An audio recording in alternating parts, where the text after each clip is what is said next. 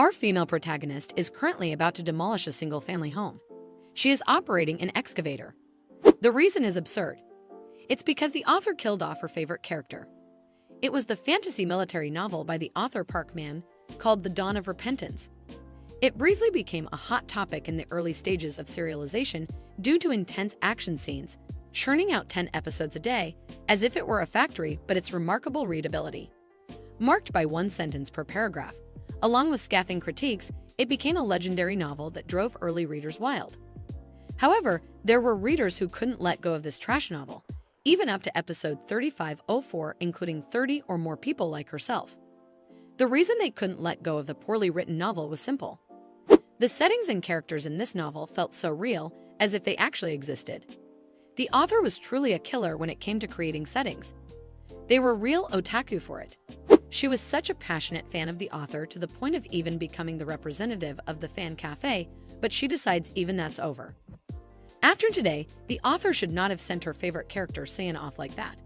She got to herself, her prince doing such dirty deeds, surviving all the way to episode 3503, and they killed that poor kid off with just some measly disease. Yeah, she could understand Mitchell killing off Mitchell by a car, but what really got to her was the fact that the author teased a solo episode for her favorite Seian in advance. More excited than usual, she checked the latest episode. However, she received an unexpected surprise gift in the form of her favorite character's death. To her, the author undoubtedly became a devil. And so, with gratitude in her heart, she is on her way to repay the author with the destruction of their house. Suddenly, a screen appears in front of her, causing her to be startled and wondering, what is this? Why did the TV suddenly turn on? It shows the breaking news in the heart of the city. It is breaking news, and the breaking news says that in the heart of the city, a significant tremor has occurred, and with many more appearing. This irritates her because it's noisy, and she starts banging on the excavator window. As the window splinters from the impact of her fists, she produces a piercing shriek of surprise, realizing in that moment of shock that she has borrowed the excavator from another party, and it is rightfully owned by someone else.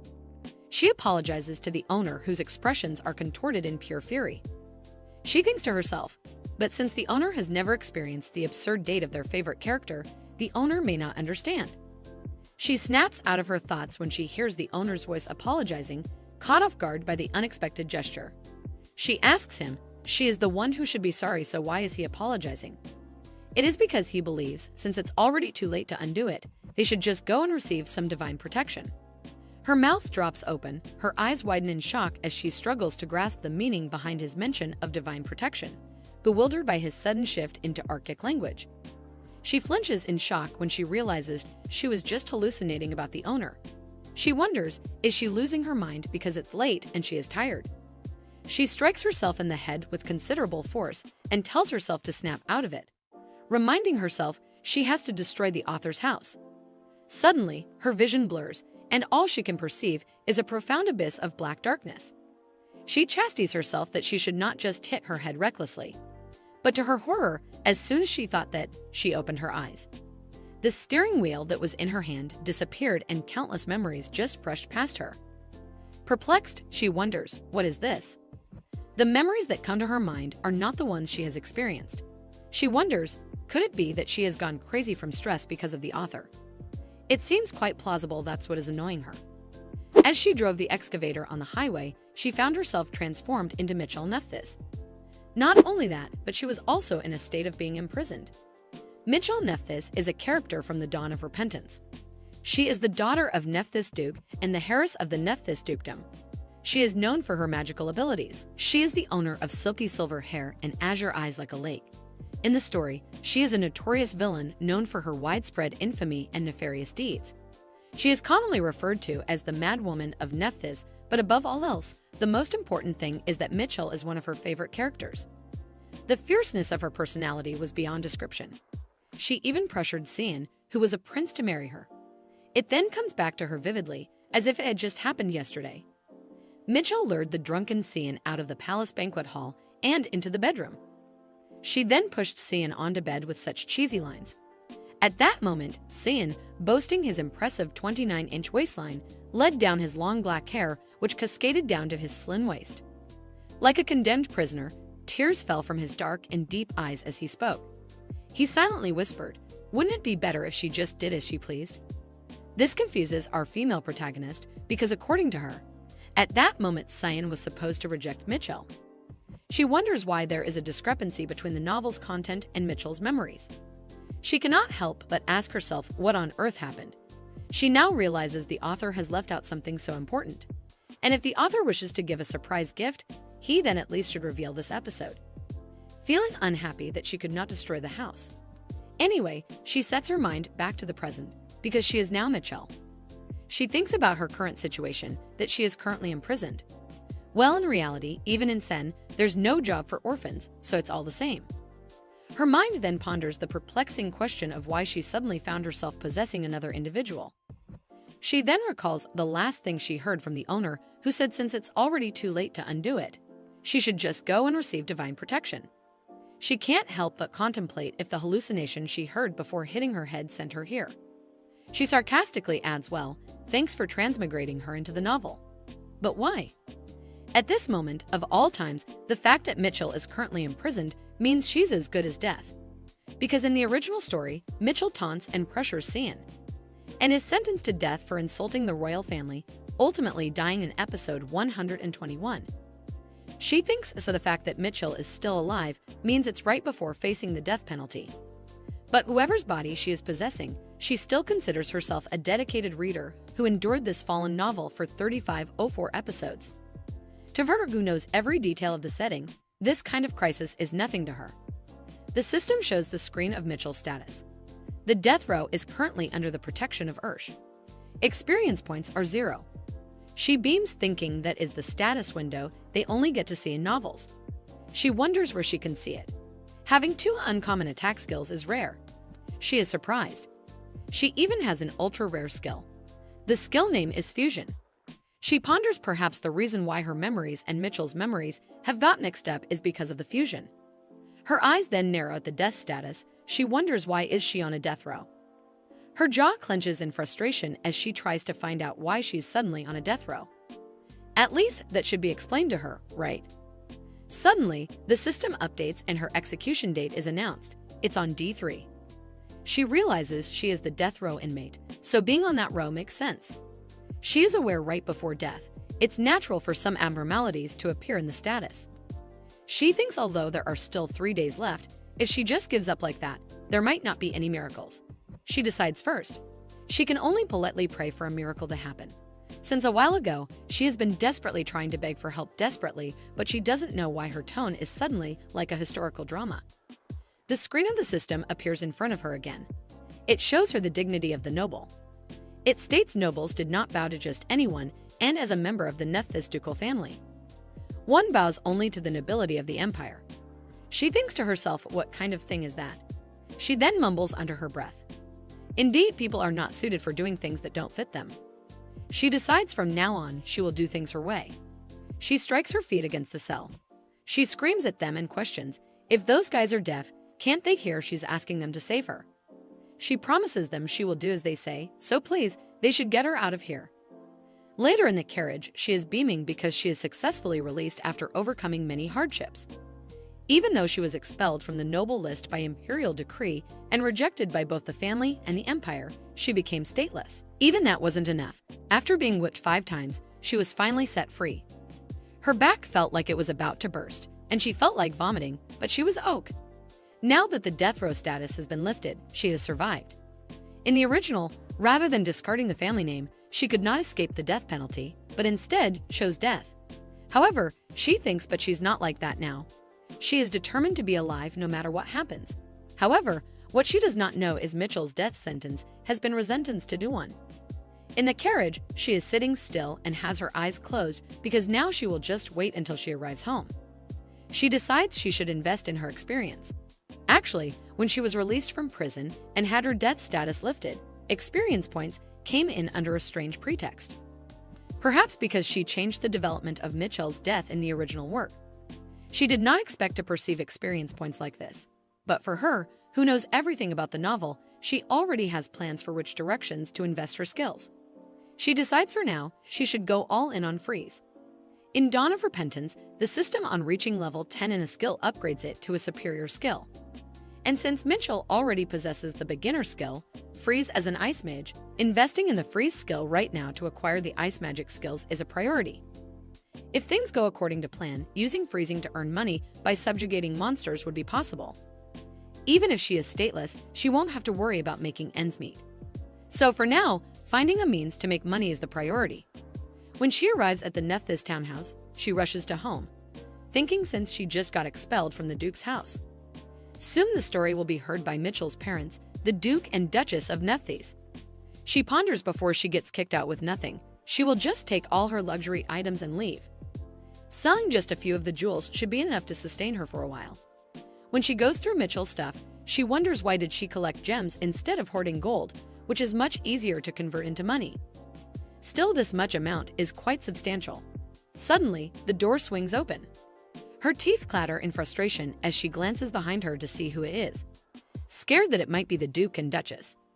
But it's her nanny Eleanor Leif. She thinks that this person ran after her after hearing the news.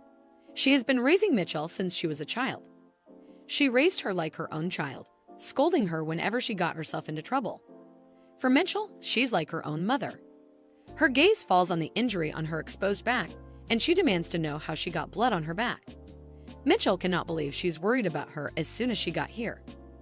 As she was someone who was special to Mitchell, our female protagonist also liked her just as much as she liked any other protagonist, so seeing her in person makes her eyes teary. Mitchell realizes it's way more joyful and touching than she expected. She ends up in her arms, crying her eyes out. She admits it really hurts. Eleanor asks her what is going on. What's all this ruckus? She heard that something serious happened. She demands to know if she really received disciplinary action. First, Mitchell wants to know if she's on her side. She promises her, of course, no matter what happens. She then admits that she almost got sentenced to death for trying to attack the prince. Eleanor places her hand on her chest in a state of shock. But Mitchell continues that having severed ties with the Duke's house and been deprived of her noble status, she has become a stateless person without any status and having to live without an identity. The nanny stands motionless for several moments, but then suddenly she raises her hand with the intention to strike her. Mitchell states that if she slaps her in the back, she will die and reminds her that she said she was on her side. She asks her through clenched teeth what she is now planning to do in the future. Raising her hand in a shrugging manner, she replies she can do labor that even a stateless person can do, and there's no rule that says she will have to die. She questions how she can say something so easily when she hasn't done anything even remotely hard. She doesn't have a reply to that because of course it is easy to say. She thinks there is no way the person must die because this is an experience story. Mitchell might have grown up noble in the Duke's house, but she is different. When she was young, she was taken in by an aunt after her parents died. After her aunt took all parents' inheritance, there was no part-time job she had not done so that she could live. Dishwashing, serving, she did everything. Even when her living expenses were low, she somehow just managed to survive. She believes compared to back then, the current situation isn't much different. Moreover, in just 3 more years, Mitchell will also become an adult and will be able to handle things. She then confesses, for now, she's planning on taking whatever she can and run away. Eleanor observes her silently for a while and then announces that she has got to go get something, so she should hold on a minute. While waiting, she wonders what she is going to get. Is she trying to give her some money? And that even when she just has a mouse's tail of a salary, does she have any other belongings tucked away? But to her surprise, she brings her suitcase, announcing that if she leaves, then she will leave too. Mitchell freaks out thinking, so she just went to get her baggage. She tries to tell the nanny to calm down, but she interrupts her declaring that she will do whatever it takes to keep her alive. So they should go together, and when they get to her hometown, they can even stay at her sister's old empty house. Eleanor also reminds her she doesn't know what the world is like yet, so that's why she thinks she can survive alone. Mitchell narrows her eyes at her, unable to say she knows very well how to. She thinks to herself, no, it's actually her who does not know how the world is. To sweeten the deal, Eleanor adds that she has no idea how much pension she could receive as compensation for raising the Duke's child, and she herself cannot even estimate. Mitchell assures her she really doesn't have to, and claims she can live well on her own too. But once again, she is cut off by her nanny, who claims but she cannot live. If Mitchell dies, she dies too. Bursting out in tears, she screams at her why would she live without her. Mitchell is momentarily stunned by her affection for her. She then announces they should go, grabbing Mitchell's hand in haste. Mitchell tries for one last time for her to reconsider, but she stubbornly reminds her that no matter what she says, she will still follow her. Knowing she won't budge, Mitchell changes the topic and announces while they're at it, they should also visit the Savoy Hotel from Treasure Island and take the treasure map with them. Eleanor comments she was wondering if she had fixed her bad personality because she somehow survived, but she's still the same. While collecting the treasures, Mitchell thinks she even intimidated the Prince of the Empire. They can handle reading a treasure trove. Above all, she does have the key to the treasure trove, which only the legitimate heirs of Nephthys can use. For her, this is a legitimate treasure hunt. She may have just been stripped off her status, but she can handle this much. Stepping out of the mansion, they find a carriage taxi. Once settled inside the carriage, Mitchell complains about her back, groaning in pain. She questions what kind of carriage shakes like this. Her back hurts so much. But Eleanor is not listening. She seems somewhere far away in her thoughts. But then she snaps out of it and addresses Mitchell, giving something to her. It's a child's biochip. She discloses with this chip, she can live again as a citizen of the Empire. She warns, although it is inappropriate to say this, but she raised her as her own child. Although her child could not use it, she would like it if she uses it. Mitchell's gaze holds softness as she looks at her nanny. In the Kral Empire, once a person is registered as a citizen after birth, a biochip made of magic stones is implanted in the body to prove one's identity. And this chip must have been used by the nanny's child who died early on. Unable to dispose of it with her own hands, she kept it all this time. Mitchell realizes she gave her such a precious object. She expresses her gratitude to Nanny and promises her she will cherish it. She also declares that in that case, since she has become her daughter on paper, she will call her mom. Eleanor flinches in surprise and Dot asks how could a lowly person like her even dare. She blackmails her nanny that she won't take it and even threatens that she will throw it away. Bringing it closer to the window side, she asks if she should just throw it away. Eleanor yelps in surprise but reluctantly agrees that she can do as she pleases, but she will keep calling her Miss. Mitchell raises her fist in the air in victory and declares now she has a mom. Eleanor stays true to her words, referring to her as Miss and asking back for the biochip to keep it safe. Mitchell quickly agrees, addressing her as Mom. She then asks her, but to implant this, does she have to go to the city and find someone? And how much does it cost? Suddenly, a sharp pain shoots through her arm as the nanny strikes her. She demands the nanny that if she's going to do something like this, at least she should be given a warning.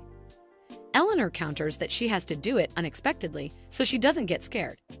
She questions her nanny, can't she see she's screaming because she's scared? Mitchell Nephthys is 1 hour before the retrial for death row. Mitchell grabs her arms as she mentions that her back hurts so bad, but now her arms hurt too. Eleanor tells her to verify if the biochip is functioning correctly. She states that her child's name was Even Leif. Mitchell ponders that it is not a bad name. She wonders what kind of skills does she have this time. The blue screen appears as she wonders if this is Mitchell's status. She wonders if there has been some kind of collision or conflict, although as she thinks about it, she is aware it is not mentioned in the original work. Having one person with 2 biochips is an interesting concept. She wonders could it be that it is just too old for her to recognize. Just in case, she decides to look in the direction where the chip is embedded. It appears as she mentions that Evan's biochip was newly implanted in her right arm and she was able to launch a 1 status window with her right arm and Mitchell's status window with her left arm. A 1 thinks that she's going back and forth again, and it seems like she's in a good mood. Mitchell wonders if Evan is excited because it feels like she's looking for a completely hidden setting. As she looks at Evan's scales, his status is time limited and his training level is 8 to 800 until next level up. Reading level is 8 to 800 until next level up, and can do anything for a living. She thinks about training and writing. To her, it seems like it is leaning towards a specific field, but she decides to skip over that for now. Another skill is that it quickly increases the experience required when leveling up. Mitchell wonders, what is this legendary skill, she thinks? Is not this a skill that nobles usually have? There is nothing one cannot do to make a living, and it makes acquiring skills relatively easy. She thinks even without attack skills, she is still have high-performance top-tier skills, and she's so amazing that Even Leif is awesome. She really thought there was no one else formidable as him. She looks at Evan's status as she wonders why is this attached. Eleanor asks her if it is still not recognized. Mitchell responds, "No, it popped up properly." Eleanor becomes surprised as she questions if that is really the case. She states that if Mitchell is registered as an imperial citizen, she would not be able to live a normal life normally. Mitchell is aware that she lived her whole life in comfort, and from now on, she has to live like a rat living in the countryside. She wonders if anyone had any disease. If that is the case, it causes her to think, is not this practically over there? Dawn has been reset that upon failing to enter the Crowley Academy. She is surprised as, after some time, Eleanor tells her it is dangerous and asks her why is she doing this. She sits in the carriage as she thinks that they should first come down as she has already lifted the time-limited condition one. And she should not overthink about it first. She wonders why not follow that down as she calls out to Eleanor and states she thinks that she should go to the academy next year. Eleanor's responds, "All right, she will prepare everything for admission." She asks Mitchell to only trust her. Mitchell has tears in her eyes as she ponders. The academy's admission fee alone is 100 million crowns, but her nanny could not even secure her retirement pay. How is she going to raise that large amount of money? Eleanor tells her as soon as she enters school she will succeed in life. My child is aware that the problem is that ambition is difficult, and it is not like she is going to enroll tomorrow. She is aware all she has to do is to make some money somehow. She thinks, of course, if she has that much talent to enroll Crowley Academy. As a commoner, she must be incredibly smart, fight incredibly well, or maybe be a good magician. In any case, she has to do extremely well, but if there is a bigger obstacle than that, that is the existence of the main couple in the original novel. From what she remembers, next year is the year those two enter the academy, and the academy that season was nothing short of a living hell. Because all kinds of dangerous devices were put in to help the main character grow. They accidentally activated the magic circle hidden in the academy's basement since the beginning of the semester, opening a dungeon gate. When they were close to graduating, they even summoned one of the 4 great demon kings. Moreover, because of the incident they let, it was said that the number of graduates of that year was only a few dozen. She knows even if she enrolled, it will be difficult for her to graduate alive, but she will die if she does not enroll. Even if she enrolls, there is a high probability that she will die. She is aware that it is definitely worth a try and knows first of all that is the method. She tells coachmen to stop at the first inn. She checks herself in the mirror as she ponders. It is very good. At first glance, she looks like a perfect commoner, and if one's wondering why she ended up like this, it is because she barely briefly disguised herself as Even. While stopping by the village, she knows it is hard to understand why someone would go to such lengths, but it was all unavoidable because Mitchell is a very slender and beautiful girl, and she must avoid being noticed by others as much as possible. This was because there was a need to hide this brilliant silver hair and all-like face. So with the money raised by selling the money and valuables, she hid her shining beauty by buying clothes and glasses. Subtly dull blue hair, unsophisticated round glasses, hair braided into 2 pigtails. Eleanor accidentally sticks a needle into her face as she becomes worried. Mitchell tells her to not worry and mentions that this dye will fade over time. She tells Eleanor to give her heads up next time and apologizes for startling her. She informed us even the freckles meticulously engraved. Eleanor tells her that she is really the best at throwing shade. She mentions that Mitchell is the most unsophisticated girl that she has ever seen. Mitchell wonders if it is a compliment. Eliana tells her yes. Somehow she even smells like chicken poop. Mitchell asks her to leave it there. She wonders that if she looked like this, it would be difficult for even people who even knew Mitchell to recognize her. She wonders, what on earth does she smell like? She thinks not everything is ready. They should get going as she gets inside the carriage, mentioning that it looks like it will be a little while again. She sits down as she tells Eleanor that she does not want to get bored on the way. So why doesn't she tell her about her hometown? Eleanor responds this is a list of port cities, and it is such a rural area that she probably have not even heard of. Mitchell is aware that Eleanor thinks she's a fool. She knows, speaking of Night, the king of beasts, it is a nearby city where a sparrow beast was caught in a trap and sold on the black market, and a bear beast goes up to the capital to find the sparrow beasts and becomes part of the protagonist group. Mitchell tells Eleanor that she has heard of it and questions is not that the place that were recently developed. She states that she heard it is near the Beast King Tower. Eleanor responds status right. They say that the scope of activities of beast kings and monsters has expanded recently. As Messiot grew in that area, there was more work to do. Eleanor ponders. It is said that the area around the monster habitat becomes a good environment for magic stones to grow. Mitchell responds it is magic stones. She is aware that magic stones are quite expensive, so if they mine them and sell them, it will work out good before Eleanor asks her what is she thinking of. Mitchell calls out to Eleanor and tells her they should go and buy a pickaxe. She's aware she has to earn admission fee. Eleanor responds that she knew it would be like this. Mitchell thinks that things done ought to be easier than she thought after that. After resting and going for several days, they finally arrived at their destination, Port City. Mitchell questions if this is the port city. She heard it is a rural village. She flinches as Eleanor tells her that is right. It is a lot more developed than she thought. She finds it unbelievable that the population could easily exceed 10,000 people. She thinks that she was surprised because it was bigger than she imagined, but it does not mean that she does not understand. She's aware that since the sea is just around the corner there is a big advantage in being able to transport mine magic stone by sea. Eleanor grabs her hand and takes her, asking her to follow quickly. They stand outside of a house as Mitchell asks her if this is the house that her sister left behind. Eleanor responds yes, that is true, and she becomes down as she knows Mitchell, who lived in a huge mansion, would be living here. Michelle tells her that they should first unpack and say hello to their neighbors.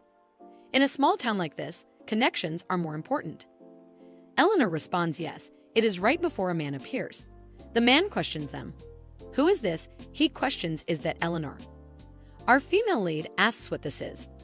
Eleanor responds it is nothing and Mitchell doesn't have to worry about it. The man begins to laugh as he states she left, acting like she would never come back. Considering that she came back with a child, he asks her, does it seem like there was an accident in the capital? Mitchell questions, what is the matter with that man as she curses him. Eleanor tells her that they should just go in and that is how he has always been. Mitchell glances at him as he tells her to not be rude. She mentions, is he not scared of a twisted old house with no safety devices? He states if two women live alone and something bad happens, wouldn't it be sad? That night, Mitchell goes outside with an axe as she ponders. If one is a decent citizen of the Empire, they must have at least one big axe. She was born to us is not unusual for such a situation to arise so suddenly. She thinks it is a good night to get into trouble. And even though that man is unable, she does not particularly like she knows it is true that it is dangerous for two women to live alone, and she guesses that she should follow his advice and eliminate the risk factors. She is following that man as she thinks he's just the type of guy who starts an argument as soon as they meet, and they never know when or where they might pose a threat to them. She knows she cannot leave the guy who threatens the peace between her and her nanny alone. When Mitchell was young, she threw a tantrum to Duke Nephthys and started to raise a drake, a subspecies of dragons, as a pet animal. Young Mitchell took care of the dragon wholeheartedly by limited, as well as providing it food to eat. However, after a year that Drake smashed and escaped from its cage due to Mitchell's negligence. It endured 20 people and was subjugated by the guards, and because of that incident, Mitchell was scolded harshly by the Duke. The reason that she is suddenly thinking about this is because Mitchell has a past record of injuring people. And talking about her, she used to work at an errant center before, so she also has a record of beating up several bad guys in the past to subdue them. This means that if these two people are combined together, they can beat a person to that. And that guy decided to mess with the wrong person. She points the hammer at that person as she ponders she should hit him then throw him in the sea after his body freezes. The man then yells it is all bees and mentions if she wants to live here, then she should go find a good house downtown. She wonders, who is he even talking about? He really stands up and states he is certain that she was fooled by someone because of her personality and everything was stolen from her. Mitchell ponders that she was wondering if he is going towards her house with a suspicious item, but she knows he was just taking care of them. She realizes he was just a normal and decent guy. She thinks that she almost caused trouble here on her first day in this place. She wonders, but what if he is just a tsundere guy and she just wishes he would stop talking rudely? The next morning, he asked her how is she planning to live in such a shabby house with a child. And questions cannot she walk properly, Eleanor asks him to just shut up if he's here to help her. Mitchell wonders what. As she thinks that he was actually close with her nanny, she realizes that she almost caused a big problem. Eleanor calls out to Mitchell and questions if it is noisy. She apologizes to her as Mitchell ponders. They are so close they did not even care even after knowing her real identity, even though they introduced her as her daughter in front of other people. Calls out to the man as he asks her what. She apologizes to him, causing him to wonder what he is apologizing for. She does not tell him much but states she's just sorry to him. He tells her that she is ruining his mood. Eleanor introduces him as Thomas. She mentions that he ran away from his house to become a pirate, but rarely managed to get a ship and came back again. He is just a piece of human trash living as a fisherman. Musk becomes angry as he questions. What does she mean? Mitchell tells him it is nice to meet him and introduces herself also as a piece of trash who almost ruined someone's life. Eleanor becomes shocked as she questions. What does she mean that she's a piece of trash? She phoned us that she almost killed a person who did not do anything wrong. So she is trash and he is a fisherman who has a shape. So she is aware that if she does well, this might help her to earn some money. She tells him that she has throwing skills, so he asks her so what. She states she can catch the fish with the harpoon and mentions that he should let her in his ship. Eleanor opposes it. She tells her that she does not know how scary the sea can be. Tom also states that she is still too young to be a seafarer, so he also opposes it. She ponders, just as she expected. Both of them opposed it. She tells them that she already warned them. Eleanor tells her they have not even finished talking and questions where she is going. She knows that she's supposed to die, but before that happens, she plans on saving Tai-Tai and changing the plot. Since she's inside the dawn of repentance, she has to earn points by changing the plot. If she earned points just by changing the plot, then this will give her an opportunity to acquire higher level skills and earn money just by changing the plot she knows. And with that money, she can enroll in the academy and get rid of this time-limiting condition. She's aware if she looks around carefully, she will find Tai-Tai somewhere, but she realizes she still does not see him anywhere. She knows that she cannot find him just in one day, and thinks that she should take up the magic stones and earn money then. She begins to work at Az and that night and the next day, and the day after that, she continues to work. She notices a person in this educated place and wonders if that is Tai-Tai. She wonders if he has white hair. Before she realizes that is not him, she wonders who it is. She thinks about the shape of his pupils and he even has skills on his skin. So she realizes he definitely is not a human, so he does not care about her at all.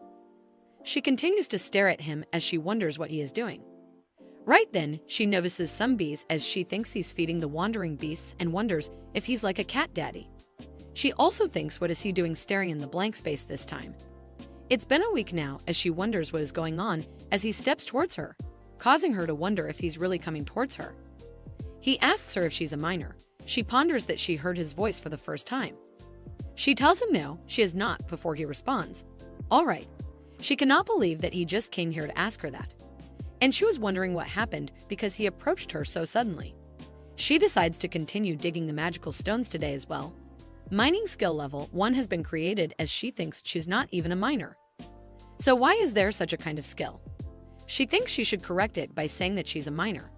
She can do everything to make a living. Acquiring such skills is comparatively easy.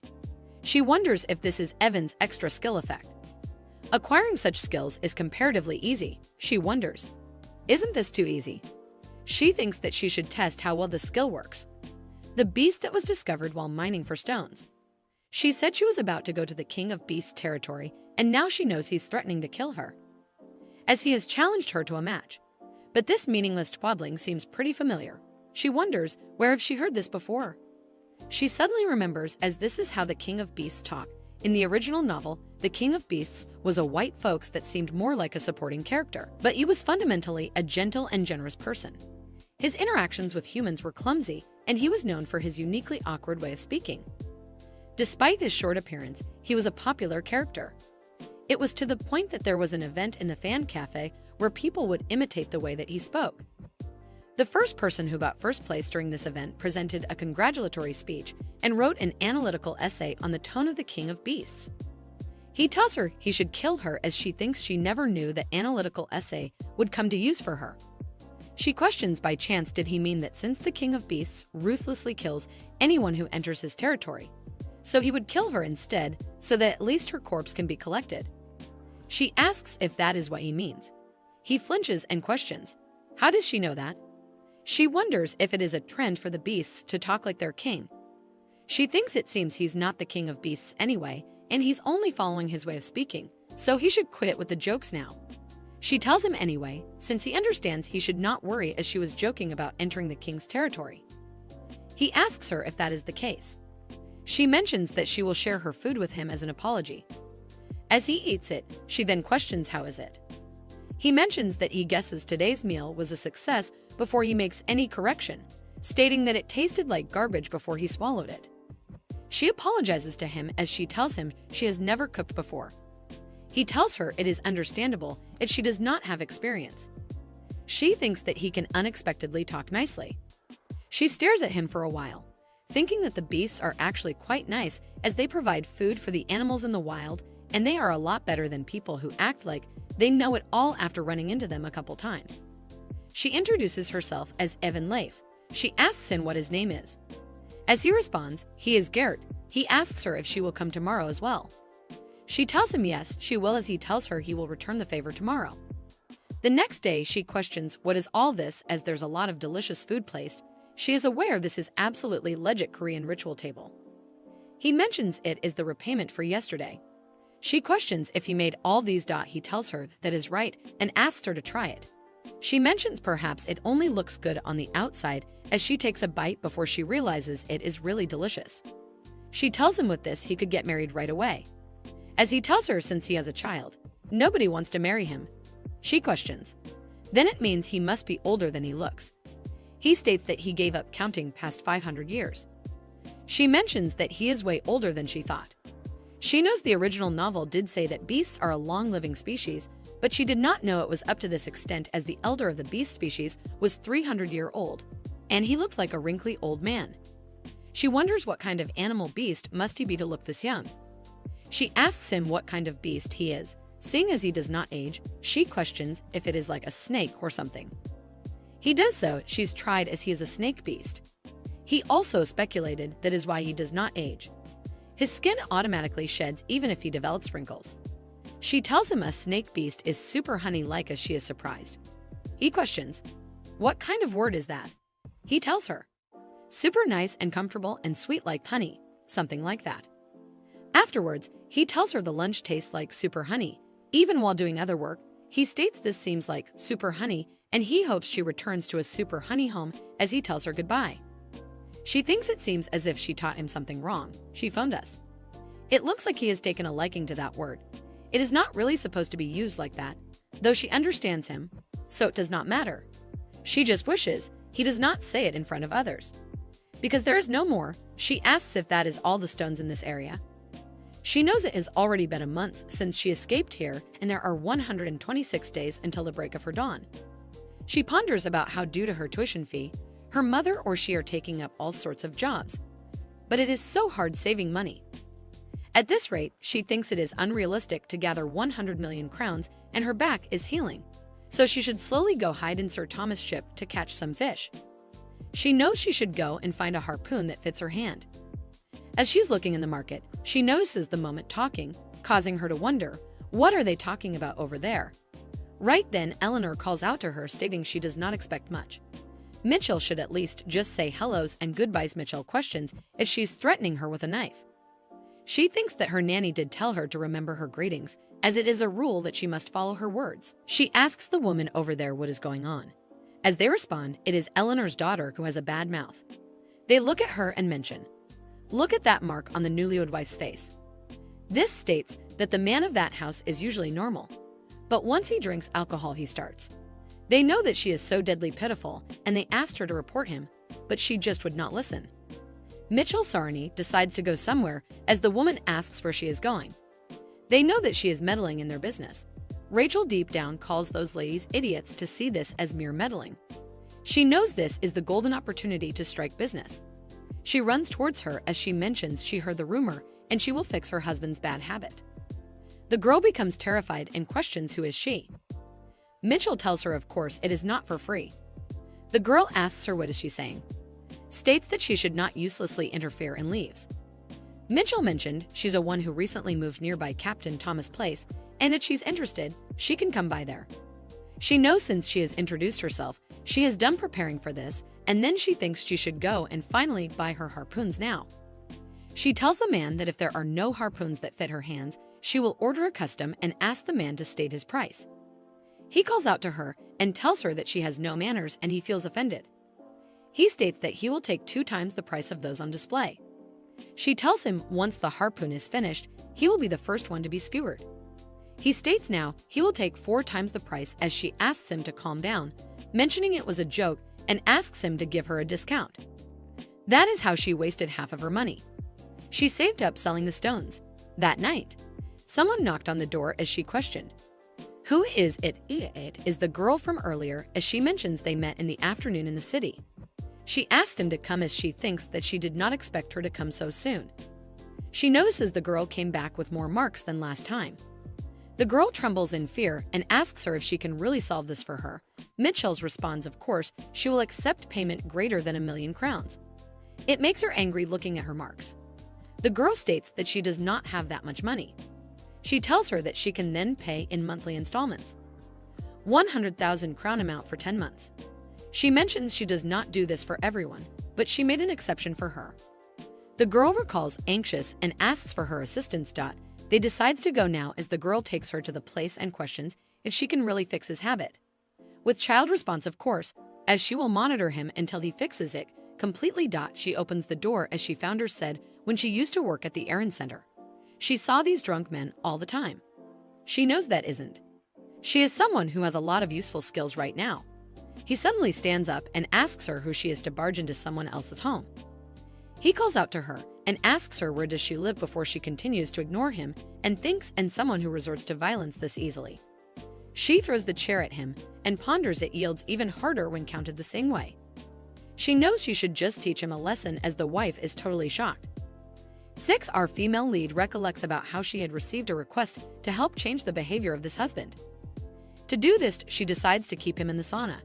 After pulling him to the spot, she holds her hands up as ice starts to form. She thinks about how she must check the efficiency of the skill to be used in this request.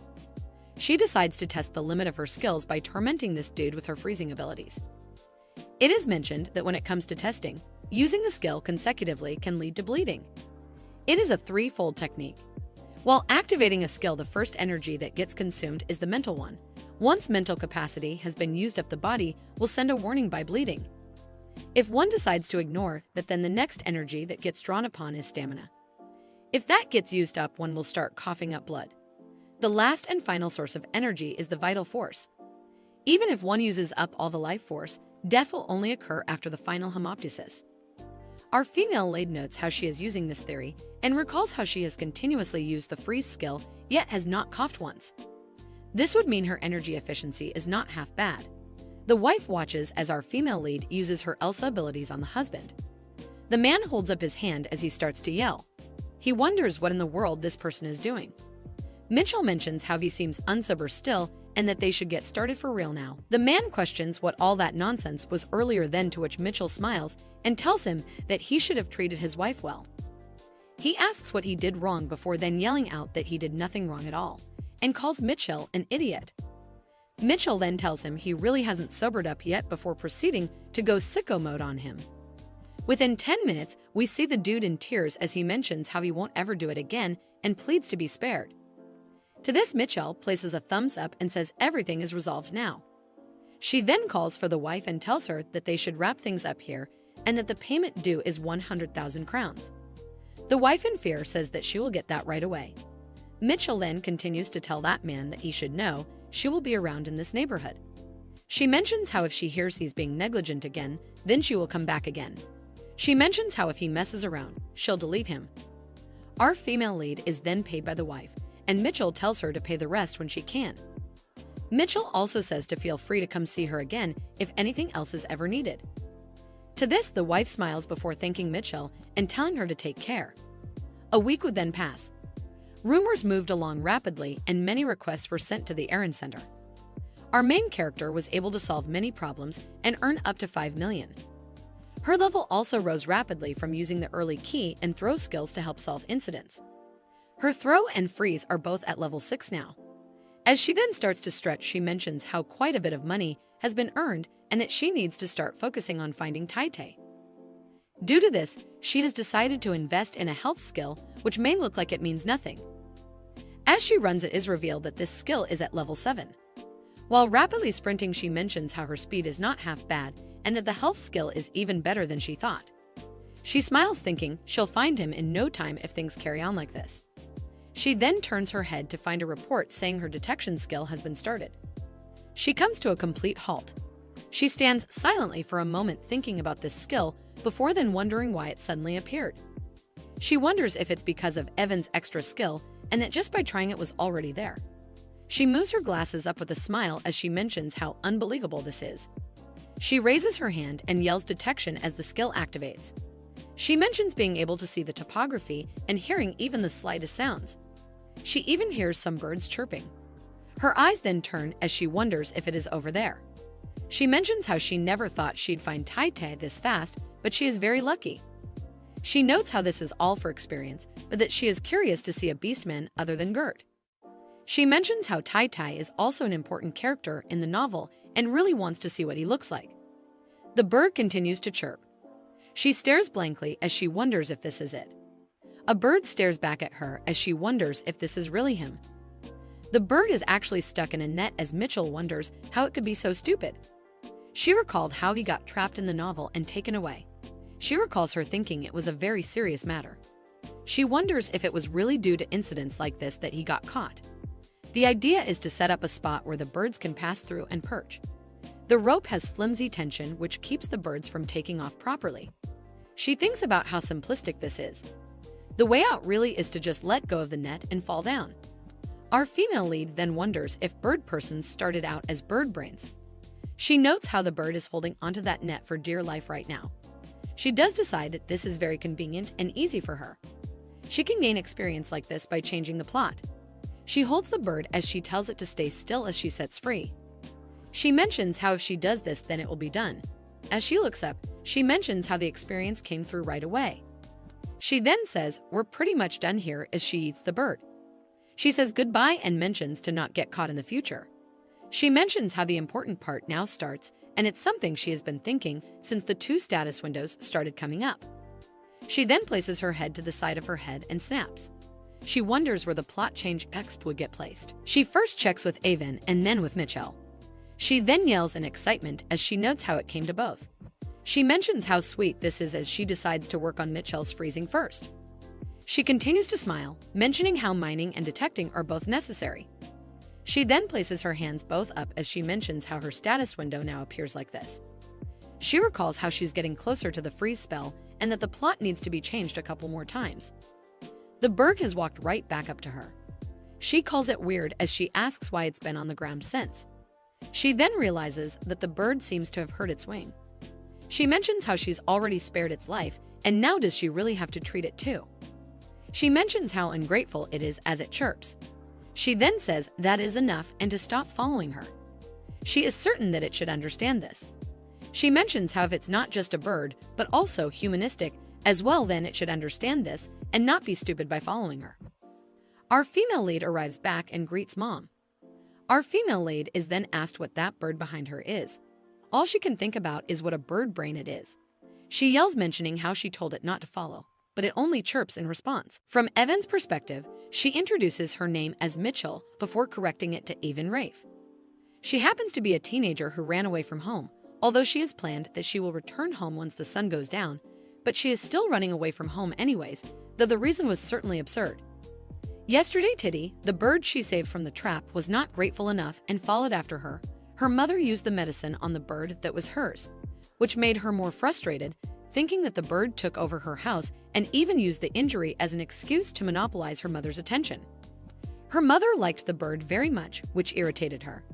She turned around and told her mother that she didn't want to know anything and they both can just live happily like that, as she decided to leave. Her mother reminded her that she has just come back, so where was she off to all of a sudden? She responded that she was heading to the south. Her mother asked her how can they go to the south, to which she questioned if they shared the same blood. Leaving her mother confused, she asked her what did she mean to say by that. Her mother soon bursted out with anger and yelled at her daughter by her full name. Questioning if she won't stop right there, she was aware that after getting called by her full name, if she happened to be caught, she would surely die. So she decided to save herself and continue to run. That's how she ran away from home. She is aware that this is the second time, but it was not voluntarily. She believes it's not running away as she was planning to go out anyway. A woman notices her and greets her, thanking her for helping her last time. She deep down wonders who is it. Not remembering helping someone, but then is also aware of the fact that she has done so many things so she can barely remember, the woman reminds her that last time after she found her child who ran away from home, her child's habits have completely changed. By this, she remembers that this is the person who asked her to find the youngster that ran away from home. She realizes that for the sake of the chore sender's reputation, it's better that she does not mention that she has run away from home too. The woman states that it seems like the javelin she ordered at the blacksmith shop last time is finally finished, asking if they shall go and take a look. However, Mitchell thanks the woman for noticing her and waves her goodbye. She ponders that getting to know people in the village like this also has many good points and wonders if she shall head there and get the javelin that she had ordered. She reaches the place and takes a good look at the javelin. She tells the shop owner that his personality is completely nonsense, but his things sure are good. He responds that her personality is evil, but she does know how to check things properly. She thinks it's not bad, but if she can get a little discount, then it'll be perfect. Thinking that it seems he also liked her compliment, she tells him that she would like a little discount, questioning if that's possible. He smiles, to which she ponders if things keep going like this, then negotiating will be easy. However, he kicks her out of the store, yelling at her to never step foot here again. She is aware that she could not do it, wondering why is the shop owner so hot-tempered. As she walks, she thinks that she cannot go home like this as she has just received the javelin, so she has to go find a boat. She then realizes she has other work to do as well, thinking how busy she is. She is issuing a skill assessment certificate to prove that she is someone who will be beneficial to the ship, more like proving her skills. A man begs her to join their guild as an adventurer, as there will be no waste of her skills and talent. However, she tells him that she cannot be an adventurer. He questions her why is that the case. She responds it's because she will be a fisherman, causing her to be totally taken aback. She is aware that after all, if one wants adventures and has a strong desire, then there is nothing as tempted as the sea. She notices a boat and thinks of it as the most modern one. Thomas' perspective, he introduces himself as Thomas A. Lamb. The fisherman, he mentions that today he is going to die by Eleanor's hands, as Evan King sang to him that she is Eleanor's daughter, and secretly climbed onto his boat. He knows her mother warned him that if her daughter gets sunburned on the boat, he'll die. He curses at Mitchell and questions why is she on the boat, stating that if her mother knows this, he will be the one getting killed. She seems pretty invested as she has her eyes stuck on a place, mentioning that 15 degrees to the left, about 500 meters, there's a school of fish, and judging by its size, it's a mackerel. He questions what is that nonsense. Before she shows him a certificate, she questions how does she know it. Before answering to her own question that she has the detection skill, it's the skill certificate that belongs to her. He asks her if this is a skill that has been certified by the Adventurers Association. He is totally shocked as he mentions if her detection skill is level 4, it is definitely top-notch grade A, questioning what has she been doing, to which she says she is just a laborer. He commands to quickly turn the boat to the direction she said. It turns out that there is really a pool of fish ahead. Thomas responds, of course, that is to be expected with a detection skill of level 4. He then asks her where should they go next. She ponders that this sundear old man is also an inevitable slave of capitalism. She suddenly flinches and runs ahead, to which Thomas asks her what is she doing. She looks at the sea and asks him how much is the bluefish around here. He asks her why. Before stating it's 10 crowns per kilogram, without thinking twice she tells him she will go catch a bluefish and bring it back, so he should please wait for her. He is totally taken aback and calls her crazy as she jumps down. After a while, she is back on the boat, totally exhausted, as she thinks she drank too much seawater. Thomas yells at her, questioning what has gotten into her. Why did she suddenly jump into the sea? She tells him that there was no other choice, to which he asks her what does she mean. She tells him that there was a bluefish, knowing she cannot just pass on these 20,000 crowns. She knows it might have been more expensive if it were Dorado, but today she will just have to be satisfied with this. Moreover, she knows she jumped into a cold sea and almost froze to death, as her cold resistance level 1 skill has been achieved. Since she also acquired the cold resistance skill, she'd say she did pretty well for her first day's catch. Thomas is done with her as he tells her that he thinks he will surely die because of her. She smiles and tells him it's okay as people do not die that easily. He is really anxious, though she asks him that next time they should go even further as she will definitely catch a Dorado next time. He yells at her, questioning if she just said next time, asking if she wishes to never see him ride on a boat again. After a while, they are in the market to sell the blue fish. It happens that today's fish harvest is worth a total large amount of crowns. After hearing that, Thomas tells Mitchell that they shall be together forever, but then thinks it was too much money for that. That afternoon at Evan's house, Thomas asked her mother that isn't it better that he take care of her rather than her working in an unknown place? He tells her mother that he will take good care of her, so next time, before he pauses, as the expression on Eleanor's face is very frightening, Eleanor kicks both of them out of the house. That is how Mitchell became a regular crew member on Thomas's boat. She thinks that tomorrow she will definitely catch some mackerel. Eleanor's perspective, her name is Eleanor Leif. She is the former nanny of the Duke of Nephthys. She is on my way back after giving the young lady a good smack on the back. She knows that fishing is ultimately just a means to get money for tuition fees, but Mitchell ran away from home, stating that today she must catch mackerel for sure. Eleanor thought, can't she do it a little moderately? Thinking, what on earth does she do to earn so much money, although she earns an enormous amount? Because of the constant visits from the townsfolk looking for Mitchell, her worries are not easy to contain. One day, even the branch manager of the Adventurers Guild came and begged, asking to please let her register as an adventurer. The Youth Association, the Elderly Association, and even the Women's Association, people of all ages and genders, have been searching for Mitchell, leaving them with no quiet days lately, and on top of that, even kids have been offering money to her. She cannot believe Mitchell would resort to taking advantage of kids for money. It turns out that among the parents in the directory there, Mitchell seems to be known as a babysitter. Surprisingly, all of this happened within just 1 month of living in the directory. Eleanor thinks that she does not know, compared to when they first met at the Duke's estate. She seemed to have grown up decently. She still cannot figure out what is going on in Mitchell's mind. She asks Titty, the bird, if it's weird that she's worried, because she thinks that Mitchell is very nice, to which the bird chirps shockingly. Eleanor thinks that the thing is, it's like Mitchell has become a different person. She used to only see people as things, not as individuals, not even caring about how many people in a family someone might have, and thinks that was not she, just a crazy person. The only humans she considered equals were her own parents, the Duke and the Duchess, and she even thought of the royal family as being beneath her. But still, even if it's just out of obligation, would not it be nice to show some respect for someone who raised her for a lifetime? She knows that she used to be like that for sure, but now her personality has brightened up. She cannot believe that she gets so along with the people in her neighborhood. It really feels like they are going to live a long time, thinking was being in prison a turning point in her life. She never thought the day would come when Mitchell would become a decent person. Anyway, she is aware that now she has decided to live her own life, so she will not cause any more trouble, right? At the same time, at the distant sea, Mitchell throws something in the sea. Thomas asks her what did she just throw. She smiles and tells him it's nothing. He seems taken aback as he questions if that is the case. He wonders, what is this? An unmistakable feeling of unease. It is really nothing special. Back then, when her mother told her to hurry up, she found something. She found a key and they could open the gate. Her mother had told her that if she has found it, she should come on out quickly. The last thing she brought when she left the house, it was the heirloom of Duke Nephthys family, Magic Nephthys, a long time ago. When water was precious, the Nephthys family would create water. They were able to accumulate wealth by selling water in large quantities to the villages that were suffering from drought. This news even reached the ears of Emperor Cromwell. The Nephthys family was appointed as the source of water for the empire and played a crucial role in supplying water to the capital.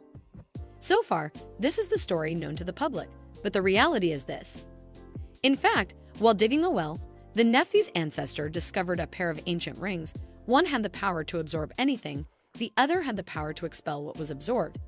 The Nephthys family actively utilized these artifacts. Open the gate by throwing a device that absorbed anything into areas with abundant fresh water, and they would sell the water that the device expelled, amassing great wealth. In other words, the magic Nephthys actually means they achieved everything not with magic skill, but with the water of their artifacts. Furthermore, water pipes were laid throughout the empire 30 years ago, making it impossible to trade water. To continue the legacy of magic Nephthys, they incorporated many wizards into the family, finally giving birth to Mitchell, who possessed magic skills. Anyway, currently that relic is being cherished as the Nephthys family's treasure. But she left the house. She snatched it sneakily, the ring that absorbs anything. She threw it deep into the sea using a tool. Now that she wears the ring that expels and opens the gate with her freezing skill, seawater will come out as ice cubes. And if she aims well and throws with her throwing skill, a perfect natural harpoon without spending a penny. She seems very excited as she mentions that today they are really going to catch some swordfish. Thomas asks her why is she so excited about catching a swordfish. She responds that they are expensive, and she's going to the academy, but she does not have the money for the tuition fee. Thomas begins to cry as she asks him why is he suddenly crying. He tells her that he did not know she had such circumstances. She tells him that she is a very amazing person. He decides that he will then sail the boat for her every day. With a determined expression, he tells her to come out tomorrow as well. Next day, they are told that typhoon forecast today, so he cannot raise the sail. Both of them are quiet, as they know boat ride everyday disappointment in just one day. She is aware that the application period for the academy is approaching, so she needs to quickly gather money. So today, instead of fishing, she will go mine for mana stones. As she is walking towards the place, she notices that it seems like most of the mana stones have already been mined in the safe zone. She wonders if she should go a bit deeper before she notices a man. She calls out to him and tells him it's been a long time. She calls him Gertrude. He stares at her, to which she questions why is he staring at her like that. He states that humans really grow up fast. She responds that she is an exceptional. He tells her that she is a fast-growing girl, mentioning that she has become much stronger compared to before and asks her if it is all right. Can he touch her? She notices the animal behind him, wondering where is that animal sound coming from. He tells it that it is oak. She realizes it is a white fox. The fox is growing as Gertrude tells the fox that Mitchell does not misunderstand such things. The fox seems angry towards Gertrude as she wonders if the fox is apologizing as Gertrude asked to touch her body or something. She understands because of his taming skill, and it seems like Gertrude is having a conversation with the fox. She tells the fox that it is oak. She mentions that the growth rate is impressive and asks Gertrude if he wants to explore muscles. He tells her yes. It mentions that she certainly understands. She questions if he is curious about whether the reason she became stronger is physical training or related skills. He responds yes, that is right. She gives him the permission to touch her. He grabs her arm and takes a good look. He notices that seeing that the muscles are not sticking, it seems to be the effect off before he pauses and questions why did she come today. He's aware that she's truly born to be a miner. She came to mine for gems. He tells her that there are only a few mana stones left ahead. Going further in, she won't be able to handle it. She tells him that it is oak. She will only mine for today and won't come again.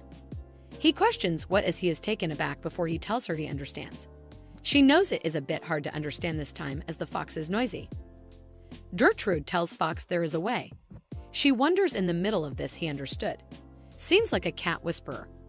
He then looks at her and asks her where should he go to meet her dot. She asks he means that he wants to come to visit her. He responds yes. She shows him the location of her house. The fox ponders that he got it and that it is a success. The fox name is Hubert. He is the white fox envoy and the son of the regent and the representative of the 120th generation king. There is a long story behind why he is the regent's representative is here today with his father. A few days ago at the Beast King's Tower, his father mentioned that he is going to meet Mitchell again today. His father has been meeting a woman for several days. He has never seen such a thing in his 120 years of life. Perhaps for the first time in 500 years of his father's life. He thought that this is intriguing. He asked his father what kind of woman is her. His father responded that he met her when he went to feed the demon beasts. The human named Evan Rafe, that father mentioned, was an equally strange woman. She not only mined mana stones around the mine where demons crawled, but she also did not shrink back even in the presence of the dignified Beast King. They even shared lunch, and she immediately understood father's words. He thought that this is just unbelievable as father lacks eloquence, so mimicking his speech is difficult. Father complained about the trembling behavior of a village maiden, So if this woman values her life, she will avoid father from now on. Or so he thought. But last night, he called out to his father. As his father said, it has been days since Evan came to mind for mana stones. To which he wondered if that was the reason that he skipped his meal because of that woman. Now that it has come to this, no matter how pitiful the woman is, there is nothing that he can do. He decided that he will do whatever it takes to bring that woman and father together. He was just about to set out to catch Evan with father. But to his perspective, Mitchell seems pretty scary.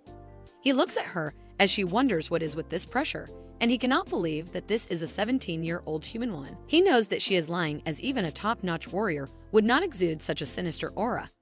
At this point, it is mana stones that she is mining, not demon heads. It is a relief that she is not here for anything more. He guesses she has about 3 ultra-rare skills. Plus, there's a faint magical aura she emits. If she is like this at 17, how much stronger will she get as he grows? He knew, as expected, his father's eyes are accurate. This woman named Avon is the perfect companion for him. She is qualified to be the mother of 1,000,000 demon beasts. She tells Gertrude that is her home. The fox thinks to be able to recognize a potential mother at a glance. Father is truly a person to be respected.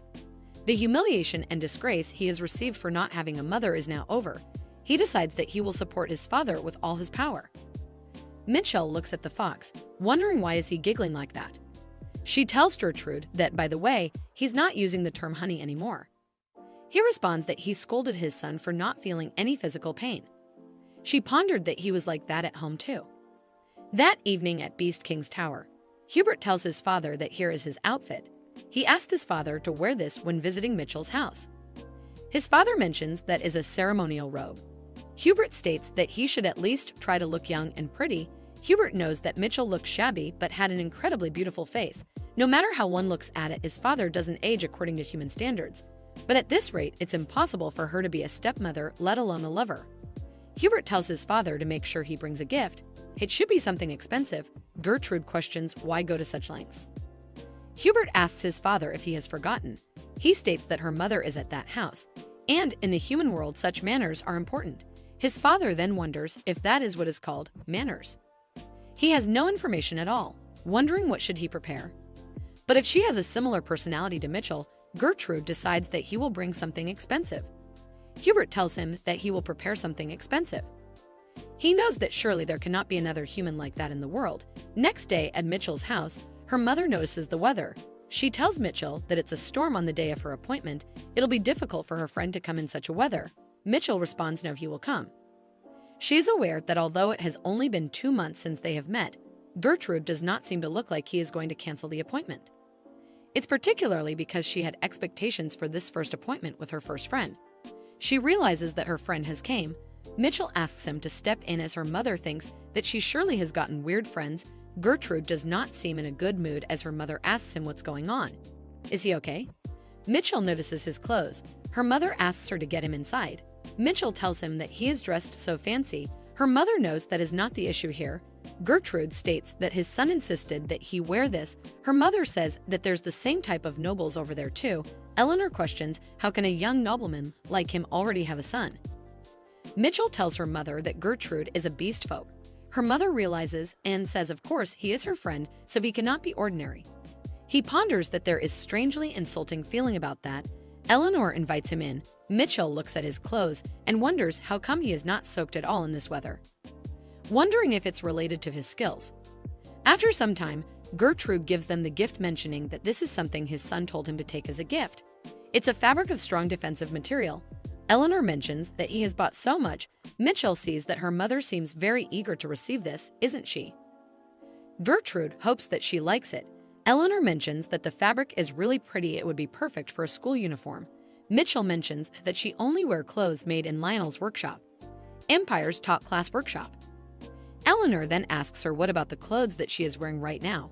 She responds that honestly she thinks it's more like rags than clothes. Her mother gets angry at her, telling her that someone sewed it.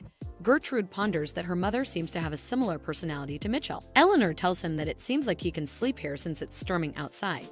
He responds that he has to go back home since his son is waiting at home for him.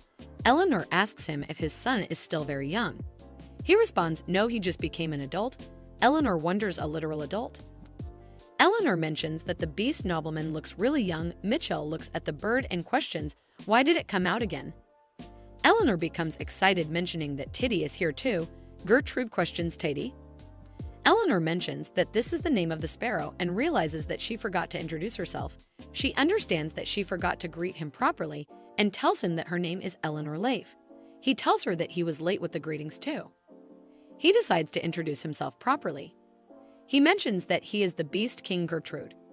Her mother is totally taken aback before she yells, "What does he mean?"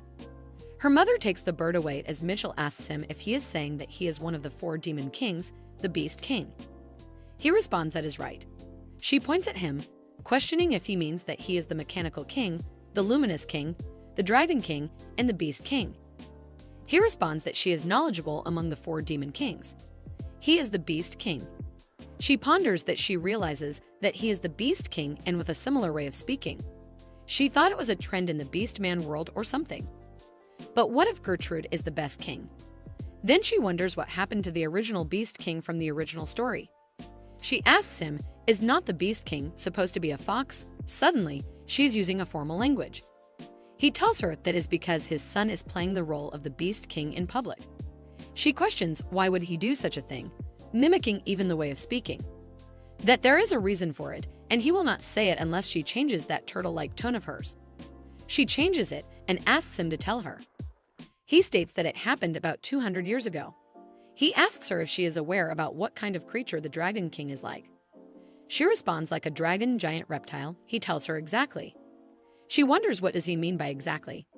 She questions what does he mean before she thinks about it. She questions if he's complaining because he's a reptilian beast folk and he's similar to the Dragon King. He tells her that when someone came to the Beast King's tower and caused trouble because of the overlap, he got annoyed and just created Hubert as a substitute. She wonders if there is such a guy. He asked to change the Beast King just for such a reason. Gertrude mentions that he said he wants the new Beast King to use the same unique tone as his. She questions, is that guy crazy? She feels like her head hurts, wondering why is not there a normal person here. Eleanor tells her it is not something she should be saying. Mitchell thinks that she should just forget it and let's just forget everything. Like if the characters overlap between the Dragon King and the Beast King. If the newly adult 100 fox imitated his father's tone and spoiled the concept, she did not hear anything. She knows that Gertrude is the beast man she met when she went to the quarry for the first time. He is her first friend she made here, and that is all that matters.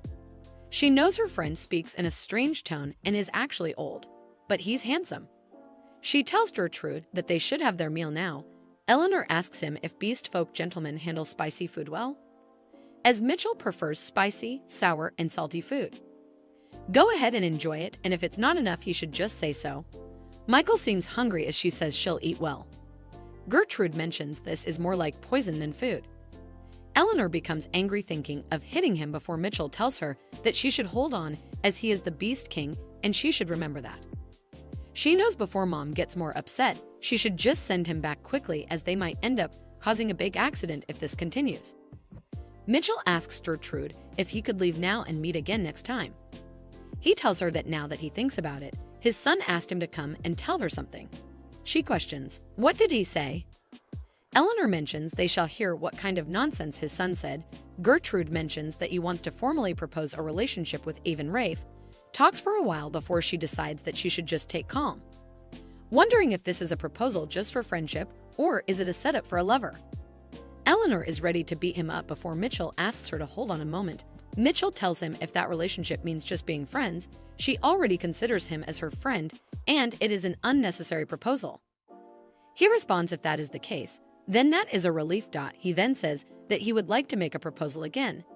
He states that ultimately he wishes to mate with her. The plot has changed slightly and she is awarded 10,000 experience point. The king proposed mating, but the plot has changed slightly. The verdict is a bit salty, but who cares? Free is free. Mitchell tells her mom to just wait a moment as her mom is full of anger, wanting to beat him. Michelle glares at him, knowing that they should talk about this later and he should just leave quietly now, thinking that he should at least have this much sense. He gets a connection error and tells her he will come back to play again later. To which Eleanor becomes really angry, questioning, did he just say that he will come back again? asking him to get out of here right now. And so her mom repelled the king with a broom. She guessed that she should not tease mom anymore. It's the nighttime. Mitchell is thinking of changing the plot of the book in order to earn experience. But suddenly, she is getting 10,000 experience points at once. Eleanor yells at him. What does he mean? He wants to be with Mitchell. She beats him as he tells her that he is not a jerk, but he is King Gertrude. Mitchell knows that mom freaked out. Anyone would be upset if their beloved daughter-in-law was targeted by a pedophile. Mitchell thinks that I didn't think Gertrude's offer was bad. She didn't mean to say that she wanted to have sex with Gertrude. It's just that she gained experience from that bombshell announcement. Since both status windows only have normal skills, it's a lot, but let's use it all up before it turns to crap. Early kick level 10, detection level 10, taming level 10, rise and fall level 10, throw level 10. Health level 10, she is aware that she has used up all her experience points. She knows that she leveled up more skills than she thought. She notices something before she realizes that she is feeling dizzy, causing her to wonder why is it happening. She feels like ringing in her ears. She looks at the status window and wonders why is she getting so many notifications at once. She notices it is the level, and there are leveling skills options. Right then, the director of the Nephthys Direct Information Gathering Agency steps in. He mentions that they have found Lady Michael's whereabouts. His Highness asks if that is true, questioning where is his daughter Michael now. He is Duke Nephthys, filler at Nephthys. He has been given the report. It is said that she is hiding in her nanny's hometown. He questions if that means she is with Eleanor. They have the pictures of her. He looks at them as he questions if she is healthy, right? How can one tell that she is his daughter as he has never seen this country bumpkin before? So what is this last picture? The attendant tells him to take a closer look, as that country bumpkin is indeed her lady. He finds it ridiculous, questioning why would his elegant and beautiful daughter look like this. The attendant remains shells. Maybe she disguised herself on purpose to hide her identity. At the same time in Nephthys Duchy, his duke mentions. By the way, no matter how capable their daughter is, it would be difficult for her to raise all the tuition money herself. If they support her with too much money, it might raise suspicions, so he should find a way to support her through the Adventurers Guild. The attendant states that, however, it happens that she has already raised half of the tuition money. And at this rate, it seems that she will be able to raise all of the tuition money soon. This makes the Duke taken aback. He questions, is not his daughter a genius? The attendant agrees with him. He becomes really happy, saying that her daughter is a genius at transformation as well. The attendant ponders that he cannot really do anything with this foolish laughter. He tells the Duke that according to the information he obtained from the head of the Adventurers Guild in the Elam branch, it seems that she is currently staying in Elam and saving up for her academic tuition. He states that is his daughter for sure, as graduating from the academy is the easiest way to regain her noble status. The Royal Krull Academy is a prestigious institution, and just to get into it is considered an achievement. But they are also known for their special privilege. The Scholastic Department, where the knowledge seekers of the Empire gather, the Combat Technique Department, where physically elite individuals pass through, and even the Magic Department, where various types of archmages are trained. In these three departments were Starlight Talents. Those who are ranked first and second in each department will be given the title of nobility. So his poor daughter, she must have decided to enter the academy with the ambition to regain her lost noble status. He knows she refused to rely on Nephthys' power and decided to stand up again solely on her own strength. He begins to cry, thinking that how could his daughter be so smart, so opportunistic, and so good at everything? Thinking his poor daughter, how can she be suffering at the hands of the incompetent royal family? She is such a great child, and she might be a little bit awkward when it comes to love. But wouldn't it be a blessing for the powerless prince to have a daughter like theirs? And besides, it would be great for the imperial family to have a relationship with the Nephthys family, so why did they sentence her to death? He knows he will pay them back for this debt someday. He mentions that Mitchell will have her own thoughts on this matter. So Nephthys will only support her in situations where it is truly necessary. In the meantime, they should prepare Prince Cian as a gift for Mitchell to reward her for her hard work. The attendant tells him that the young lady has already rejected him, so how can they do it again? His father mentions they will brainwash her or something. There are many ways, questioning why is he asking him this question when he already knows the answer. The attendant wonders if he is really her father. He responds that he understands. The next day, Mitchell's young brother, Reincarnates, calls up his father asking him if it is true that his sister is going to enter the academy. His father tells him yes, that is surely the case. The son looks at his father and seeing him very happy makes him feel good, thinking that it is good to see his father finally regain his composure. He feels so glad that he has the opportunity to see his respected sister again. And he's going to enter the academy too and be with his sister. And just like that, they'll be the way they were back home. Tell him to get out of the way, as he would say that she is calling his name the wrong way. He would correct his name, telling her that it is not Ruvel but Lael. He remembers that she told him to get out of here because his presence is even offensive to him. The other time she called him Leon, to which he was like, not even one letter is right. He remembers that even though she has not remembered his name for 15 years, it does not matter. As she too, his sister has her own flaws. He tells his father that he wishes to enter the academy too, and asks him that he should please go ahead and hire him a private tutor. His father chuckles as he questions if the son is talking about his main subject, and if that is the case, then surely he will go ahead and hire him a private tutor. The son becomes really excited as he decides that he will go and study right now. His father looks at his son as he thinks to be a role model for him. Even from far away, his daughter is really amazing. He knows that his daughter, even though this father is far away, he will always support her. So she should always be healthy and happy. Meanwhile, in her house, she feels like she's going to die as she's taking rest on her bed. Her eyes feels like she is really sleepy. She stares at the ceiling as she becomes aware that what happened is that she collapsed. Her mother is sitting right next to her. She calls out to her mom as she flinches and asks her out Aline questions if she is back to her conscience. Right then, Thomas also appears with the bird. He seems pretty shocked and startled as he questions if Mitchell woke up. Even the bird and Thomas and Eleanor, all of them stare at her with worrisome look. Thomas tells her that she was fine after falling into the sea in the middle of winter. So why is she suddenly spitting up blood and causing a scene? Her mother questions how is her body feeling right now. She blames it all on her father and curses him, saying that it is all because of him that she's in shock. Mitchell tries her best to speak, though she knows that it would be really nice if all of them can leave quietly. Mitchell is feeling dizzy. She thinks to herself that from now on, she should not raise her skills without thinking like this. Because no matter how much she grows, if she dies, it will still be in vain. She sees a window notification as she wonders what it is as it came right after she came to her senses. She thinks the charisma of a noble and the charisma of a beast. Is it because of Mitchell's fusion skill that this option appears? She is aware that first of all, the charisma of a noble man can be seen in her name. It is a 100% enhanced version of nobility. Even now, the way she speaks is like this because of that skill, and if it gets any worse, her social life at the academy will be a mess. She imagines herself greeting people like, "Nice to meet you, nobles who suck the blood of the people." She then thinks, so what is left is the charisma of the beast. She realizes it also has an ominous name. Still, she is aware no matter what it must be with the letters King or Huang attached to it, it's better than the characteristics of being treated like a superior. She decides to click on the beast's charisma. She believes that the charisma of the beast is the best. She then wonders if it is time to test this now. She thinks that she should say she is going crazy so they should be quiet. Being aware that if she succeeds in this, she can lead a normal social life. She calls out to her mom as her mom questions if she needs anything. She tells her mom to stop being noisy and shut up. Both Thomas and her mom are at a loss of words. She realizes that she lost it. Her mother tells her that they were very noisy, right? So she's leaving now, and if she needs anything, she can call her. Mitchell curses the system window. She wonders why she is speaking more harshly than before. She then sees the level 1 description, which is she does not listen to those who are weaker than her.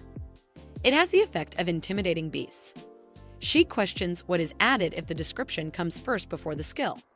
She is getting a headache, but she continues to think that before that, this is also a skill. It takes mental energy to learn. She finds it so annoying as she mutters it out. Her mother listens to it. Both she and Thomas are startled. Mitchell tells herself to come back to her senses. According to her mom, the second time she blacked out, it was said that beast men, who are presumed to Gret's friends, visited. Among them, the spider beast man looked at her, stating that Hubert is going to make a fuss. She said that and left the gift. She does not know why, but the tiger beast came to her excitedly when she was sick, and said, "Let us wait and see," as he turned and walked away. She thinks to herself that Jurt seems to have a lot of friends, perhaps because he has a good personality. He is a total extrovert. She is aware that her only friend here is Jurt. She knows he said that but did not even come in person to see her. She tells herself that she needs to stop thinking about random things and go out and make money. As she decides to step out, her mother calls out to her asking where is she going when she is not feeling well. She responds she's going to catch tuna. As she is walking outside, she thinks to herself that she's saved up about half of the entrance fee, but it is still far from enough. She knows that first of all today, she will go to her uncle and find out the departure time. Right then she feels something as she turns around and notices a person attacking her. She dodges the attack as the person becomes frustrated, questioning how did she notice.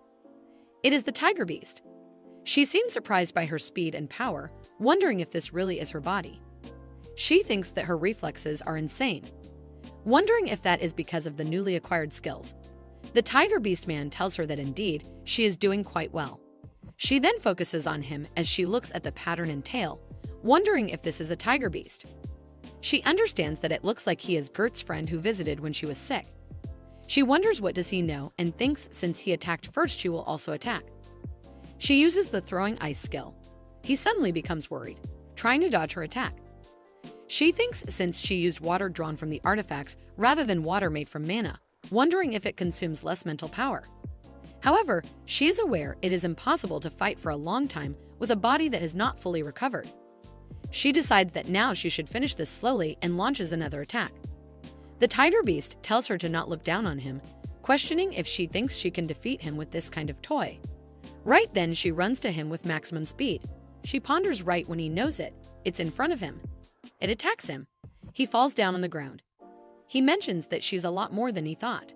She looks down on him as she questions quite what. After a while he is laughing. He mentions that he has lost and he has no choice but to admit it, causing her to be confused. She punches him, asking him what is he admitting to. She also tells him to explain it properly. He apologizes to her, mentioning that since Hubert was making such a fuss about Her Majesty the Queen Mother, he came to see her out of curiosity. She asks him if by Hubert he means to say Gert's son. He responds yes, that is right. He also states if she's a queen who enjoys fighting like this, he also welcomes it. She makes it clear to him, stating that she doesn't know what he is talking about, but she is not the queen. He tells her no way as there is no one like their queen, Her Majesty the Queen. She again repeats that she is not the queen. He then gives her something mentioning this is a small but welcome gift and says he will see her later then. He still calls her the queen. Tells him that she is not the queen but he leaves. She looks at the gift as she seems really frustrated, questioning what on earth is that guy doing. She opens the gift and sees something like a crystal. After a while in the Adventurer Guild, the salesperson tells her it is the core of a demonic beast and he will give her 10 million crowns for it. As she thinks he was a very generous bastard, like that with the money earned from selling the demonic beast's core even after taking one step closer to achieving the entrance fees. As usual, she worked at the errand center. One day while fishing, she even ends up fainting. However, she finally got tuna, realizing that she made a fortune. Everyone becomes really happy that she sang a tuna song and ended up catching it. Thomas congratulates her and asks her if she can go to the academy now. She thinks to herself, just how much trouble did she have to go through to catch this one fish? She knows that if she sells this now, she can go to the academy. She has tears in her eyes as Thomas asks her why she is crying on this good day. She coughs up blood as Thomas is suddenly shocked. He is unable to take hold of the situation as he questions why is she vomiting blood again. She achieves the academy entrance fee in 3 months. She opens her eyes, noticing the ceiling. She ponders that the ceiling is so familiar. She remembers catching tuna on her uncle's boat. She guesses that she passed out right away because she overexerted herself. She wonders if they were the one who brought her here. She thinks to herself that the people of this village are so talkative and unnecessarily friendly. She finds it such a shame to leave. She really wants to live here with her mom forever, but the deadline for day and application submission deadline are just around the corner. Moreover, by this time, the rumor that she had a lot of money would have spread throughout the neighborhood. If this happens, her mother could be in danger too, so it would be better to pay the entrance fee quickly. She knows that she will still worry about her mom while she is away. Since she go fishing, there is no one to stay with her all the time. She then notices the bird sleeping as she wonders why is the bird sleeping. Her wings have already healed a long time ago, but it seems like she has no intention of going back. She then thinks about it, thinking that this bird is also a beast, right? She wonders why did not she think of this before. A beast man would be stronger than a middle-aged woman anyway. She knows it will be enough to protect her mom. She grabs the bird and tells it to stop crying and open her mouth. She tells the bird that she knows that the bird is aware that she knows about it being a beast man. She tells the bird that if she does not change within 5 seconds, she will kill her. She starts counting before the bird changes her form, asking her to not do that. It is a girl as she starts crying, saying that she's sorry for staying quiet for so long. She is not wearing any clothes as she asks her to please just cover her. Mitchell notices her thinking she looks like 10 years old. She covers her and tells her that there is nothing to be sorry about, as when she goes to the academy, she cannot come here except during vacation, so she'll have to take care of her mom in the meantime. She also tells her if she refuses, then she will break the seal of the human-friendly Beastman village, and because of it, she will write a poster on the bulletin board in her hometown saying that she ran away out of fear of being punished and was caught in a trap. This scares her as she questions how did she know it. She was from a human-friendly Beastman village near Alam. Even if they are friendly to humans, in the end the Beastman was just one of the members of the demon tribe. Most humans have ostracized and discriminated against beastmen. The Elam people make sure that the nearby beasts don't harm them. She does not really care, but perhaps it is humans who reject beastmen who pass by as there was a barrier set up to prevent the beastman from attacking the village. That is how important the barrier is. She knows the brat who punched her while fooling around is none other than Titi, and who ran away from the village and was caught in a trap. The story about this warrior began known, so she remembers it vividly because it was around episode 290. Right before Titi died, Mitchell tells her that she will take care of the house while she's away, and she knows what will happen if her mom gets hurt, right? Titi agrees to it, and in her mind, she seems pretty happy. She thinks that it worked, thinking she thought she would not be able to return because the village barrier was destroyed. But now that she's here, she'll have to reveal her identity to her mom and live with her forever. She runs to Eleanor and calls her mom. Eleanor becomes shocked, yelling that there is a thief. Titi seems hurt that Eleanor did not even listen to her. Mitchell states she's going to leave her while she goes to the academy. Eleanor goes to her, telling her she almost got her head smashed without even knowing that. Mitchell thinks if she was worrying about her mother for no reason. She knows that is how her mother gave birth to 2 daughters in 3 months. She goes out as she is aware today is the day that Gert invited her to the Beast King's Tower as a thank you for inviting him last time. This time, he said he would treat her. She thinks it was disappointing not to see her nose bleed after falling, but she knows the timing is perfect. She is aware that she should say hello and let him know that she will be leaving soon. She calls out to Gert and questions if he came to greet her. He looks at her as she questions if he got home safely last time. She questions why did he come this far to meet her. He does not know how to respond before he extends his hand. He asks her to hold his hand. She's totally taken aback before she questions what does he mean to say. Does he mean to walk hand in hand? He becomes embarrassed before he tells her he does not mean that, stating that beastmen born in the Beastmen Tower can use the return skill. So if she can come with him, she can get to the tower in one go. She understands it. Then she mentions if that were the case, there was no need to be embarrassed as he has touched her body before too.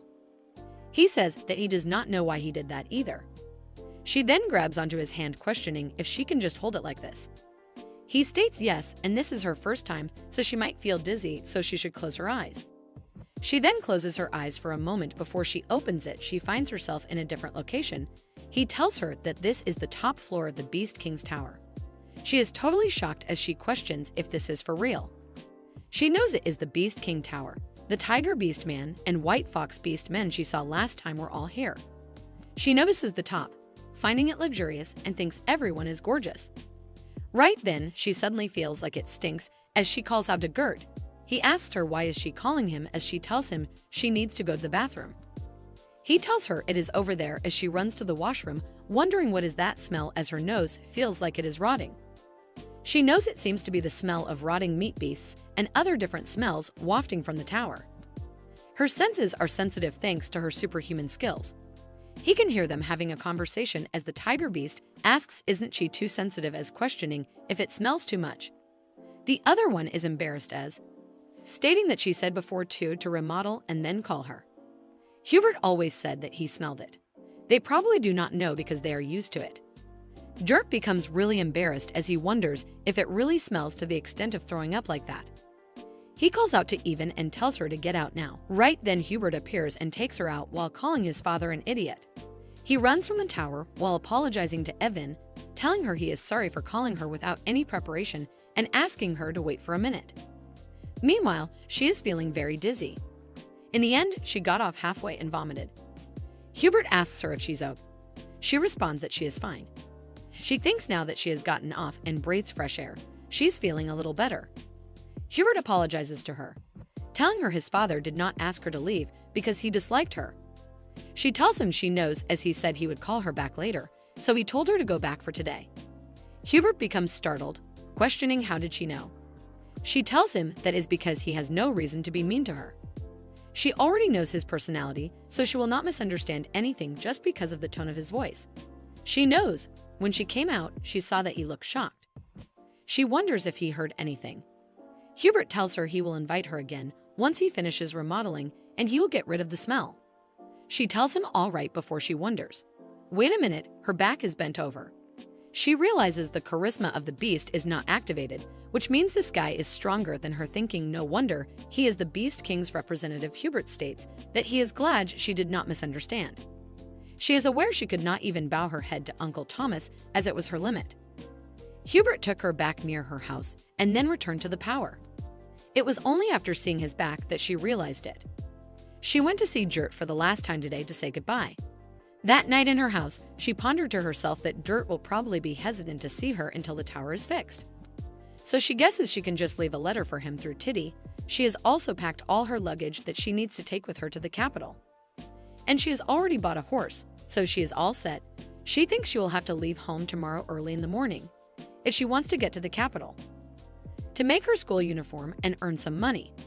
She knows when she is in the academy, she won't be able to see her mom for a while, so she takes the pillow and runs to her mom. She decides that she is going to sleep with her mom today. She sleeps hugging her mom, as in the middle is Titty, who thinks it's her spot. Her mother wishes for her to sleep soundly. The next day, as it is time for her to embark, her mother tells her to take her words to heart. She states that she should always take care of herself and she should eat well and take her medicine regularly since she has been fainting a lot these days. If the noble kids bother her, she should tell them that she is Nephi's successor and smooth things over. Mitchell tells her mom that if she does that, she'll be kicked out.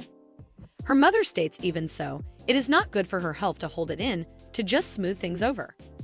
Stating that she is good at it, Mitchell responds, her mom really knows her the best.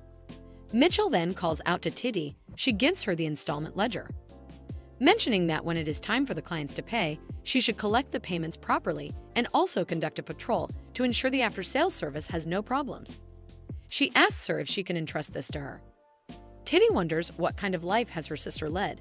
Mitchell tells her mom that she will come during vacation. Her mother wishes her best of luck. Thomas and the villagers are standing to say her goodbye. With tears in his eyes, Thomas tells her to make sure she passes the academy and comes back.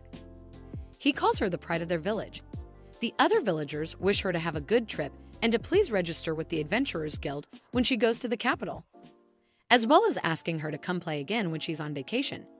Mitchell seems emotional as she thinks everyone came out to see her off, thinking she guessed she has worked hard in this neighborhood.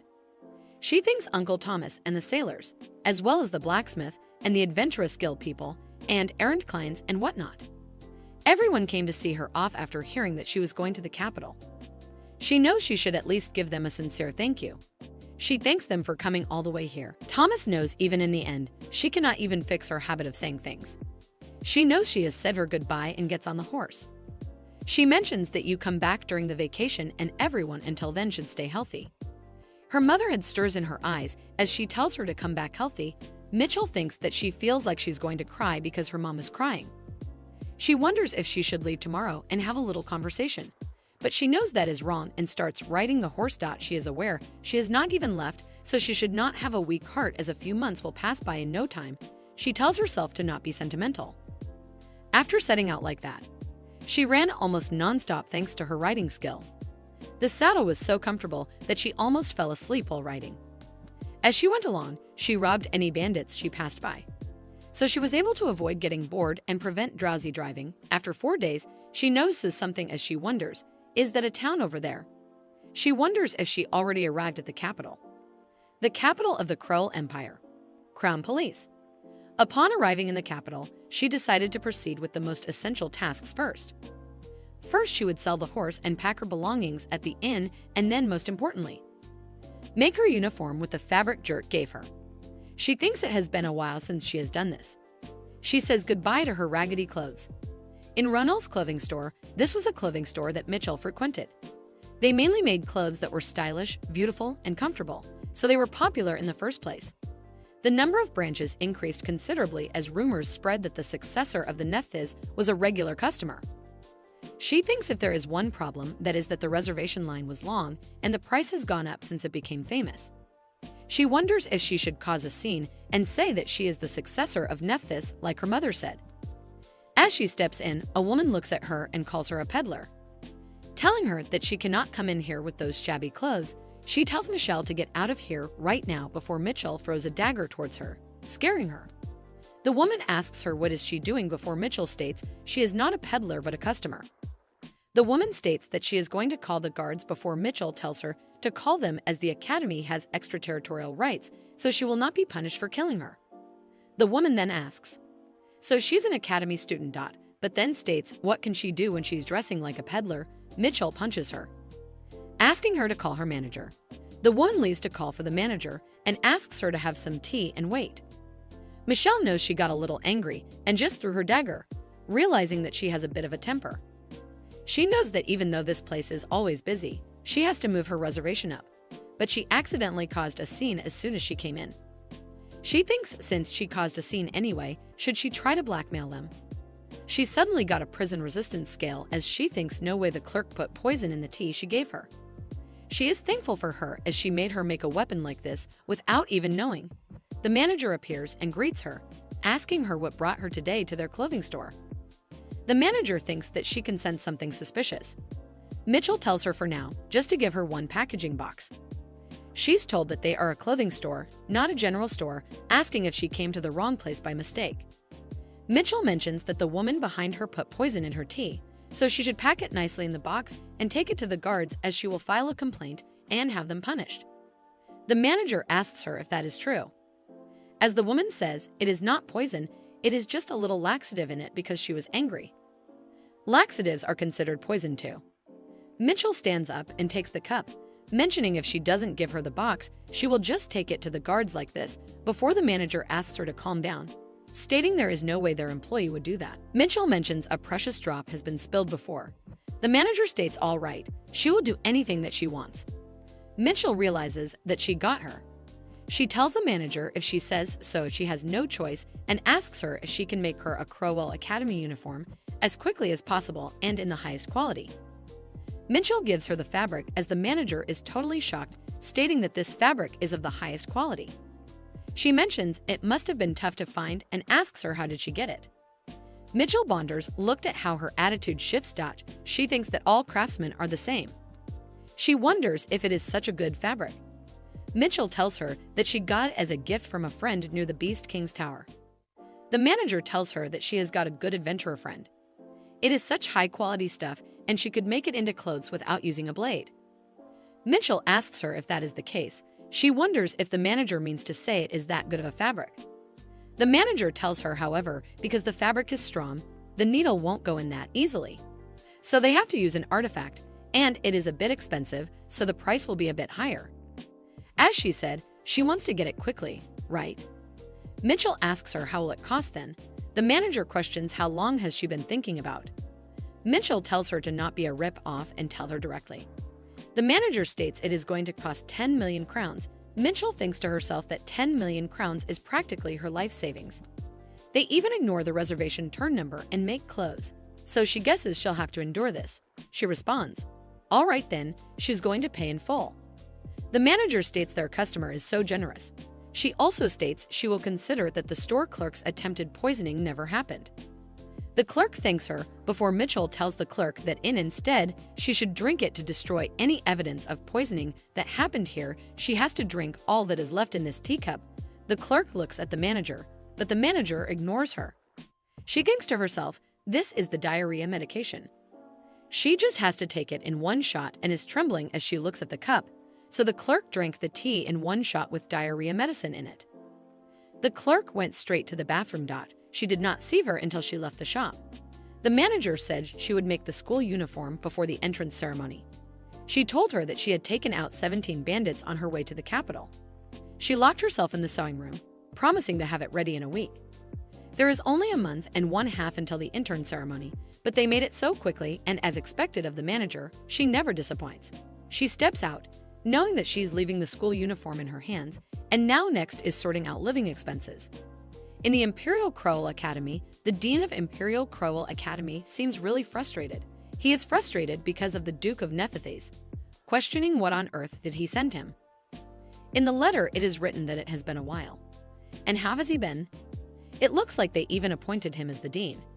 If we read the details he wrote in the letter, he is willing to make any amount of donation to help the academy. He is aware that there is nothing ordinary about the letters that the Duke sent him. Even just looking at this one looks suspicious. Besides, he wrote that first of this year he is enrolling a peerless beauty named Evan Rafe, and if he does not cooperate, he will kill him. The dean wonders that this is the first time he has heard of that name, wondering if she is some hidden daughter. He also thinks, how can this country kid be a peerless beauty? Thinking what is wrong with the dude who is so into looks that he is practically judging someone by their looks. He is aware that the dude he knows has not spared a glance for anyone less than 10 seconds since his school days. He picked a spouse based solely on looks, regardless of her magic skills. So, as the family had hoped, they got a magic-wielding child. They even had the good fortune of looking like the spitting image of their parents. Even if the child is magicless, the Duke would have loved his eldest daughter just as much as he does now. The dean wonders what has gotten into a guy like him. Has he gone crazy from the shock of losing his eldest daughter? Secondly, in the letter it is also written that if that child grows up and won't see people as people anymore, he will punish the professor for it, and he has to support him. If he does not, he will kill him. The dean wonders what kind of personality does this kid have. He knows if Duke is going as far as to say this, it means she's even worse than that. Mitchell. He was strangely quiet when his eldest daughter got sentenced to death for insulting the royals, thinking if he was just washing the hands of his ice-cold daughter. The dean is really exhausted as his head is spinning, thinking if he has a secret love child. The third thing in the letter is to make magic dormitory meals. And if he doesn't make it spicy, salty, and sour, he will kill him. The Department of Magic. It looks like the hidden child is a wizard. Moreover, if she has already entered the academy, she seems to be a higher-level wizard than Michelle. Now he understands why he gave up on his beloved eldest daughter. In the letter, the fourth thing is written that even if he tell anyone about this, he will kill him. The dean thinks he is really still the same guy. He's the same crazy guy he knows. More than that, he's worried about the future, wondering how crazy this person named Evan is. A week later, she thinks as expected, working at the errand center is very rewarding. She does not have to worry about pocket money at the academy. She already received a school uniform from Miss Ronald. Now she has to leave for the academy. Someone calls out to her as some people are telling her she will definitely pass the academy, and thanks to her, their store sales have increased tenfold. The other one thanks her for helping her dad escape from unemployment. Mitchell thinks about it, wondering what is this déjà vu. Johnny worked here and there for a while, but everyone came to see her off. Even the horses came with them to the capital. She thinks then she guessed she should say hello and leave. She thanks them and says to them to stay healthy. However, they tell her if she does not change her speaking habits, she will be ostracized. One of them tells her that if nobles behave badly, he will take care of them, so she should just come and tell him. To receive support like this, she feels like she is traveling to the academy again, but then she thinks she should hurry before it is too late to the academy entrance examination center. Examine number 3504. It is Ivan Rafe. She steps in her uniform as she thinks it is not as big of a deal as she thought. A person stares at her. This is she's wearing the school uniform even though her admission is not decided, thinking if that Neth is herself. He tells her that to show off her skills, if she kills the demon beast in front of her to the best of her ability, she will pass the test. She responds that she does not kill animals. It is pitiful. The dean notices her as he thinks they say she is vicious, but it is a little different from what the Duke said. He knows this child has a heart that knows how to feel sorry for others. She really has a kind heart. Mitchell looks at them and mentions instead she'll kill them. The examiner. That should be enough to prove her skills. The dean finds her absolutely insane. Knowing that this girl with her Nephthys bloodline is brimming with confidence, she uses the skill throwing eyes with before they become scared, asking if she was serious. They make a barrier to stop her. They ask her to stop. Otherwise, they will kick her out of the exam room right away. Tells her to stop, but she does not before they say she has been passed. They tell her there's still about a month left until the entrance ceremony. So in the meantime, before she turns around and runs away, stating that she has to go to the dorm and grab lunch first. The examiners are done for before they call out for the next student. The student looks around asking if there was an ice wizard among the enrolled students. Questioning who is that ice wizard and asks that they should please introduce her to that ice wizard right away. The next student asks the name of the ice wizard who just left. The dean knows the girl's lineage is renowned for producing fire wizards generation after generation. She is the daughter of Count Lethem, part of the Flame Counts, and he wonders if it is true that they are scouting for a wizard with equal skill but the opposite element. The dean tells her that the personal information of academy students is secure and cannot be shared with outsiders. Like a friend with a solution for every excuse, she hurriedly asks them to pass her then. The examiners explain the procedure to pass the exams, but she cheerfully exclaims, "Magic time?" and questions if she should simply blast ice wherever there is ice.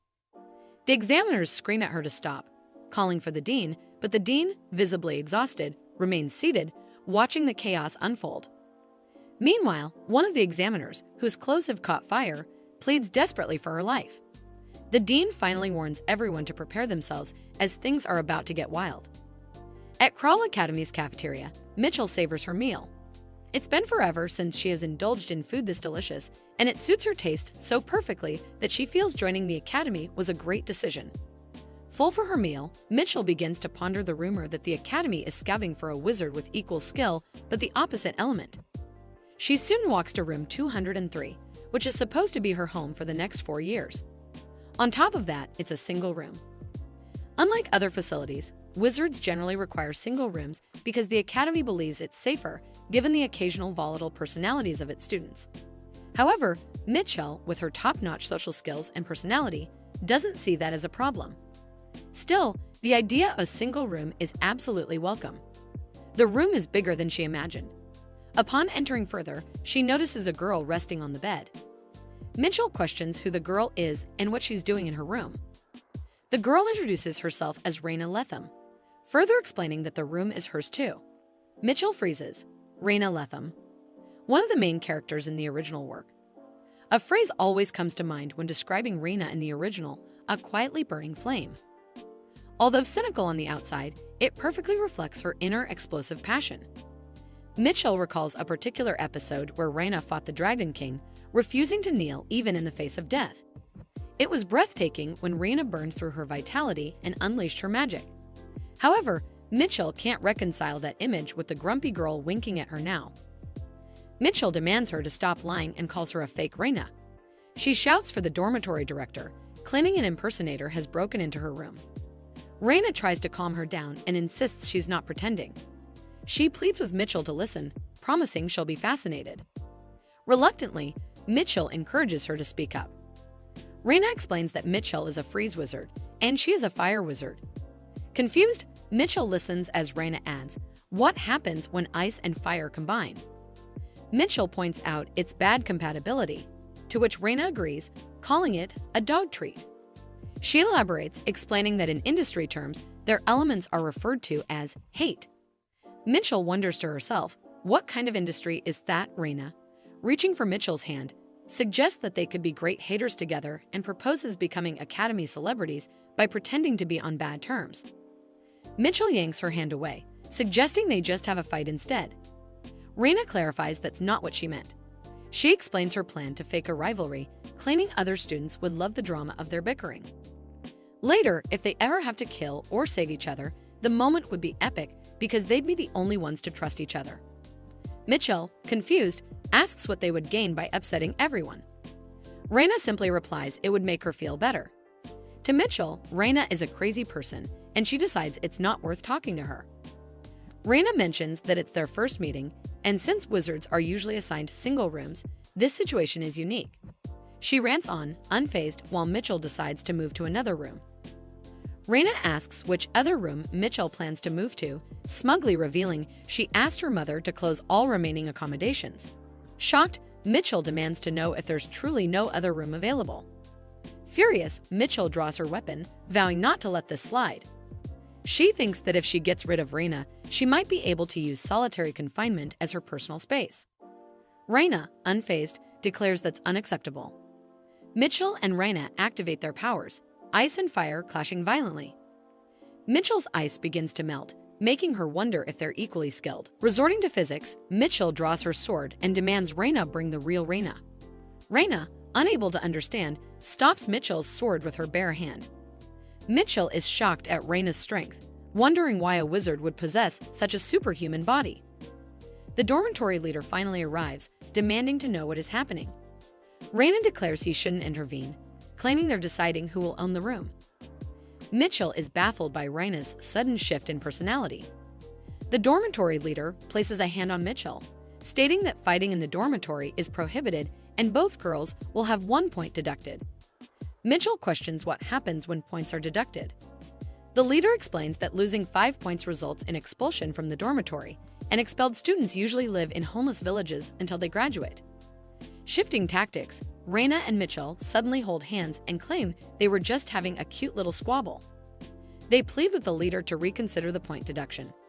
The leader tells them he will not deduct their points. He adds that there's a store system in the dormitory, warning them not to fight again, and leaves. The girls stare at each other for a moment before Mitchell suddenly launches her fist at Reina. Reina deflects the attack, pointing out that Mitchell started the fight in the first place. Reina makes it clear she's not leaving the room, forcing Mitchell to accept sharing the space. Reina smugly declares that everything is settled and suggests they have a good 4 years together. Mitchell storms off, ordering Reina not to follow her. Reina, cheerful as ever, insists they're going the same way and suggests walking together. Hours later, Mitchell huffs in frustration, unable to understand what's wrong with Reina. Meanwhile, Reina happily reflects on their first night walk together, much to Mitchell's dismay. Mitchell is confused over how can a wizard like her have a superhuman body. She knows she's stuck with the wrong person. Since the day Mitchell and Reina started living in the same dorm, they have become the kind of friends who fight whenever they are bored.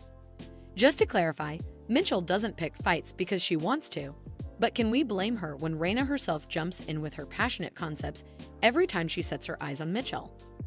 As a result, even before the entrance ceremony, everyone at the academy has started paying attention to them. Time passes, and the day of the entrance ceremony finally arrives. In the hall, Mitchell notices Reina is nowhere to be seen and wishes to spend the day peacefully. The announcer begins speaking, drawing Mitchell's attention. The ceremony is long and tedious, and Mitchell finds herself dying of boredom. Eventually, the announcer introduces the freshman representative, Atten Pollard, prompting Mitchell to look up in amusement. Atten, the original protagonist of this world, stands before the crowd. A genius who enrolled in the academic department as the top student despite his exceptional magical skills, he is destined to become the companion of the female protagonist, the third princess of the empire. The princess herself gave him the nickname Companion Bird because of the harmony between his brown hair and green eyes. Seeing him in person, Mitchell has to admit that his coloration really does resemble that of a companion bird. It is during this very ceremony that the princess takes a liking to Atten. A sudden thought strikes Mitchell. She has been so distracted by Reina lately that she completely forgot something important. Snapping her fingers, she summons a status window. A screen appears before her, showing that the abnormal status effect has disappeared from both sides. She is furious. The system should have sent a notification about this in a timely manner instead of bombarding her with useless expiration alerts. Mitchell wonders about the ominous timing of the notification. It's only now that the expiration has been removed. Could it be, suddenly, a pop-up appears? It declares that the dawn has been changed for the top seat of the midterm exam in the first semester of the School of Magic. If the seat is missed, death will occur. Mitchell is even more infuriated. What do they mean by the top seat? It clearly refers to being the top student in the department, not an actual stone seat. Worse, it's referring to Atten Pollard, the companion bird. The system window is maddening. While previous expiration statuses like escaping from death row or getting into the academy were somewhat manageable, this time the task is to become the top student in the department. And, to emphasize her despair, there's even a written exam. Mitchell is a self-proclaimed blockhead, making this mission feel absolutely impossible. Finally, the ceremony concludes. Just when Mitchell thinks she's free from the expiration status, her new predicament looms over her. Muttering to herself in frustration, she wonders if this is how she's going to die. Raina appears behind her, greeting her with a playful kick. What a way to say hello! Mitchell falls to the ground, and Raina mocks her, calling her a disappointment before walking away. But as soon as Raina steps away, she turns back, worried, and asks Mitchell if she's okay or if she needs to go to the infirmary. Mitchell, lying on the ground, grumbles, wondering why Raina bothers with the act if she's just going to get worried afterward. Raina pulls her back up, concerned about Mitchell's condition, and starts fussing over her. Mitchell, fed up with everything, murmurs, timetable, repeatedly. Raina, deciding Mitchell is unwell, insists on taking her to the nurse's office. At the nurse's office, Raina gives Mitchell a timetable and asks if she's feeling better. Taking the timetable, Mitchell thanks her, though Raina seems curious about Mitchell's sudden interest in it. Of course, Mitchell needs to see the timetable if she wants to secure the top spot. Maybe there's an easy subject she can excel in. In the School of Magic, each grade has set courses, especially for freshmen who are given schedules without registering for classes. That means Mitchell has a slim chance if she focuses on practical skills. Looking at the timetable, she notes the courses: practical magic, combat practice, ethics and etiquette, criminal law, and, to her horror, college math. Mitchell asks Raina if they calculate the volume of a cylinder using integrals. Raina replies that it's basic and something they learned when they were young. Mitchell is stunned. The education level in this world is ridiculously high. For someone who gave up on elementary math, this is a catastrophe. Raina, sensing Mitchell's despair, hands her some candy and medicine, urging her to rest and attend the first class since attendance is mandatory. She also advises Mitchell to stay away from her during the lesson. Raina praises Mitchell for intentionally avoiding her during the entrance ceremony, believing she has matured. Mitchell stares at Raina, realizing she noticed. If not for her peculiar concepts, Raina might actually seem like a nice person. Mitchell wonders why there's such a vast difference between the real Raina and the novel's Raina. Could it be because of her? Shaking off the thought, she decides it's impossible and heads to her first class. In class, Mitchell contemplates her chances. Even though she's a blockhead, if she studies like crazy, there might be hope. Since it's the first day, she prays for a simple lesson. The teacher begins with, "As the saying goes, a good start is like winning half the battle." Keeping up with the lesson, Mitchell panics. None of this makes sense. Escaping her fate seems impossible, but she resolves to focus on preventing others from outperforming her. Summoning the system window, she hatches a devious plan to give everyone sleeping pills so she can be the only one taking the exam. That way, she'll secure the top spot. Leaving the classroom, Mitchell is delighted by her cleverness, praising herself for not giving up. The next class, Ethics and Etiquette, offers an unexpected advantage. It's taught by Professor Hemrick. In the novel, Professor Hemrick was nobleman to the core, despising commoners, to the point of causing troubles as a result. Although he was mostly confined to the academic department, dominated by noble families, he was compelled to teach high-level manners and etiquette to students in the Department of Magic due to principal directive. Reluctantly, he was attending classes in the Department of Magic for promotion, and that's where the tragedy began. Students began tormenting and disappearing the professor, and the professor's mental health started to deterioration. Without expressing any complaints before the start of the second semester, he took his own life, a victim of a clearly understood cause and effect. Maybe this time too, she may be able to change the course of the original story.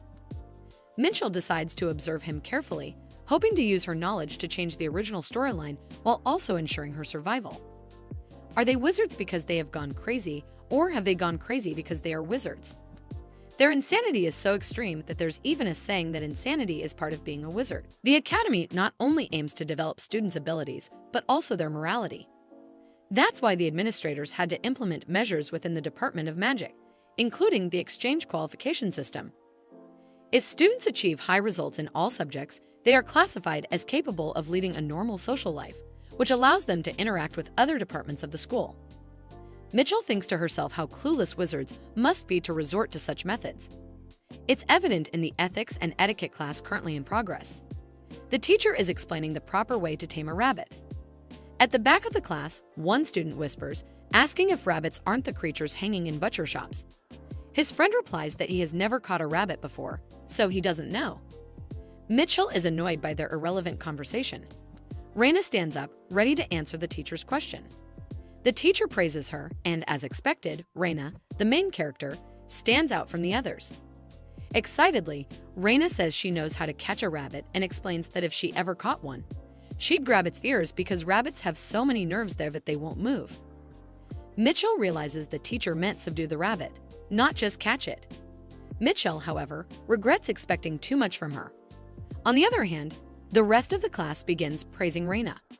Mitchell wonders why the students are admiring her yet again. The teacher, clearly frustrated with Raina, decides to call on Mitchell instead, leaving her contemplating why she's suddenly being asked to answer.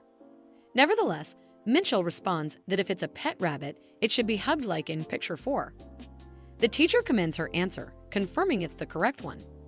An ominous atmosphere fills the classroom as the students begin murmuring, questioning if picture 4 was truly the right answer. Mitchell wonders how the class could really be this clueless. The teacher then states that the lecture is on ethics and etiquette, and from now on, he will teach the standards of ethics accepted in society. In reality, this class is designed to instill basic common sense into the students over the next 4 years. Mitchell realizes it's going to be exhausting to live with these students for 4 years. The draining ethics and manners class finally ends, which is also the first and last class of the day.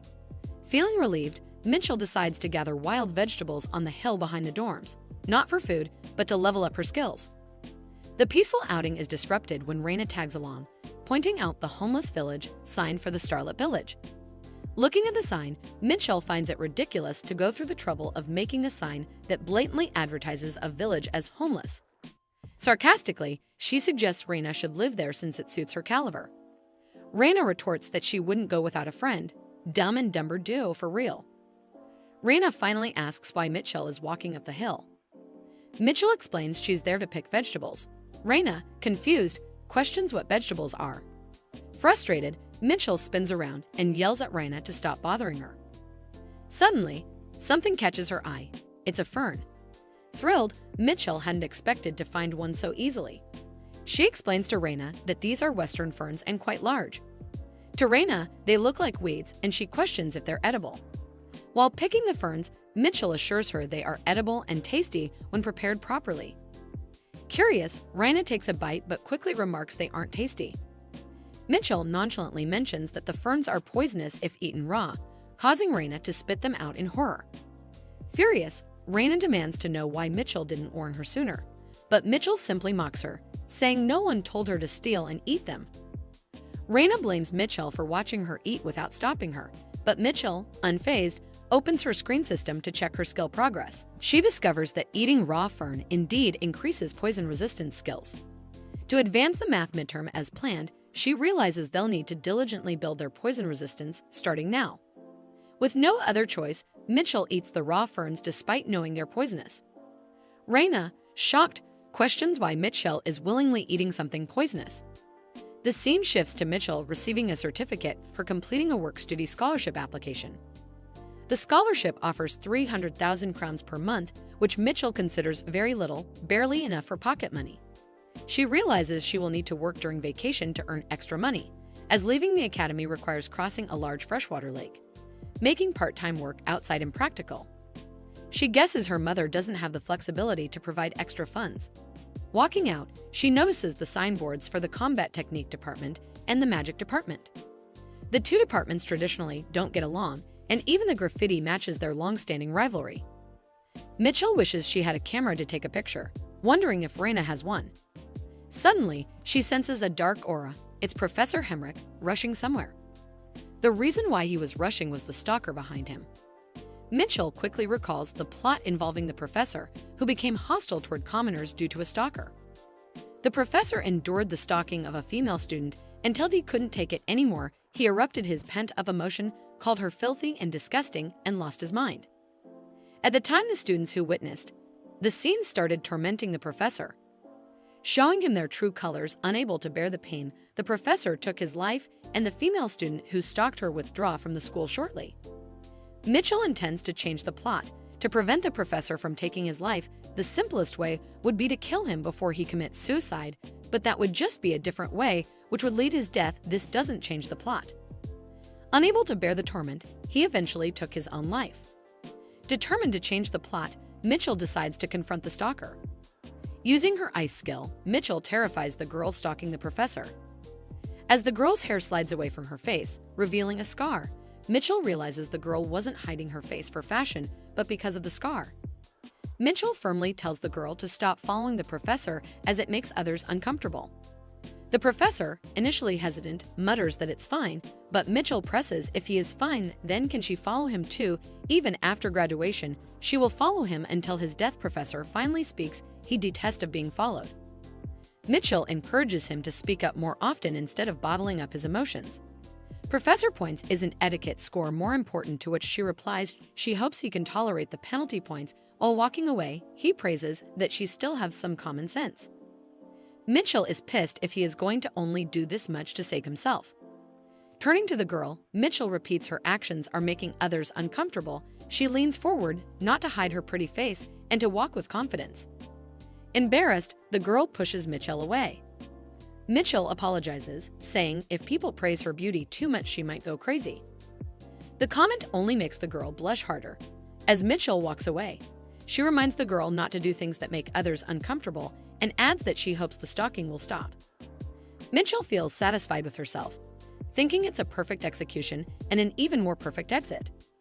Meanwhile, the girl places a hand on her chest, her mind racing. She marvels at how entirely different Mitchell is from the professor. Blushing again as she recalls the compliment, a small smile creeps onto her face, and she finds herself longing to know Mitchell's name. Mitchell is cleaning, but there isn't much to clean. The weather is nice, and with Raina not around, there's no better place for Mitchell to be. To understand how she manages to ditch Raina, who sticks to Mitchell like gum, one must go back to the story of Mitchell's first real combat class. A real combat class is a time set aside for assessing and training individual abilities in preparation for actual combat. Everyone brings whatever skills they have, but the class often descends into chaos. When the professor announces that he will be selecting a class representative during the first lesson, the attack magicians, including Raina, go wild. Eventually, the first class is abruptly halted. The teacher shouts at the 3 students who attack and imposes disciplinary action. They are prohibited from leaving the dormitory except during class hours. That's how Mitchell gains some peace without lifting a finger. Not only that, but her calm demeanor during the chaos catches her teacher's eye. The teacher approaches her, stating that she is the only one who remains composed. He says there is no one else but her who can handle the responsibility and offers her the position of class representative. Unfazed, Mitchell replies that if she is to kill the rest of the class, then she will consider taking on the role of first class representative. But Mitchell doesn't like the idea, nor does she want the position, even if it means death. She despises the very thought of being the class representative. Frustrated, the teacher walks away, calling her a hopeless magician. Mitchell finds the situation amusing. Why is he acting this way when she declines politely? Later, to earn some pocket money, Mitchell faces another crisis when she applies for a work scholarship. The head questions whether she, as a magician, can handle the paperwork tasks. Mitchell admits that she might be a blockhead who can't even calculate the volume of a cylinder through integration, but she promises to do her best if given the chance. The teacher, overhearing, whispers that paperwork can be tough and wonders just how much of a blockhead she is. Despite the drag-out situation, Mitchell manages to secure the position. Now, with Raina currently banned from going out, there is no one to disturb Mitchell's work. She dances while sweeping the floor, happy with her peaceful academy life. Suddenly, a thought crosses her mind. If she keeps sweeping along this path, it will lead to the academy department grounds. Like a ninja, she walks along the wall. It might be unintentional, but she wonders if, by any chance, she can meet her favorite prince, Cyan. She blushes after seeing him. She starts fangirling over him. His tall stature, jet black hair, and a face filled with excellence mesmerize her. Meanwhile, Cyan, somewhere nearby, feels chills for no apparent reason. He is even more handsome than she imagines. After that fateful day when they first meet, she thinks he would be shocked and hide in his room. But he acts intentionally calm, as if nothing has happened, and confidently attends school. She finds it quite impressive. Mitchell wants to talk to him, but she knows he might not recognize her. So, she plans to sneak a peek instead. Suddenly, a gust of wind blows Cyan's bookmark, and it falls beside Mitchell. In reality, this is part of Mitchell's wicked plan. She knows she must keep her distance, but she can't help herself. Cyan walks toward Mitchell, sure that his bookmark has flown in that direction. However, he flinches upon seeing her. He notices her staring at him, and Mitchell ponders, what if he discovers her identity? After all, they have shared a bed once. Up close, Cyan looks even more angelic. He calls her country chicken. Mitchell looks around, wondering if he is truly calling her that.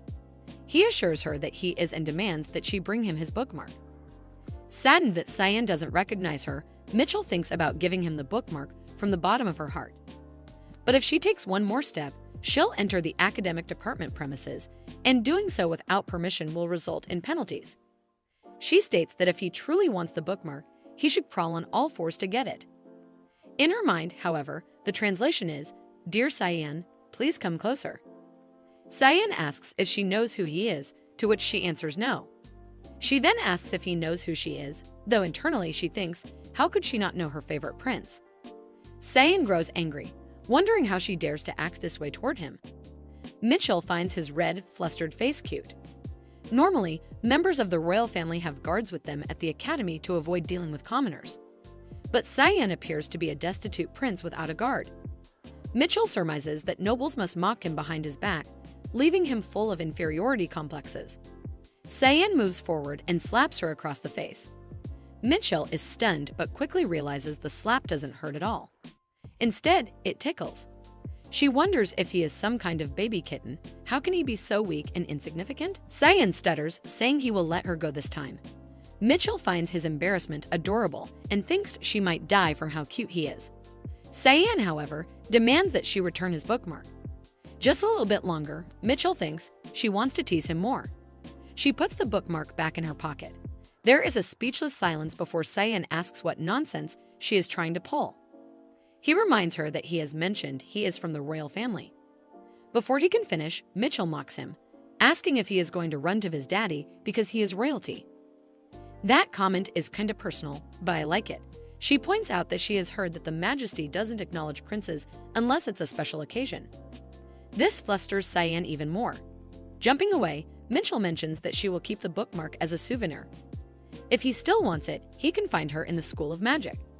Cyan shouts after her, calling her an insane girl.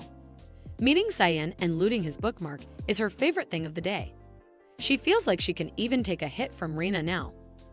Mitchell returns to her room, calling out to Reina. Reina fires her magic, annoyed at being disturbed in her depressed state. Reina asks what Mitchell is doing there. Mitchell tells her she has just finished her work as a working student. Reina expresses her desire to do that too, but Mitchell informs her that the deadline has already passed. Mitchell has applied secretly, knowing Reina would try to compete if she had told her earlier. Reina throws a tantrum over this, and Mitchell calls her a bourgeois noble. There is a knock at the door. A boy asks if Mitchell is there. She opens the door, curious about what has happened. The boy informs her that the dean is looking for her because she has stolen something from Prince Cyan.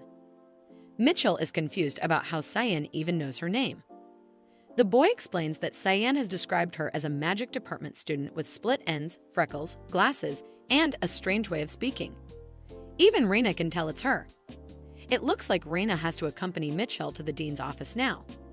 At the dean's office, Cyan sits, ready to make Mitchell face the consequences of her actions. However, Mitchell is happily dancing, seemingly carefree, having met Cyan twice already. The dean points out that he should listen to Mitchell's side of the story as well, which flusters Cyan. He questions if he is doubting him, adding that if they don't want to ignore the words of the royal family, they should punish her immediately. Although he is a powerless prince, Mitchell still finds him cute. The dean looks at Mitchell for a while before questioning if she really stole the prince's bookmark. The dean, being the head professor of Kroll Academy, listens intently as Sayin points at the bookmark Mitchell is holding. Mitchell raises the bookmark, wondering aloud if this is what they are talking about. Sayin is certain it is his bookmark and immediately calls Mitchell a thief. In response, Mitchell chomps the bookmark with her teeth, leaving Sayin to scream in disbelief at the kind of person she is. "A human with one brain cell, I can tell," Mitchell laughs, declaring that with this act, Sayin's bookmark will stay with her forever. She cheekily adds that human cells renew every 3 months, so it's perfectly fine to devour Sayin's things every 3 months. Sayin abruptly turns to the dean, questioning if he still doubts him after witnessing this. The dean, however, turns back to Mitchell, wanting an explanation.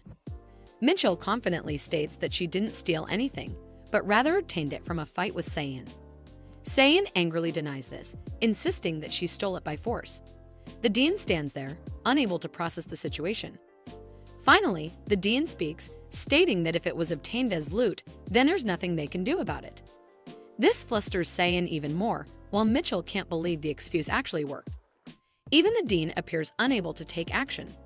Suddenly, someone rushes into the office, asking if Mitchell is still there. Mitchell wonders why the second dean has shown up.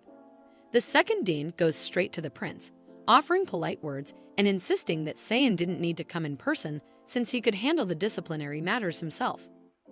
Mitchell is confused about how the situation escalated more than she anticipated when Sayin doesn't seem to hold significant influence. The second dean adds that if any further issues arise, Sayin should call him directly, as there's no need to intervene personally. This pleases Sayin, who responds that if the second dean insists so much, he can't refuse. Meanwhile, Mitchell observes that the academy dean doesn't seem particularly upset about being called to handle the situation, which she finds unusual. The second dean approaches Mitchell and whispers that he has heard everything from the Duke and will handle the prince, so she doesn't need to worry. Mitchell processes the situation, realizing that by Duke, he must mean Duke Nephthys, her father. She feels confused by the turn of events but understands the implications.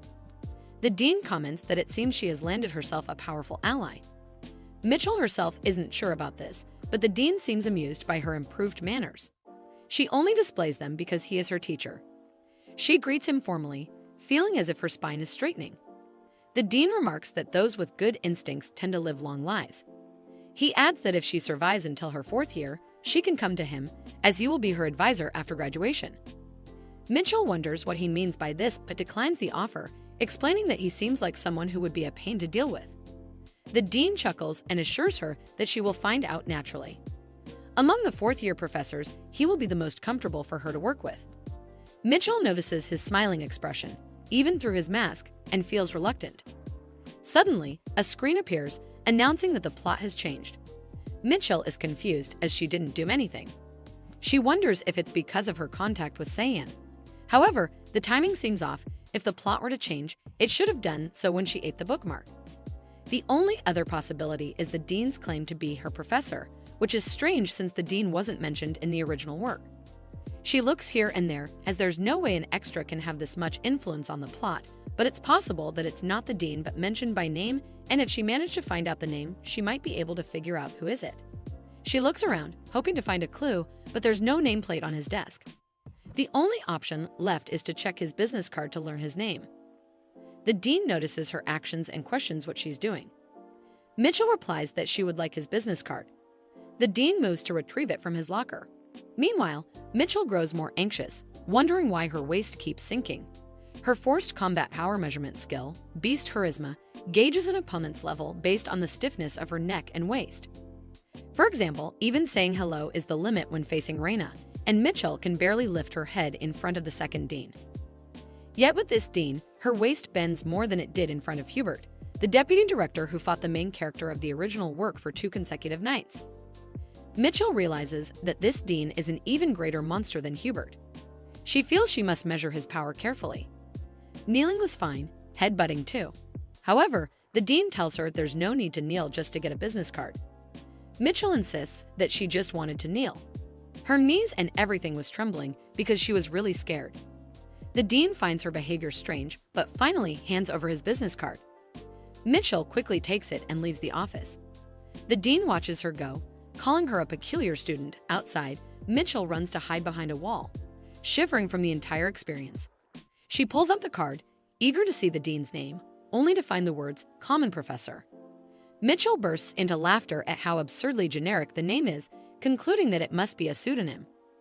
Realizing the business card was meaningless, she slumps to the ground, comforting herself by pleading internally for the professor not to misunderstand her intentions.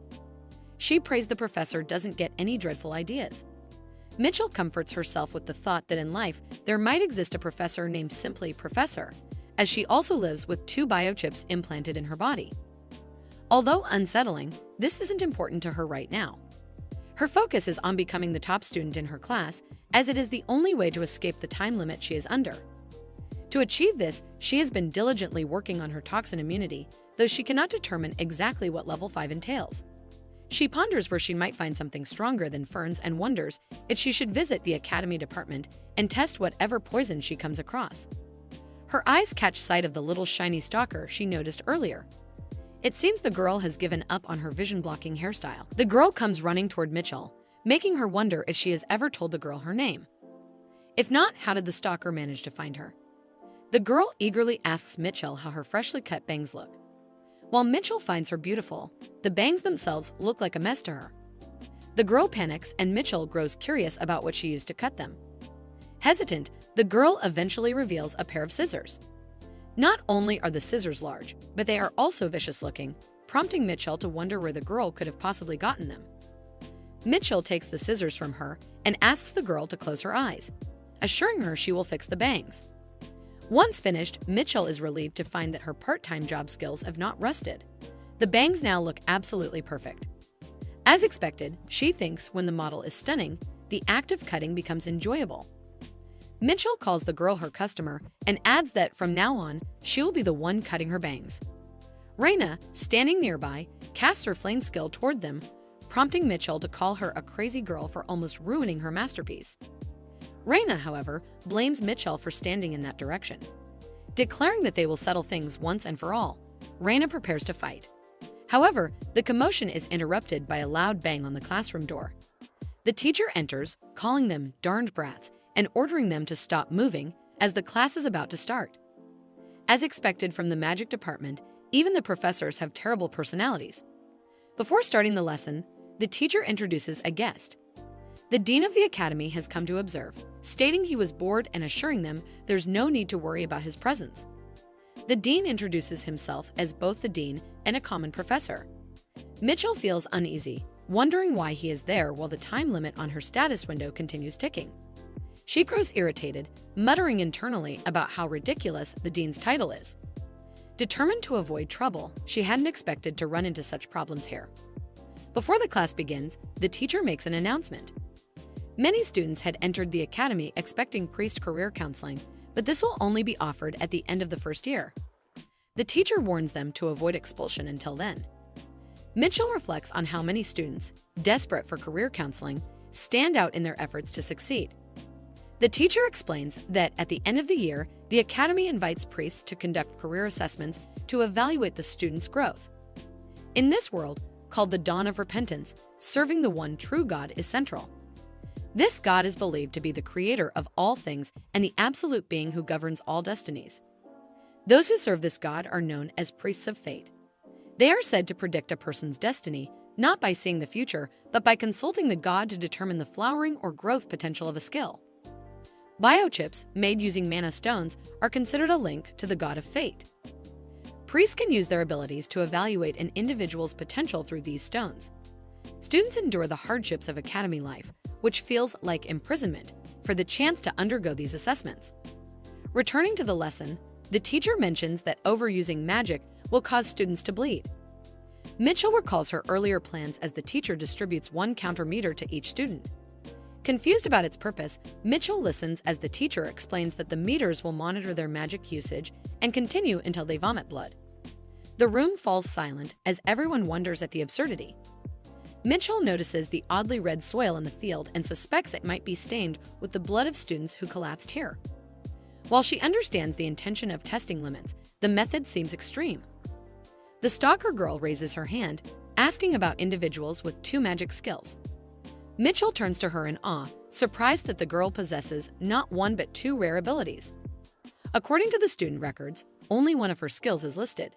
Mitchell, remembering the sharp scissors, ponders if her skill is to sharp objects. Hesitant, the stalker girl reveals her skills: sharpener and poison combination. Mitchell is confused as to why someone with no ties to an assassination lineage has such a dangerous poison-based ability. Suddenly, she realizes that this poison combination might help her test her toxin immunity. Placing a hand on the stalker girl's shoulder, Mitchell asks for her name.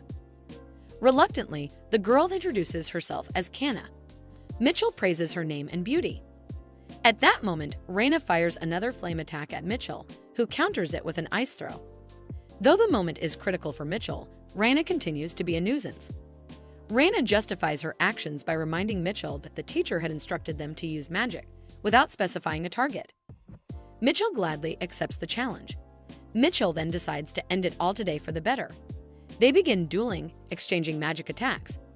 After a heated battle, Mitchell emerges victorious. Reina, visibly frustrated, cannot understand the vast skill gap. The reason was that Reina started with just fanning the flames. It's absurd as it can't beat Mitchell in a volume shadow because she was using tricks. Mitchell mocks Reina, advising her to better analyze her opponent next time. Mitchell was able to win the battle because she was drawing water from Nephthys' heirloom. The dean interrupts and orders Mitchell to take out the heirloom she used. Silence falls as Mitchell grows frustrated, wondering how the dean could have known about the heirloom. Mitchell is amused, wondering if there's truly a power strong enough to detect this magic, or if it's simply an ability to sense the heirloom's power, or perhaps just a trick. Despite his inner doubts, Mitchell maintains a polite attitude and questions how the dean found out.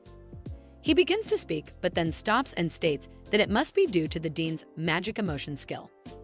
Mitchell, visibly irritated, he adds that practicing is essential to knowing one's limits and that tricks won't help anyone grow.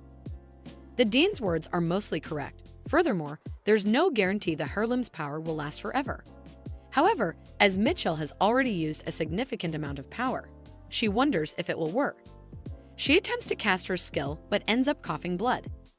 Seeing this, the dean knows she needs to be assessed separately.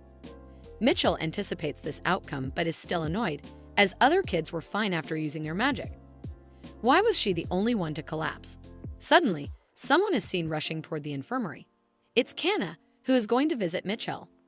For the first time in her life, Mitchell called her a friend. Kana was supposed to visit with some fruits Mitchell likes, but unwelcome guests are intervening.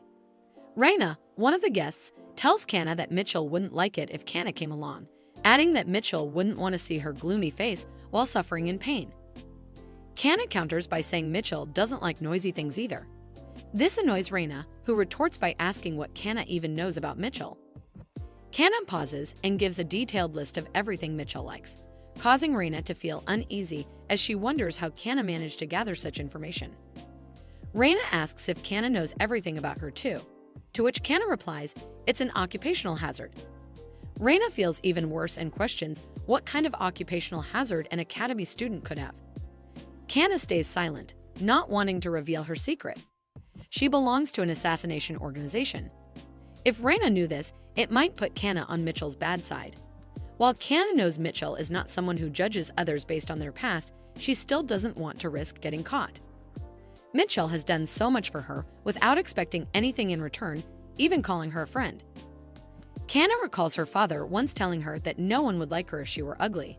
If someone did like her, he had said, they must be a good person and should be made either a friend or a spouse. Back then, Kana had sought kindness from Professor Hemrick, who treated her well for the first time. She used to follow people around, trying to make them fall for her. But after meeting Mitchell, she realized that the kindness Hemrick showed was superficial, something anyone could offer. Mitchell, on the other hand, gave her genuine advice, telling her not to do things others disliked. Mitchell even complimented her, calling her pretty despite her disgraceful reputation in the family. Although it hasn't been a month since they met, Mitchell means the world to Kana. She shifted her target to Mitchell, and so far, everything has gone according to plan. Intentionally, Kana messes up her bangs to catch Mitchell's attention and subtly shows her a combination of magic spells she discovered through research, successfully piquing Mitchell's interest. When Mitchell trimmed Kana's bangs last time, it gave her a strangely pounding heart, something she interpreted as a bond of friendship. Kanna's next plan involves helping Evan develop immunity to poison while secretly mixing in brainwashing drugs to secure a lifelong friendship. However, everything was ruined because of Raina. If Raina hadn't provoked Mitchell in the first place, she wouldn't have collapsed. Kanna plans to kill Raina. Although Raina is a noble, Kanna believes that if her family handles the aftermath, there won't be any problems. Suddenly, Cyan arrives. Raina is furious, wondering who would dare to interrupt, but upon noticing him, she realizes it's Prince Cyan. Both Raina and Kanna greet him and ask why he's here.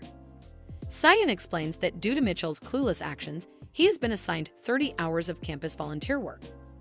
He needs to borrow books from the library and insists that Mitchell accompany him. Raina is confused about what this has to do with volunteering. She tells him Mitchell is sick and in the infirmary, and Kanna seconds this. Unfazed, Cyan demands to know what they expect him to do after learning about Mitchell's situation and asks to be guided to the infirmary. Both Raina and Kanna silently wish they could kill him. Raina knows that even though he is a prince, he holds no real power. He is often called Prince in name only Cyan Crowl. There are several reasons why he is known by that name. Generally, household with advanced skills are successful by women. This fact has been proven genetically after 1,000 years of trial and error with a high probability of the same lineages, skills being expressed through the mother's line. Sometimes there are cases where men succeed to ensure concerns about hereditary diseases and the influx of stronger skills, but this occurs rarely, once every 3 generations.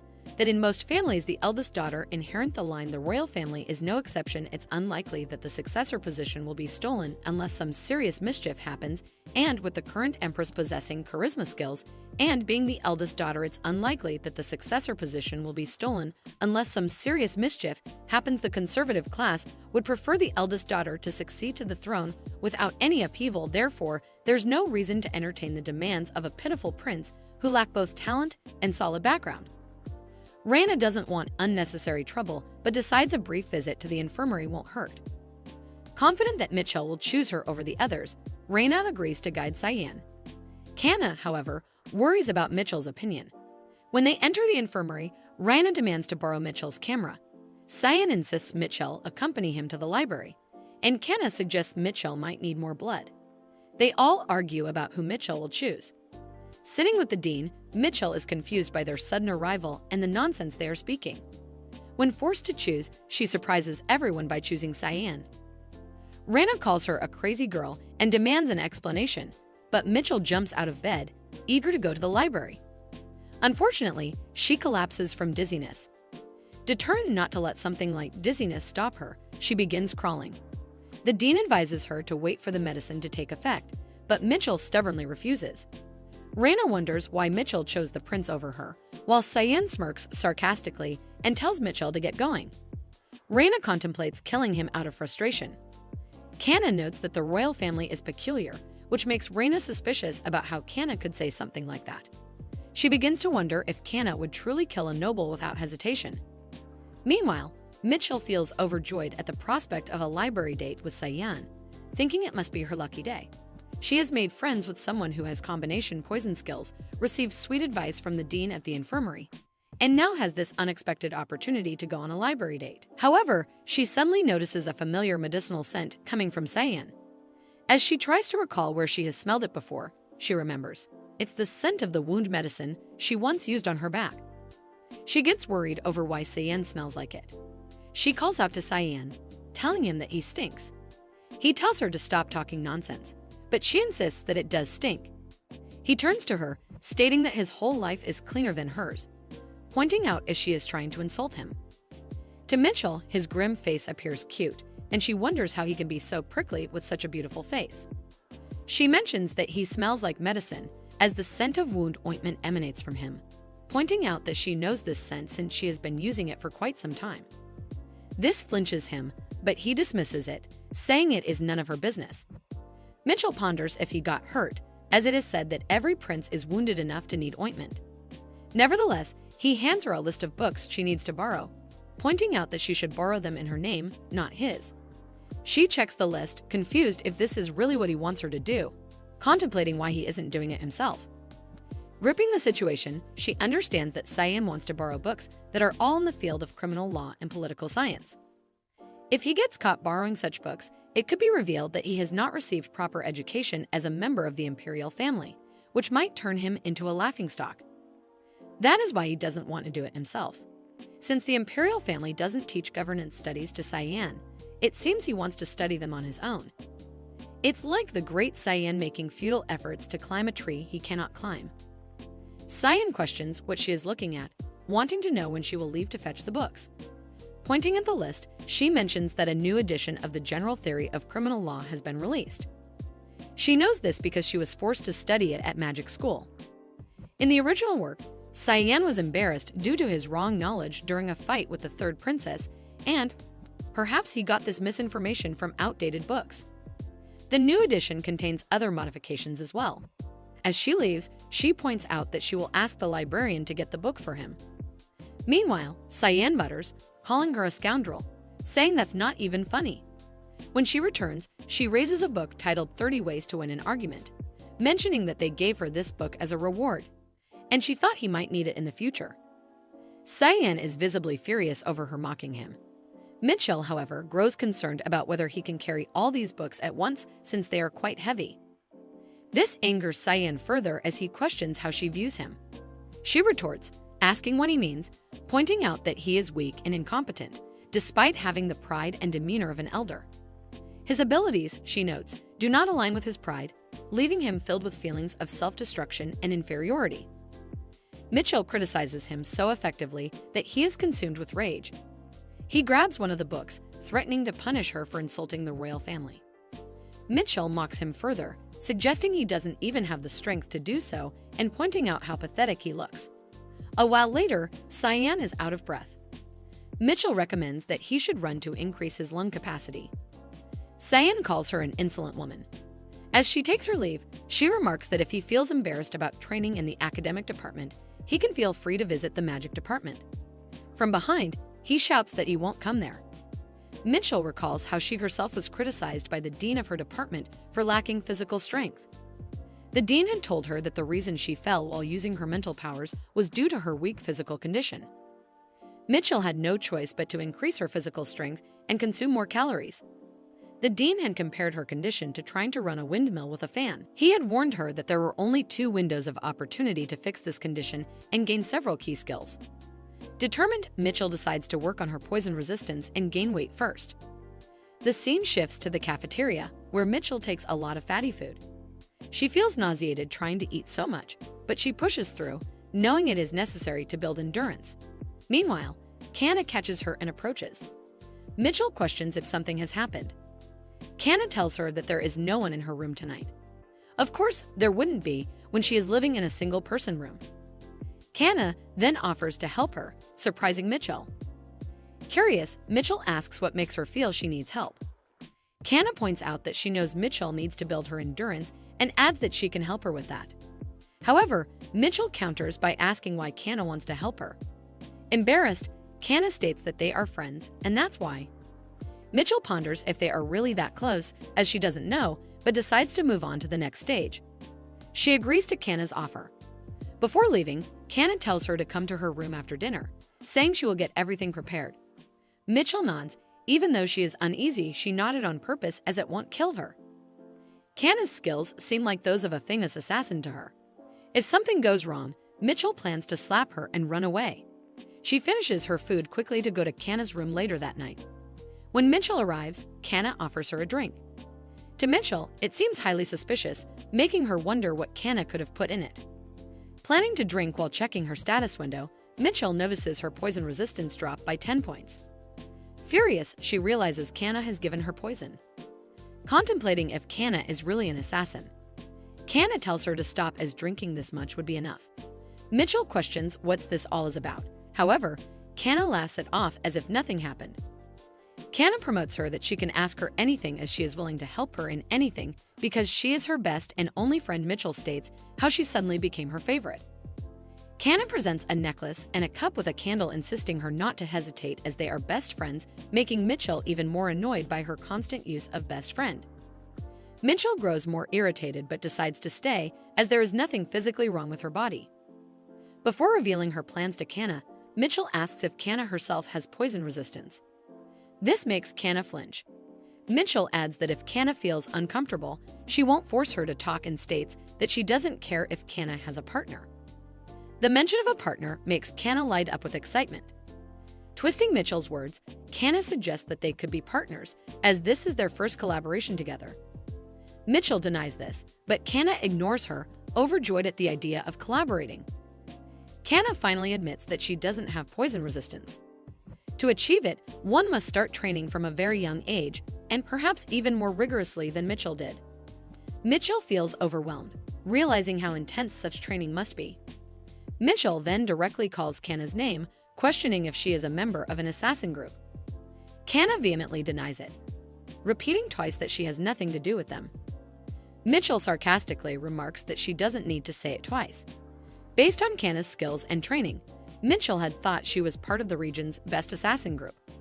However, seeing this strong denial, she begins to doubt her own assumptions. Mitchell sighs, reasoning that if Kana were truly a member of the assassin group, her future would already be bright, leaving no reason to attend the academy. To Mitchell, what matters is Kana's abilities, not her identity. Finally, Mitchell reveals her hard plan for the midterm math exam at the college. The plan is to use poison to leave everyone critically ill except herself, allowing her to take the exam alone. Extending her hand toward Kana, she asks if she is going to help her. Placing her hand on her chest, Kana agrees to help Mitchell. She tells her that she will make a poison that causes death by vomiting blood from the 7 holes. However, Mitchell immediately stops her, saying there is no need to kill anyone. It would be sufficient if everyone just fell asleep on the day of the exam. Kana questions if Mitchell is talking about sedative pills. She adds that even if they can't make the pills, there is a way they can obtain them. Mitchell ponders, exasperated, wondering what a way even means. She is now convinced that Kana must truly be a favorite in the assassin family. Despite this, Mitchell thinks it's fine as long as Kana says she'll help and decides to stay cautious for now. Giving Kana a thumbs up, she tells her to proceed. Kana promises that she will have everything ready before the midterm exam. Finally, Kana brings forward a box of medicine she has prepared for Mitchell. She explains that she tried to create the medicine gradually, so as not to put too much strain on Mitchell's body. If Mitchell takes it, Kana assures her that it will help her develop toxic resistance. Mitchell knows she must be careful, as there is always a risk. Before she leaves, Kana stops her, saying there is one last thing. She brings out the necklace and candle cup again, her smile bright and lively. Kana starts repeating that they are best friends. Mitchell grows increasingly annoyed, wondering why Kana keeps repeating the words best friend over and over again. Kana then cheerfully asks Mitchell if she is her best friend. Realizing that Kana won't stop until she agrees, Mitchell sighs and reluctantly says, "Yes, we are friends." Kana beams with pride and declares that she is Mitchell's best friend, prompting Mitchell to call her a best friend too. "Long live our friendship," Kana exclaims. She seems absolutely delighted, as if she has achieved something great. Turning her back, Kana giggles quietly. As expected, the drug she prepared must have worked. Mitchell, clueless about what Kana is so happy about, feels she should congratulate her regardless. Now that this strange exchange is over, Mitchell desperately wants to leave. She doesn't want to get involved with Kana any further. The next day, the students gather on the grounds as the department head calls for the morning exercise. Every morning at exactly 6, the College of Magic holds morning exercises at the stadium. When anyone participates in gymnastics, they receive a stamp that can later be exchanged at the store. Most of the participants are homeless mages who live in Star Village. These individuals have been troublemakers for a long time. Mitchell notes that her skills are still developing, so participating might actually help her improve. Additionally, if she gets an attendance stamp, she will receive a store voucher, which is an added incentive. Mitchell is excited about the many benefits of gymnastics and plans to take full advantage of them. While she is working out, someone comments that it's amusing to see a first grader participating in gymnastics. Mitchell is visibly puzzled and wonders who this strange person is. The man introduces himself as the head of the star team, but Mitchell finds it odd that he sounds like an old man despite not looking older than 20. The man, seeing Mitchell for the first time, asks if this is her first time participating. When she confirms, he assumes she doesn't even know the origin of the songs used in their routines. He explains that the song they are using is a historical piece, with lyrics and melodies written by the president of the university faculty. He adds that it's called magical aerobics. He excitedly warns her that it's a bit challenging, so she'll need to keep up.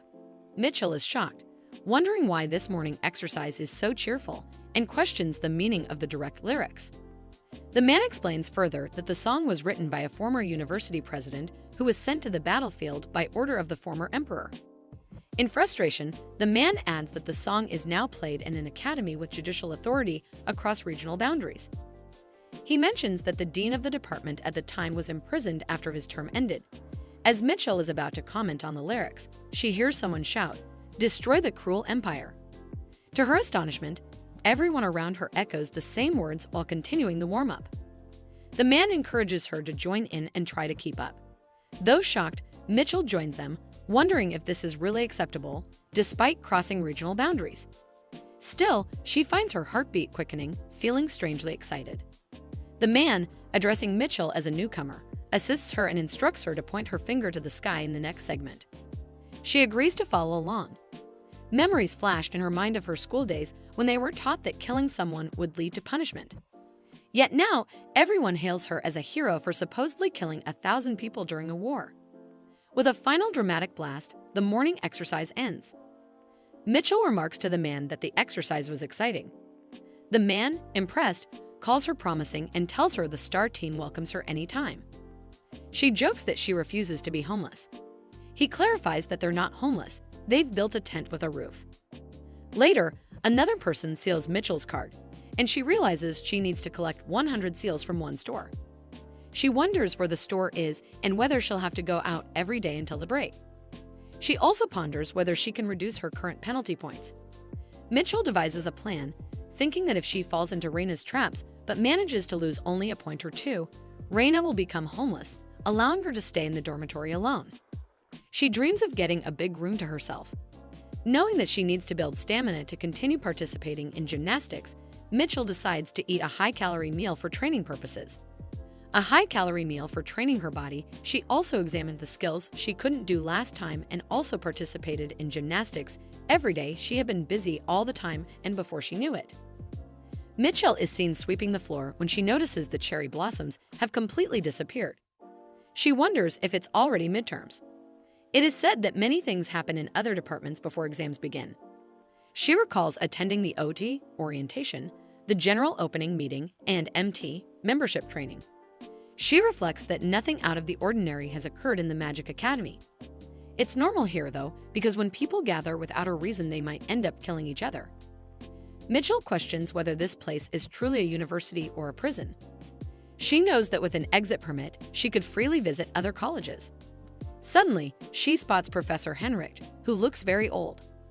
Despite the disappearance of former persecutors, it seems difficult to instill ethics in wizards. With exams approaching, Mitchell knows the professor must already be overwhelmed. Henrich suffers from a condition that causes seizures when touched by ordinary people, making it even harder for him to manage without assistance. Thinking aloud, Mitchell remarks that someone skilled could earn money with a part-time job helping him. She recognizes that his issue is psychological and cannot be helped easily. Determined to assist, Mitchell knocks on the professor's office door. When there's no response, she wonders if he'll ignore her entirely. Without hesitation, she kicks the door open, startling the professor.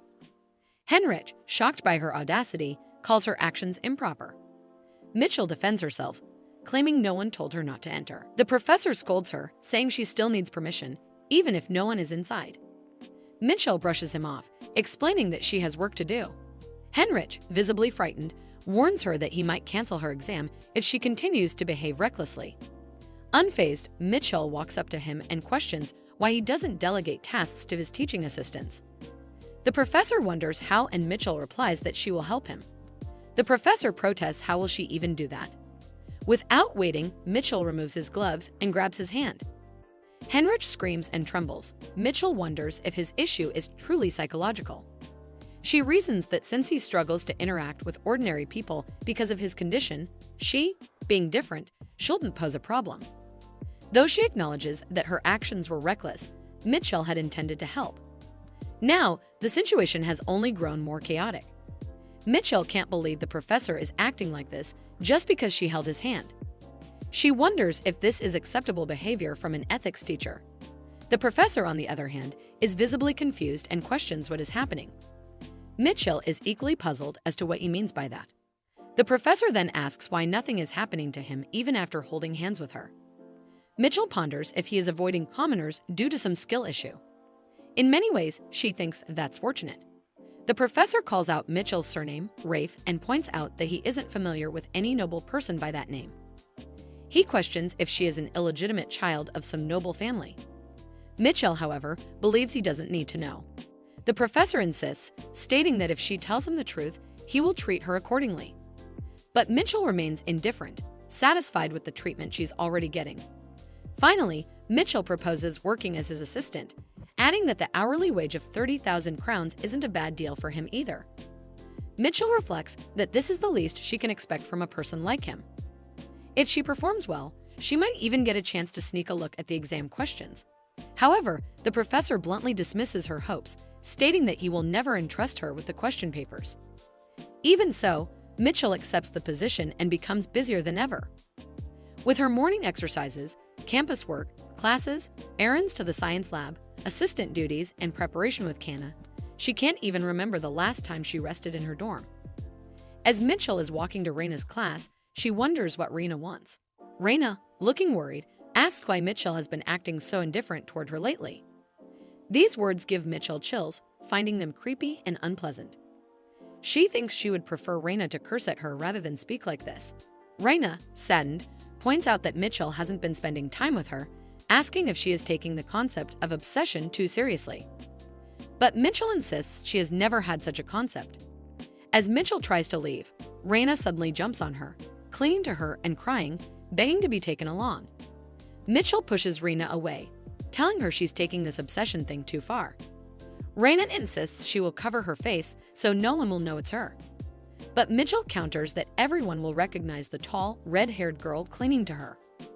Reina, the heiress of Letham, retorts by asking why her house is so famous. Mitchell sighs and replies that Reina isn't famous because of her lineage, but because of her personality. She then wonders how Reina ended up like this. Mitchell tells Reina she's going to her part-time job and that Reina can do whatever she wants. Reina, undeterred, decides to tag along. Walking down the corridor, other students pity Mitchell for dealing with so much. Mitchell snaps back, stating that it has always been like this. Everyone around her greets her, laughing at how funny it looks. Reina comments on Mitchell's sociable and cool personality, but Mitchell corrects her, saying she isn't cool or intelligent.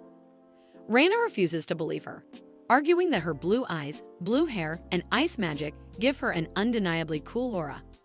Mitchell insists otherwise. Reina jokes that Mitchell is lying because someone cool and intelligent like her wouldn't push Reina away. Mitchell, fed up with Reina's earlier corny remarks, decides to ignore her and focus on her work. They arrive at the professor's office, where the professor greets Mitchell but is shocked to see Reina with her. Mitchell internally notes she was right. The professor recognizes Reina even with her face covered. Mitchell explains that she brought Reina along because he told them not to wander alone. Though confused by her reasoning, the professor thanks Mitchell for her hard work. He then hands Mitchell some papers and instructs her to make 7 copies for his class. Mitchell wonders why 7 when there are 8 second-year students. The professor, with a straight face, informs her that one of them died yesterday during practice. This revelation shocks both Reina and Mitchell. Mitchell, however, maintains a straight face, reflecting on the absurdity of the magic department. She realizes the department is crazy and vows complete her 4 years soon to graduate as quickly as possible. She takes the papers to make copies. Reina jumps down and raises an objection. She argues that having Mitchell help him compromises the fairness of the exams. She points out the lecture material on his desk and suggests Mitchell might memorize it for the exams. The professor calmly replies that Mitchell isn't smart enough to do so. Mitchell seconds this, questioning why Reina is so angry over it. Reina stubbornly insists that Mitchell, her cool and intelligent girl, can't possibly lack intelligence. The professor refutes her again, questioning why he would lie about such a thing. Mitchell agrees, admitting she's a blockhead who can't even measure the volume of a cylinder using integration. Reina, confused, asks Mitchell if she's ever done such a thing. Mitchell counters by asking Reina if she even knows how to solve a cylinder problem with integration. Reina panics, wondering if that question was supposed to involve integration. The professor mocks Reina's intelligence, making her scream in frustration. Mitchell feels slightly guilty, as it seems both of them are at fault. Deciding to focus on her work, Mitchell completes the professor's errands. Her next task involves borrowing books for Cyan. Looking at the list, she finds it amusing and notes that Cyan's dreams are unrealistic. She recalls reading similar books in a corner of her room, smiling at the stories, only to cry under her blanket when faced with reality. Mitchell vows to keep Cyan's book list a secret. Later, Mitchell and Kanna finalize preparations for their upcoming experiment. Kanna explains that they'll inject medicine into tomatoes to observe the results. She notes that people often care about small details, such as exact weight differences of 5 grams. Mitchell wonders if anyone actually cares, but Kanna assures her that many do. Mitchell remarks that the world of assassins is scary. Kanna mentions that finding the center of balance in objects is crucial for detecting hidden drugs. Mitchell doesn't fully understand but is content as long as the plan works. After all the planning, Mitchell heads back to her room, exhausted but relieved that preparations are nearly complete. All she needs to do now is get a good night's sleep, write her name on the exam paper, and leave. She enters her room thinking even if she just wrote her name only and leave, the only one who would be giving exams would be she and Kanna, and even if she scores 0, the grade will be still confirmed as a plus. Mitchell decides to quickly wash up and go to sleep. Mitchell prepares to sleep. Reina suddenly shows up wearing glasses and a different outfit. Reina mocks Mitchell, stating that her cool and intelligent girl is actually not smart, and Mitchell is confused as what in the hell is this situation. Reina points that if Mitchell can't solve college-level maths, she won't be allowed to sleep tonight. Mitchell, frustrated, complains over how this situation can completely derail her plans. Early in the morning, just before the exams, Reina is determined to make Mitchell smarter. Reina, who looks somewhat dangerous, appears unexpectedly. Mitchell, finding it all nonsense, decides to leave this crazy place. As she reaches the door, she realizes there is no doorknob. Frustrated, she shouts at Reina, demanding to know where the doorknob is. Reina, intentionally acting clueless, wonders aloud where it could have gone. Then, in a second, she excitedly admits she broke it. Mitchell curses her, shouting so loudly it echoes throughout the dorm. Mitchell now realizes that all the noise she heard earlier, even during her shower, was Reina removing the doorknob. Mitchell activates her power, planning to break the door, but Reina insists she should think it through. Reina warns that breaking the door would result in both of them receiving penalty points. Even shouting in the dorms at night and calling the dorm supervisor could lead to the same outcome. Mitchell hesitates, realizing Reina has a point. However, Reina also mentions that if they manage to stay quiet until morning, only she will receive penalty points for breaking the doorknob. Mitchell ponders this logic and reluctantly agrees. Reina, with a commanding tone, orders Mitchell to sit at her desk if she doesn't want penalty points. Mitchell, though angry, has no choice but to comply. She reflects on Reina's situation, knowing Reina already has 3 confirmed penalty points. If Reina gets caught twice more, she'll be expelled from the dorm. Mitchell is confident that if Reina discovers how much of a blockhead she is, particularly in math, she might run away from her. Mitchell has always been notoriously bad at math, even before possessing this body. She wonders if she can truly handle starting from scratch with quadratic equations. By sunrise, Mitchell is still sitting at her desk. That crazy and cruel Reina has actually managed to make her solve calculus with her own hands. Mitchell is utterly confused. How could this have happened? She looks at her paper in disbelief. Is it possible that overnight, a blockhead like her managed to grasp vectors, trigonometric functions, and differential calculus? Mitchell begins to think Reina might be a genius teacher, born to instruct. Reina, exhausted and about to pass out on her bed, casually remarks that Mitchell's intelligence isn't so bad after all. Reina falls asleep almost instantly, and Mitchell checks her pulse to confirm she's truly asleep. She is sure that Reina might sleep all day without sleeping pills. Originally, she had planned to let Reina take the penalty points alone, but now after receiving Reina's gratitude, now she wonders if they should share the blame. Acting on impulse, Mitchell breaks the door herself. The head of the dorm storms in, screaming about the noise. As a result, Reina's penalty points increase to 3 and Mitchell's climb to 2.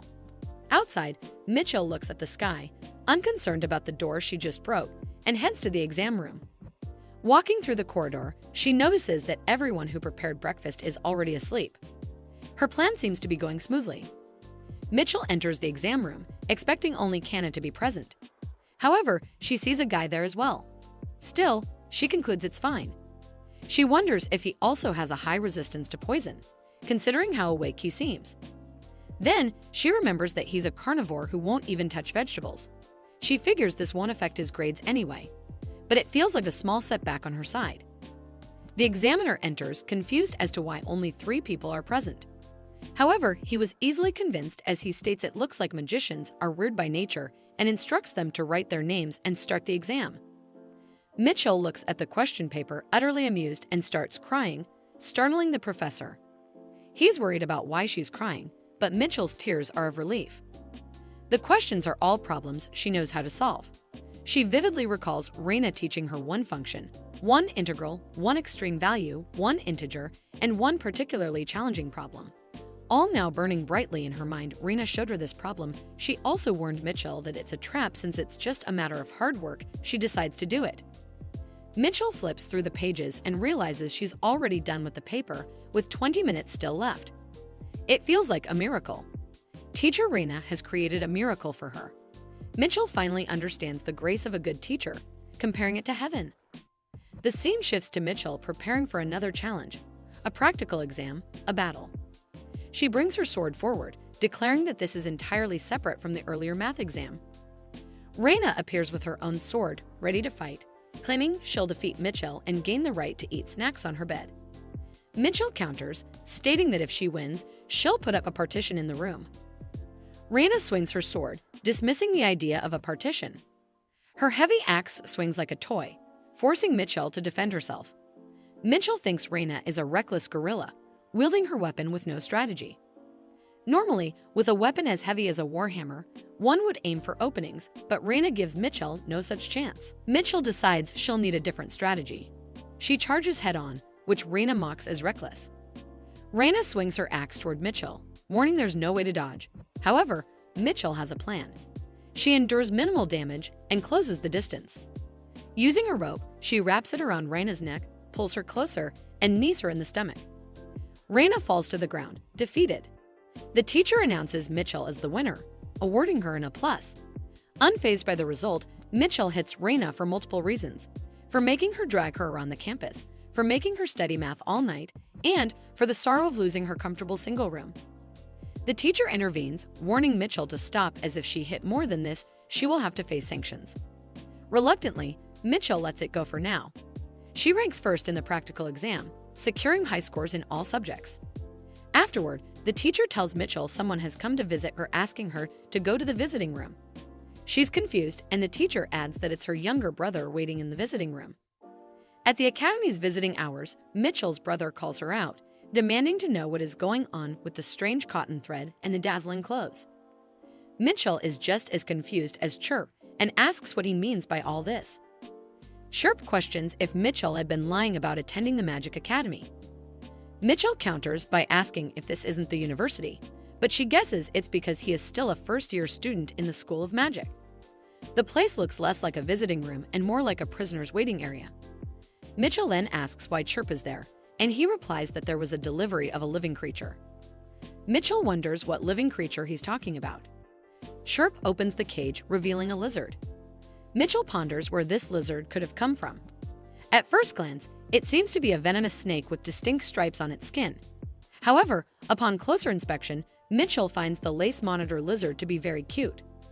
The security personnel shout at Mitchell to stay back, but eventually, they hand over the lizard to her.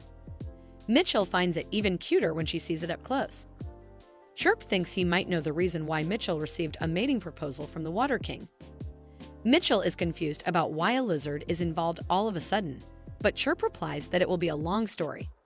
At the Tower of the Beast King, someone approaches Gret, the Beast King's father, and asks him to stand in the middle for a picture. All 3 of them, Gret, Hubert, and the other person, stand together for a congratulatory ceremony celebrating the remodeling of the Tower of the Beast King. Looking at the picture, Hubert states that the remodeling work is finally finished and wonders if it took a month. He remarks that although there were many complaints about the smell coming from the lower floors, he's glad the work was completed safely. He tells Gret that there were some areas that received extra focus during the remodeling process. Gret grows curious about these parts. Hubert explains that in the corpse disposal facility, they now dry and age the bodies thoroughly so they can be used as fertilizer for farmland. Gret, amused by this innovation, comments that it's environmentally friendly and that this year's rice harvest will be abundant. Hubert adds that they also cleaned up and reorganized the garbage dump and planted birch trees to give the area a Nordic feel. Gret points out that everyone these days seems to be obsessed with Nordic trends.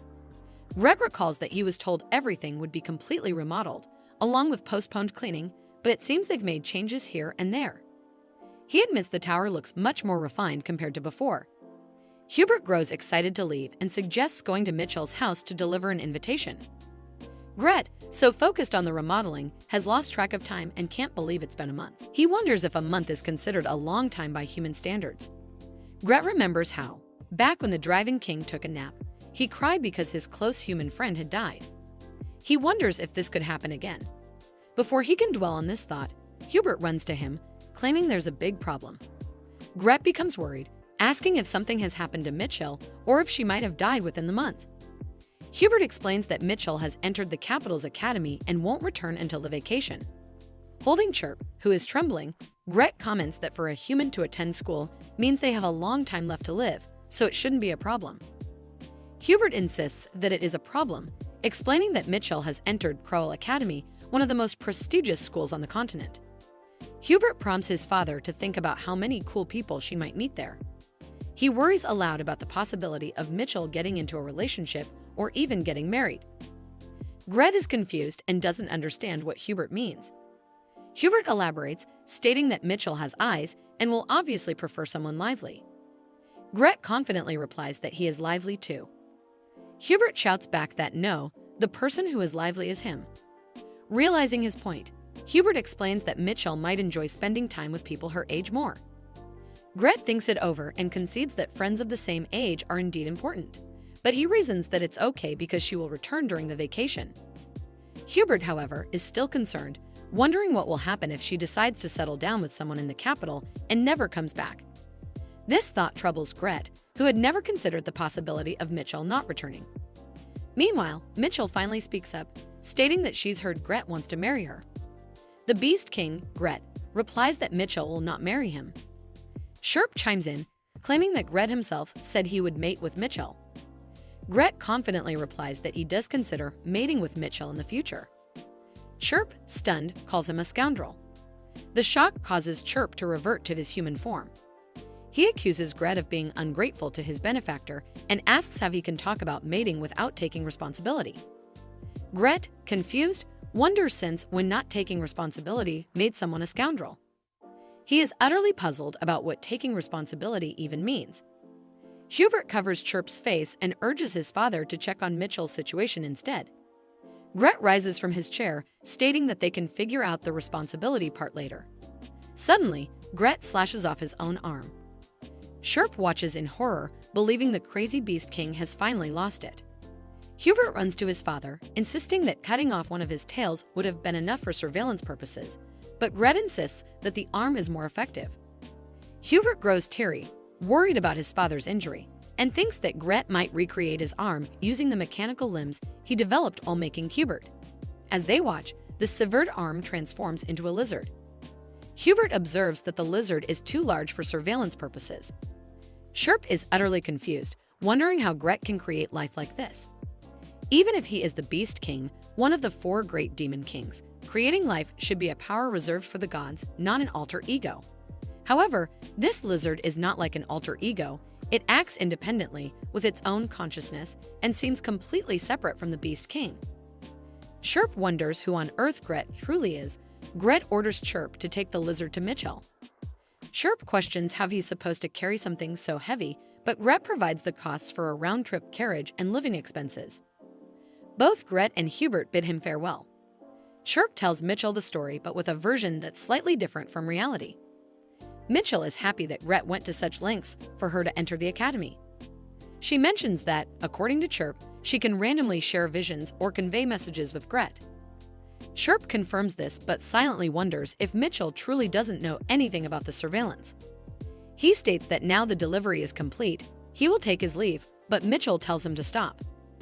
Narrowing her eyes, she accuses Chirp of rushing off suspiciously fast and wonders if he is hiding something from her. Chirp looks back and flinches.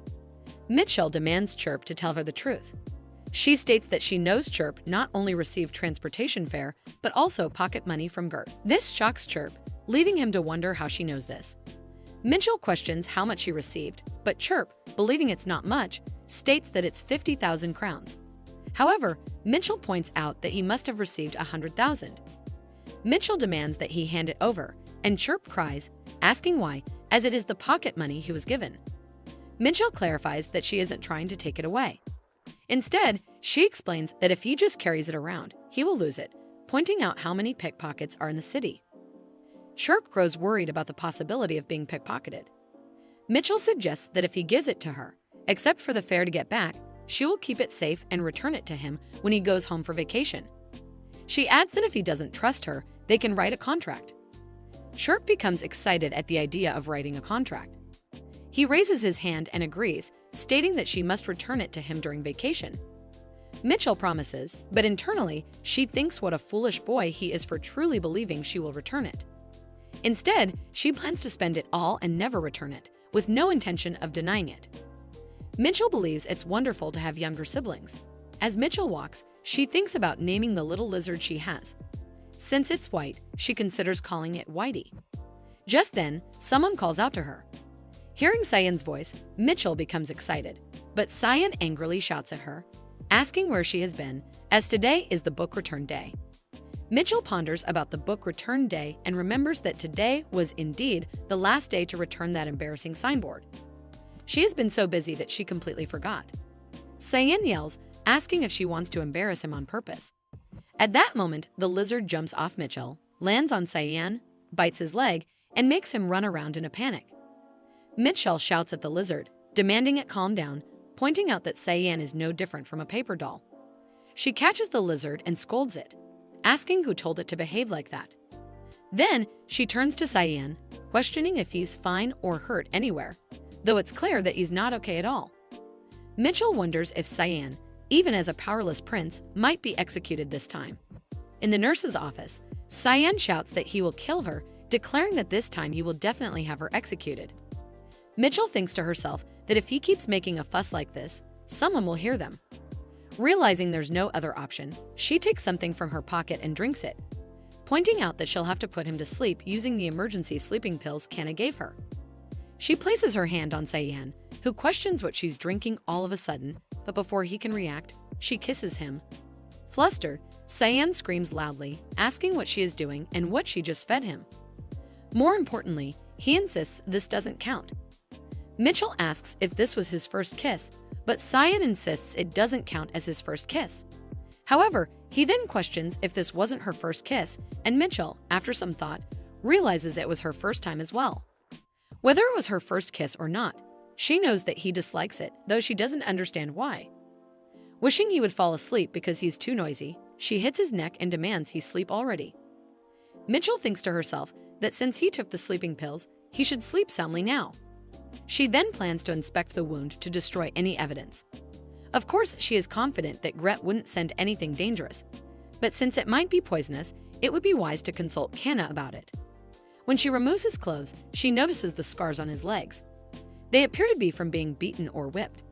The scars don't seem recent but rather old, and there are also burn marks in areas that aren't visible, along with traces of something that was cauterized and healed.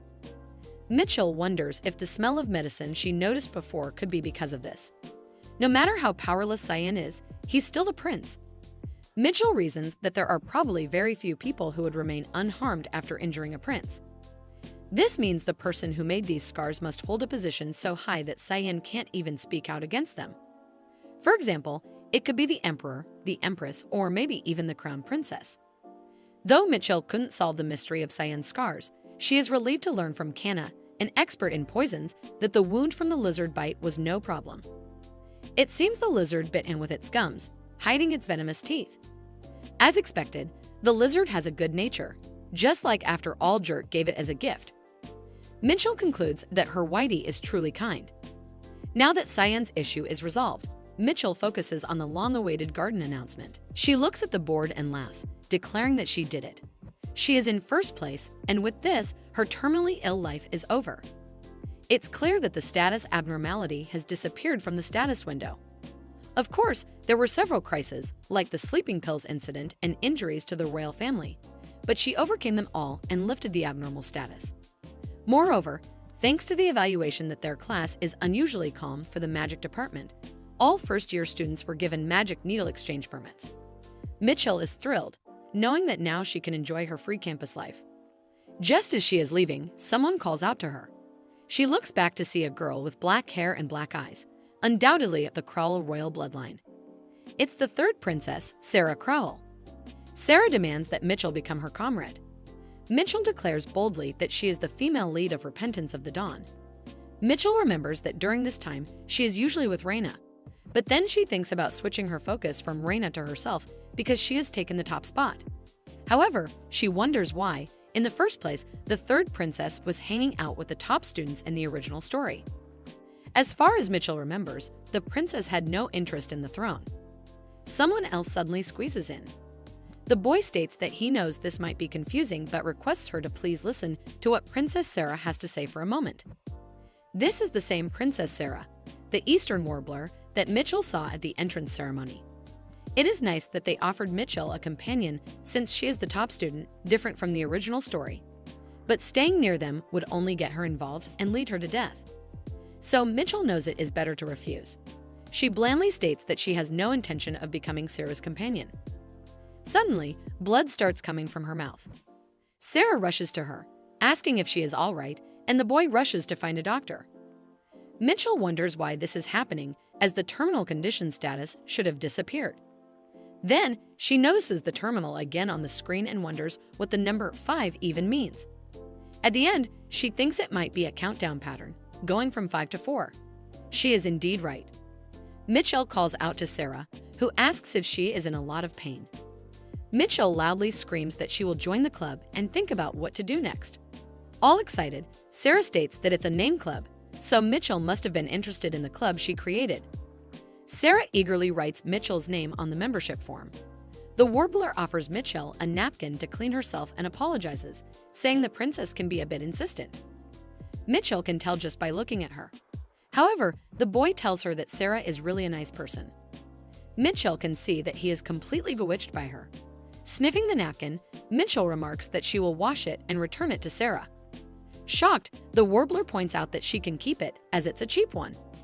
Mitchell is confused as to why the Warbler is bowing to her, but it makes sense.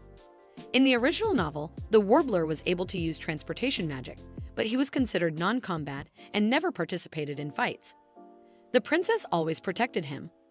When Mitchell bows to reject Sarah's offer, she is unable to bow properly. Still, Mitchell is confused as to why she is bowing to this common Eastern Warbler. She looks at him, determined to know what kind of creature he is. Anyway, since everything seems suspicious but she is already joined, she decides she might as well fulfill some of her own desires. Mitchell has a condition for joining the club.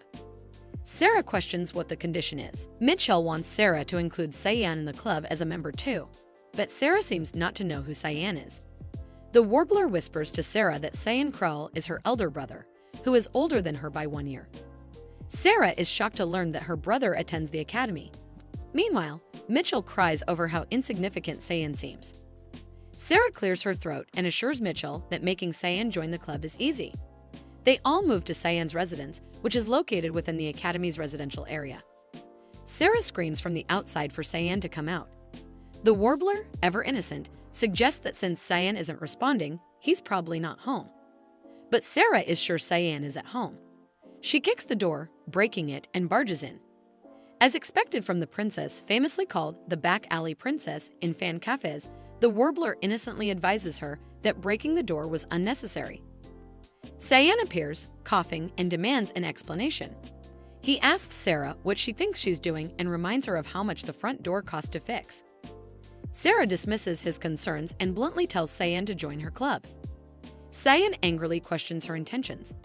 The Warbler, acting as a peacemaker, asks both the prince and princess to calm down. However, Cyan furiously snaps at him, questioning how a low person like him dares to interrupt. This makes Sarah twitch with anger.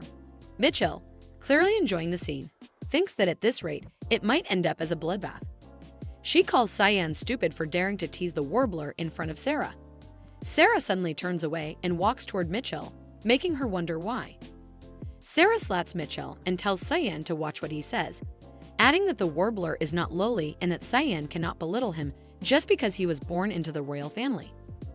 Cyan is furious and demands to know why Mitchell was dragged into this.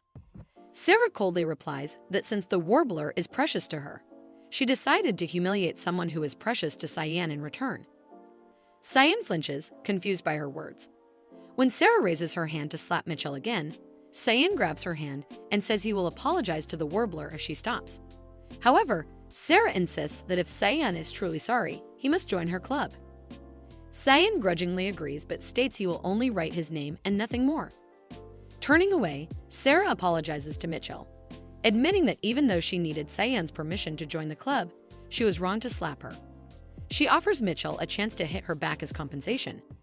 Mitchell is amused, wondering if Sarah realizes she is a princess. After all, who would dare hit a princess with full force? Still, Mitchell decides she will gladly do it. Warming up, she warns Sarah that she is strong and the slap will hurt. Sarah, prepared, reminds Mitchell that she hit her off guard, so the shock must have been greater. Mitchell slaps Sarah as hard as she was slapped. Cyan grabs Mitchell's hand, scolding her for not going easy. Sarah raises her hand and points out that there's still one hit left. Mitchell replies that it's fine. After all, Sarah is truly a princess. All swallowed by hits, Sarah announces that she will now go recruit other members and wishes Cyan and Mitchell a good time together. Cyan, visibly trembling with anger, shouts have a good time his ass and points Mitchell to get out of his house. Mitchell, the innocent female lead, gets kicked out of her lover's house. She wanted to explore Cyan's house more. Suddenly, a voice speaks, startling her. Mitchell wonders where this voice is coming from. It's Gret, who says it's been a long time since they last met. Mitchell recognizes Gret's voice but wonders how it's possible. She speculates that it might be the random functioning communication chirp mentioned before. Gret asks how she has been. She replies that she is doing well, has entered the magic department safely, and has become the top student. As expected, Gret informs her that the remodeling of the Beast Tower has been completed and asks her to make sure to visit. She agrees, saying she will come during vacation. Suddenly, Gret directs her to walk 50 meters in the 2 o'clock direction. Mitchell questions why, and Gret responds that there's someone he knows. Mitchell is confused, wondering who at the academy Gret could know. It was strange for Beats King to have an acquaintance in the academy. She ponders what kind of person they might be. The two walk together and reach the second dean's room. Mitchell wonders if the person Gret knows is Dean. Gret urges Mitchell to ring the bell, even though Mitchell doesn't want to be there under any circumstances. She reluctantly rings the bell and the image of the dean appears. He immediately questions what brings her there and promptly asks if she has finally chosen him as her advisor. Mitchell thinks to herself that this is something that will never happen in her lifetime. Mitchell, holding Gret, states that she has heard the dean and Gret know each other. The dean looks startled, and Mitchell wonders about the sudden change in his demeanor. The dean turns his face away, and Gret, in his lizard form, questions if the dean has no shame. The reaction reminds Mitchell of how the dean acted when they first met. The lizard jumps to the ground and tells Mitchell he will chat with the dean for a while. Mitchell grows concerned about whether she will be able to return home. Gret reassures her that he cannot return on his own, but Whitey can help her. Mitchell thinks to herself that Whitey is indeed very smart. Now that the communication permit has been issued, Mitchell decides to go for a walk before heading back. She enjoys her time alone for a while. The status window no longer shows a time limit condition, which allows Mitchell to attend school without any problems. Occasionally, when the communication line is clear, Mitchell talks with Gret and Hubert, enjoying a peaceful life. This is the campus life she always dreamed of, the ordinary college life. Walking on the school grounds, Mitchell hopes things will remain this way. During class, the teacher announces that today's practical combat class will be an exchange session with the Combat Techniques department. The Combat Techniques students step forward, mocking the Magic department students, saying they look boring and confidently claiming they will secure the top score this year as well. The magic department students retort that they won't lose this time. However, Mitchell seems uninterested. The combat techniques, students boast that their group includes the famous Northern Grand Duke, Eugene. Mitchell is shocked and turns around, wondering if the Northern Duke has really come forward. Eugene clarifies that he is not a Grand Duke but a Marquis, and his father is still alive. His classmates proudly exclaim if anyone has heard of him, referring to him as Killer Eugene. Eugene, embarrassed, insists he is not a killer but simply Eugene, the Northern Spear Duke. Eugene is a character from The Repentance of the Dawn. In the novel, he was heavily utilized on the battlefield, earning the title of Grand Duke of the North. He fought silently to protect his wife despite being exploited by the imperial family, but ultimately died a tragic death due to his sins. However, that event is far in the future. During his school days, Eugene does not hold the title of Grand Duke, but everyone naturally calls him that because he fits the image perfectly. Eugene is 190 centimeters tall, with hair as dark as the night sky and sharp red eyes that seem to bleed. His massive, solid chest and thighs appear ready to burst with muscle. His devoted nature and love for women make him extremely popular on fan sites. Mitchell never understood his popularity when she read about him, but seeing him in person, she thinks the combat techniques uniform suits him well. The way it clings to his sharp collarbones makes Mitchell involuntarily whistle. Grit, irritated, asks what is making Mitchell so excited. Startled, she replies aloud that it's fun to watch. Grit questions if she likes looking at fat men. Mitchell corrects him, saying it's not fat but muscles. Grit retorts that he has muscles too. Mitchell explains that while Grit's muscles are natural, Eugene's are built through hard work, making them completely different. Grit, feeling sad, mutters his disappointment. Mitchell wonders if Grit's mood is due to being suddenly summoned for communication and advises him to get some rest. Grit takes his leave and Mitchell tells Whitey they need to work on their timing. But Whitey seems disinterested.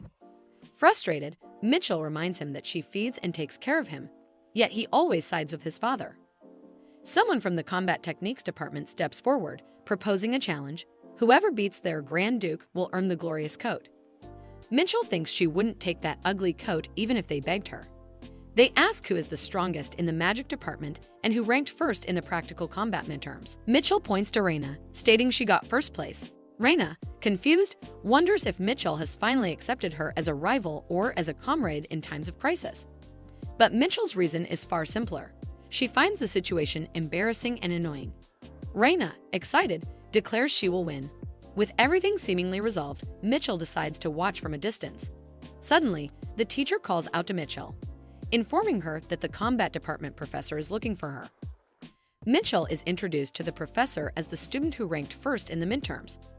The professor opens a briefcase and reveals a prototype gun from the magic workshop, boasting that it could sell for millions. She asks Mitchell to imbue the bullets with magic. Mitchell refuses, explaining that doing so would leave her coughing blood for an entire week. The professor sighs and says if it's that difficult, there's no helping it. However, as the professor prepares to leave, she casually mentions that the gun is worth $100 million. Swayed by the money, Mitchell reluctantly agrees, even if it means coughing blood. She locks the deal and starts the task, soon coughing blood as predicted. She regrets her decision, thinking she will die at this rate, but consoles herself that the money was too good to pass up. More importantly, Mitchell is relieved there's no news from Sarah. She was worried about joining a club full of incidents, but it seems Princess Sarah and her aide are attending school without issues. In the original story, they would have been caught up in a dangerous dungeon by now. Suddenly, Mitchell hears a familiar sound. She believes it can't be happening and scolds herself for thinking something bad would happen, calling it too cliché. However, the status screen updates, showing Dawn has updated. Dr. Bruno's secret dungeon must be cleared or she will die. Trembling with anger, Mitchell screams in frustration, wondering if she will ever get a moment to rest. Dr. Bruno's secret dungeon in the original story is first encountered by the princess and her party while searching for the clubroom. In their attempt to locate the secret laboratory inside, they face death multiple times. One might assume, as with any dungeon, that they must battle monsters. However, this dungeon is unlike any other. There are no monsters, not a single one, because the dungeon is meant to house forbidden books, and these books must remain undamaged. Releasing monsters would risk destroying the books. So the real question arises, how does this dungeon protect the books from intruders? The answer lies in the countless traps and the maze that lines the path. Artifacts cause confusion while interfering with skills, and the environment itself is inhospitable, offering not even a drop of water. It is truly a setting designed for survival battles. The main characters consider these episodes more dreadful than the scene where they fought the Demon King. Voluntarily entering such a dungeon seems unbearable. Yet, here we are. Mitchell, having meticulously packed bottled water, food, antibodies, and other essentials, is perfectly prepared for the challenge. She has successfully completed the professor's assignment and decides that the weekend is the perfect time to enter the dungeon. Since there was no mention of needing multiple people to conquer it, Mitchell resolves to go alone, clear the dungeon, and return. At the former School of Magic Dean's laboratory, Mitchell stands at the entrance. She knows the lab has been abandoned for over 10 years since the previous dean was imprisoned as a political criminal. Just looking at it gives the impression that ghosts might appear. There is a reason this sinister place hasn't been demolished and remains untouched. Whenever attempts were made to demolish the building, people went missing. It's believed they were warped into the dungeon while inspecting the dean's office. If the disappearances were the only problem, that would be one thing. However, the real issue is that those who vanished returned alive but completely changed. Once, an entire demolition crew disappeared as a group, only to return suddenly as radical social activists. These sudden disappearances and drastic personality changes have led to the lab being abandoned and considered haunted. Mitchell, fully aware of the whole story, steps into the dean's office. She suspects the princess may have accidentally triggered an artifact, leading to this whole ordeal. Frustrated, Mitchell breaks a window and demands for it to come forward. In a fit of stress relief, she decides to smash everything, muttering to herself about where the artifact might be and what she should break next. Suddenly, Mitchell hears a voice. Someone from the other side yells. Confused, Mitchell wonders who could be there. Sarah, on the other side, slams the door and demands to know what's happening. Mitchell is baffled as to why the princess is here. She hadn't expected anyone to come looking for a clubroom until now, and of all times, why today? Frustrated, Mitchell yells at the princess not to come any closer, but it's too late. Sarah has already punched through the wall. A piece from the wall falls behind Mitchell and lands on a hidden button.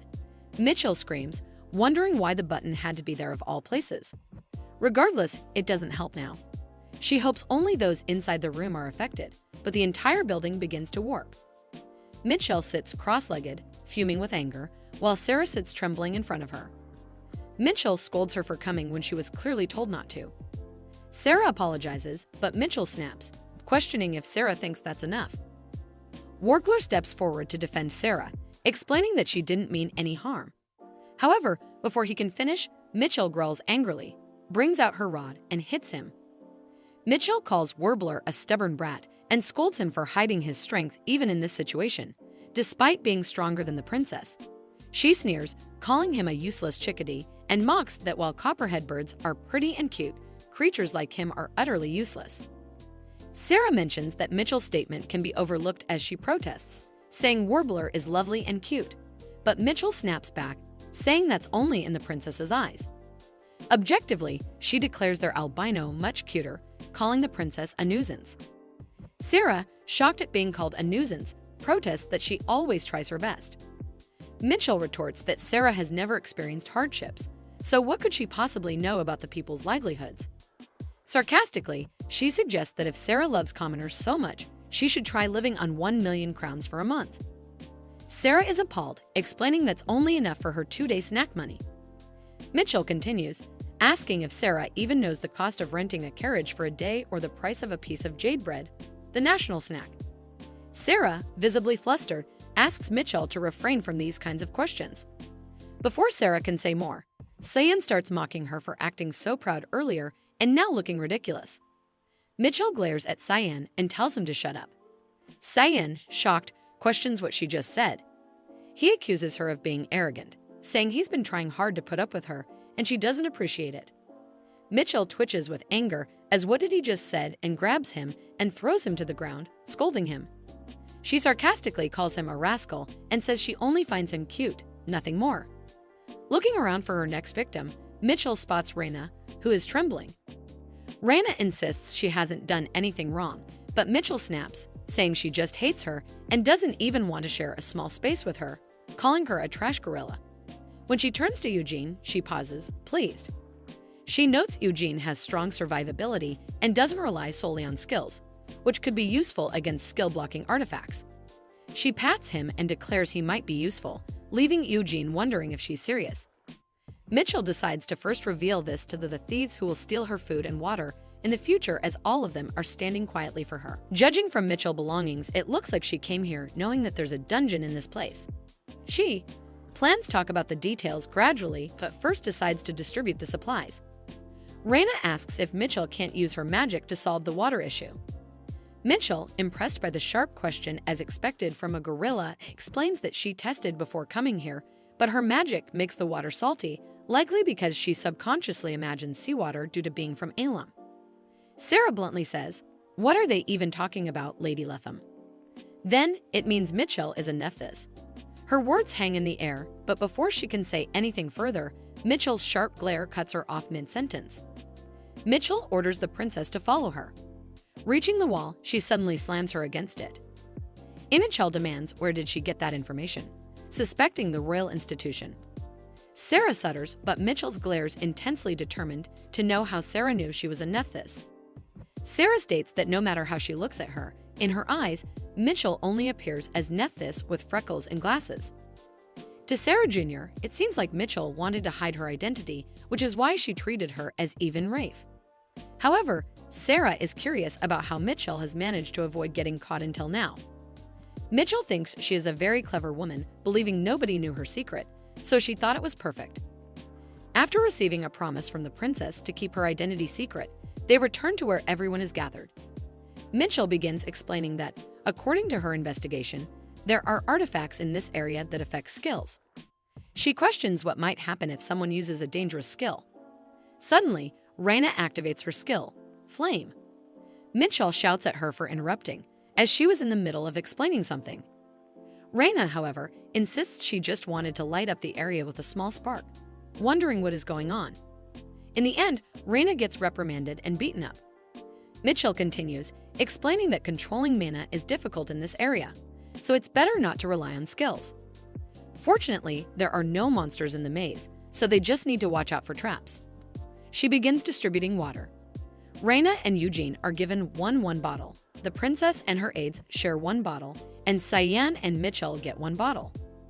Cyan screams in frustration, questioning why Raina and Eugene get a whole bottle individually while he and Mitchell have to share one.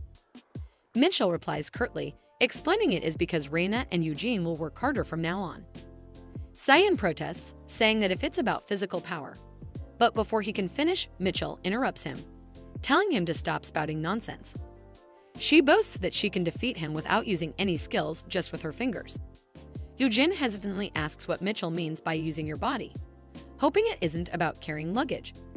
Mitchell explains their roles. She will draw a map of the paths they've taken so far, while Eugene and Raina are to stand at the front and protect the food and water for her. Eugene questions why they need to protect her when there are no monsters around. Realizing it's a trap, he exclaims in disbelief that using their body means they'll be her meat shields. Eugene and Raina immediately run for their lives, with Raina calling Mitchell a crazy woman. Mitchell justifies their task, stating that they need to pay for having a bottle of water to themselves. Cyan whispers to Mitchell, suggesting that he thinks half a bottle of water might be enough for him and that he can even go without drinking for a day. Seeing how quickly he changes his tune, Mitchell finds it amusing and cute. After some time, Eugene and Raina, tired from running, return. Mitchell praises them, calling them well-done meat, but quickly corrects herself, referring to them as leaders. She then explains the next step, closing the valve at the end of the corridor to stop the traps. This, she says, is how they'll be able to cross it safely. At the crossroads, Raina offers to take the lead, telling Eugene to rest this time. Mitchell watches Raina and muses that she is a loyal kid for taking the lead, thinking she has indeed chosen the right meat shield. Raina decides to start with the right path, but something begins falling like rain. When Raina extends her arm forward, her blazer gets a hole burned into it. Sarah points out that it seems to be a powerful acid. Her aide believes they won't be able to proceed. Mitchell notices they are saying the same thing as described in the novel she read. The corridor reacts to impacts on the walls and floors, releasing sulfuric acid rain. Because of this, the original team had no choice but to take the left path and wander for over a day before discovering that the valve controlling the acid rain was at the end of the right passage. This made the right path the shortest route to the destination.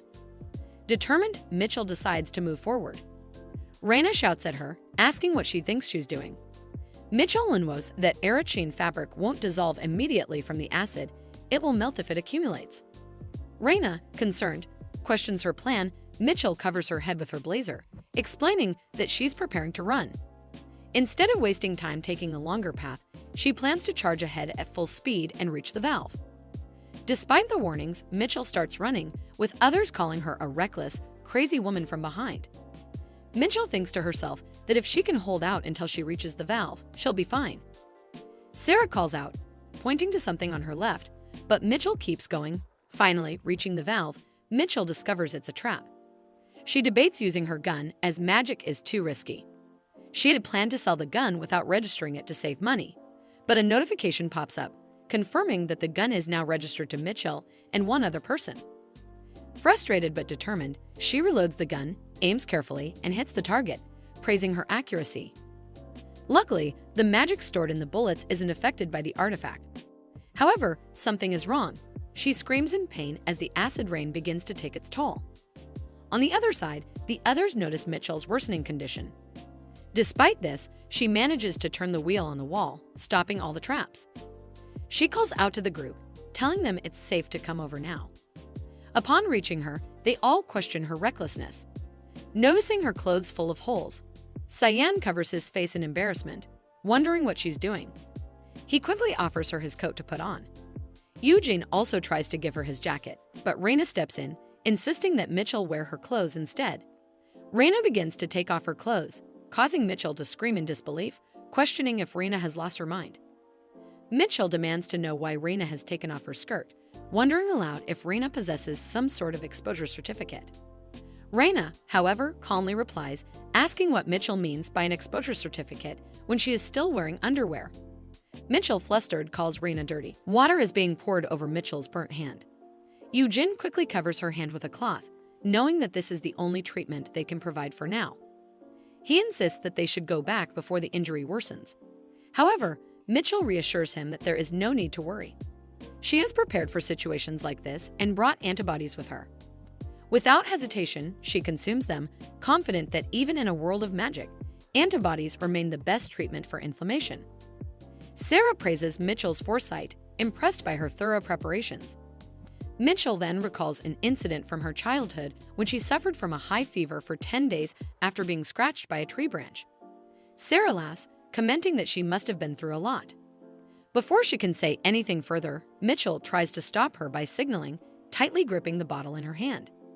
Cyan immediately yells at her for wasting their precious supply, while Sarah, panicked, gives a thumbs up, calling Mitchell their ace member. Mictel thinks to herself that Sarah was just about to call her Nephthys mad dog. They all continue moving further into the cave. After some time, Mitchell turns around, noting that they have traveled quite a distance. Deciding to take a break, she questions Eugene about his injury. Eugene dismisses her concern, stating that he is used to getting hurt. However, Mitchell finds it hard to believe that he was struck by an arrow in the leg and is still acting so composed. She acknowledges that it is expected from the Northern Duke, who has spent his entire life on the battlefield. Mitchell brings out food, knowing that everyone must be hungry. Eugene looks displeased as he points out that they are eating military rations. It is not surprising, considering his background, that he recognizes it at first glance. He then angrily states that taking military food out of the base is against the law.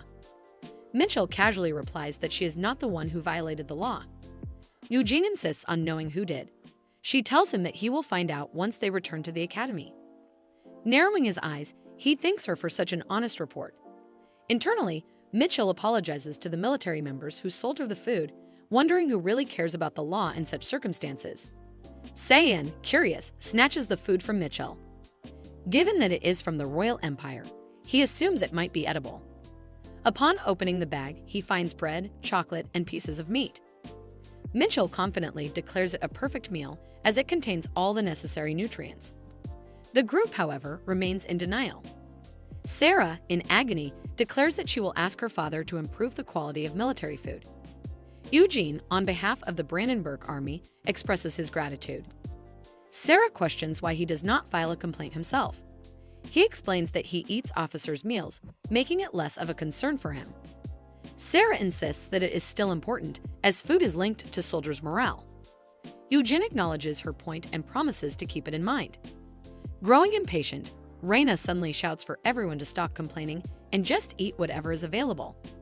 She declares that the first person to eat is the master. Like a spoiled noble, Cyan sniffs the meat box and complains about its smell, questioning whether it is even real food. This catches Raina's attention.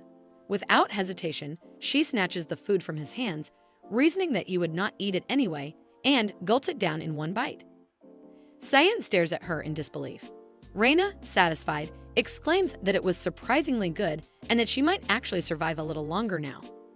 Mitchell watches, feeling slightly depressed at the sight of her monstrous roommate devouring the food. Seeing Cyan in shock after having his meal stolen, she suggests that he at least eat the chocolate, as it seems edible. Reluctantly, he starts eating, resembling a child being forced to finish his meal. Mitchell observes him with soft eyes, wondering how he can eat so pitifully, as if he is walking down a long, dark hallway. Annoyed by her gaze, Cyan glares at why is she looking at him like that.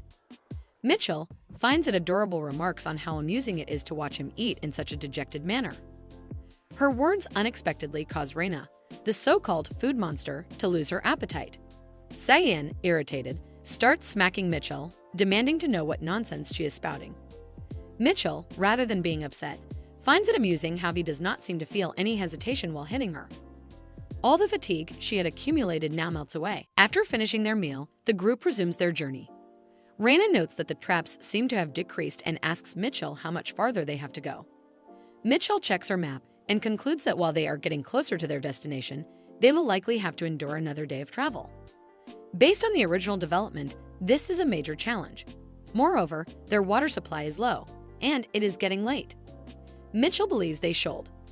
Suddenly, Sarah interrupts, telling them to wait. Her aide, concerned, asks what is wrong. Sarah explains that she hears the sound of water nearby. Mitchell is confused what she means by water sound, but then suddenly remembers something from the novel. Sarah had said the same thing before. Could this be the female lead's privilege at work? Sarah's intuition appears to be advancing the story. In any case, the main characters always seem to appear at the right time. They truly are like perfectly placed bombs, destined to push the narrative forward. The main character couple is indeed remarkable. Sarah, determined, starts knocking on the walls, searching for the hidden source of water. After a few knocks, she becomes certain there must be a space with water behind this wall. She orders everyone to step back, preparing to break through, activating her double pole skill. Mitchell, curious, wonders what skill Sarah is about to use. Until now, she had assumed Sarah relied on sheer strength. However, she suddenly recalls a crucial detail. If they use a skill here, the artifact might interfere with its activation. Meanwhile, Sarah clenches her fist and punches the wall, only for nothing to happen. She cries out in pain, while Mitchell, from behind, hurriedly warns her not to rush. Sarah insists that she knows what she is doing.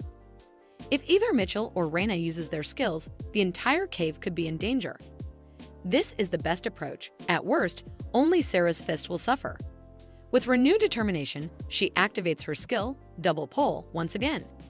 She punches the wall repeatedly, even as her aide looks on with concern.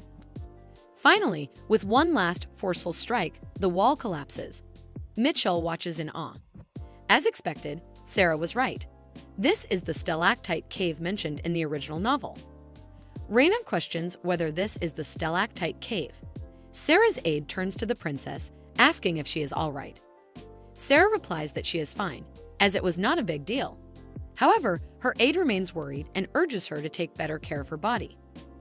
Sarah, with pride, insists that she is neither the emperor nor the official crown princess, so she does not believe she has the luxury to spare her body. Rather, she exists to uphold the nobility of the royal family. She firmly believes that those who stand above all must be willing to face death for the sake of the people and the nation. Mitchell observes Sarah, knowing that she was always this kind of person in the novel. She deeply respects Sarah's commitment to upholding that belief. However, this also makes her think that the princess's extreme dedication is a problem. It is even said that Sarah's aide cannot stop taking stomach medicine because of the stress caused by her reckless behavior. But ultimately, that is the fate of Ammon characters. Meanwhile, Cyan, who has been lagging behind, suddenly rushes forward in excitement upon seeing water. Without hesitation, he pushes Mitchell aside in an attempt to reach it. However, before he can drink, Mitchell makes him slip and fall, stopping him. She explains that directly drinking the water can cause stomach problems and that they need to filter it first using clean clothes.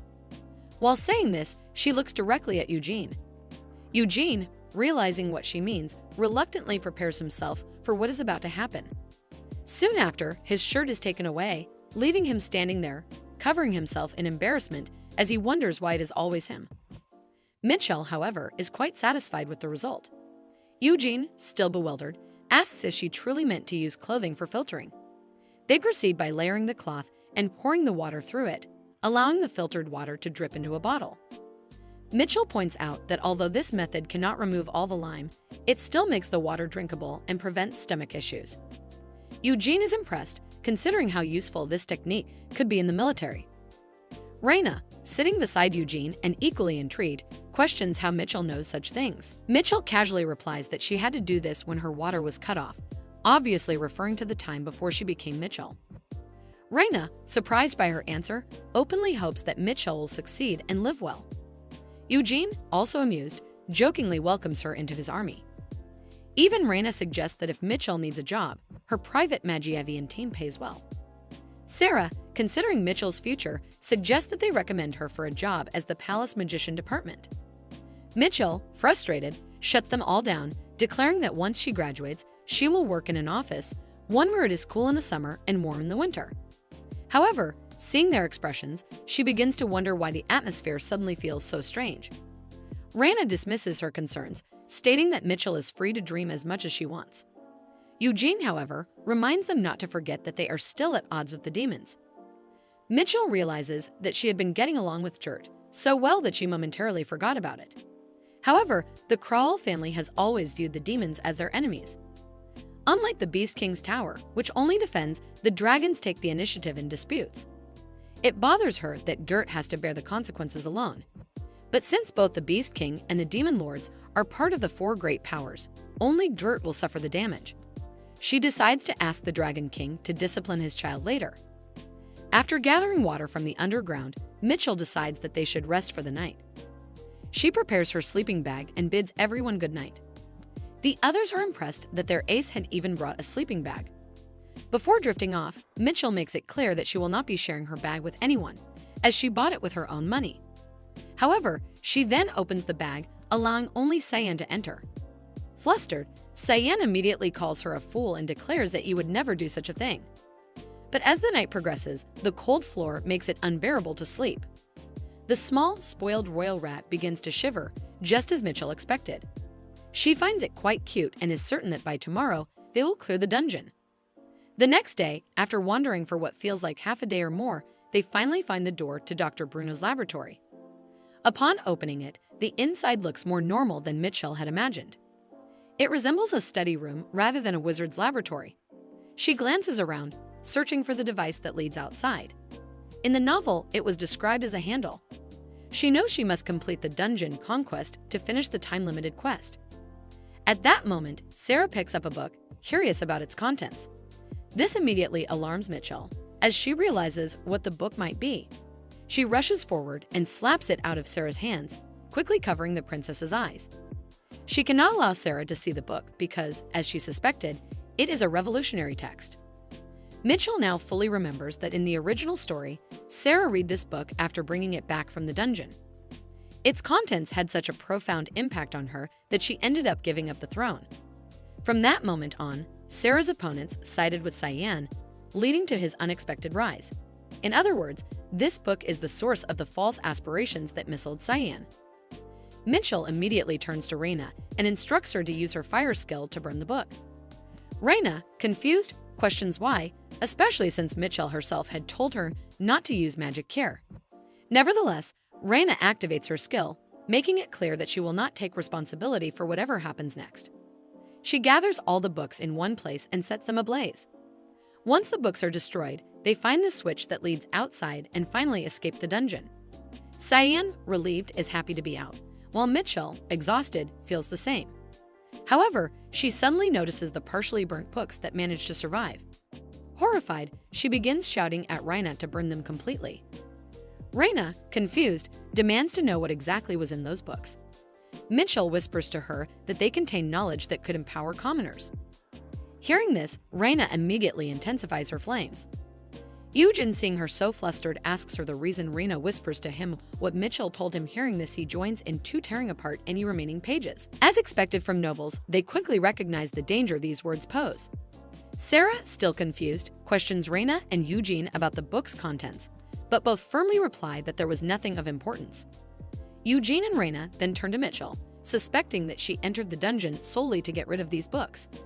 They remark that this is what true nobility looks like.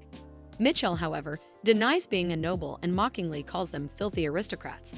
Reina, shamelessly, accepts the insult, stating that most wizards align with nobility anyway. In reality, Mitchell had entered the dungeon simply because of the time-limited quest. However, since everyone now seems to have come to their own conclusions about her motives, she decides to go along with it. After safely escaping, they all receive treatment together in the infirmary. Sarah calls in her personal physician and a dedicated healer. Finally, Mitchell is left alone in bed, only to have the system screen appear before her again. Annoyed, she wonders why she barely had any time to rest before another notification appeared.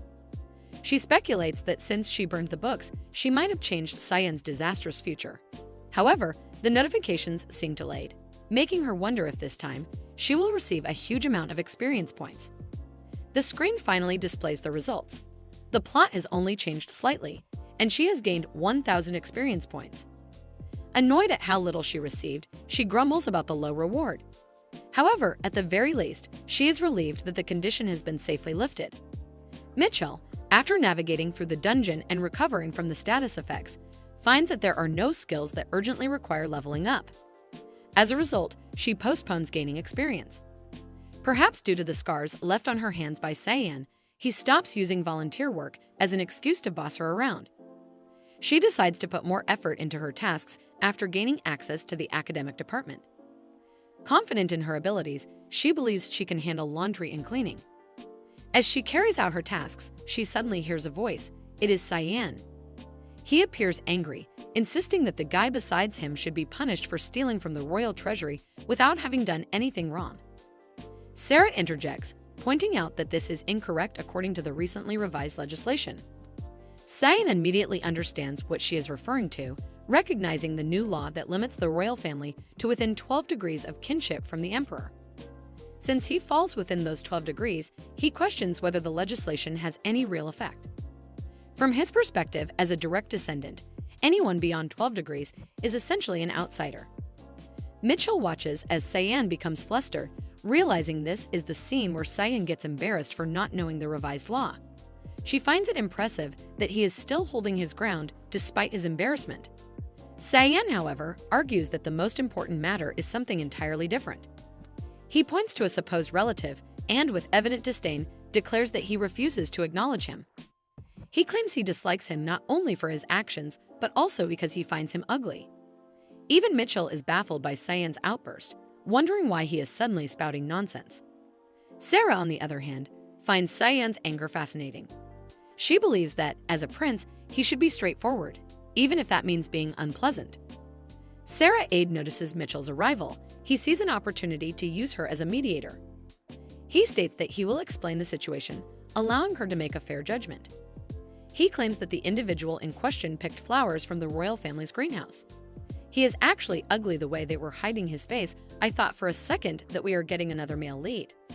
Without hearing the entire explanation, Mitchell immediately declares the individual guilty and agrees with Cyan. Cyan, feeling validated, is pleased by her judgment while Sarah grabs her hair in frustration.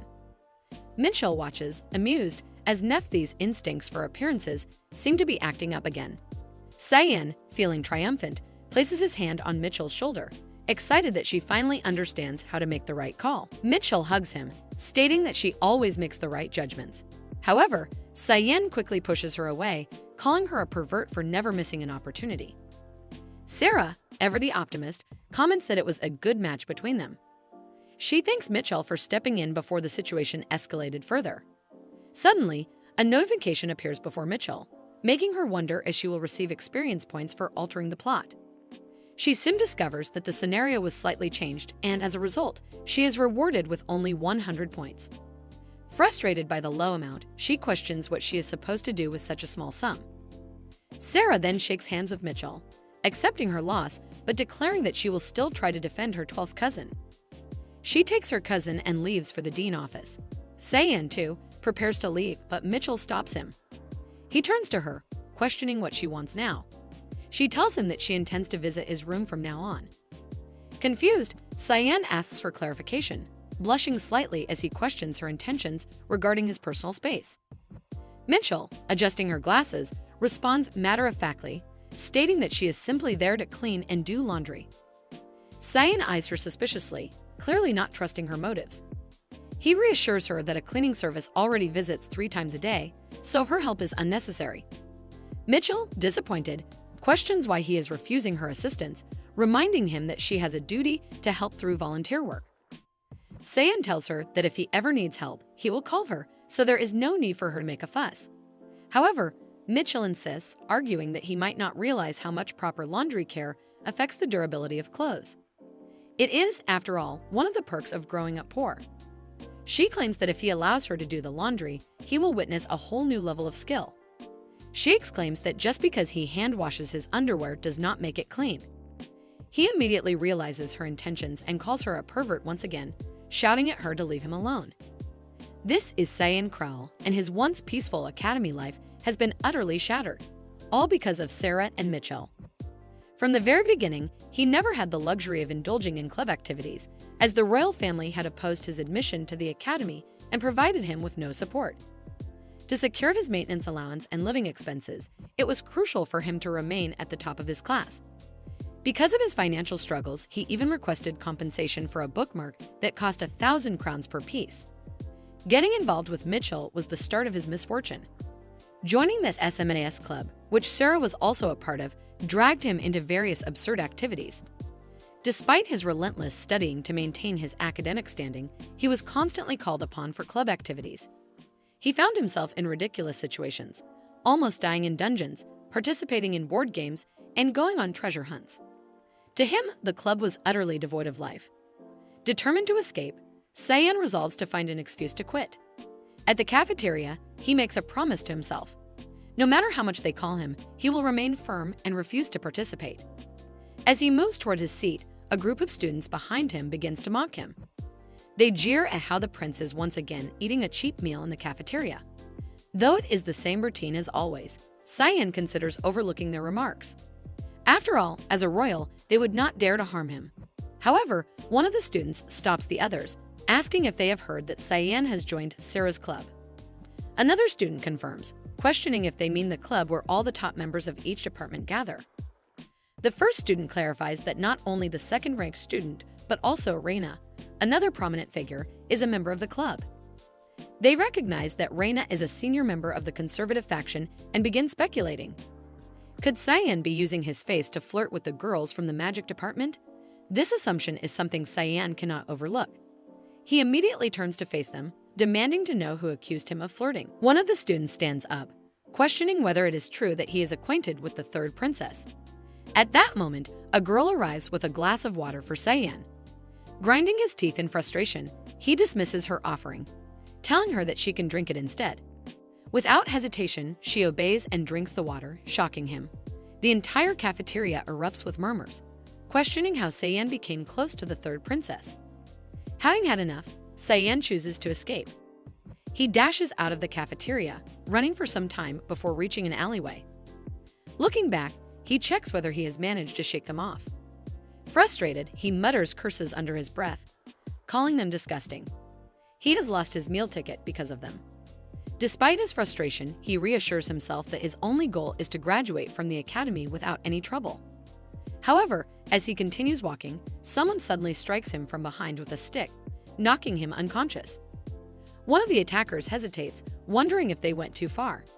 Another dismisses the concern, stating that Cyan is merely a royal by name. They confidently claim to have a true royal family member on their side, none other than the 12th cousin. This 12th cousin seemed fishy to me from the start. Cyan, a prince with an attitude, faces a harsh reality.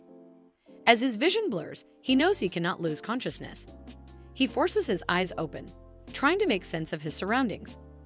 Blood is everywhere, not just from his head, but from his entire body, leading him to wonder if his captors took out their frustrations on him while he was unconscious. He struggles to stand and reaches for the door, but it does not open. Desperation takes hold as he starts kicking it in frustration. He clenches his fists, reminded of how effortlessly Sarah would have been able to open it with a single kick. Yet, he finds himself powerless, unable to escape on his own. Self-loathing consumes him as he realizes that, aside from his royal blood, he has no useful skills or strength. His title means nothing when there is no one to assist him in times like these. Disgusted with himself, he recognizes that failing to resolve this situation will only give the Academy grounds to consider him unsafe.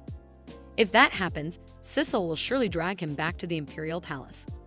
Cecil, the crown princess of the Kroll Empire, his full-blood sister. A memory of a past event involving her threatens to surface, but he quickly suppresses it. He has no desire to see her, for she is the very reason he left the palace. Just as despair begins to creep in, a voice calls out, asking if he is there. He immediately recognizes it as Mitchell's. Confusion takes hold. How does she know he is here? The door remains stubbornly shut as he struggles with it, while she instructs him to step aside. A moment later, Mitchell uses her ice ability to break open the door. Standing before him, she announces that she has finally found him. Meanwhile, Cyan, battered and exhausted, remains seated on the floor like a female protagonist who is waiting for her love to come and save her. Mitchell extends a hand toward him, asking if he is all right. Hesitantly, he reaches for her hand, his voice barely above a whisper as he calls her name. She raises an eyebrow, noticing his watery eyes, and remarks that there is no need for him to cry alone in a corner. If he must cry, he can do so in front of her. After all, she has already missed an important event. Cyan, flustered, immediately denies that he is crying. Innocently, Mitchell tilts her head and questions whether the liquid in his eyes is simply from a runny nose. Enraged, he shouts at her, calling her a crazy woman. Mitchell merely smirks, unfazed by his words. She knows he never speaks kindly, not because of his personality alone, but because of who he is, a bad-tempered country boy with dry, unkempt pigtails and freckles scattered across his face. From any angle, he is rough and unrefined. He hesitates, trying to form a coherent thought about volunteering. Catching on to his unspoken words, Mitchell immediately questions whether he intends to make her work more or cut her hours. Finally, after much hesitation, he mutters that if she wants to come to his house to clean, she can, but if she does not want to, that is entirely up to her. However, before he can clarify, Mitchell abruptly rushes outside. He barely has time to react before she is gone, leaving him to wonder why she is always in such a hurry. But it is already too late. He resigns himself to the fact that she might come another day. Not that it matters if she does, he can simply take her there himself. At Cyan's house, he leads Mitchell to the reception room, instructing her to wait there while he steps away. Mitchell, however, asks for permission to explore the dressing room.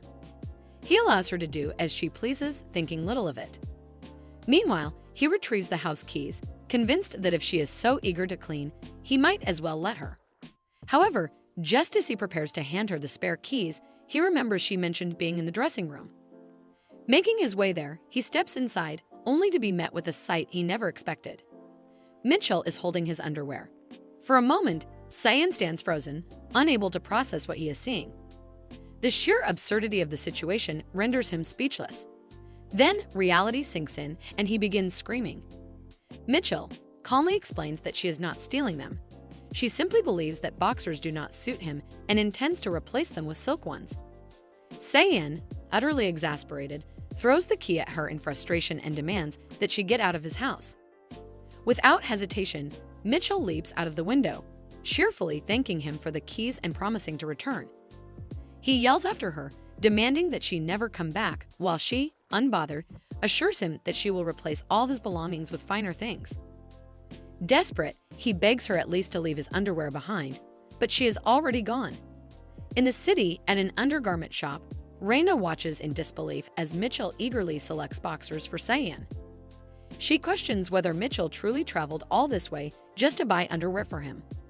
Mitchell, undeterred, explains that now that she has permission to go out, she intends to enjoy it. She really have a unique taste of enjoying. Kana notes that the boxers seem a little too sexy. Mitchell dismisses the concern, insisting that they will suit Cyan's erotic face. Reina, now even more bewildered, questions whether the prince would actually appreciate such a gift. Mitchell urges her companions to imagine a tall man with long, unbound black hair, wearing nothing but snug black boxers and a robe. Now that Reina envisions it, she finds it difficult to see anything else. Mitchell further remarks that the natural red under Cyan's eyes makes him look cursed. Kana, who has been silently observing the exchange, stands dumbfounded, struggling to comprehend their conversation. Reina shifts the topic, recalling that just the day before, Mitchell had been making a fuss about wanting to kill royalty because of Cyan. As Reina continues to process the situation, she inquires whether Mitchell even has the money to make these purchases. Mitchell shamelessly asks Reina to lend her some. Brimming with excitement, she declares that she will grant the privilege of using her best friend's magic department card.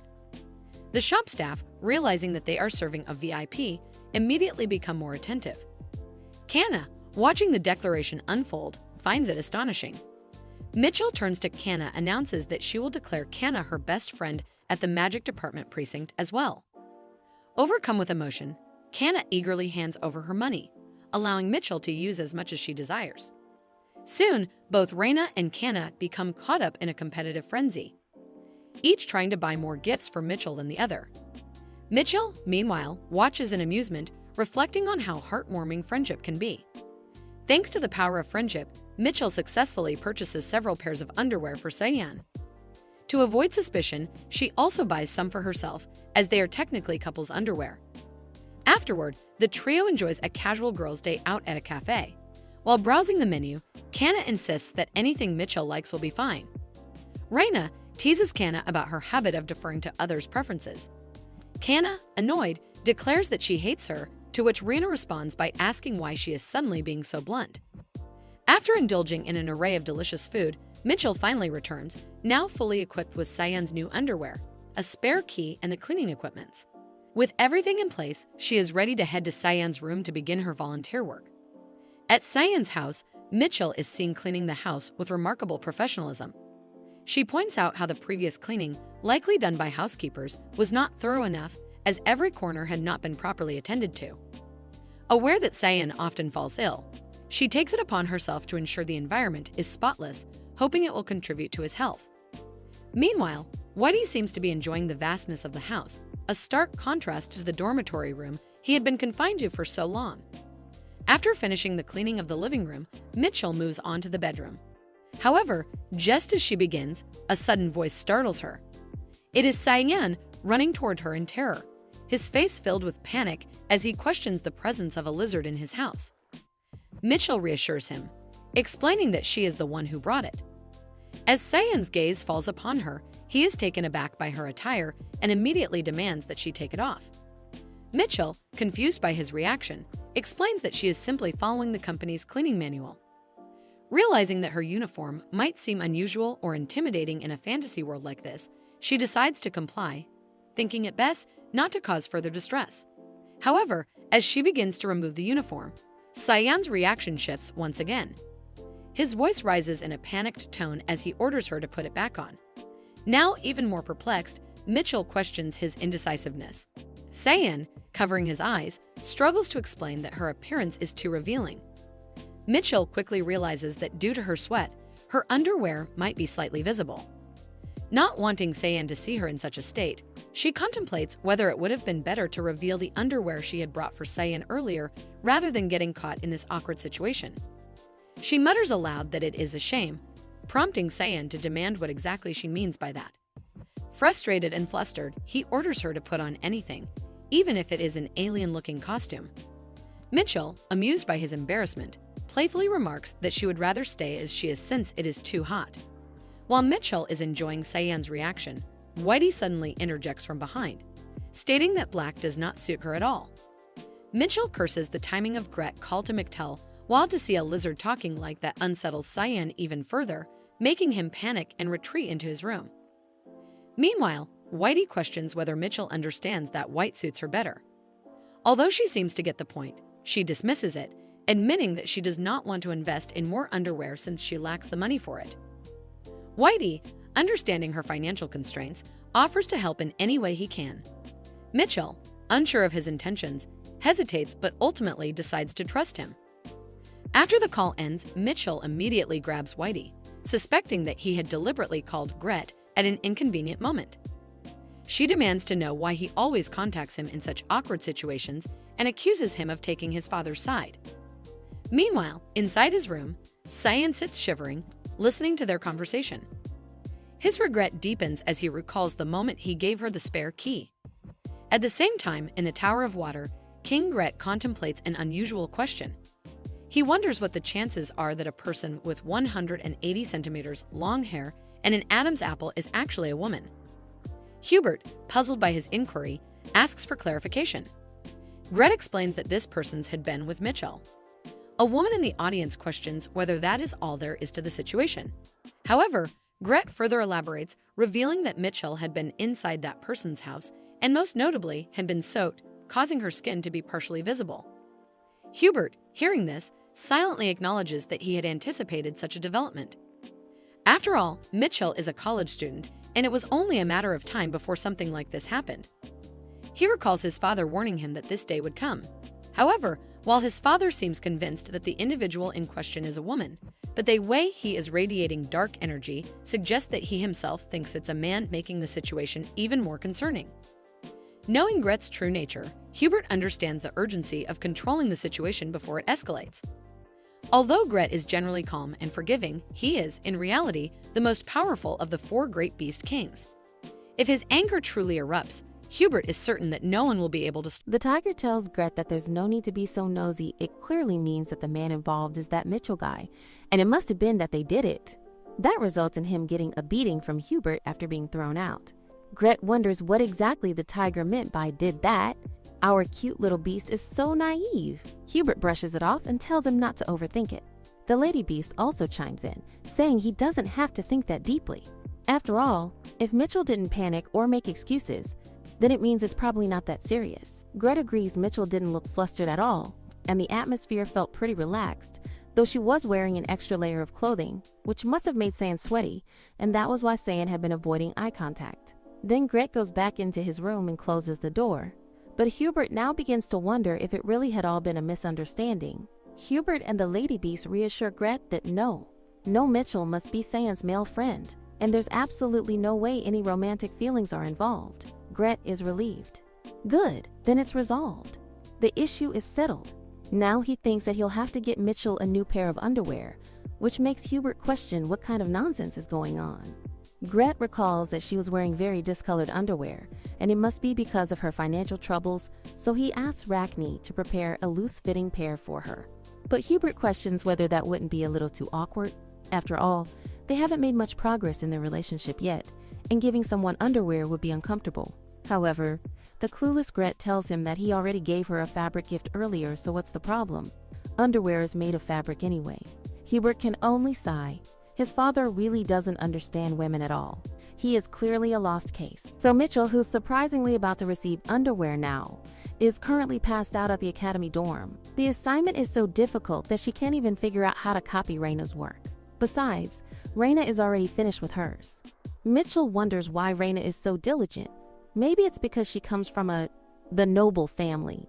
But then again, Mitchell herself is from a noble family too, though she has no memory of the real Mitchell ever studying. All she remembers is the impact of books being slammed into others' faces. She figures that as long as she doesn't fail, it's fine if she doesn't hit the title limit. She can forget about the assignment for now and go get a late-night snack. But just then, she receives another system alert this time, titled Death Upon Death. She's not even surprised anymore. Sarah, the female lead, won't die, not yet. The author might choose to kill her off eventually, but not at this early stage. Of course, there was an incident around this point in the original novel, and it wouldn't be a big deal to just ignore it. But she realizes that this time, Reina is going to be the target. And while Reina isn't the type to die easily either, she is going to face some hardships for now.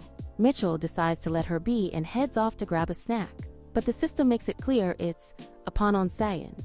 She immediately knows that the system is doing this because she ignored its first warning. Now, with no other choice left, she has to go make sure Cyan is safe. She is out now, even though it's late at night. Still, the capital's night market feels unusually bustling. She needs to find Cyan.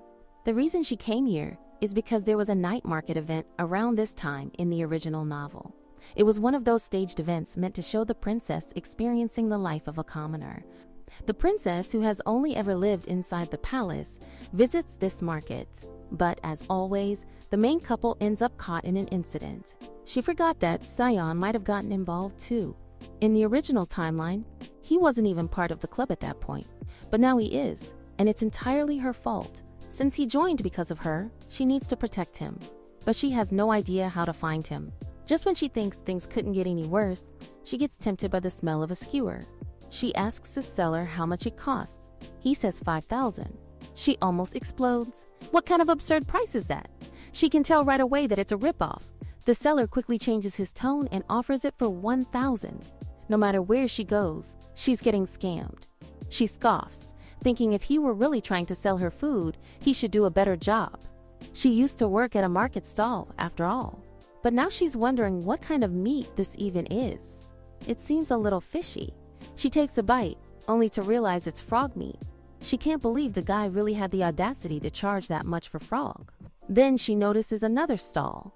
This one's selling something that looks like deep-fried starfish. It doesn't look particularly appetizing, but her curiosity wins. The lady vendor tells her it's 3,000. Mitchell deadpans, asking if the woman has a death wish. The vendor quickly drops the price, okay, only 500. She eats it and finds it's actually fried loofah. She concludes that, indeed, they're selling absolutely anything here. After a brief moment of eating, she remembers that she's here to find Sanin. Snapping out of it, she leaps up to a high balcony to get a better view of the crowd. Somewhere out there, there's commotion. In the original story, the protagonist visits the night market and encounters a group of thugs. Of course, Sarah takes them down without much trouble. But Cyan is delicate. He might get hurt. She really can't ignore it. She just needs to find where the fight is happening. She spots the disturbance. A crowd is gathered, clearly surrounding a brawl. It's time for her to show off her skill. With precise aim, she throws her weight into the jump, managing to separate the thugs and Sarah. The recoil from her magic slows her fall, and she lands perfectly. She's honestly impressed by herself for pulling off this superhuman landing. But she doesn't waste time celebrating. She needs to protect Cyan. She turns around, only to see it's not Sarah, it's some unfamiliar lady. Now she's wondering if she came to the wrong place. Where are Sarah and her group? But judging from the chaos, it turns out that the people she thought were thugs are actually Sarah and her team. Sarah's aide tries to reassure her, saying he's fine. But Sarah yells at the woman, accusing her of bumping into him and ruining his clothes. She reminds the woman that their uniforms are very expensive. Mitchell doesn't want to get involved, but then again, she needs to join the princess's team. Also, the lady seems to be a commoner. There's no need to help her. But the woman suddenly grabs Mitchell's hand and pleads for help. Then she throws a wad of cash into Mitchell's pocket. The amount looks like $1 million. With that much money, she really does need to earn it. She starts yelling at the group to stop and go back to the academy. She even calls them thugs. They're all shocked to see her change so drastically after being paid. Mitchell is really a mood. Reina gets all excited, ready to have a good match with Mitchell. Mitchell scoffs and says she's fully in, planning to fight and then take Cyan away from them. But then she remembers where is Cyan. She asks the group where he is. They all freeze. Panic spreads as they realize the invisible prince isn't with them. He's usually so unnoticeable that they didn't even realize he was missing. Mitchell knows this won't do. She needs to find him, and now they're all going to help her. But the lady grabs her hand again, asking how she can do this just for money. Still, for that woman, this is a great experience. She's been waiting for this day for so long.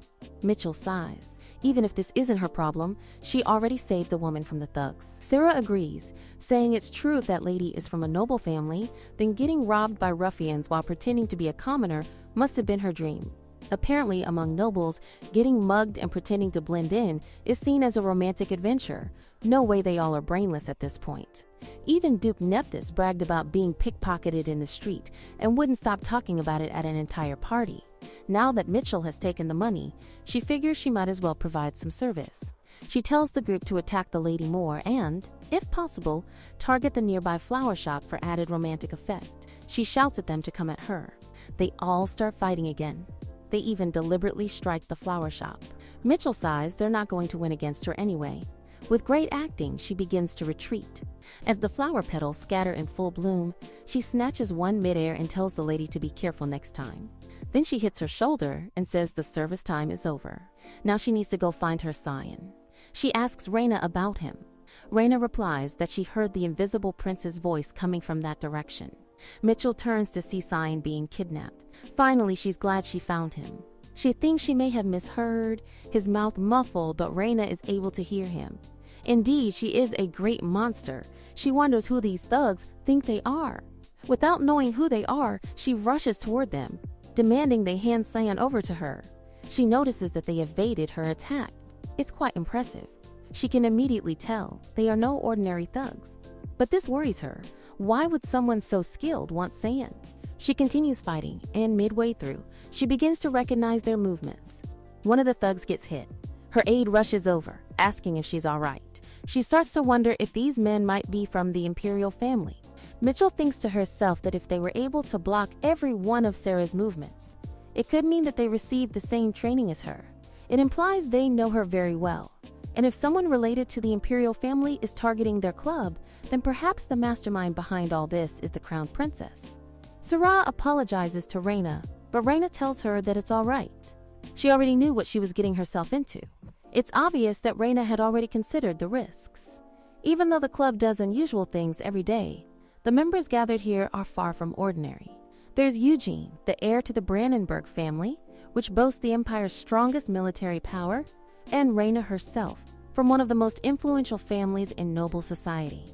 Even though Eugene might be at the top of the combat technique department, the fact that they recruited Raina, who ranks second in the mage department, means that Raina is necessary for the crown princess's goals.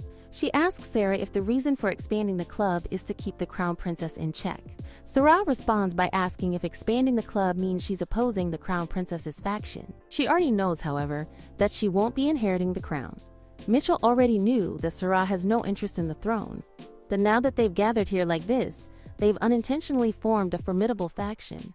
No matter how much Sarah claims she has no desire for the throne, with so many talented people surrounding her, the crown princess had no choice but to come and investigate. Sarah feels sorry to Scion. She had thought they would target her, even if their real target was someone else. But now, a thought comes to Mitchell's mind. Why would the crown princess target Scion, who is merely handsome and no threat to anyone? It was supposed to be a simple outing, but it left behind a weird sense of discomfort. After that incident, out of apology, Sarah assigns a personal guard for Scion. She also starts following him diligently, more like scaring him. She assures them that it's not out of personal interest, but purely for his security. She drags him to the club room and notices that it looks amazing today. It has somehow turned into a high-tech facility thanks to Sarah's money. Sarah is all excited to see everyone there. She tells her that there's a blind date opportunity for her. Scion is baffled, wondering who, in their sane mind, would agree to go on a date with her. Sarah tells him that the matchmaker is one of their relatives. Scion sighs, knowing that this particular relative is still holding a grudge against him, and he doesn't want her to go. Meanwhile, Mitchell is fully invested, asking where this guy is and whether he's handsome. Sarah shows her a picture. Mitchell thinks that while he isn't as handsome as Scion, he's decent enough. Then she asks about his height. Sarah says that he's 186 centimeters tall. Without missing a beat, Mitchell declares that yes, she is definitely going out with him. Girl got priorities. Scion shouts that if she goes on that date, she won't be allowed back to his house to clean. But she tells him it's alright, she has a spare key, and he won't be able to stop her. He can't believe she's doing this. Mitchell wonders when the date is. Sarah tells them she's going out tomorrow at 1 p.m. in the academic building, and that she'll be skipping tomorrow's meeting to prepare for it. Mitchell rushes off, all excited about her first blind date. Scion, visibly jealous, twitches. Who cares what she does now? The next day, all ready for her blind date. Mitchell has styled her hair differently and is carrying Raina's bag. She's all set, but there are still some awkward moments while she prepares. The white dog is here now, asking if it's really necessary for her to change her hairstyle and what exactly is a blind date. She sighs. He always shows up at times like this. Now she enters the cafe, glancing around to see if he's arrived yet. She sees that the club members are already there. She wonders why Sang-yeon isn't here and asks Sarah where her date is. Sarah tells her he'll be here soon. Meanwhile, Mitchell wonders whether Raina is here to watch her or just to eat. Even though it's still 10 minutes before the appointment, her date hasn't arrived yet. But she thinks it seems like he's going to make a good impression with his cute face. She's giddy finally she's going out with a man this handsome. Someone calls her. She turns to look, wondering if her date has arrived. But it's Sang-yeon's relative. She turns her face away, pretending not to notice him, which annoys him. Why is she ignoring him like this? She tells him that she's here to meet a handsome man. Sang-yeon's relative asks her to at least listen to what he has to say first. She replies that nothing is more important than meeting a handsome man. And besides, he's not handsome at all. He frowns, telling her not to judge someone by their appearance. She's just glad he's aware of his own shortcomings. He tells her they should stop talking, and that she'll change her mind once she sees what he has to offer. He takes out a bag of money. He asks her if she's still gonna ignore him. She is completely baffled to see this much money. He tells her that he will give her this 10 billion in exchange for staying away from Sang-yeon. Mitchell thinks that this much money is really hard to ignore, and she's quite sure he isn't joking either. Still, she asks him whether that handsome man of his is going to show up, which makes the distant relative flinch. He tells her again that he's not joking, he truly will give her all this money, but she just needs to stop hanging around with Sang-yeon. She sighs, thinking that Sang-yeon may have higher values than just appearance. Sarah, watching from the side, thinks that Mitchell is truly crazy. How could someone prioritize handsomeness like this? The distant relative mutters that if he were as handsome as Sang-yeon, Mitchell would have listened without needing the money. Mitchell nods slowly, finally understanding what he's trying to say. She thinks that this guy really does feel like a prince.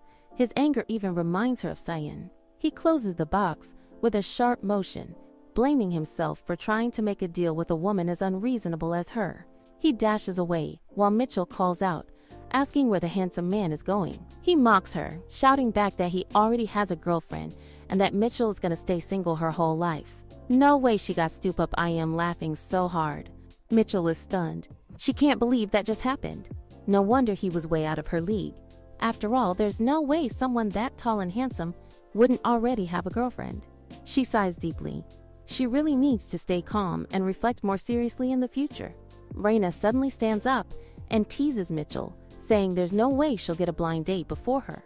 This provokes Mitchell into giving Raina a good beating with her live skill. Other students start gathering around when they see the two of them fighting again, and some even begin placing bets on who's gonna win. Meanwhile, Sarah tells the other members of the club that they should head back since the cafe is under repair and the final exams are approaching. Everyone is packed with classes now, and this girl really needs to start preparing too. The system hasn't given her a deadline, but still, she's a student after all. Then she notices Sang-yeon in the distance. Even from far away, she can tell it's him. He shouts at her, asking why she's this late. She can't help but feel like she's losing to this sight for just a few billions. Sang-yeon, having no clue what she's thinking, asks her more importantly about the blind date. She tells him that it was a complete flop. He mocks her, saying of course it was who, in their right mind, would date her for such a sick reason. Even as he acts like this, she finds it surprisingly cute and lets it pass. He then says that since she looks so pitiful, he'll buy her ice cream. She quickly says she wants a snowflake one, but he argues that it should be under 10 crowns. She sighs again, thinking that for a prince, he really is quite petty. It was summer, and for some reason, it felt right to end the day this way. Time passes faster than she realizes, and soon the final exams are already over. Now it's finally vacation time. Of course, her academy life was fun, but it can't compare to the feeling of vacation. Looking back, this poor soul really worked hard. During midterm, she even had to become the top student because of her deadline. She joined clubs, entered dungeons, visited night markets, and even went on a blind date. Now she needs to hurry back and see her mother. Kana comes from behind, asking if they should exchange letters over the vacation and requesting Mitchell's address. Mitchell writes it down for her. thinking that yes, this world has no phones, so writing letters feels nice and romantic. She hands it over to Kana and also takes Kana's address in return. Mitchell is looking forward to seeing where she lives. She assumes it must be in the capital, but to her surprise, it's at the top of the Ishmael mountain range. This makes her ask Kana again if she's really not affiliated with assassins. Kana assures her no, she's not. Kana leaves, saying she'll write to her every day, while Mitchell wonders whether she should reply or not. This girl is truly terrified of assassins now. She thinks about Sarah and her aide, who were taken back to the Imperial Palace as soon as the exams ended.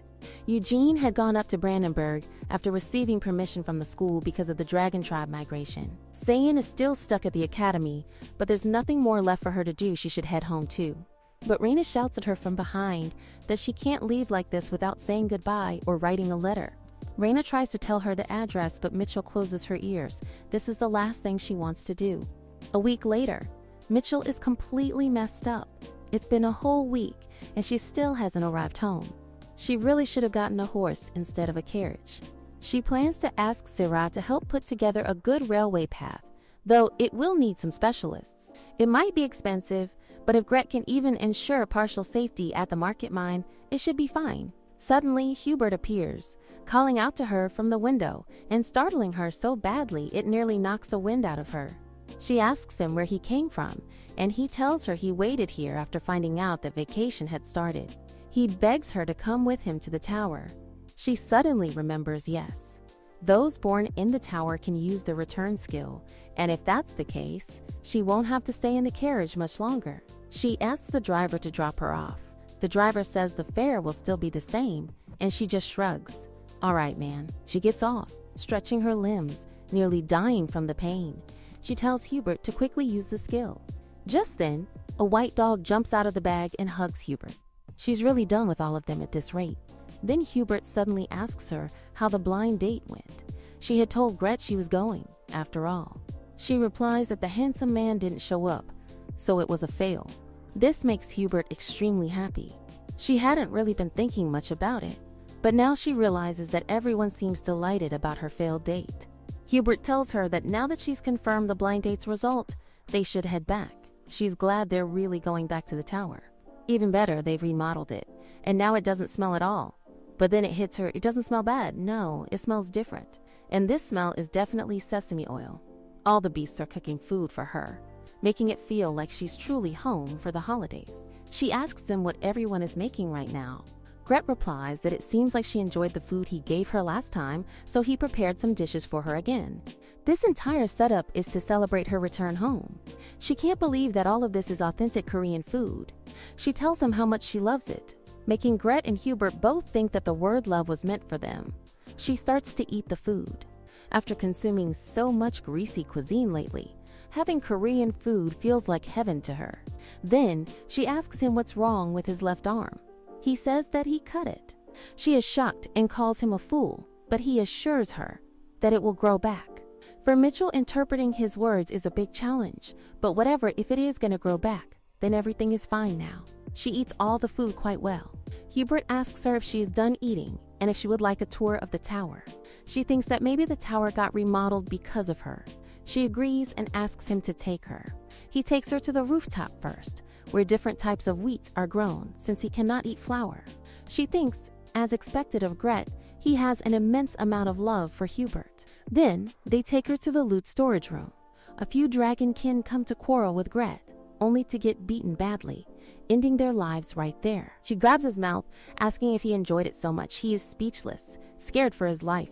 He says that it was really fun, that he is sorry he had the most fun in his 90 years. She lets him go, saying it is okay if he had fun. He is baffled. Why didn't she kill him? He heard that people change when they are about to die. While he is thinking if she is not going to explode, Mitchell is already brewing a plan in her mind. She knows this track is operated by the Imperial family, and she can make a lot of money from this place. She calls out to Larry, the one destroying the place. She asks Larry if there is a prison in the tower. Larry says yes, it was included in the tower after the remodeling. Mitchell says to her brother that until the racetrack opens again, those future slaves need to be protected. The horses here used to get fed by those people. So if they are let go, the horses will starve to death. If they can be cared for instead of being abused, then maybe it's not a bad idea to keep them working. She leaves it to Larry to keep the horses and these people under check. Now she turns to her dear brother and asks him about Mom.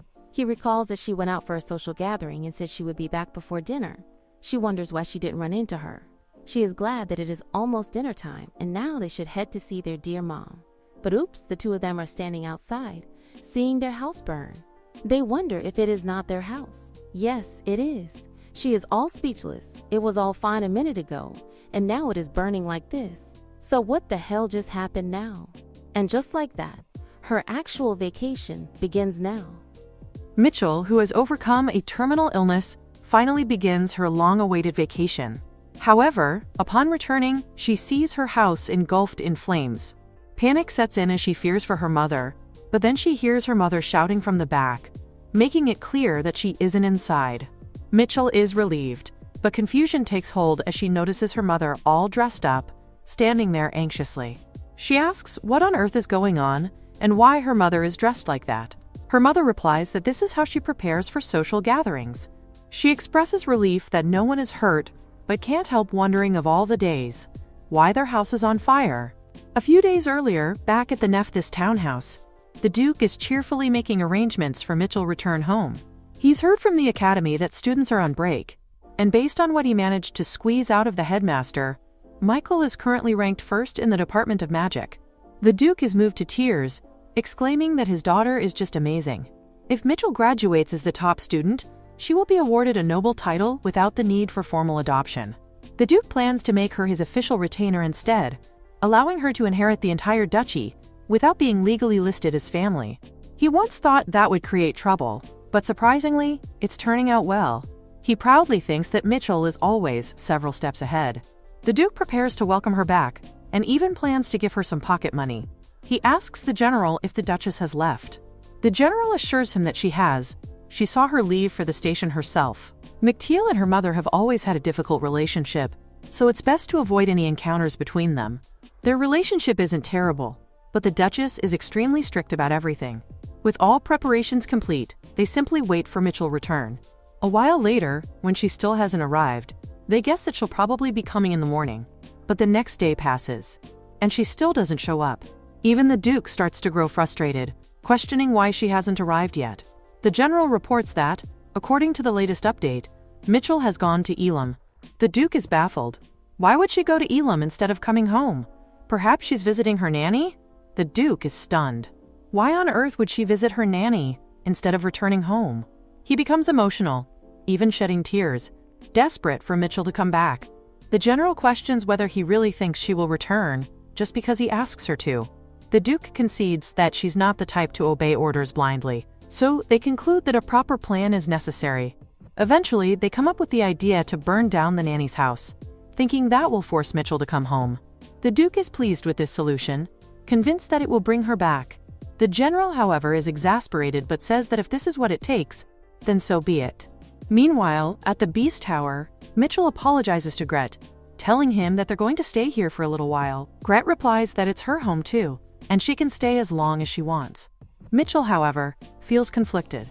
She needs to consider the feelings of both her nanny and Titi. She wonders why she feels so reserved around them.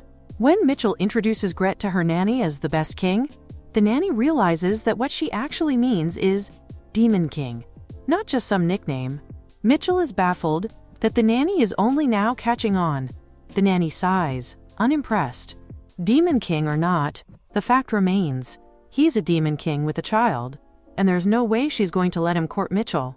She's gained level 10 fear resistance, so she doesn't care if he's a demon or whatever. At least she's not afraid of Gret. Now that the house situation is settled, there's just one issue left: money. At the Elam Harbor, it's squid season. Mitchell decides to make some money and repay the debt Titi incurred by catching squid. Although Gret insists that she owes him nothing, Mitchell believes that the closer their relationship becomes, the more important it is to maintain clear financial boundaries. After all, they are already living together in the tower, and she doesn't want to cause him more trouble. Even Evan is there. He tells her it's been a long time since they last talked. They chat for a while, and she asks him where Tomas is. He asks if she plans to get a boat and if Tomas isn't available, she might have to ask someone else. But suddenly, Tomas rushes in, enthusiastically telling her that of course she can ride his boat. She's confused, given how opposed he was before. Now he seems more than happy to let her on board. Tomas tells her they should get going and collect the squids. Mitchell thinks her detection skill must have become something like a superhuman ability. She wonders whether she can still locate schools of fish like before. When they get on the boat, Tomas asks her where the squid are. She considers that since her detection skill is now part of her superhuman set, maybe some of its ability has been inherited, but she can't say for sure. So she simply guesses that the squid might be near the port. Tomas becomes excited and announces that they're heading to the port side. McTail stands there, thinking to herself that it was just a random guess. Then, suddenly, a screen pops up in front of her, notifying her that a new skill premonition has been created. She considers that this might serve as a replacement for detection, so she plans to invest some points into it. She tells them to continue on while she deals with the skill update. She notices that this new skill went directly into the skill tree. She wonders what the logic behind all of this is, but she doesn't need anything else right now, so she decides it might actually work for her. For now, she plans to put everything into premonition. If she maxes it out, maybe she'll get an upgraded skill. Or better yet, if she's lucky, she might trigger a skill fusion. It's not just wishful thinking. She genuinely feels like something incredible could happen. If the skill works the way she hopes, it could help her avoid danger and always make the best decision. She truly hopes that's the case. Meanwhile, on the other side of the ship, someone says that they'll be arriving in Elam tomorrow. So finally, they are able to gather a large haul of squid. Thanks to Mitchell's premonition skill, she manages to secure plenty, which means they'll be getting more bonus rewards. This way, she can keep hitching a ride on Tomas's boat. Then, suddenly, she remembers that her house caught on fire. It's almost like she's only now recalling it. Tomas responds, saying it was because he was caught up in so many things, more specifically, caught up in money matters. She then asks him directly if he is the one who started the fire. Tomas is completely shocked. He insists he hasn't even been to her house once, so why would she accuse him? Mitchell is confused. If Tomas didn't start it, then who the hell did?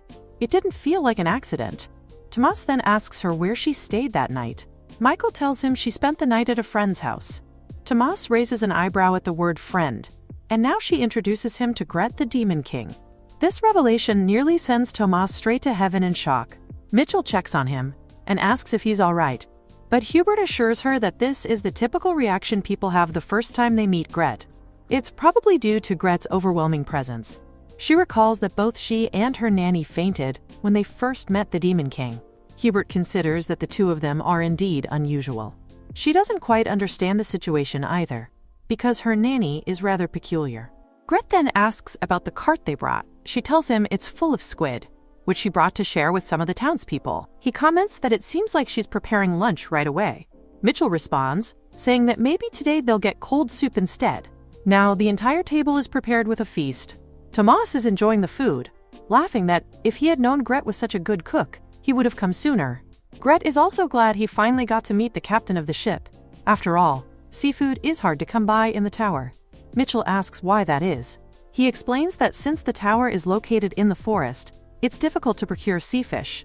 And whenever he visits the village, people tend to run away, which makes trading difficult. He adds that his son and subordinates are busy guarding the tower, so he's the only one with any free time. Tomas says that's no problem.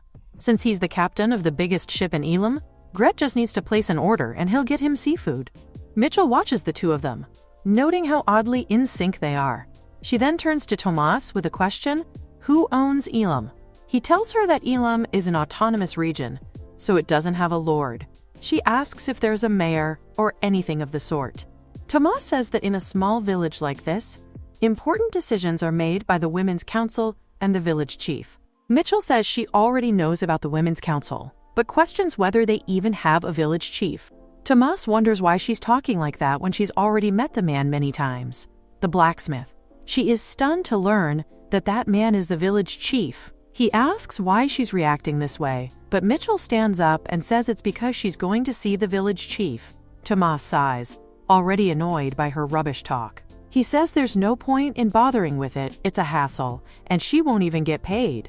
She tells him that with that authority, she'll be able to bring a railroad to Elam. Hearing this, Tomas gets excited. If that's the case, he says, she already has his vote. She knew he'd like the idea. After all, it's going to increase his wealth, too. Speaking of which, she turns to Gret and says she has a proposal for him as well. But before she can even finish, he immediately rejects it. She can't believe he just flat out said no. He explains that it's because there are territorial beasts near the mining area. She does remember seeing them when she tried mining stones before, so the risks involved make it understandable why Gret is opposed. But giving up isn't an option either, so in that case, she says she'll add a condition.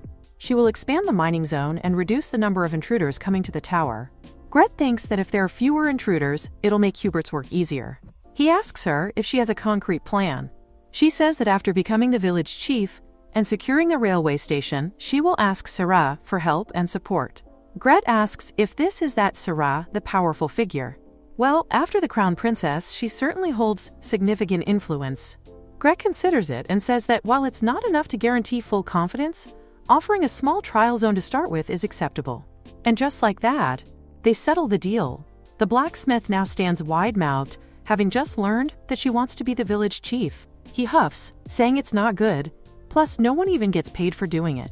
She replies that they know that, but once she becomes the chief, she can secure collaboration from the third princess and the Beast King to build the railroad.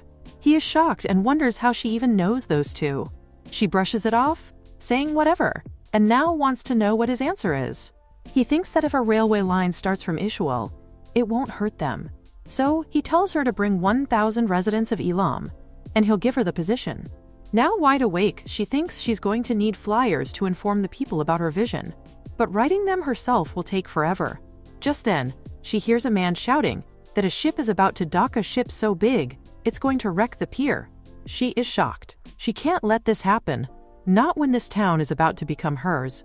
She says she's going to check the mana. The man thanks her, grateful that she's looking into it, but warns her to be careful. She sees the ship now, and it's enormous. This is no ordinary vessel, it's a cruise ship rivaling the Titanic. She wonders who the hell would bring something like that to Elam. But then, of course, it's her, the Duchess, Mitchell's biological mother. Michael is stunned. Why is this lunatic here? The Duchess declares that she was sure Mitchell had died, but now she's alive, which means the Duke must have lied to her. She's furious. How dare he deceive her? But if Mitchell is alive, then there must be a reason. And the Duchess is here to find out exactly what it is. The Duchess throws a chunk of ice at her. Mitchell starts to run, eyes wide, already aware that no matter what she does, she still isn't good enough compared to her mother. And just like that, the ice strikes and hits Mitchell. The Duchess approaches, questioning why she's still alive when she's clearly so weak. Mitchell thinks to herself that the Duchess is still incredibly strong, but she can't allow herself to lose like this. She retaliates, casting her own ice skill toward the Duchess, but the woman dodges it effortlessly with her bare hands. The Duchess declares that Mitchell is still weak and disappointing. She's already reached adulthood, and yet this is all she can do? Mitchell yells back that the Duchess is talking nonsense. She is not yet an adult. She still has 2 years to go. In this empire, adulthood is officially considered to begin at the age of 20. The Duchess raises an eyebrow, amused, and remarks that if that's really the case, then fine. Mitchell snaps that she's right, calling the Duchess a crazy woman. The Duchess finds this entertaining and states that, if so, she'll give her more time, but she doubts Mitchell will improve at all. Mitchell sighs. Of all the people she could have run into today, it had to be this insane woman. Her luck is absolutely terrible. Now Mitchell finally opens her eyes. Everyone is glad to see her awake. She remembers collapsing and immediately asks how she ended up here like this. Gret explains that it was all thanks to the villagers, who contacted them, and they brought her back. Gret says that as for the woman who tried to kill her, Hubert is currently after her to end the threat. But Mitchell tells him to drop it. That crazy woman is her mother. Gret immediately runs off to stop Hubert. TT, still processing, asks why a mother would try to kill her own daughter. Mitchell sighs. Who knows? Ever since childhood, her mother had hit her and called her weak. Whenever she got injured, the woman would say things like, "Why did you get hurt?" It's always been like that. She's undoubtedly a lunatic. Mitchell couldn't agree more. If it weren't for her father's intervention, she would have been long dead. Her nanny apologizes to Mitchell. She thought Mitchell would be safe here, but Mitchell tells her not to worry. After all, her crazy mother already said she'd return in 2 years. Gret returns, having stopped Hubert, but offers Mitchell a suggestion. How about he just goes and kills her mother? Mitchell rejects that idea. It would break her father's heart. Gret then suggests crippling her instead. Mitchell still refuses, explaining that it would still break her father's heart. After all, he is obsessed with her mother's beauty. So there's only one option left. They are going to make Mitchell stronger. She smiles. This is exactly what she wants. But for now, they agree she needs rest. And just like that, after all the chaos, she finally gets to rest for a while. During that time, Gret sets off to gather rare ingredients to help with her recovery. Packing all his belongings, he leaves. Tomas returns to Elam to oversee the dock repairs. While Gret is away, her nanny takes over the cooking area, and Hubert continues his role as acting Beast King. Meanwhile, Titi arrives, announcing that he has everything prepared. It's finally done, the flyers for Mitchell's Village Chief campaign. Now that she's fully recovered, it's time to head to the village and start her campaign. She's gonna make sure she becomes the village chief and brings a railway station to Elam. Meanwhile, in the Nyazarifa Mountains of Ishmael territory, Kana reflects that it's been a month since the vacation started, and yet Mitchell hasn't sent her a single letter. Sure, she thinks maybe it's taking Mitchell a long time to think of a reply, but Kana has been writing her every single day, yet she hasn't heard from Mitchell for a whole month. Kana begins to worry. What if Mitchell has made new friends in the village? What if she's spending time with old friends and has forgotten about her? Or worse, what if she's found out about Kana's real identity? Kana thinks to herself that she really can't afford to lose Mitchell. She's the first true friend Kana has made in her entire 18 years of life. She stares at the box of letters she has written and sent to Mitchell. She's heartbroken to see they've all been returned. There's a note explaining why. Mitchell's house had burned down. Kana immediately panics. What if she's hurt? She needs to go check on her right away. Now Kana stands in front of a huge poster. She's pretty sure she's made it to Elam, but she's confused. Looking around at everything, she thinks to herself that this place is oddly proletariat-friendly. She observes that, on top of everything, everyone is smiling as they work hard, as if they're genuinely enjoying it. Something feels off. Even starting a conversation feels strange. But then she notices that the blacksmith looks full of complaints while he works. Indeed, a normal person to her. She walks up to him. He lashes out at her, irritated, asking if she's here to promote some utopian society. She calmly clarifies that she's just a friend of Mitchell. Hearing this only angers him more. He grumbles that being a friend of that crazy girl makes it worse. He says it's been only 2 weeks since she became chief, and she's already making a mess of the village. She asks him if he could at least tell her where she is. He replies that Mitchell must be in that temporary chief's office. Kana stands there, wondering if Mitchell has changed during the time she's been gone. When Mitchell sees her, she casually asks what brings her there. Kana explains that she had sent letters to her, but they were all returned, so she came to check on her.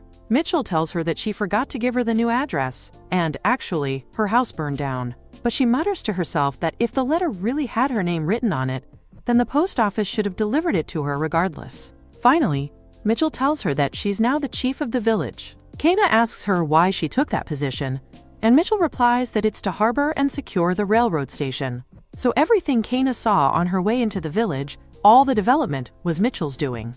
At first, it felt a bit unsettling, but knowing that it was Evan's influence makes it feel surprisingly refreshing. Plus, despite her worries, Evan seems perfectly fine. Mitchell gives Kana her new address and still calls her a friend. The more she thinks about it, the more she realizes that she really did come all the way here to visit her best friend's hometown. Her face turns red at the thought. It's like two besties meeting again. Mitchell then asks if she's had lunch yet. When Kana says no, Mitchell tells her it's perfect, because they'll eat together. Her mom-like nanny has set up a buffet at the back of the tent for the office workers. She asks Kana if she wants to eat while they talk. Kana flushes, thinking she'll get to eat food with her friend in her hometown. This is definitely best friend material. She walks with Mitchell, thinking that coming to Elam might really have been the best decision she's made. Mitchell leads her to the dining hall, while Kana is still in denial over the fact that she's about to eat lunch with Mitchell. Hubert makes an announcement, urging everyone to eat before their lunch break ends. Kana flinches at the sight of a beastman. She wonders what a beastman is doing here in the capital. Occasionally, one might see a noble or friendly beastman there, but not in a rural area like this. She wonders if it could be that a beastman was the one who burned down Evan's house. But then Hubert is calling Mitchell mother. Kana sighs as Mitchell explains that she's not his mother. She clarifies to Kana that Hubert is the son of her friend, and he mistakenly calls her mother. Kana asks who exactly Mitchell's friend is, to have a beastman like Hubert. Mitchell replies that he's the son of the great beast king. Kana freezes. What did she just say? Mitchell repeats it again for her. Mama still can't believe that he's really the son of the beast king. The more she thinks about it, the more confused she becomes. There's a saying that the beast king is a white fox beastman, but there are also rumors that he is ruthless, a tyrant who slaughters any human who enters his domain. She can't figure out how Mitchell managed to befriend someone like that. She's not sure what kind of trick they used, but she's convinced that they're trying to use Mitchell for her kindness. Or maybe it's the other way around. Hubert turns to Kana, asking if she's Mitchell's friend. He says that if she's his mother's friend, she should eat a lot. Since she came all the way here, they must be super close. Meanwhile, Kana thinks that this little thing is indeed rather close and rather sweet. At the temporary chief's tent, Mitchell says that now is the time. It's time to declare war with Delron. She calls out to Titi, who assures her that he's checked everything, and there is not much difference between the terrain from 5 years ago and Delron's current geography. She expresses to all the soldiers that she's thankful they believed in her and waited for her. The time has finally come. Honestly, she had thought that preparations would take much longer, but all thanks to Kana, they can wrap it up rather quickly. Kana also speaks to the soldiers, telling them that she's counting on them. Mitchell thinks that the mood is becoming favorable. It's not surprising. In this world, everyone wants to secure a place for themselves. Now, for smooth integration, they need the cooperation of the residents. So their first move will be to win over the people of the area. That's something she will take care of personally. She will handle persuading them. The rest should focus on attacking the Lord's castle. She tells them to make sure that no resident is harmed in any of this. They all respond with a unified "Aye" and march off. They're almost ready to launch the attack on the Lord's castle. So now, it's time to move on to the Public Relations Office. At the Elam Public Relations Office, the ladies welcome her warmly. They haven't been misusing the town's printing press. They're making do with hand press methods instead. But their working conditions are terrible. She says to the staff that it must be hard for them to do this with no proper support. She assures them that she will soon increase the workforce. One of the ladies reassures her that it's fine. They feel good being able to do something even if it's small. Lana looks at the drawings and sees the flyer they are going to distribute in the Delron area. Mitchell explains that this picture shows Hubert all engraved, because adventurers raiding the Water King Tower are draining his resources and manpower. This flyer represents Elam's justification for action. The Water King Tower is actually closer to Melzan than to Elam, so the adventurers who attack the tower usually settle in Delran. The Delran Lord and the Adventurers Guild fully support this. From a civilian standpoint, it was a profitable decision, but for Gret, it was a huge headache. He couldn't just exterminate the humans, even though they kept invading no matter how many times he drove them away. And if a demon from the tower was unlucky enough to die, then increasing security would only result in demons slaughtering humans in retaliation. Gret suffered countless injustices like this, and yet kind-hearted Gret endured it all for 500 years. But now, the Water King's people have decided they will no longer endure human tyranny, so when the demons go to attack the Delron side, she is going to protect the helpless civilians that the Lord will leave behind. And when she said earlier that she was going to win over the residents first, this is what she truly meant. With this flyer, Elam has more than enough justification to intervene. Then they need to give a public speech to make more people aware that the demons will attack. But Morhel says they are not going to do that. Mitchell says that the people of Melzan are actually living quite well, so giving them a speech alone is not going to have any effect. For that, they will have to instill some fear, and that fear will come from the idea that the Water King's army is actually going to attack the people. Kana is baffled to hear this. A few days later, in the Durlan territory, some men are talking about how the Lord is recruiting soldiers to attack the tower again. As they are talking, one of them looks back, and in horror, he shouts, "Back to Mitchell." She is stunned to hear that Lakni has wiped out around 100 of the Lord's soldiers. Lakni, however, acts as if it is nothing, saying that there is no need to worry since they only attacked the army, and it was super easy. Mitchell says that she did well, but should follow instructions more carefully next time. She can see that this beast man has no self-control, but at least this will make the residents feel fear. Now, in the market space, all the people are talking about how the beast man attacked the soldiers last night. While they are discussing it, they see flyers flying around. Mitchell is using a microphone to announce her presence, telling them calmly that she is the chief of Elam and, upon hearing of this attack, she has come to help them by providing supplies. The people, however, question how someone from such a small village could possibly help them. Still, some of them reason that since supplies are being given, they might as well take them.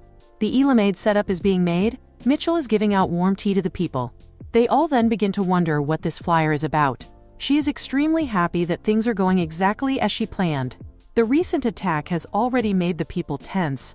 But now, with Cana's persuasion drug in this tea, it will be easy to manipulate them.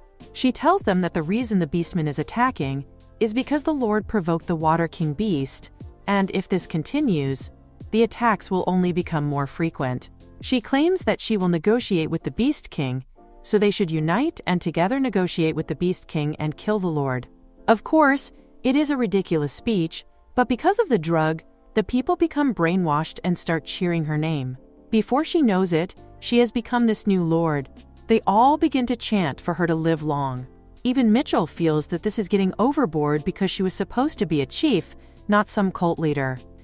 Mitchell announces to the crowd that they had better line up because the supplies are going to be distributed. Suddenly, a fire bursts out. Mitchell sees it and thinks that it looks like their guards have started the fire attack as planned. The wind direction ensures that the fire will not spread easily, but she still throws her skill, Ice Throw, to stop the flames.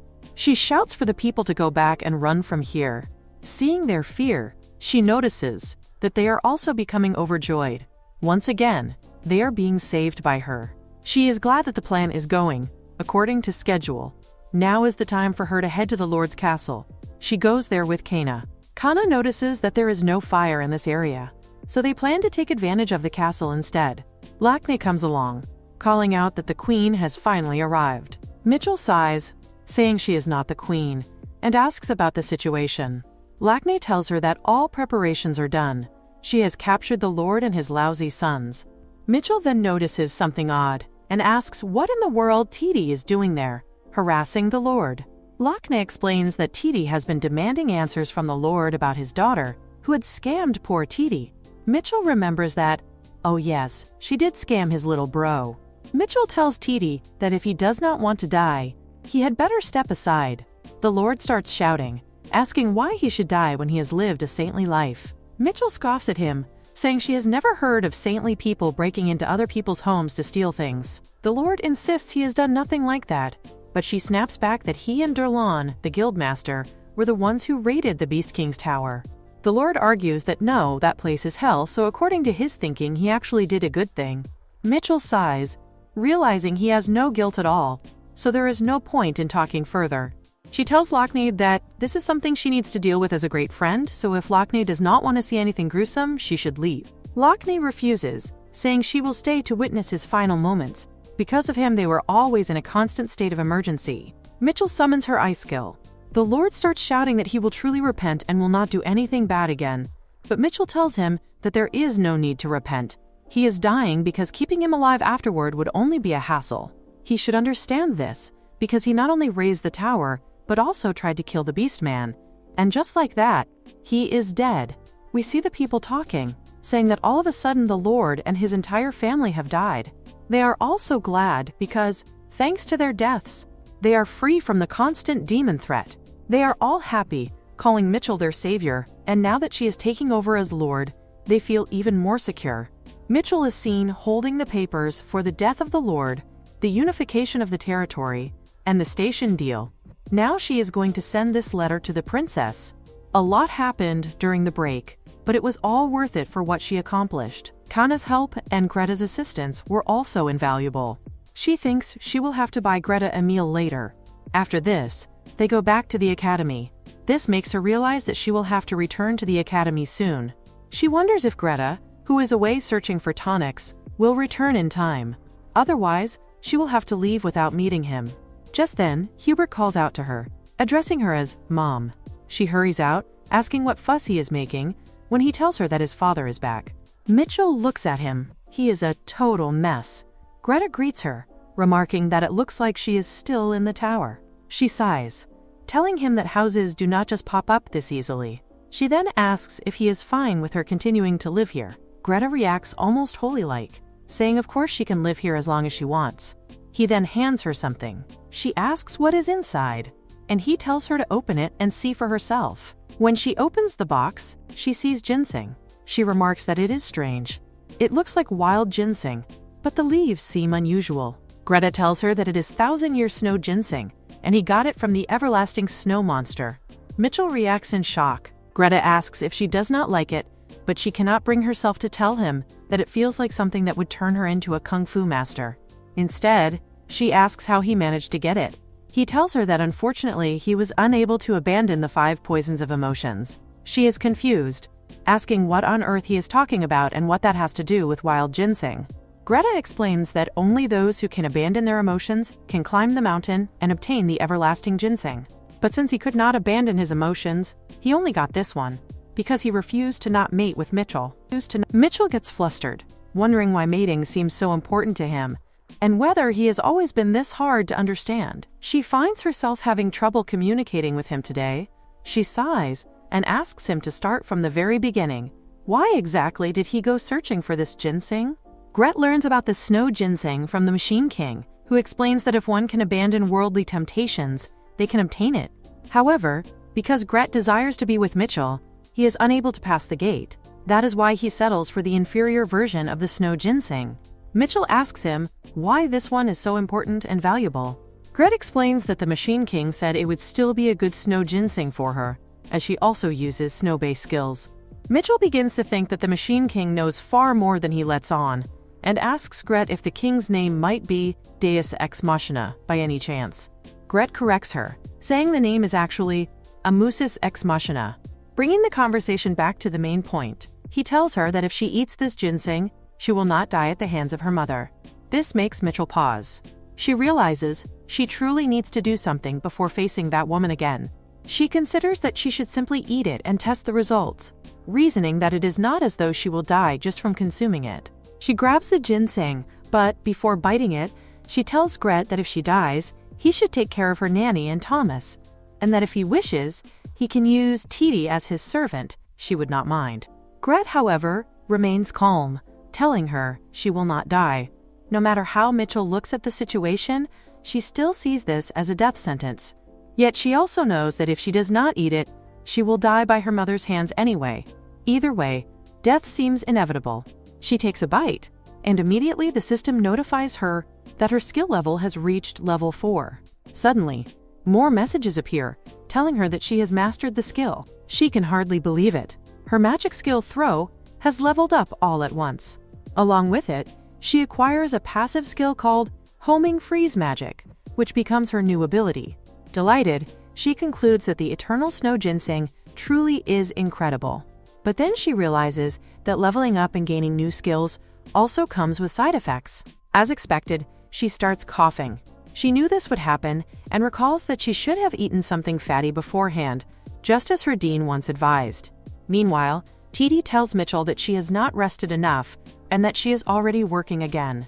Mitchell replies that there are less than 15 days left until the semester starts, so she must get back to work. Returning to the academy does not mean she can neglect her duties as village chief. She still has the tasks of the Women's Association, youth groups, the racetrack construction project in Durlan territory, the campaign to establish a train station, negotiations with the bees, and much more. She notices Hubert is there as well. He is glad that she has finally emerged from her long sleep, calling her mother. Mitchell insists she is not his mother, but Hubert ignores this and says they were all worried about her. She tells him this happens from time to time, and that there is no need for concern because she knows how to handle it. She adds that as long as she consumes a lot of calories, she can recover. Hubert brightens at this and says that in that case, he will make the devil chocolate jam for her, but she insists it is unnecessary. Just a jug of sesame oil would be enough. Hubert protests that it would not taste good at all, so he decides to consult with Gret and make her chocolate syrup instead. Mitchell accepts the idea, and Hubert becomes extremely happy, asking if she needs anything else. She asks him to get her some high-quality paper because she needs to make appointment letters. While she is away, she plans to give authority to her nanny and Titi, and Hubert will act as ambassador for the negotiations between them and the people of Elam. Hubert is unsure if he can do this, but Mitchell reminds him that he is already the king's deputy and should not act as though he cannot manage. She reassures him that she truly trusts him with this responsibility. Encouraged, Hubert declares that if she assigns the task to him, he will perform even better. He adds that thanks to her, his workload has decreased significantly now that the pesky lord has been dealt with, and the number of adventurers bragging inside the tower has dropped, meaning he barely needs to work overtime. Mitchell cannot believe those people thought they had a chance to kill Gret, and she remarks that Gret was actually being too lenient with them. She asks Hubert if he told Gret what happened at the tower. Hubert assures her he is not, and will not tell him. But before the matter can rest, Gret himself arrives, glad that she is doing well. He says that he cannot help but worry, as she has collapsed twice since her break began. Mitchell is touched, but Gret goes on to say, this is why he has a proposal. She should stay by his side forever and not return to the academy, because no matter what happens, he will protect her. Titi becomes flustered and points out that this is impossible. Gret sighs, saying that if she refuses, there is nothing he can do, but at least she should train her body. He declares they will start with 3 lifts, totaling 500 repetitions. Mitchell is baffled, insisting she will do it later, but Gret makes it clear they will begin immediately after lunch. It seems he has no intention of going easy on her, leaving her no choice but to train. 1 week later, she is lifting weights, shouting and groaning, while Gret pushes her like a drill instructor. In her last week, she cannot understand why he is being so strict. She yells in frustration that surviving this is already difficult enough. Mitchell is finally able to sniff the aroma of real food, especially rice, after enduring all this training. Hubert warns her to eat slowly, otherwise she will end up with an upset stomach. But she lashes out, pointing out that for an entire week she has been eating nothing but protein. If he truly expects her to eat slowly now, he must be joking. Gret tells her to calm down, saying she can eat like this at the academy as well, but Mitchell refuses, claiming nothing compares to home-cooked meals. She declares she will not eat anything other than Gret's cooking. Gret blushes at her words, realizing she cares that much about his food, and promises to make even more side dishes for her. Hubert remarks that it seems she is only interested in Gret's cooking. With Gret's special training completed, and a grand feast as the final touch, the short yet long break comes to an end. On the last night, Mitchell barges into her nanny's room to sleep with her one last time. Morning arrives, marking her departure for the academy. All the beasts bid her farewell, telling her not to slack off. She nods to them, especially reminding Titi to distribute the manuals to the village people properly, and warning that his next ticket is going to be a trip to hell if he slacks off. With this, Mitchell wraps up all the tasks she needed to complete and prepares to head back to the academy. She leaves the tower, endures the long and painful ride once again, earning some pocket money along the way. After doing some capital shopping, she finally arrives at the academy. Even though she has only spent 1 semester here, she feels at home. She steps into the magic department dorm, ready to see whether she can survive another semester. She heads to her room, wondering if anyone is inside, but sees that Reina is not here. Relieved that she does not have to face that monkey face right after arriving, she places the white lizard in the bed and begins unpacking. Unfortunately, she realizes she is broke again. Although she managed to make a decent amount by robbing bandits on the way, she spent it all at the market buying food. This means she will have to earn money again while at the academy. Previously, she worked a job where she infused magic into bullets for her professor, which was tough but paid well.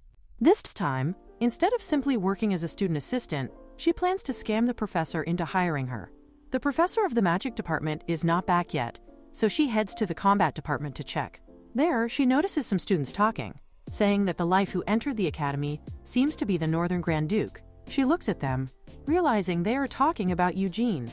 They mention that it appears he is taking a leave this semester, but it also seems like he might drop out altogether since his family has suffered a major blow. Mitchell suddenly remembers that this is around the time when Eugene drops out of the academy to go to war against the dragon race. She had been so caught up in her own matters that she completely forgot about him. The thought makes her sad. After spending time together at the club, she has grown attached to him. If he leaves like this, it will leave an empty hole in her heart. She decides that if she does not see him right now, she may never get the chance again. She rushes off to find Eugene and finally meets him. He notes that it has been a while and asks why she is here. She tells him she heard he was going to drop out. He explains that the decision has been postponed and he will complete his first year. Mitchell feels relief. At least they will be together for one more year. Of course, she knows that after that, he will inevitably be dragged into the war, lose his fiancée, and meet an unfair death. But that is not her problem. She shakes his hand, glad to have another year together. She considers that she could help Eugene stay in school, potentially altering the story's turning point. But that would require preventing him from going to war, which in turn means stopping the war between humans and dragons entirely. No matter how capable she is, she does not possess the ability to stop a war between humans and demons. To make things messier, the system prompts her to sacrifice Eugene, implying she will have to do anything possible to stop the war. In the club room, she asks everyone why no one is trying to stop the conflict between humans and dragons. Eugene answers that it will only end when one side is completely wiped out. She asks if there is any way to stop it without mass destruction, but as expected from a war-hardened fighter, there is no way to end it without battle. Eugene insists that he has told her many times he is not a killer. She retorts by asking if he remembers how many people he has killed. Eugene compares it to asking how many pieces of bread he has eaten in his lifetime. Mitchell shouts that this is exactly what a murderer would say, pointing out that normal people at least remember the number of people they have killed. Then again, normal people do not kill at all. Mitchell sighs, concluding there is no point in talking to him, and decides she should go speak with the princess instead. Eugene smiles, then thanks her for being the first person to ask him to stop the war. He says he knows she is worried about him. She quickly denies it, claiming she was worried only for herself, to which Eugene responds with a casual, "Sure, sure." She insists she is telling the truth, but he keeps laughing. Eugene then says he needs to leave to talk with his father. Mitchell sighs, realizing that she has just returned to the academy and already has another deadline looming over her. She knew something like this might happen again, and now it is clear this semester is going to be wild once more. After a brief meeting with Eugene, Mitchell returns to the magic department and finds the professor again. She manages to secure a suspicious but well-paying part-time job as a human test subject for the magic practice professor. With nothing but a healthy body, she might as well make good use of it for now. Now that she has finally secured the part-time job, she plans to go visit Sean, as he is the only one who has been stuck here. She peers through the window to see if he is inside the house, but he is not there. He is not in the library either. She checks all the places Sean might be, but she cannot find him anywhere.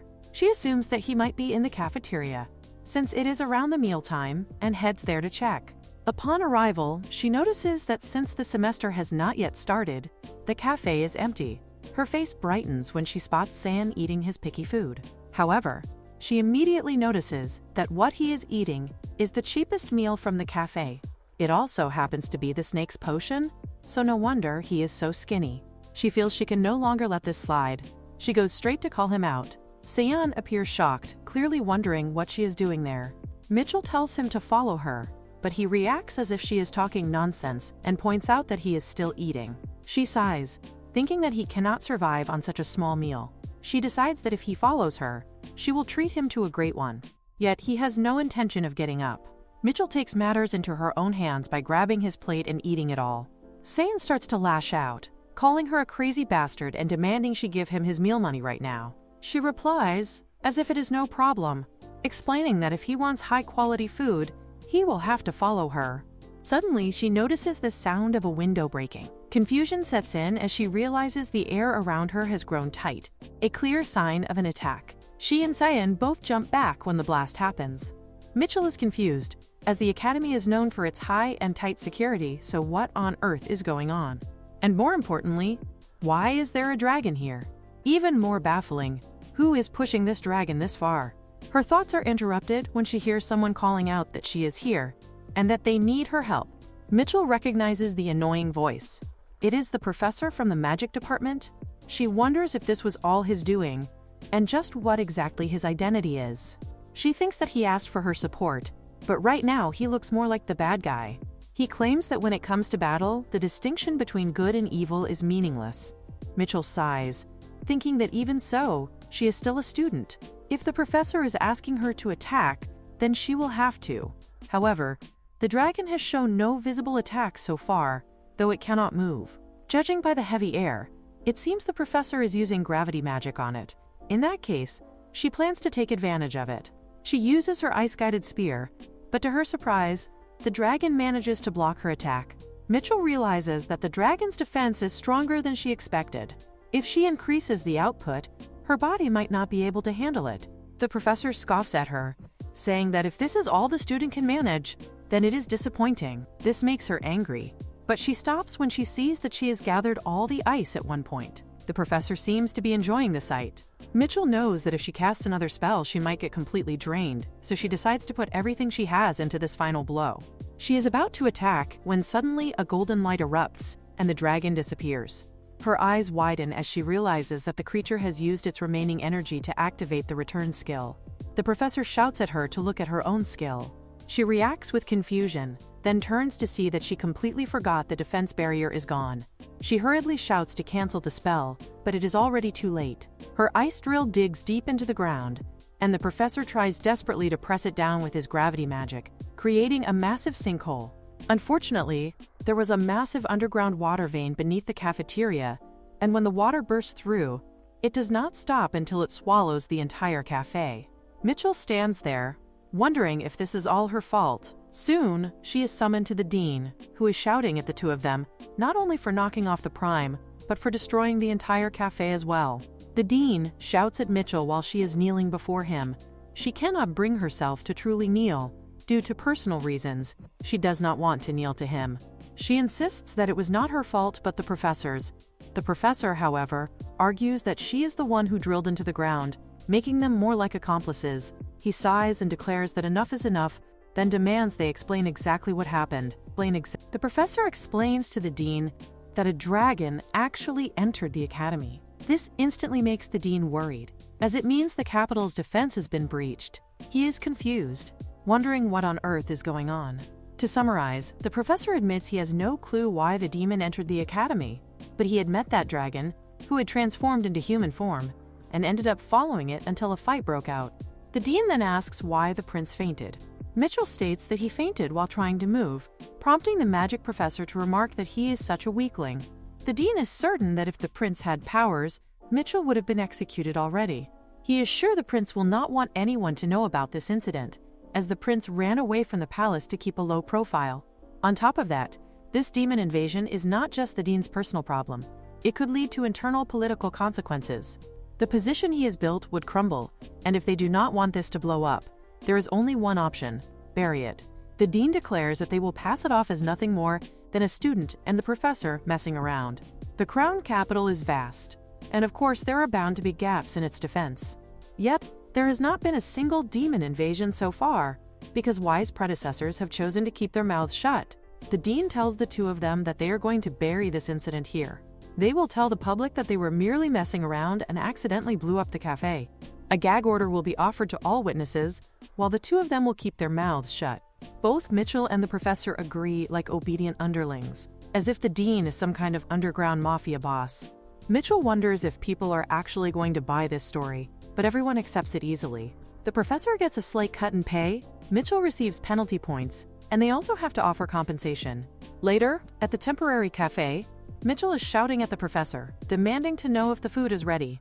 The professor shouts back, asking if she has any idea how hard it is to make food for 100 pigs. They are stuck with all the students yelling at them to feed them, plus they have to add a little pickle, because Cyan was also roped into this community compensation work. Cyan yells in protest, questioning why he has to do this when he did not use any magic. Mitchell tells him that if he does not do it, he will get demerit points and be kicked back to his nasty palace. Now in the present, Mitchell is in her work gown, completely fed up with all this. Cyan asks the professor what this food is, as it looks like dog food but smells surprisingly good. The professor explains that it is ordinary tofu mixed with all the ingredients they have, so technically it is not tofu anymore. Mitchell eats it all while Cyan wonders if it is even edible, only to find that it is not that bad. Mitchell teases him, pointing out that he never says anything good, calling him petty. This stubborn attitude of his is rather cute in her eyes. The professor cuts in, telling them to get back to work. Mitchell teases Cyan again, calling him cute, and telling him to follow her. Watching this, the professor thinks that youth is really a pretty thing, and regrets spending all his time in a cave instead of going out. Ever since he met Bruno, things had been fun, but after Bruno went to prison, life became rather boring. For him now, Mitchell is a good source of entertainment, though the fact that she is tied to the Beast King is concerning. Still, who knows what kind of entertainment that will bring. He chuckles to himself, thinking that indeed, staying in this academy is worth it. Back at the magic department dorm, Mitchell is glad she gets to work alongside Saiyan. She may have destroyed the cafe, gained a new time limit, and picked up some minor demerits, but overall, it has been a good day. Now she can hug Whitey and relax. But here comes Reina, furious that Mitchell did not send her a single letter during the break. Mitchell wonders why she is here so early. She thinks that if Reina wanted a letter that badly, she should have sent one herself. But Reina shouts that she did not give Mitchell her address back then, and that is not all.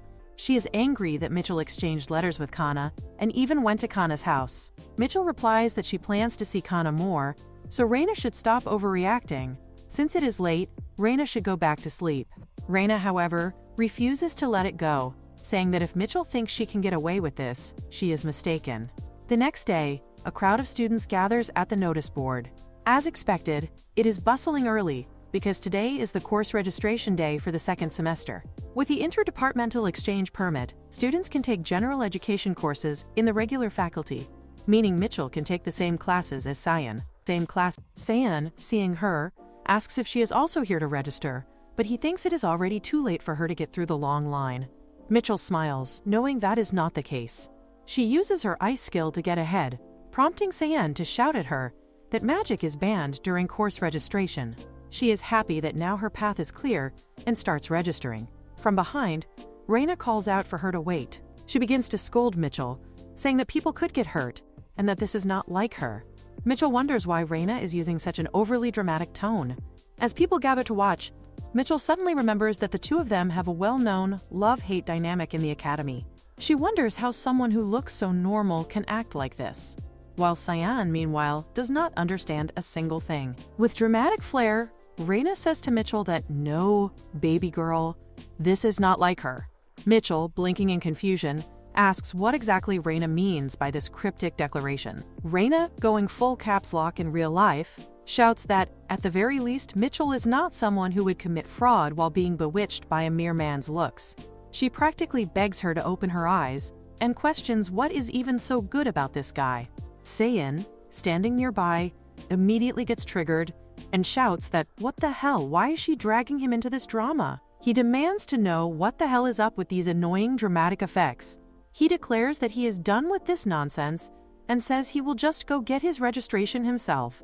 But Mitchell gives him a cold reality check, reminding him that without her he can't even get past the crowd. On top of that, nobles have their bodyguards to get them registered, so he can think of her as his bodyguard. This leaves Saiyan blinking, while Mitchell straight up says to him that he is kind of cute because he lacks both prejudice and common sense. Reina, however, is fuming, because seeing these two getting all close and low-key having fun sets her off. It should be her standing beside Mitchell, not him. Reina, unable to tolerate the vibes, activates her skill Blaze, making both Mitchell and Saiyan snap their heads toward her. Mitchell immediately uses her skill Homing Freezing to stop Reina, while noting that Reina seems to have learned a new skill. Thanks to Gret's help, Mitchell herself had trained hard and even boosted her stats with potions, so she has gotten stronger, but she wonders if Reina has leveled up even more. Reina, looking deadly serious, says to Mitchell that she blocked her Blaze as expected, since Mitchell is her only rival. But it looks like this situation can't be settled without fighting. So the fight begins, and honestly, it ends in the most clown way possible, with Mitchell collapsing from a one-hit knockout, securing Reina's victory. After all, the battle ranking system never lies. Reina is totally valid to knock her out, and even takes out Mitchell's schedule to check her timetable. From that point, Mitchell's school life takes a sharp turn. Everything had been going great. Working closely with Saiyan until the cafeteria was rebuilt was nice, and taking the same class as him was even better. But now she is stuck between these two dumbasses. She is sure Reina must have looked at her timetable when she got knocked out, because Reina has enrolled in every single class Mitchell is in. As for Kana, Mitchell has no idea how her girl even ended up here. She wonders if this is some kind of cosmic coincidence, but honestly it feels more like divine trolling. To make things worse, the professor insists that all wizards sit together. So even though Mitchell and Saiyan are technically in the same class, they are separated by distance. Mitchell is pissed because she didn't register for this class to study, she signed up for Saiyan. But this dude is fully focused on the lesson, while she, tragically, is unable to second-jerk him with her side comments. The class steals one of the potential lifetime moments she could have had sitting close to him, and she is going to miss it forever. Then suddenly, out of nowhere, this thought dropkicks her brain. Something really important happened during this time, but she can't remember it clearly. She does recall that September is Saiyan's birthday, but it was also the miserable birthday where no one actually wished him. She smiles at herself, thinking how could she even forget such a major event, and she absolutely cannot let it happen again. At the Academy Cafe, Mitchell casually asks Reina if she knows Saiyan's birthday, since as a noble Reina must have attended the royal banquets. Reina admits she has never been to the first prince's birthday, but it's not because she didn't go, it's more like the event never actually happened. Mitchell is left shook, wondering just how badly her poor baby boy got neglected at the palace. But Reina glares at her, ignoring the pity talk, and demands to know why Mitchell is so interested in Saiyan's birthday in the first place. Reina even flips the Uno card back at her, asking if Mitchell even knows when her own birthday is. But Mitchell is clearly not interested in Reina's warning. Reina says to her that she doesn't need to fake hostility when no one else is around, but Mitchell bluntly replies that she actually hates her, so there's no need to fake it. Mitchell thinks that if there was no banquet, then that means barely anyone knows about Saiyan's birthday. But it also hits her that there must be someone from whom she can ask, and right on cue, that person arrives. It is Sarah. Mitchell immediately asks Sarah a question, which makes Sarah wonder if she is talking about the train station in Elam. Mitchell agrees that yes, the train station is an important topic, but what she is about to ask is even more urgent. Does Sarah know Saiyan's birthday? The moment those words leave her mouth, ultimate awkwardness descends, and panic fills the room. Mitchell even asks her little self if she has any clue, but she is just as clueless as everyone else, since Saiyan never holds any banquets. Sarah ends up pulling her own hair in frustration. Like, which royal doesn't celebrate their birthday? But of course the answer is obvious. Saiyan has no money, no connections, and no people to invite.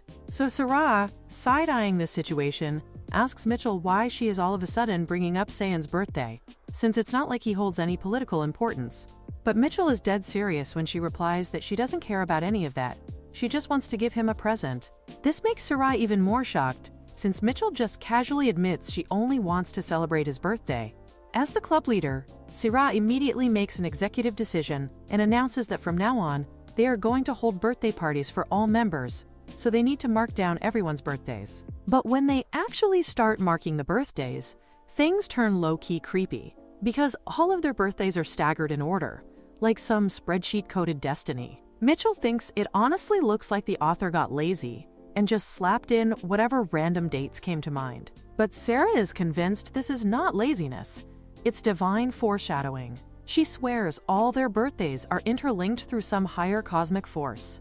For a while, Sarah is seriously mulling over the members' birthdays, looking like she's solving a world-level math equation, but she finally chills down when Eugene casually drops his birthday. After that, they squad up to figure out Saiyan's birthday too, and, not gonna lie, they straight up use the imperial authorities like it's Google just to find out the man's birth date. With that, the birthday issue is solved, period. She then turns to the train discussion, side-eyes Mitchell, and says she still doesn't see any benefit in building the train station in Elam. But Mitchell insists that to unify the entire territory during such a short break, the station is essential. Sarah questions her like she's the Lord of Durlan, asking what Mitchell is trying to pull there.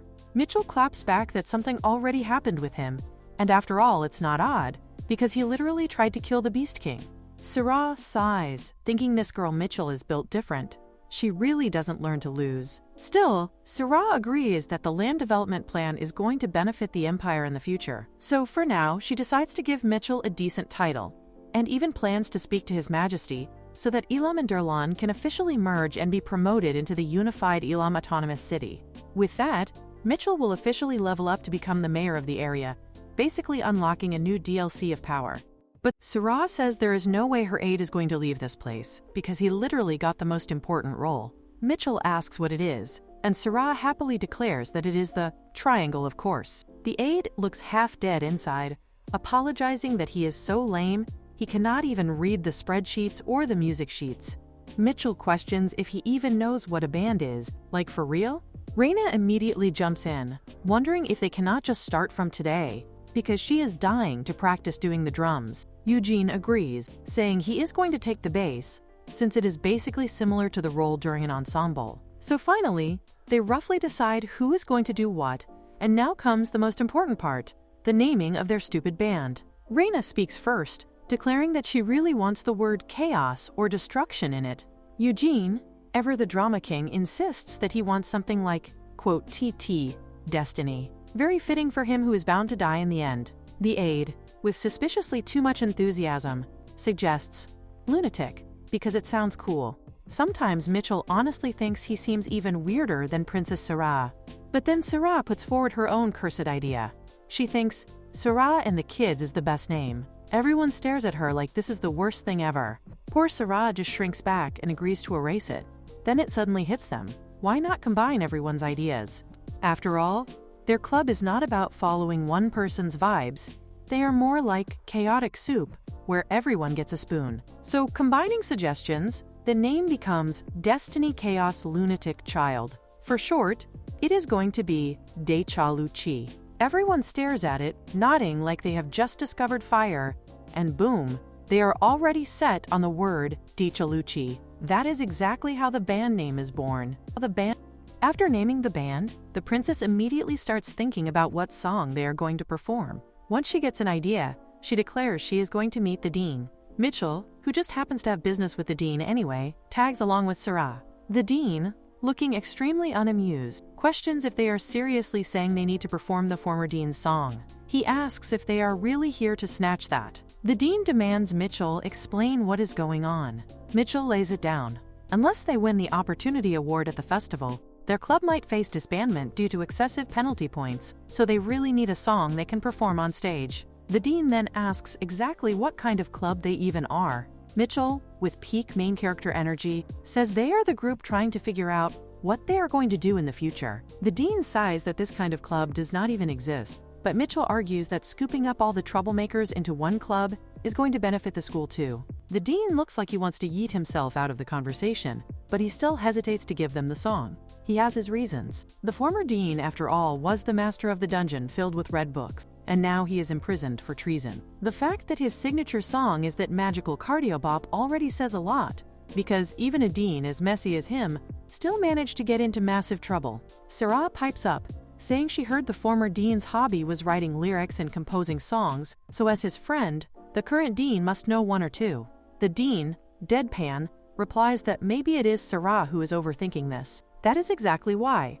Because if the former dean finds out they are digging into his stuff, he will be mega offended. So the dean says he is sorry, but he cannot give the song to them. Before he even finishes, Sarah literally shouts at him to stop. She says she is not here as the princess, she is here as the vocalist and the leader of the band. The way she is standing there, just as Sarah the dean can see the glow around her, he sighs, realizing she is not going to back down. He finally agrees to give her the song, but under one condition: she must not change the lyrics.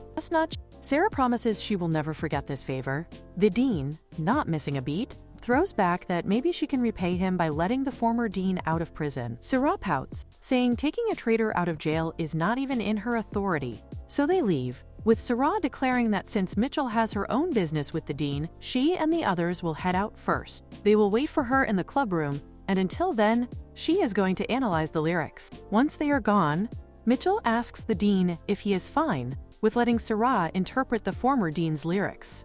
The dean shrugs, saying that if she is smart enough, she will drop this song and find another. But the fact that she is actually taking on the former dean's work proves she is not smart at all. The dean then turns to Mitchell and asks what exactly she wanted from him. Mitchell admits she actually has a question. She wants to know how demons manage to pass through the capital barrier. The dean chuckles, asking why she even wants to know, like, is she planning to invade the capital with her Beastman army? Mitchell says no, chill, it is nothing like that. She explains that Hubert and Larry are coming to the festival during the Chuseok break. The dean's expression immediately shifts into something low-key creepy. Seeing his face, Mitchell adds that actually Hubert is Gret's son. The dean quickly cuts her off. Stop, he get it. But Mitchell thinks to herself that his expression is way too unsettling. Every time it comes to Gret, the dean just cannot let it slide. He straight up asks Mitchell what kind of relationship she has with Gret for things like this to keep happening. But then he says maybe he heard something about this straight from the Beast King. He adds that trying to pass through the barrier is very difficult, so he will just show her directly. Mitchell points out that there is no railway to Elam, so it is going to take a lot of time. The dean casually mentions that actually they will just go in a straight line, so it will be fast. He raises his finger up and then drops it down, and Mitchell finally understands. He is literally saying he will launch himself into the sky, adjust the angle just right, and land straight on the king's tower. The thought that comes to her mind is wild. Even for a mage, is this really something a human can do? But then she steels herself, thinking that one day, a day will come when she will no longer have to kneel before this dean. At the Academy's residential area, Mitchell plops down, deciding that at least the barrier issue is solved, so most of the important work is done. But there is still Cyan, who has been avoiding her. It has been quite a while since they last faced each other, so she makes up her mind. She is going to wait for him here, outside his house, because today, she is definitely going to find out why the hell he is avoiding her. Cyan wakes up feeling strangely relieved, low-key surprised, that nobody pulled up to drag him into that so-called emergency meeting. He really thought they'd bug him non-stop, but nah, crickets. For a split second, he's glad. But then his brain spirals into the classic sad boy loop. Maybe it's not that they're being chill. Maybe it's that nobody actually gives a damn. And honestly, that thought kinda slaps different. It feels almost enlightening. With time, people are gonna stop looking for him anyway. Except, plot twist, Mitchell is standing right there, waiting like she camped out on his respawn point. She yells out that finally he showed up. And Cyan freezes like his Wi-Fi just cut. Why the hell is she here? He looks at her, baffled, while she gets up and basically calls him out, asking if he seriously thinks he can just dodge her forever. All this time, he's been ghosting her, and she just wants him to say straight up why he's doing it. Cyan turns his face away with that dramatic main character, you don't need to know energy. But Mitchell isn't having it. She grabs him and drops the truth bomb that hiding won't solve anything. Because, let's be real, there's no way he can handle it all alone. That makes him snap. He practically shouts that good for her, for always having everyone on her side. He throws shade, saying she was literally born with magic, and on top of that, she's great at it, so of course life must be hilarious for her. Watching him look pathetic in comparison, he asks her straight up what she's even planning to do after hearing his sob story. Is she gonna fix his problems? Nah. Even someone as great as her wouldn't want to get dragged into the royal mess involving the crown princess. Finally, Mitchell connects the dots. She realizes she always felt something was off after his birthday, and now it clicks. It's because of the crown princess. She admits that if it's really about the crown princess, then yeah, her hands are tied. Even back when she was chilling at her own house, dealing with that crazy princess was like wrestling a hydra in heels. And now she's downgraded to a powerless commoner? No shot. Then she straight up asks what his sister even said to him. Cyan sighs, looking 10 levels done, and says his sister told him to stop hanging out with shady people like Mitchell and just study quietly like a good little scholar. Mitchell can't believe her ears. She bursts out that his sister is actually trying to snatch him away from her, like, girl, what? Cyan just scoffs, tossing back that if Mitchell feels that strongly, why doesn't she fight his sister instead? That leaves her speechless, buffering like a laggy NPC. He scoffs again, extra salty this time, and storms off, throwing over his shoulder that in the end, she's no different from everyone else. Mitchell, who has never looked lost or out of place in front of him before, is suddenly wrecked. And the thing is, he's right. She really doesn't have the power to protect him from the princess. At the temporary dining hall, she's sitting there looking like her soul rage quit and left her body behind. Reina notices and asks why she's acting all strange today. Mitchell, half dead, asks her if she can fight the crown princess. Reina looks at her like she just asked to yeet herself off a cliff and says if she wants her dead, she can just say so directly. Because, let's be honest, even for Reina, the crown princess is built different like final boss tier. Valid though, since she's literally the next emperor. Mitchell then turns to the dean with the same desperate question. Can he fight the crown princess? The dean doesn't even hesitate. He says it would be better if it were just combat. But nah, he has to live in this society after that fight.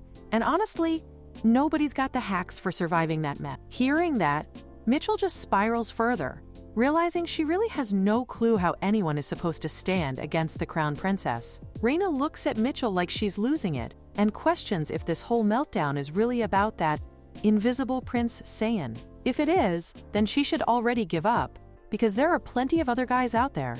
Mitchell fires back instantly, telling her not to be stupid, because for her, Saiyan is the one. The dean casually suggests they could always start a revolution like the former dean if she's really that down bad for Saiyan.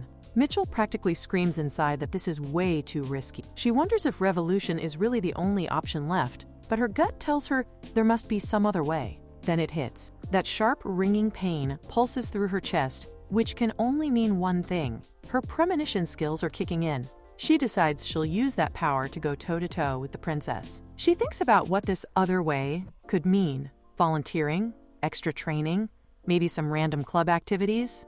Her brain is running wild until it suddenly clicks. To face the crown princess, she doesn't need just guts. She needs to become the greatest guitarist alive. Reina and the dean exchange the kind of look that says, yep, she's gone off the deep end. But for Mitchell, the direction is set in stone. For this bizarre new path, the dean gifts her a worn-out guitar. Mitchell eyes it like it's cursed DLC content and straight up asks him if this is that cursed guitar. The dean, with a shrug, says it's the only sturdy one around. Like, hello, it literally tanked a gunshot once. Soon after, the isolated club building gets upgraded with a soundproof private practice room, and Mitchell locks herself in grind mode. In no time, she unlocks the basic guitar performance skill. She keeps practicing so hard, her hands are blistered, peeling, and looking like horror props. But she doesn't quit. After a month of pure suffering, she finally unlocks a special guitar skill, just enough to avoid embarrassing herself at the commercial event. With that milestone down, she finally gets permission to chill, rest, and maybe even have some fun. Back at the magic department dorms, Reina greets her, saying she's finally back, and wonders out loud what kind of guitar training takes that long. Mitchell claps back with some sass, saying a pampered noble like her, who only feels satisfied after buying expensive drumsticks, would never get it. Reina side-eyes her, then casually mentions she's been hearing some voice from Whitey. Sure enough, Gret pops up. Mitchell glares at him and demands to know what brings him here all of a sudden. Gret drops the news that Hubert and Larry have left for the academy, and if she still wants to know about the Dragon King, Hubert will have plenty of juicy info for her. Mitchell says fine, she'll ask him, but Gret adds that even if Hubert's the MVP, that guy still knows quite a bit about dragon ecology. Mitchell questions who that guy even is. Gret points him out as the one who acts like a spoiled kid, loves overpriced toys, and is annoying as heck, basically describing the dean. Mitchell stares at him, confused, and asks how on earth the dean knows about the Dragon King. Gret says it's a secret. Mitchell's jaw drops, because it's rare for Gret to even acknowledge secrets. He then casually mentions that the dean literally got on his knees and begged him to keep it quiet. Mitchell is floored. She always thought the dean was the type who'd rather get exposed than bow down to anyone. Anyway, after confirming Hubert and Larry's departure, time zooms forward, and suddenly midterms are here. Mitchell just writes her name and dips. Grades? Nah. Since her life isn't on the line anymore, test scores don't matter one bit. The only thing she cares about now is attending the festival. Her guitar skills are actually cracked, no doubt about it. But after practicing solo non-stop, she forgot the one crucial thing: coordination, harmony, band flow.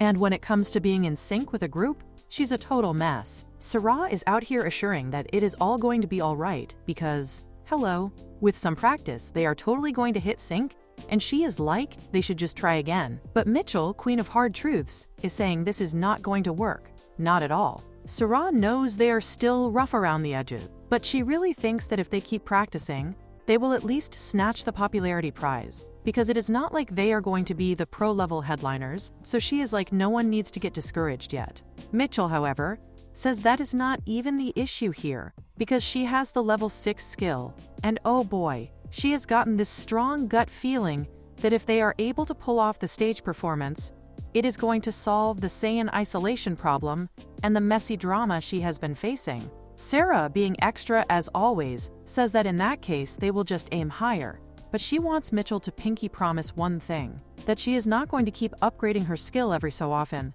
especially when someone's future shiny skills start flashing around, because those god-tied abilities don't usually let their owners live long lives. Mitchell just sighs like a stubborn main character, and says she will think about it. Sarah points out that she is not saying Mitchell should never do it, but Mitchell already claps back in her own head that they don't know what life is going to throw at her, and plot twist. While she is literally saying this, she has already dumped the rest of her points, and is now leveled up to 7. Sarah is straight up dumbfounded, like girl, she is not even listening to the warning, but Mitchell just shrugs mentally, and comments that, thanks to this leveling up business, they are not only going to win the popularity award, but also take the grand prize, land a debut offer, and even drop an album. Sarah has no idea how that chaotic prophecy is supposed to happen, but she is like, fine. From now until the festival they are going full send during practice, no excuses. Then Sarah, with suspicious eyes, asks Mitchell about the keyboard spot, because it looks like the guy is not going to show.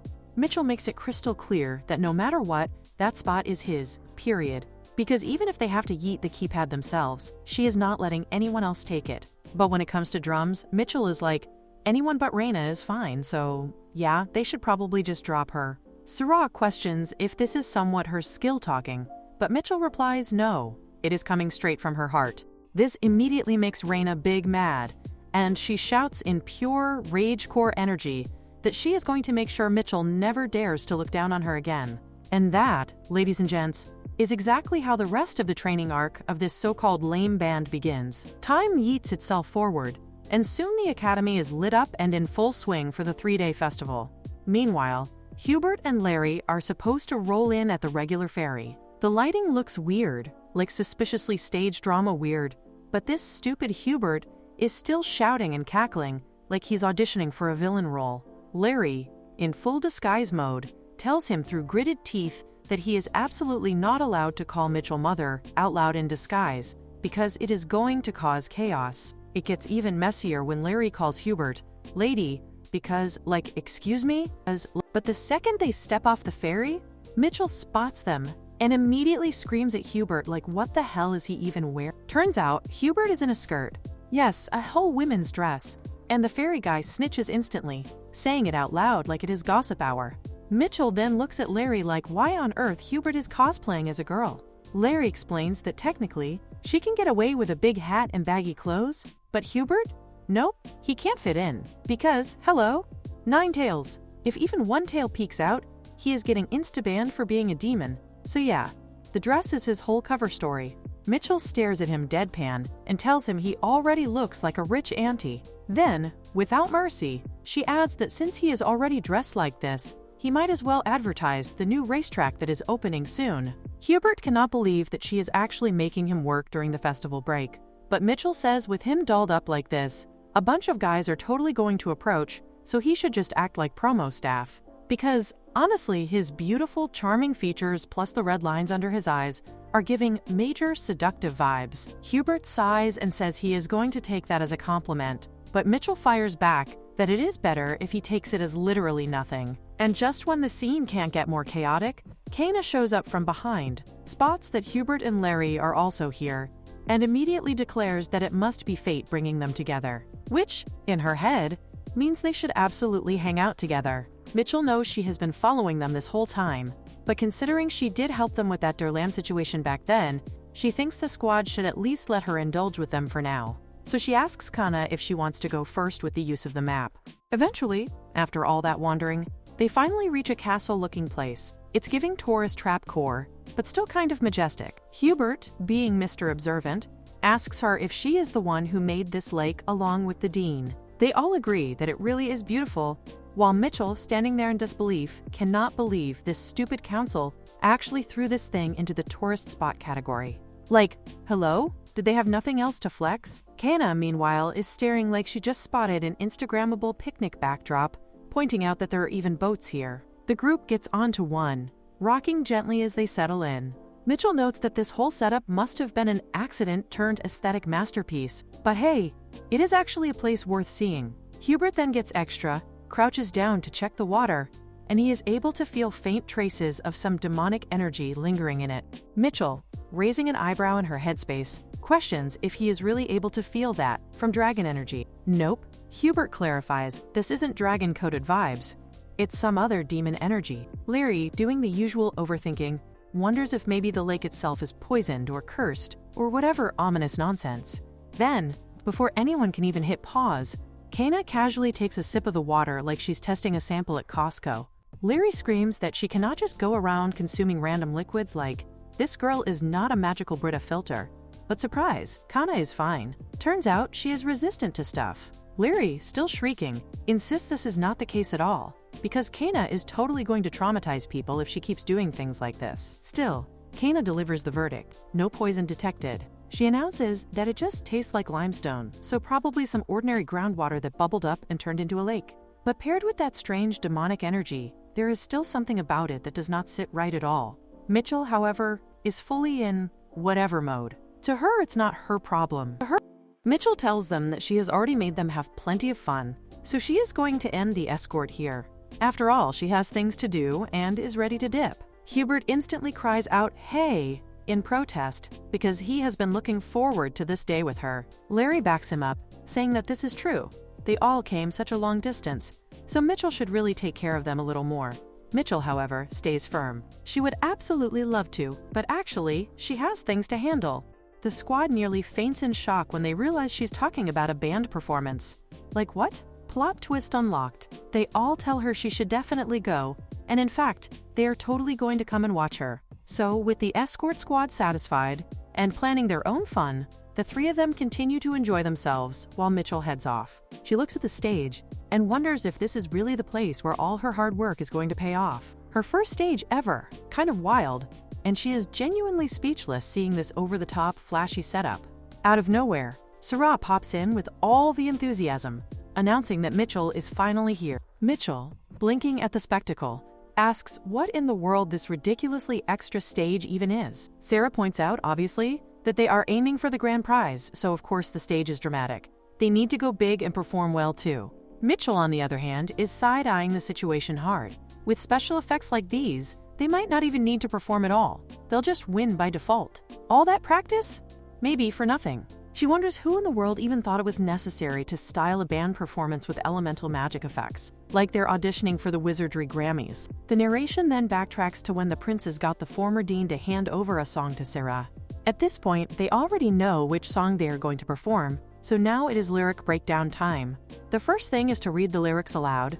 The song describes the crisis of people suffering under constant rain and frequent disasters, unable to find shelter, and never catching a break. But even in such hard times, if they unite and support one another, there will still be hope.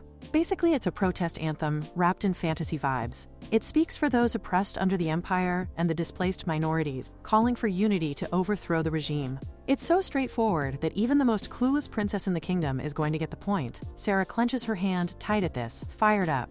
And Sarah says that after reading these lyrics, she realizes something, that hope is going to bloom even in despair. And that is the world that this song actually portrays. She says that she has been thinking about how she is going to make this event thoughtful, and these lyrics give her a clear direction. Just singing and playing this song is not going to cut it, so they are going to make a stage that is going to reflect this song in a post-apocalyptic world. They are explorers searching for land where humanity can take root. Raina is the heart of fire, Mitchell the heart of ice, Eugene the heart of wind, and Sarah the heart of earth, and by her side is the heart of love. Mitchell's shock shows that if she is really going to the stage with this type of concept, Sarah points out that, as expected of the heart of ice, this is really fitting for her. Sarah says she remembers that she forgot to actually explain the setting. The world is on the brink of running out of water, so Mitchell, the heart of ice, has been shunned, and she is the one who is enduring and living like a wounded wolf. Mitchell feels frustrated and says to herself just how the hell Sarah is thinking all of this, and wonders why they can't just play the song like normal people. But Raina is in her own world, making fun of Mitchell for being an outcast. Since then, Mitchell keeps begging them to change the concept, but the princess seems to like it a lot. In the end, she has no choice but to surrender, and that is how they end up dressed like this. But it is fine. After all, the embarrassment is not going to last forever, and that way she will also be able to uplift her death penalty. Her intuition skills tell her that this is not really a bad path either, so it is going to be fine. Finally, their group performance is announced to come. They all get to stand on the stage, and the audience also gets their cheering sticks. Sarah introduces the band and adds that sadly their keyboard player Sion is not here today, but they have still worked hard to make this song, so they really hope that the audience will enjoy it. The song's name is Endless Rain. The song begins. Everyone starts to do their part, and the crowd, realizing which song it is, starts to sing along with them. With great perfection, Sarah ends the song. Everyone starts to cheer, and it turns out to be pretty good. Encore. Mitchell thinks that this is really a proper protest anthem and wonders if they are even allowed to sing it. But with the princess here, she knows that there is not going to become a bigger problem. She gets the notification that the storyline has changed, probably because the song was a great hit. Princess Sarah says to Mitchell that the crowd is asking for an encore, so they should sing another song. Mitchell wonders if Sarah really trusts her, and Sarah replies of course she does. Mitchell then announces that in that case, the song they are going to play is Cardio Magic. And just like that, the crowd unknowingly starts to chant that the Kroll Empire will fall, and the band gets summoned to the dean's office after that. At the dean's office, he absolutely loses it at them, yelling about what they even meant by shouting, "Down with the Kroll Empire," and how the hell they could even perform a song with lyrics like that. If they had been wrecking it outside, they'd already have been arrested, no questions asked. He snaps at Sarah, demanding if she doesn't feel any responsibility as the princess of the empire. Sarah vows of course she does, and justifies that at that time she felt she needed to meet the crowd's expectations. The dean then swivels toward Mitchell, pointing out that, just for now, she better not make another plan to come to his office for more detention, making deals left and right. He adds, "Oh yes, how many times has it been already?" Bro sounds exhausted. He turns to Reina, declaring that he's going to tell her father that she spent all the donation money on cleanup. Reina is already sweating buckets in silence. Then he zeroes in on Eugene, asking if he really is Eugene. Eugene politely replies that he is, really sorry too. But the dean waves it off, saying, "That's not even the point. Actually, there's an urgent message from the north." Plot twist. Apparently, the Dragon King has dipped south, and the northern region is taking severe damage. They are officially requesting Eugene to come back. The dean tells him he'll excuse his attendance to the authority, so he better hurry his butt back as fast as possible. Eugene nods, saying that with that, he'll leave to get ready to depart. The dean then turns to the others, saying that since there was a deal with the student council, he's going to reduce their penalty points. But instead, everyone here is going to help Mitchell with cafeteria duty. Instant karma. Meanwhile, Mitchell is thinking, if they reduce the penalty points, does that mean their club is not going to get disbanded? She instantly checks her status window. The display says the limited time is gone now. The only thing left is to make sure Eugene doesn't drop out. Because if they're recalling him mid-semester, then clearly something super serious is happening. At least the dean said his attendance will still be acknowledged this semester, so that's fine for now. But the future is a whole other problem. Outside, Mitchell is already in crisis mode, because she's supposed to meet Hubert and the others today. She plops onto a bench to wait for them, her thoughts spiraling about the penalty points she's still carrying. She sees her premonition skill glowing in the corner, but she remembers that Sarah stopped her from using it before. Still, if she really wants to prevent Eugene from dropping out, she'll have to use it, more than the risk of shortening her life. Solving this impending doom in front of her is way more important. So yeah, what she needs right now is a giant ice cream shake, the size of an elephant. She is 100% sure this is going to send her blood sugar skyrocketing. With that many calories, even if she gets outed, her body is not going down easy. She downs it in record time, the so-called white powder of happiness running through her veins. Now that she's had her sugar fix, she needs to check her skills. With this premonition skill, maybe she can feel something. And she's right.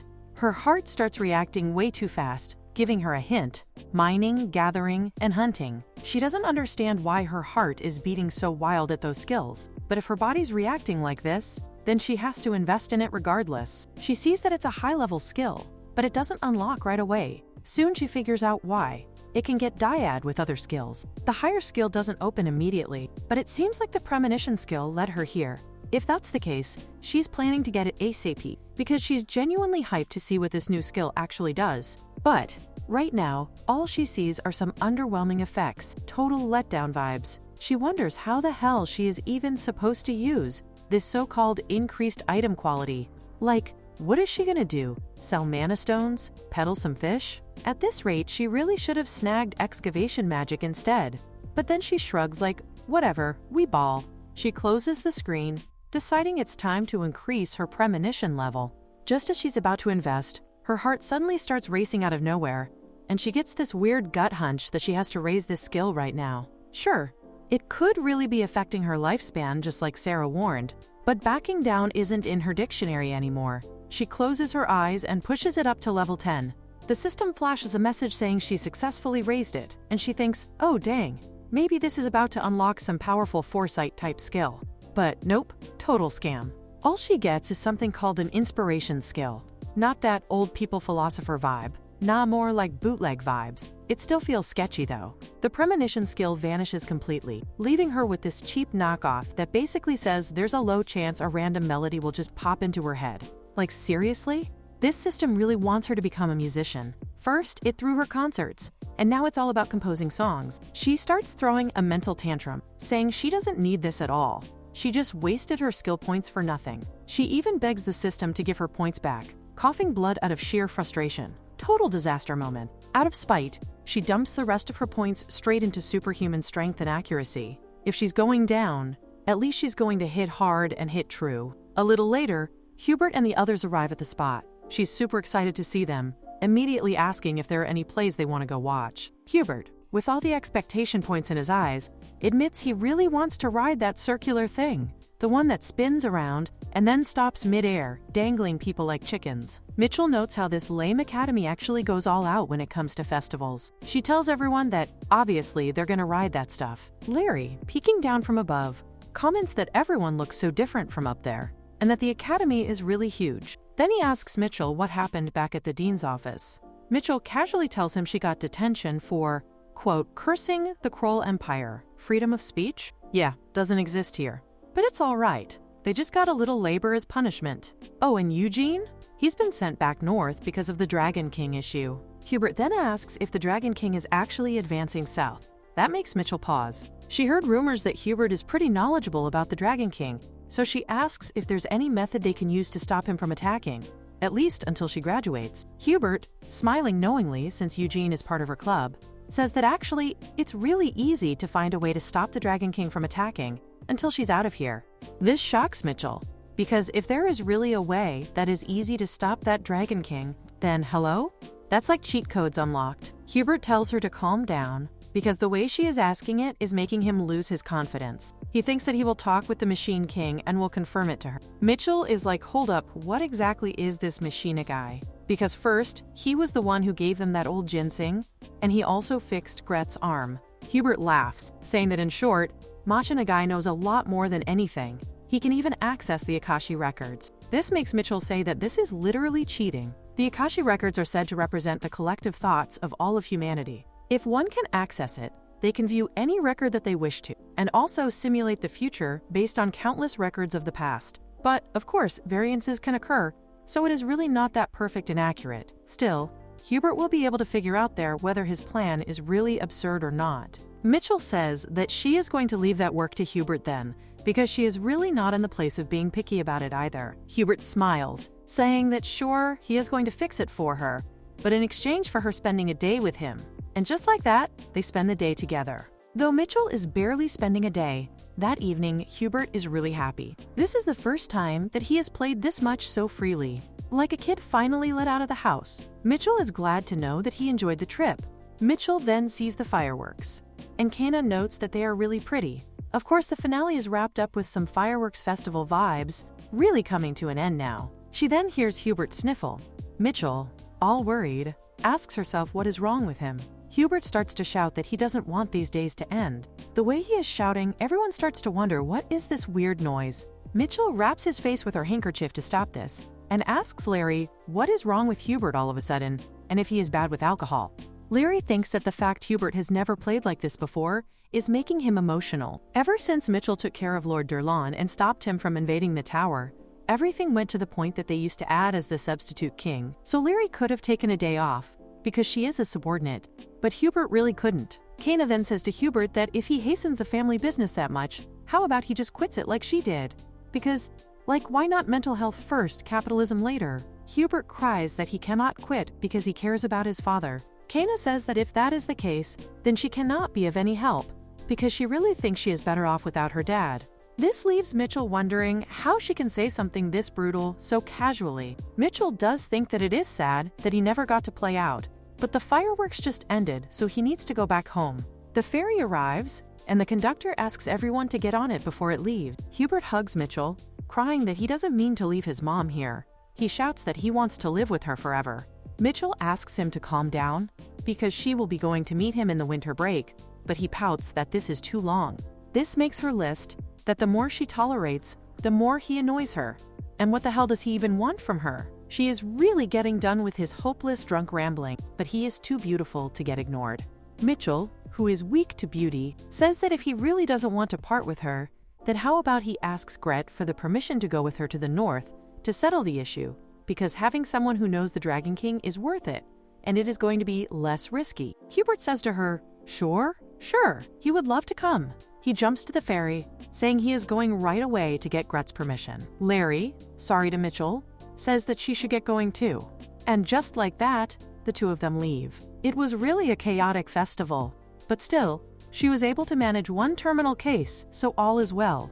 Now her main goal is to make sure that Eugene doesn't drop out of school, but until she hears from Hubert, she plans to take a break. The day after the festival, all the club members except him, who went to the north, were dragged to the construction site. Of course, they sang that stupid song at the festival, so now they have to help with the construction of the cafeteria. Of all the days, it really had to be the day after the festival, making her really tired. One of the men calls out to her and asks her to help level this slide. He smiles, saying that when the dean said he was going to send help, he really thought he was going to send some baggage, but he notes that they all are really helpful. And like he did earlier, Reina is planning to help the glass magically later. As for Sarah's aid, he just needs to try his best or maybe go rest. Mitchell, the more she looks at him, the less she understands him. In the novel, he got the teleportation power, and more than anything, he is so strong that she had to bow to him. So why is he holding back his powers and acting so timid? But the fact that he is the main character means he probably knows what he is doing.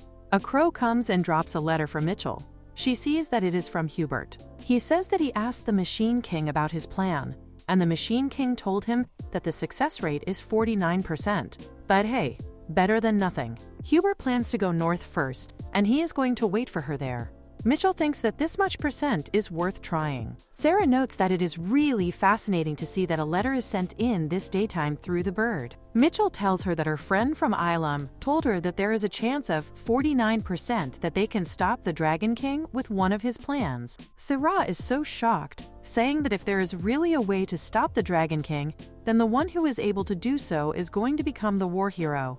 But who is going to tell Sarah that the friend of Mitchell is the demon? Just like that Dragon King. Sarah rants that this is not the time to talk. They really need to go to the king and talk to him about it. Mitchell asks her to calm down, because this is not going to be needed. According to her friend's plan, what is needed is not the army, but their club. Sarah is shocked, asking what kind of plan is going to involve them. Mitchell reads it for them, that they are going to hold a concert right in the middle of the battlefield, like dead serious, mid-war Coachella. Sarah is really dumbfounded to hear this, standing there like her brain just got hit with a cosmic slap. The aide is seriously asking if she really means to do this little concert thing in the middle of a war between the Dragon Army and the Duke's Army. Reina, looking like she just walked out of a chaotic fever dream. Mitchell, though, jumps and asks them all to hear him out, because this idea actually comes from him, a so-called great expert, who apparently knows a lot about dragon behavior. Sarah is like, hold up, if they really had a person that amazing in the Empire, then why the heck have they not shown themselves yet? Mitchell points out with a smirk that actually this person is beastkin. He really can't just show himself out to humans. That reasoning does make sense to Sarah. Now Mitchell then adds with extra flair that Hubert has actually been seeing that Dragon King long before any of them were even born. But first, Mitchell is about to spill something major that humans totally don't know, and it is that the Dragon King is actually a golden dragon. He does appear red in front of other people. The reason behind this? Apparently he was inspired by a long fantasy novel where a red dragon just vibes and visits the human world for fun. Sarah, standing there with her brain buffering like old school internet, really cannot understand this. But Mitchell says they really can't explain any deeper because of copyright issues, and he just leaves it at that like some shady NPC dialogue. Sarah questions what that is even supposed to do with their plan. Mitchell comments in his matter-of-fact way that it means the Dragon King is actually super easy to sway, more like a child than some scary legendary beast, and that is why they need a different approach. And since they are students, they are going to show that they are the squad who actually formed friendships beyond social class-like period. They made bonds together in the school infirmary, And not only that, they are genuinely good humans. By that alone, the Dragon King's affection will start to rise. With time, he is basically going to become their fan too, like a stan account, waiting to be born. But that whole perfect storyline couldn't last, because the band had to break up when one of them had to leave. And that right there is the actual reason Eugene left the band. It was because of the war at the north. So if the dragon wills to stop attacking, their band will also be back too, no cap. Of course, this is not going to continue forever. But at least until Eugene graduates, Sarah agrees that this is really worth trying. Still, she points out they probably can't request military funding from the king for something like that stage. Because, imagine filing paperwork for concert budget during wartime. It's giving Delulu energy. Because it would be great to have that stage effect, Sarah assures them that she will try to work and get her allowance in advance, and with that, they are really headed to the north, because their actual mission is to save their friend Eugene. After that, the North concert is confirmed, and they each start doing their part in their own chaotic ways. Sarah goes full unhinged and spends her days in the imperial chambers, rolling dramatically across the marble floor, begging for money without a single ounce of shame. The aide keeps rejecting the low-key calls and record deal offers, like a manager swatting off shady producers. Reina, on the other hand, is nose-deep in survival strategy cases, studying those scenarios where only two of them can make it out alive. Mitchell then tells Reina that if they mean to save their friend, she should get ready to throw herself like the ultimate sacrifice. She shrieks right back, saying that she is not some commoner or third princess, but the daughter of a great count family, so excuse her, she is not built for melodramatic martyrdom. Mitchell, not caring about her dramatic whining, also goes around trying to collect donations. She really doesn't expect much at first, but thanks to the combat technique team, who are desperate to get their ace back, they actually manage to collect a decent amount. It's not world-saving money, but it is enough to cover their train ride and even snacks for the final day. Everything she does now is for Eugene, not to drip out of the school like a tragic dropout. And because of that, she doesn't even feel guilty. Finally, she tells the plan to the dean and asks him if he thinks it has any chance. Hearing this insane concert scheme, the dean literally steps out for a moment, laughing his heart out like a boomer who just discovered TikTok. He comes back, apologizes, and admits he did not expect this idea at all, but says Mitchell is truly a clever fox. And wild as it sounds, he really thinks the plan might actually work. Hubert, who is already on his way to the north to hand out the cult of love and peace, doesn't even bother bawling about the club. If this succeeds, it is going to be nothing short of a miracle. Sarah, still not understanding how the dean knows so much about the Dragon King, starts side-eyeing him. But looking at everyone's reactions, it really does seem like this plan might just work. She dares to ask him another thing. Since the trip will take at least a week, what is going to happen to her grades? He tells her bluntly that it's probably going to count as academic discipleship. She can't believe she is standing on the edge of getting dropped out like some flunked side character. But he reassures her that she really doesn't need to worry. If she is able to stop the war even temporarily, she is basically going to be crowned a national hero. And that kind of prestige will excuse her absence. As long as she doesn't fail her exams, they are good. And not only that, the dean says attendance will be marked anyway because he himself is also going to the war. So in the end, they really need to succeed no matter what, because their mission is no longer optional. It's destiny locked. They are all finally ready to head to the north. Sarah looks at the food they've packed and asks if this is what it means to bring snacks and share with friends. But since she clearly doesn't know a single thing about common people's life, they don't just buy the snacks. They also play a ton of games on the way, like chaotic kids on a field trip. And finally, they arrive at Brandenburg. Someone comes out, thanks them dramatically for coming all the way here, and assures them that the stage construction is going to be completed soon. They are asked if they would like to go to the castle first, where Eugene and the Count are already present. Sarah shakes her head, saying this is fine, because she really doesn't want to create unnecessary fuss. They didn't come here for fun anyway. They need to head straight to the stage. The knight leads them to it, and when they arrive, the sight hits them.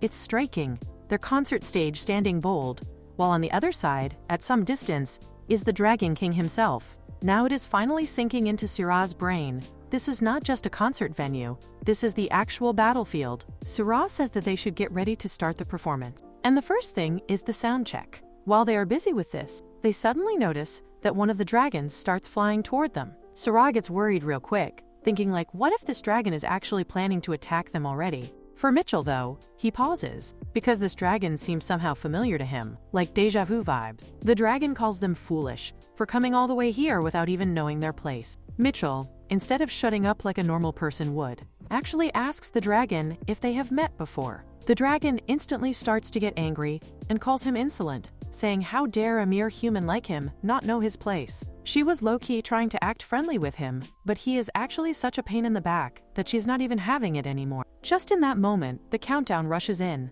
like a hype man from backstage, yelling at Sarah that he already asked her to wait at the backside for more. But Sarah says she cannot bother someone who is already having a tough time, so she is not backing off. Mitchell then suddenly sees it, that this is the father of Eugene, and if that's the case, then Eugene must be here too. He asks if that is why they are on stage, and honestly, it is really his first time seeing him in the full armor, and even that ridiculous weapon suddenly looks cool with him, like cosplay but premium. The Count notices this whole scene and wonders if this big dragon is here to attack Sarah, so he orders his army to charge at the dragon. But the poor dragon is like, "Stop, it's not like that." Though the Count says that if they are going to charge, then he will order his dragon army to charge too. Sarah also asks them all to stop, telling them to get attentive because she wants them all to listen to her song. Mitchell is honestly wondering, like, what the heck? Because why would she even say that at such a heated moment? But she really says that she never thought they would be performing in a situation like this, yet she is past caring now, so she should just do her part. The song starts, echoing in the chaos, while Eugene bursts in asking them why the hell they are singing. All of a sudden, Sarah says to him that she also does not know, but Mitchell asked her to do so. Eugene turns to Mitchell like, what the hell is she thinking? Because this is peak insanity. Then one of the dragons actually attacks them, but Eugene blocks it.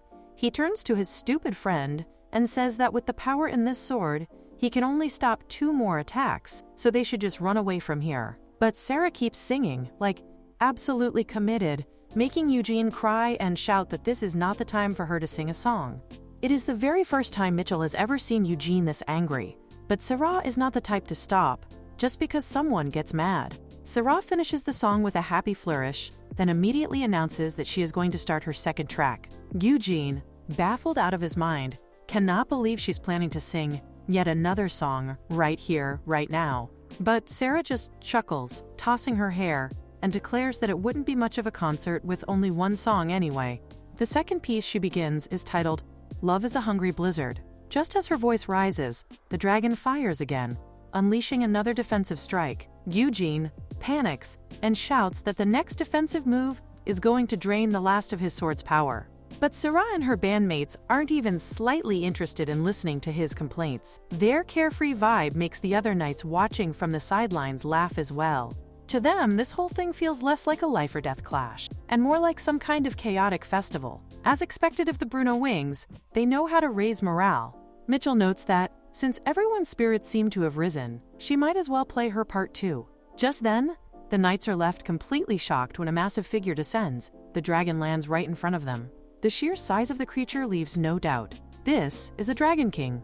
And judging from the blazing crimson color of his scales, he is clearly no ordinary red dragon. He orders everyone to cease combat, even as his own flames roar across the battlefield. Mitchell realizes that he is using metallic fire, a power far too rare.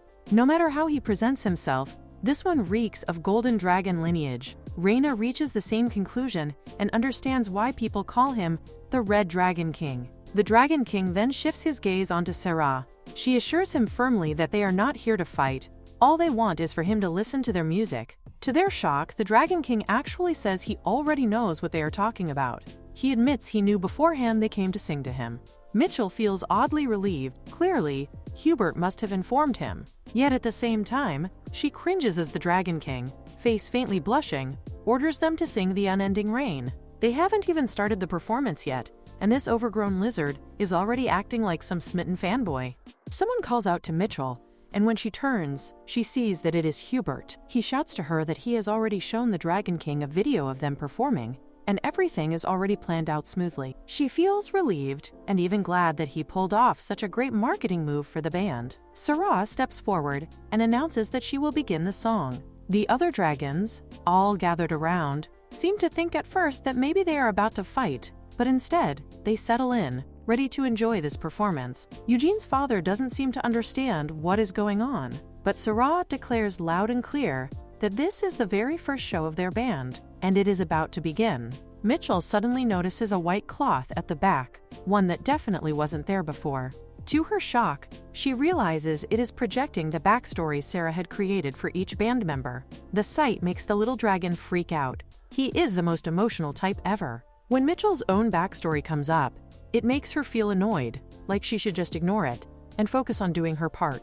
The dragon, however, is completely moved, glad to see that she is portrayed as the type, with a kind heart but sharp words. Mitchell can't believe that Sarah really added this kind of extra layer into the backstory, and on top of that, she is even more frustrated that this Dragon King insists on muttering all of it aloud. She cannot concentrate on her performance at all. Her anger builds, and in the middle of it, she snaps, smashing the guitar prick into pieces. Worse yet, she hadn't brought any spares with her. Left with no other option, she has to craft a new one using her ice powers right there on the spot.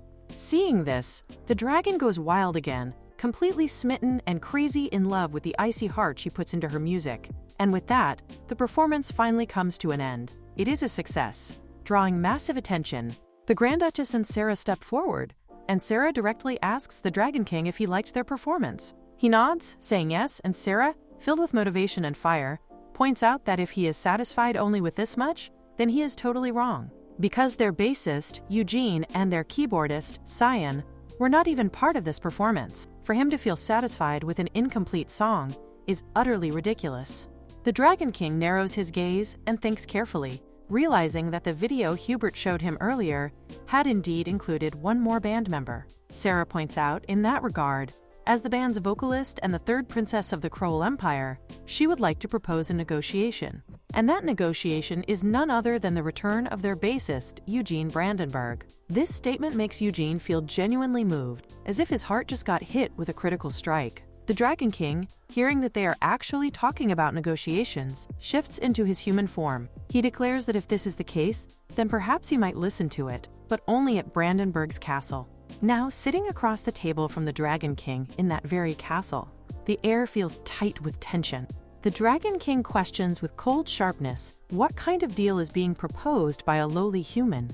Mitchell scoffs that this guy was having a blast just a moment ago, and now he is suddenly trying to act all high and mighty. Sarah doesn't flinch. She replies that there is no need to beat around the bush, for she will be direct. What she proposes is simple but heavy. She wants the Dragon King to stop the invasion. With a single thought, the Dragon King dismisses the idea as impossible. He bluntly states that he refuses. Mitchell is about to step in. She knows that her opponent is still a child in many ways. She questions him further, asking if he even realizes that they, the members of this band, are all of different statuses. It is nothing short of a miracle that they even managed to form this band in the first place. The only time they can perform together like this, she points out, is probably while they are enrolled at the academy. After that, it will be nearly impossible for them to gather for band activities again. She adds that the time they have for their band is limited. So until they graduate, one could say they are living with a 3-year deadline. Acting dramatic, Mitchell even starts tearing up, lamenting that 3 years from now, forget the band, they might never even see each other again. The Dragon King, caught off guard, becomes flustered, wondering what the heck she is even telling him. He snaps that what happens to their band has absolutely nothing to do with him. But then, the aide steps forward, placing a document before his lord. He calmly mentions that the contents of this document were actually planned by Her Highness the Princess herself. It is still top secret, but once all the members are together, they plan to establish a company and distribute records to the market. Hearing this, the Dragon King's attention finally gets hooked. It dawns on him why they are trying to negotiate with such things. He growls in frustration, ordering them to stop these tricks on him. But the aide is not done yet. The aide continues, explaining that they also plan on publishing a book that will detail the members' backstories, and alongside it, they will be releasing merchandise as well. Mitchell, watching closely, notices just how sharp this aide is. Unlike the naive princess, his way with words is absolutely no joke. She guesses that you really need this kind of skill to survive in the Imperial Palace. But Sarah is not about to back down either. She plans to add a little more fuel to the fire. She asks the Dragon King to think carefully, because for a long-lived being like him, 3 years is nothing more than the blink of an eye. He could literally just wait it out like taking a nap, and in exchange, he can have all of that. She then shouts with fiery passion, demanding to know if he is really going to let the band break up just like this. The Dragon King, taken aback, wonders why it suddenly feels like this whole mess is his fault. At that moment, Reina notices Eugene is here too. She points it out, saying that he came at the perfect time, and she thinks the Dragon King is just about to give in. But Eugene himself is absolutely baffled by everything they have done, from putting on a concert in the middle of a battlefield out of nowhere, to now suddenly trying to push for a truce negotiation. It's all way too much for him to process. He is absolutely certain there's no way that kind of deal is even remotely possible, yet the Dragon King puts it down like, well, if they're gonna ask that desperately, then maybe he can wait a bit. Still, he knows that just accepting human negotiation too easily would definitely hurt his dignity. Mitchell picks up on it immediately, thinking to herself that, she guesses the Dragon King has those sorts of status concerns too, the kind of pride game that always needs to be maintained. As she is lost in wonder about how to solve this new tangle, Hubert suddenly pops up with casual flair, dropping it like it's nothing.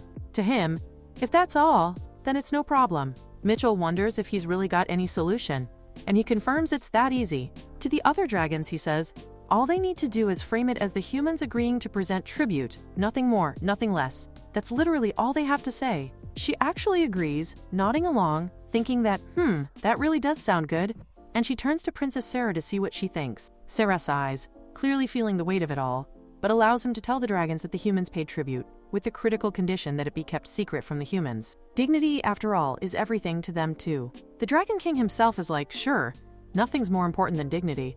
And honestly, the whole thing makes it clear that these guys really are incorrigible downer players, obsessed with appearances. As concrete evidence of this so-called tribute, the dragons settle on receiving human entertainment devices, like straight-up gadgets, as if that somehow elevates the deal. And so the negotiation moves forward smoothly. In the end, the Dragon King agrees not to advance south until the club members have completely finished their band activities, while the princess herself commits to supplying entertainment devices to the dragons and to participating diligently in those same band activities. To commemorate the successful negotiation, Princess Sarah turns toward Mitchell, relaying that the Dragon King wants the button she uses as a guitar pick to serve as a symbol of the agreement. Mitchell cannot believe this ridiculous demand, but she brushes it off with a casual, "Never mind," and tosses the button straight into his hands. The Dragon King, however, is beyond thrilled, practically sparkling with excitement at holding what he declares is the very button used by the Heart of Ice. After negotiating something so heavy and serious, seeing him lose his cool over a mere button is both wild and hilarious. It becomes obvious that despite the weight of his title, he's definitely still a kid at heart. Now that the negotiation is wrapped up neatly, he is already hoping they all get to hear new news about Reincarnates soon. Everyone outside is probably waiting, buzzing with curiosity, ready to hear what just went down inside. He is quick to be off, carrying himself with finality, while Hubert beams with relief, glad that everything worked out in the end. Mitchell acknowledges that it is all thanks to everyone's combined efforts, and even gives Hubert his well-earned praise for the good work. Yet her eyes narrow in curiosity as she wonders aloud why he is in a dress again. Hubert sighs in defeat, revealing that beastmen are not allowed on the train, so he was denied boarding. Eugene, on the other hand, looks absolutely ridiculous, lost in thought over whether the war is really over. Just like this. Mitchell, coming to think of it, realizes she hasn't checked her status window yet.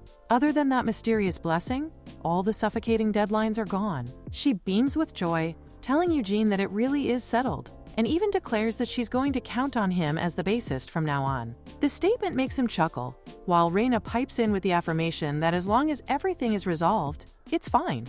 Mitchell guesses that means they can finally return to the academy, but Sarah raises a hand, asking them to wait. She turns to Mitchell, reminding her that when they wrote the agreement, it was stated that the deal also covers Cyan's return. Mitchell confirms that as true, even though Cyan hasn't participated yet, he's still officially a band member. That means Cyan will have to take part in club activities too. Since he's now included in the truce agreement, Cecil won't be able to hold him back this time. Sarah can hardly believe it, realizing Mitchell had that in mind all along. Anyway, since the truce now depends on it, they all acknowledge that they'll have to work even harder in the future. Everyone prepares to head back to the academy, carrying the great news of the truce with them.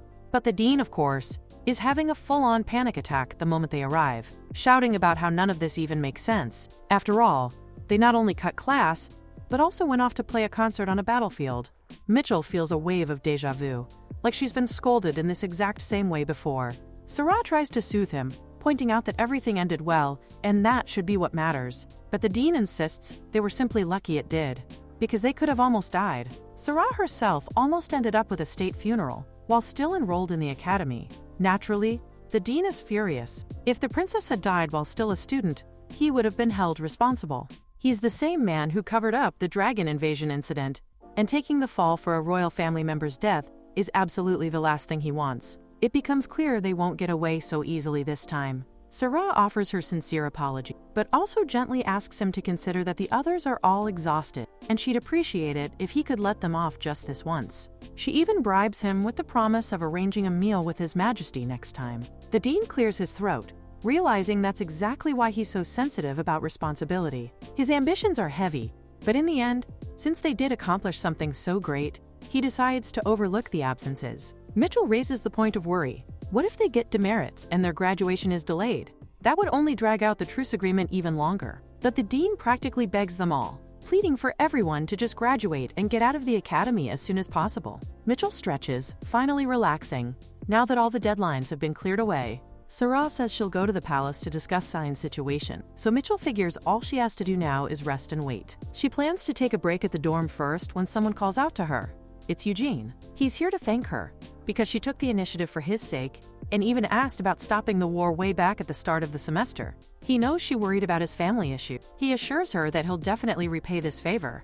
But Mitchell shakes her head, telling him it's not necessary. She didn't do it for him, she just acted for herself. Eugene freezes, stunned, thinking that she really is the heart of ice kindness hidden beneath all that harshness. And on top of that, she's an outcast wounded by the world. He laughs, saying that if she ever needs help, she should let him know.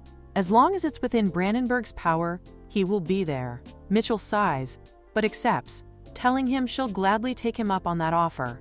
The very next day, Mitchell ponders to herself that Sarah and the Warbler must be back from the palace by now.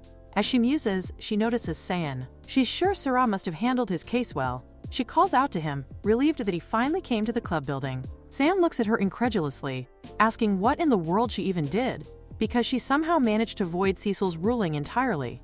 Mitchell only smiles, reminding him of what he once said before, that compared to him, she was nothing special. She asks him, playful and teasing, if he thinks she's special now. Seeing her radiant, happy face, Cyan finds himself completely flag-blasted, unable to respond. He gets all embarrassed and tries to brush it off, swearing that still, she has not done anything special. He shouts at her that he is not embarrassed at all, and tells her not to follow him. But she points out calmly that their destination is the same. They have no choice but to go together. The other members see the two of them coming back side by side, and it honestly looks a little too nice, like the vibes are way suspicious. Cyan immediately calls them out, saying he already knew they weren't sane at all. But what on earth did they actually do to come back with a ceasefire agreement with the Dragon Tribe? Sarah tells him not to celebrate too early. Cecil still hasn't given a definitive answer yet. Cyan, fired up again, shouts that no one ever said he was happy anyway. Mitchell steps in, asking Sarah what she even means by this, and whether Cyan's punishment was already over, right? Sarah points out that His Majesty did take her side because of her achievements, but unless an official document arrives from Cecil, there's no telling how that woman will react. But she quickly adds that they can't just wait like this forever, so her little bird has already devised a way to shake Cecil down. That plan is a setting book for Reincarnates, complete with new settings added. From now on, she declares, she will be telegraphing this to the Dragon King. Cyan questions her in disbelief, asking if this is really some kind of setting book. But the moment he starts reading it, his face flushes red with shock and rage. He lashes out, shouting about this ridiculous content. What the heck is the Heart of Void supposed to be? So Cyan finally gets a setting attached to him too. Mitchell sneaks a peek to see what it says, and reads about the Heart of Void. Cyan, who was once powerless, loses his memory in an unexpected accident, but in exchange, he gains terrifying nullification abilities. However, he also forgets a very important fact. That is, the Heart of Void and the Heart of Ice actually had mutual feelings for each other. Even after the Heart of Void loses his memory, the Heart of Ice still likes the Heart of Void alone and shows kindness without him even realizing it, or something like that. Sarah thinks about it and admits that, doesn't this seem just a bit similar to real-life events? She worries that at this rate, if things keep going down this road, She might even end up revealing that she is Mitchell Nephthys. Then Sarah tells the others that she got a message from the Dragon King. He is asking them to wait just 30 minutes. Eugene is immediately suspicious, pointing out that, wait a second, they literally just sent the setting via telegram, so what could the Dragon King possibly be asking them to wait for? And before even 30 minutes had passed, that incident happened. Mitchell notices her system flicker, a new notification flashing in front of her eyes. The development has shifted slightly, awarding her 10,000 experience points. What on earth could have triggered this sudden change? She wonders, scanning her surrounding. Then the glass beside her shatters into fragments, scattering across the floor in a rush of sound.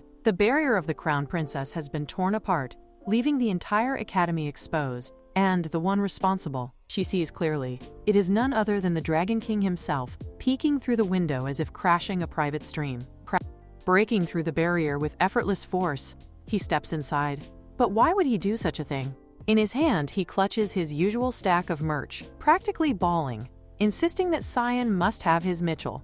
The image is both ridiculous and terrifying. The Dragon King, clutching a cheering stick, descending upon the Academy 3 years earlier than in the original storyline. The incredibly powerful stone club he wields roars with an echoing cry that shakes the walls. The people inside tremble, fear vibrating through them like static in the air. He declares his intent clearly, his words striking the hall, and just as suddenly, he departs. Mitchell stands frozen, spacing out from the shock, her mind lagging like a browser crash. Sarah, watching him drift off like that, snaps in irritation. This is not the time to be zoning out. She orders the team to hand her the telegram codes for the 3 major newspapers. The news must spread. The third princess's great achievement of forging a 3-year truce with the Dragon King. But beneath the headlines lies the real political tension. Crown Princess Cecil had requested the postponement of certain negotiation terms. When her proposal was refused, the Dragon King himself violated the Empire's skies, smashing the barrier to pieces. The stakes are brutal. What's more important, keeping her brother in check, or ensuring the safety of the entire empire? The Crown Princess now stands at the razor edge of decision. Sarah, without hesitation, fires off the telegram. With that, the media tilts in her favor. At the earliest, extras will hit the streets within the hour. By then, Cecil won't be able to balance the Empire's safety and Cyan's presence on the same scale. The situation is set in motion. Across the room, Reina munches her snacks casually, wondering how this mess will spiral. Even Eugene lets out a laugh, not from mockery, but from sheer disbelief at the absurdity of it all. Sarah herself is confused by their reactions, wondering why they are treating this chaos like it's some kind of late-night drama. But the reality is harsher than it appears. The media of this world isn't just some single-verse chorus singing to one tune. As long as telegram machines are powered by magic stones, it isn't impossible for someone to trace the source of any transmission. If the origin of this tip gets tracked back to the Third Princess's Club, the fallout could be catastrophic. And indeed, the backlash arrives faster than she expected. Sarah skims through the newspaper, her hands trembling as her eyes catch the bold headline. Third Princess Sarah Kroll officially entering the succession battle? The words sear her vision.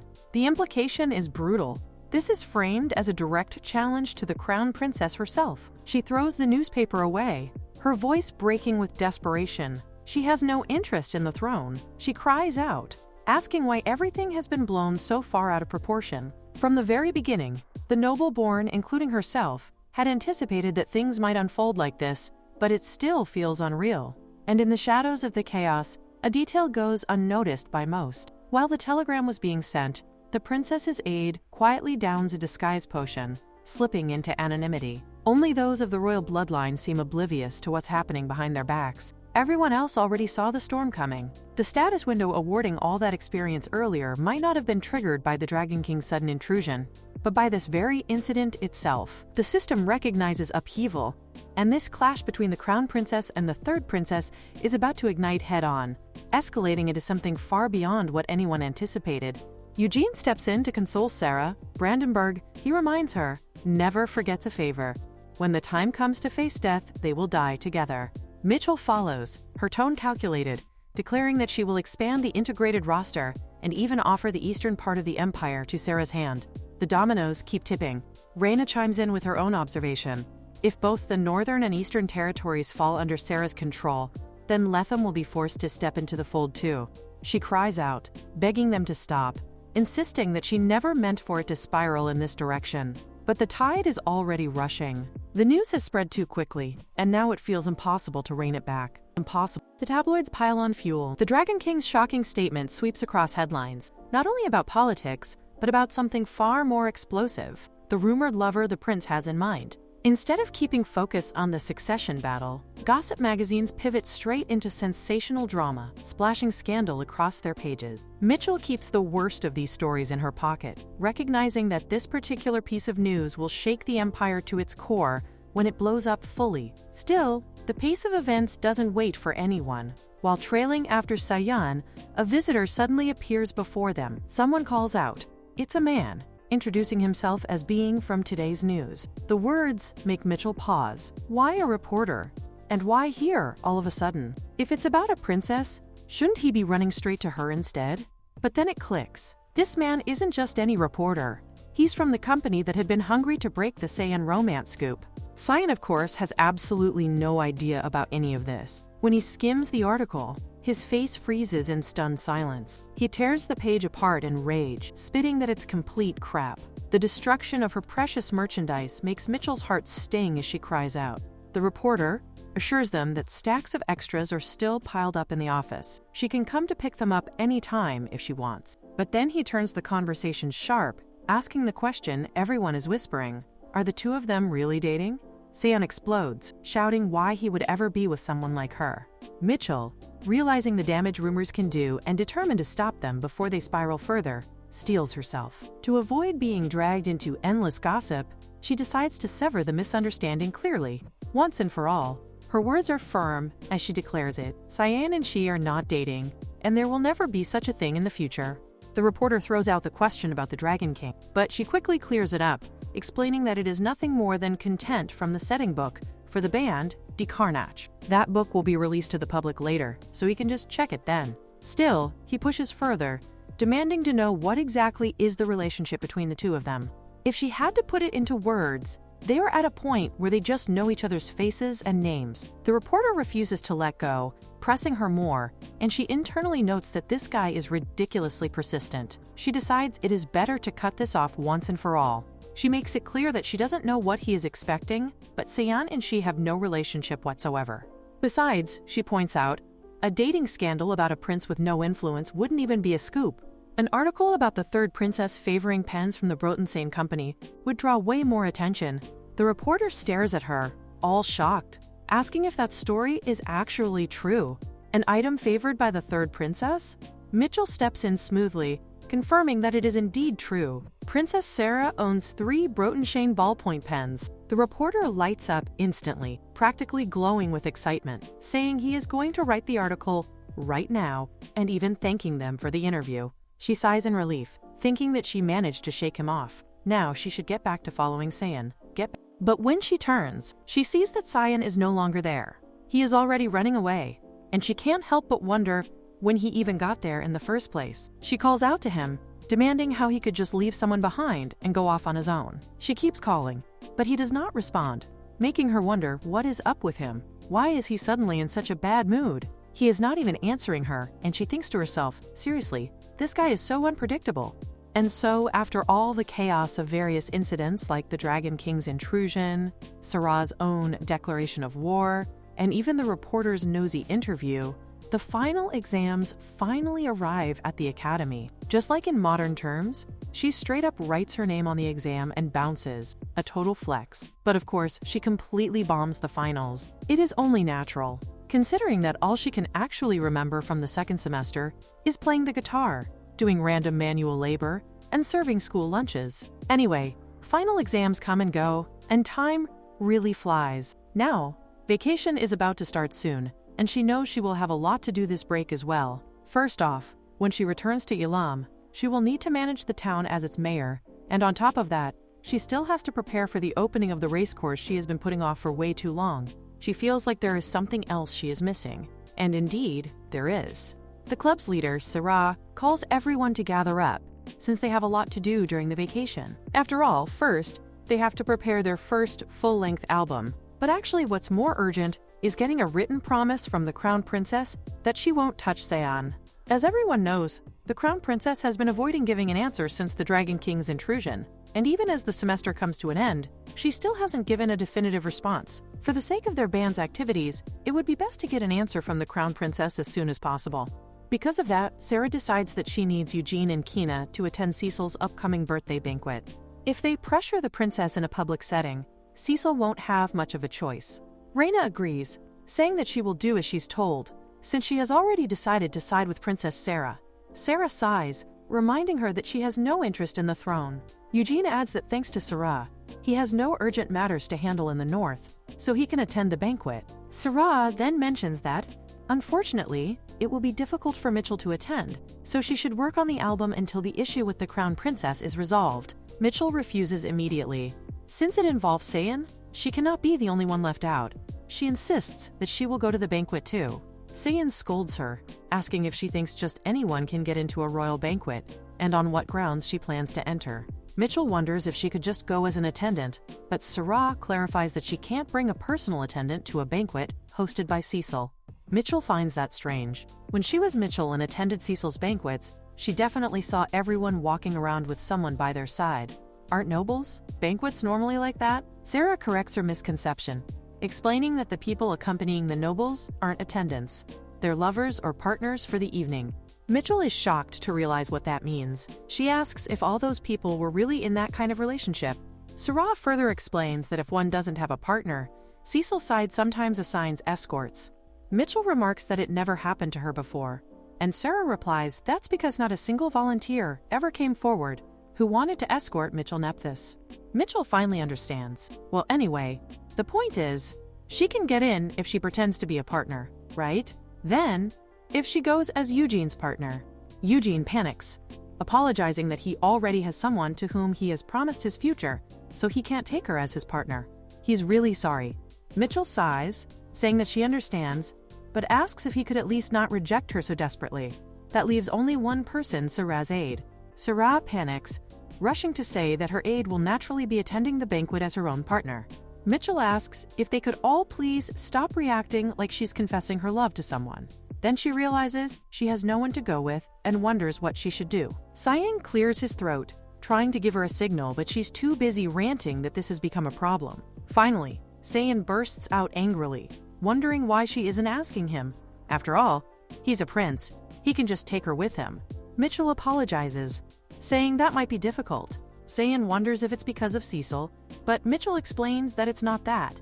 She simply wants to promote the racecourse while she's there, and for that she wants to enter as the partner of someone who has influence over the nobles.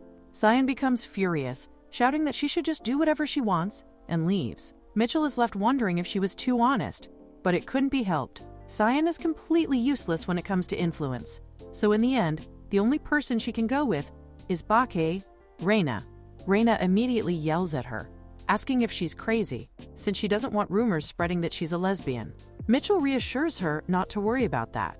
She plans to dress up as a man, with a uniform borrowed from Eugene, and square glasses borrowed from the Warbler.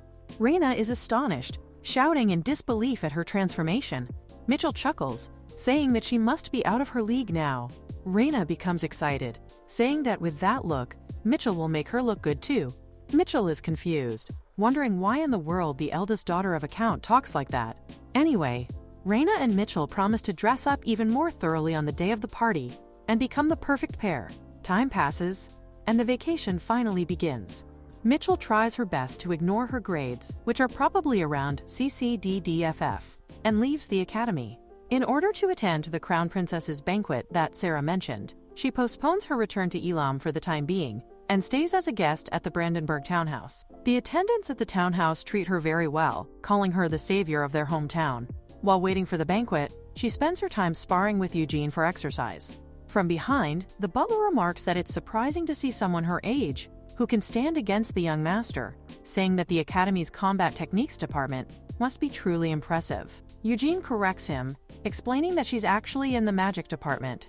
And so, the rare, relaxing, and fulfilling time passes quickly, and before she knows it, the day of the Crown Princess's birthday banquet arrives. This will be the first banquet she attends since becoming Evan Rafe. She takes a deep breath and decides that it's about time she starts getting ready. At the Count residence, Rina is already prepared, her arrangements nearly complete. As she reviews herself, she wonders whether she should personally go to pick up Mitchell. She had sent the staff early that morning, so everything would be ready for dinner and wine. And now, at last, she finds herself standing before Eugene's townhouse. Rena Bursley opens the door and indicates to Mitchell that it is time for them to head to the banquet hall. Mitchell glances back, noting that Rena has finally arrived and looks strikingly handsome. Rena, in turn, thinks that Mitchell looks like the very definition of devastating beauty. Earlier, Mitchell had worried that covering her freckles with makeup might make her appear overly feminine, but the style instead emphasizes sharper, more masculine features, giving off far less of a delicate impression than she had feared. Rena, however, is visibly excited and remarks to her mother that she only needs to be careful, because she intends to arrive with a man far better than her mother's. This leaves Mitchell wondering what kind of competition Rena has been carrying on with her own mother all this time. Regardless, Mitchell feels grateful for the compliment and observes that Rena herself looks especially glamorous and beautiful today. With that, the matter is settled, and they move toward the banquet hall at the Imperial Villa. Inside, the crowd is already enjoying the ball. Mitchell, who has visited this place several times before, suddenly realizes something she had not noticed earlier. Looking more closely now, she understands that these people do not truly exist in a simple master-servant relationship. She wonders why she had failed to realize this before, concluding that she must have been too focused on Cyan back then to notice the dynamics around her. Before she can reflect further, someone approaches Rena, commenting that it has been a long time and mentioning that they have heard she has enrolled in the academy. They wonder aloud whether she has been devoting herself too much to her studies. Their attention soon shifts to her partner, whose face they do not recognize, and they speculate whether this unfamiliar person might be her lover. Curiosity grows as they try to guess where the two might have met, perhaps even at the academy itself. Rena is just about to clarify that they are not exactly lovers, but Mitchell intervenes smoothly, expressing regret that such details are a secret and suggesting that everyone should simply pretend not to know. Rena is momentarily stunned by how effortlessly Mitchell handles the situation, wondering why she is so smooth and why she is being looked at with such intensity. It is difficult for Rena to maintain a formal tone with anyone, but Mitchell's composed demeanor only heightens the contrast. Rena believes that her own cool and intelligent persona should have retreated in such circumstances, yet she finds herself unable to respond as expected. Suddenly, Rena's eyes widen when she notices her mother. She grabs Mitchell's hand and calls out to her. Her mother turns back, recognizing Rena and then focusing on the person beside her, wondering who this individual might be. Taking a closer look at Mitchell, she remarks to Rena that she had warned her, and questions what Rena must have done to bring someone like Mitchell along. She adds that she will not be providing any more allowance in advance. Rena retorts proudly that she brought Mitchell without paying anything at all, emphasizing her youth and vitality as proof that she can attract someone so appealing on her own. Her mother immediately warns her to watch her mouth if she wants to leave on both legs, scolding her for being an embarrassment in front of His Highness. Rena counters by implying that if her mother feels intimidated, she should simply admit it. Mitchell watches in disbelief as the situation escalates. She had always thought Rena was merely a brat who spoke without thinking, but seeing her behave the same way here at the Imperial Villa makes it clear that she never truly wins against the Countess. Mitchell wonders whether it is really acceptable for Rena to be this sarcastic. Rena presses further, accusing her mother of jealousy toward her partner. In response, her mother strikes her sharply across the face, sending Rena collapsing to the floor. Mitchell is stunned, both by the sudden violence and by the sheer martial strength of the family. More importantly, she realizes that Rena is her partner for the evening, and that means she must take responsibility for her. She rushes to Rena's side, checking whether she has passed out or worse. Rena's mother coldly observes that it appears so, then tells Mitchell that it seems she will now have her hands full. Mitchell bows politely to the Countess, wishing her a safe trip back. She attempts to lift Rena, and as expected, Rena's waist bends easily under her grip.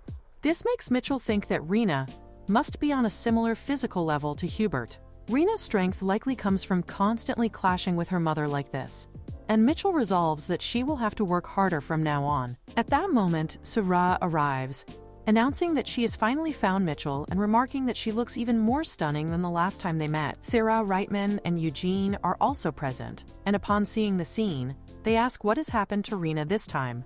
Mitchell explains that something unexpected occurred, and unfortunately, this marks the end of the line for Rena for the evening, meaning Sierra's help will be required. Sierra wonders what kind of assistance Mitchell is referring to. The conversation shifts when someone mentions that a racecourse is scheduled to be built in Elam soon, noting that official permission from the Empire has already been granted, allowing everyone to enjoy it legally. The ladies present linger on the topic, finding it intriguing, though Elam feels far too distant for them to consider visiting casually. Mitchell anticipates this reaction and reassures them that they need not worry. She explains that the project to revitalize Elam is being led by the third princess herself, ensuring full support from Her Highness. In addition, plans are underway to open a training session in Alram, and when that happens, Mitchell hopes everyone will visit at least once. Just then, a voice emerges from behind, remarking that now it is Alram again, and that her dear sister seems to have many interesting ideas. The voice is unpleasant and clawing, immediately recognizable to Mitchell as belonging to someone she would rather never face again. In this world, that voice belongs to none other than the Crown Princess, Cecil. Cecil addresses Mitchell directly, acknowledging that she is the one known as Ivan. Cecil remarks that she had not known Mitchell was a man, adding that Rena certainly has an unusual taste. She appraises Mitchell with a detached air and deems the choice unimpressive. Mitchell finds herself inwardly bristling. From the very first meeting, Cecil judges people as though she is weighing commodities, and despite all the effort Mitchell has put into building her body through constant training and discipline, she is dismissed so casually. Even if Cecil does not realize that she is actually a woman, that sort of arrogant evaluation irritates her deeply. Mitchell requests permission to speak, and Cecil grants it without much interest. Mitchell responds that she may look scrawny, but dry wood always burns hotter and longer. The bluntness of her words is so sharp that it makes her companions feel like collapsing on the spot. Cecil opens her fan, clearly amused, and comments that Mitchell is rather entertaining. Since she has spoken so boldly, Cecil suggests that she should demonstrate the skill to back up her words and prove that they are not empty. Mitchell is left wondering what this woman is even talking about. The situation feels dangerous, and at this rate she might very well be dragged into Cecil's bed before the night is over.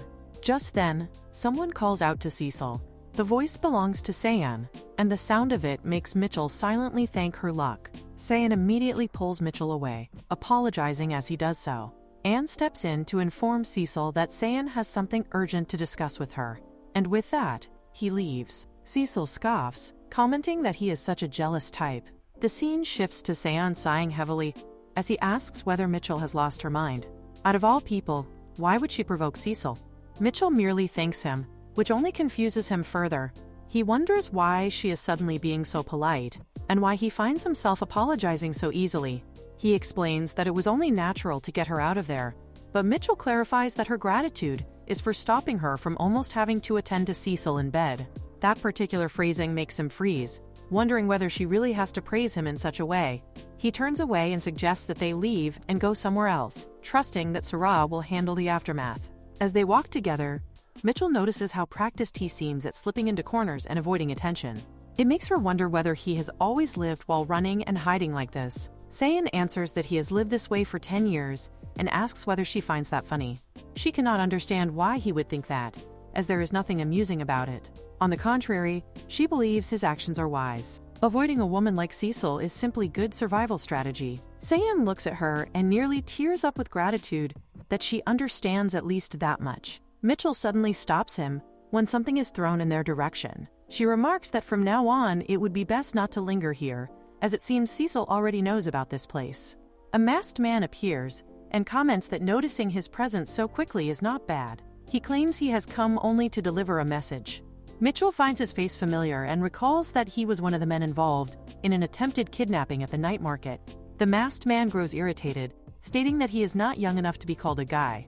Mitchell replies that if he is an uncle, then he should act his age. When she suggests calling him a bachelor instead, he asks her to stop nitpicking words and get to the point. She questions him about his business, and he explains that Her Highness the Crown Princess is curious about her. Mitchell counters by asking what happens if she is not curious in return. He replies that in that case, he would have to finish what he was doing earlier, but since she caused a commotion, she would not be leaving in one piece. Mitchell calmly responds that she simply needs to escape without causing a bigger disturbance. She activates her ring, opening a gate and freezing it into an ice-filled barrier. She tells Sayan that she will go first before Cecil catches her, and asks him to inform Sierra and Eugene. She reflects that she had come to the racetrack that day with a light heart, intending only to promote it, yet she has ended up catching the attention of a troublesome woman. From now on, she wonders whether things will truly be all right. Mitchell returns alone to the townhouse. According to club members who come back later with Sierra, Cecil throws a tantrum and is restrained by the others. In the end, Cecil withdraws her decision regarding Sayon, and even signs a pledge stating that she will lose interest and leave him alone. Still, Mitchell knows Cecil is not the type to back down so easily. Next time, she will need to be far more careful and avoid standing out. With the racetrack opening just around the corner, she needs to finish the band work quickly and return to a bagged daily life. At that moment, Gret calls out to her. Mitchell notes that his timing is perfect, as she has something she wants to tell him. Just then, Eugene enters the room and asks whether she was just speaking to that little pet. Mitchell explains that through this method, it is possible to communicate with her beastman friend living in Alram. The one speaking now is not an albino, but that very beastman. Eugene greets Gret politely. Gret, in turn, asks who Eugene is, noting that he is a different male friend from the one he saw before. Unlike her previous companion, this one has a body type similar to her own. Mitchell introduces Eugene as a fellow club member who also attended the racetrack opening ceremony, explaining that they will be heading to Alram together soon. As for what she wanted to say earlier, she explains that after finishing the Alram work, they will return there, but due to time constraints, they will not stop by the tower and will head straight to the racetrack. That means she will only be able to meet Gret after the event. Gret looks at Eugene again, and then declares that he will also participate in the opening ceremony. Mitchell is taken aback, as he had previously said he would not bother joining. He argues that he has simply changed his mind. For Mitchell, this turn of events is actually welcome. The more people involved, the better it is for her. Still, the realization hits her that the opening ceremony will likely gather people from various social classes. With Gret, one of the 4 great demon kings, in attendance, she wonders how it will appear to everyone and what kind of impact his participation will have. She finds herself sinking into thought, already anticipating the complications that are sure to follow. At the Beastman Tower, Gret has lately been troubled by a lingering concern. Every time the white communication connects, the man standing by Mitchell's side is different, and without exception they are all strikingly handsome. As expected, men are bound to flock to an outstanding woman like her. Indeed, looking back to when they first met, there was something extraordinary about Mitchell. The sight of her wiping away her sweat and splitting a boulder into 8 pieces overflowed with vitality and an unyielding will to live. From that very moment, he had a premonition that this woman could become a life partner, with whom he could shoulder the same burdens and rule over the demonic beings together until the end of their days. Just as he expected, she proves to be no ordinary woman. Mitchell seizes the position of mayor and governs 2 towns in a remarkably short amount of time. It is a blessing that Mitchell is such a wonderful and strong woman, yet the fact that endless men are drawn to her because of it becomes another cause for concern. He cannot very well stop someone as talented as her from going to the academy. She has the right to learn what she wants and the freedom to go wherever she pleases. Of course, there are moments when he feels the urge to forbid her from taking even a single step out of the tower. However, he knows he should not entertain such thoughts, because that is not the side of Mitchell he admires. Yes, from now on, he supposes he has no choice but to look forward to the day when they reunite again. One day before the racetrack's opening ceremony, Gret announces that he is departing. Hubert wishes him a safe journey, assuring him that he will guard the tower well. Alarm no, he is told that the name has changed to West Alarm now. It has been a while since he last visited the town, and he wonders how much it has changed. His eyes widen when he sees the newly furnished streets, making him question whether this is truly a 6-lane road, and whether the place has always been this advanced. He wonders if this dazzling building is really the hotel where they are supposed to meet. The people around begin to whisper among themselves, thinking that a country bumpkin king has arrived. Seeing him enter such a splendid hotel in shabby clothes, they wonder if he is a beggar, and whether he should be kicked out. The manager approaches him and demands to know his business at the hotel. Gret calmly replies that he is here to see Mitchell. The manager is shocked, realizing that he is speaking of the mayor. If he is truly the mayor's guest, then the manager hastily apologizes, explaining that they have already been briefed. He immediately guides Gret to the suite. The manager then calls the hotel room and informs Mitchell that the guest she mentioned has arrived. Mitchell opens the door and is visibly excited to see him, noting how long it has been and thanking him for coming all this way. She invites him inside and mentions that Rinna and Eugene are also present, as this is their first time meeting each other. Eugene observes him carefully and recognizes him as the man with that powerful body type. Come to think of it, Eugene recalls some advice he once received from Hubert. He was told that if the men around Mitchell bothered him, he must assert his dominance and make it clear that Mitchell's future is already decided. The four of them are soon seated together. Gret assumes they are Mitchell's friends and expresses his pleasure at meeting them.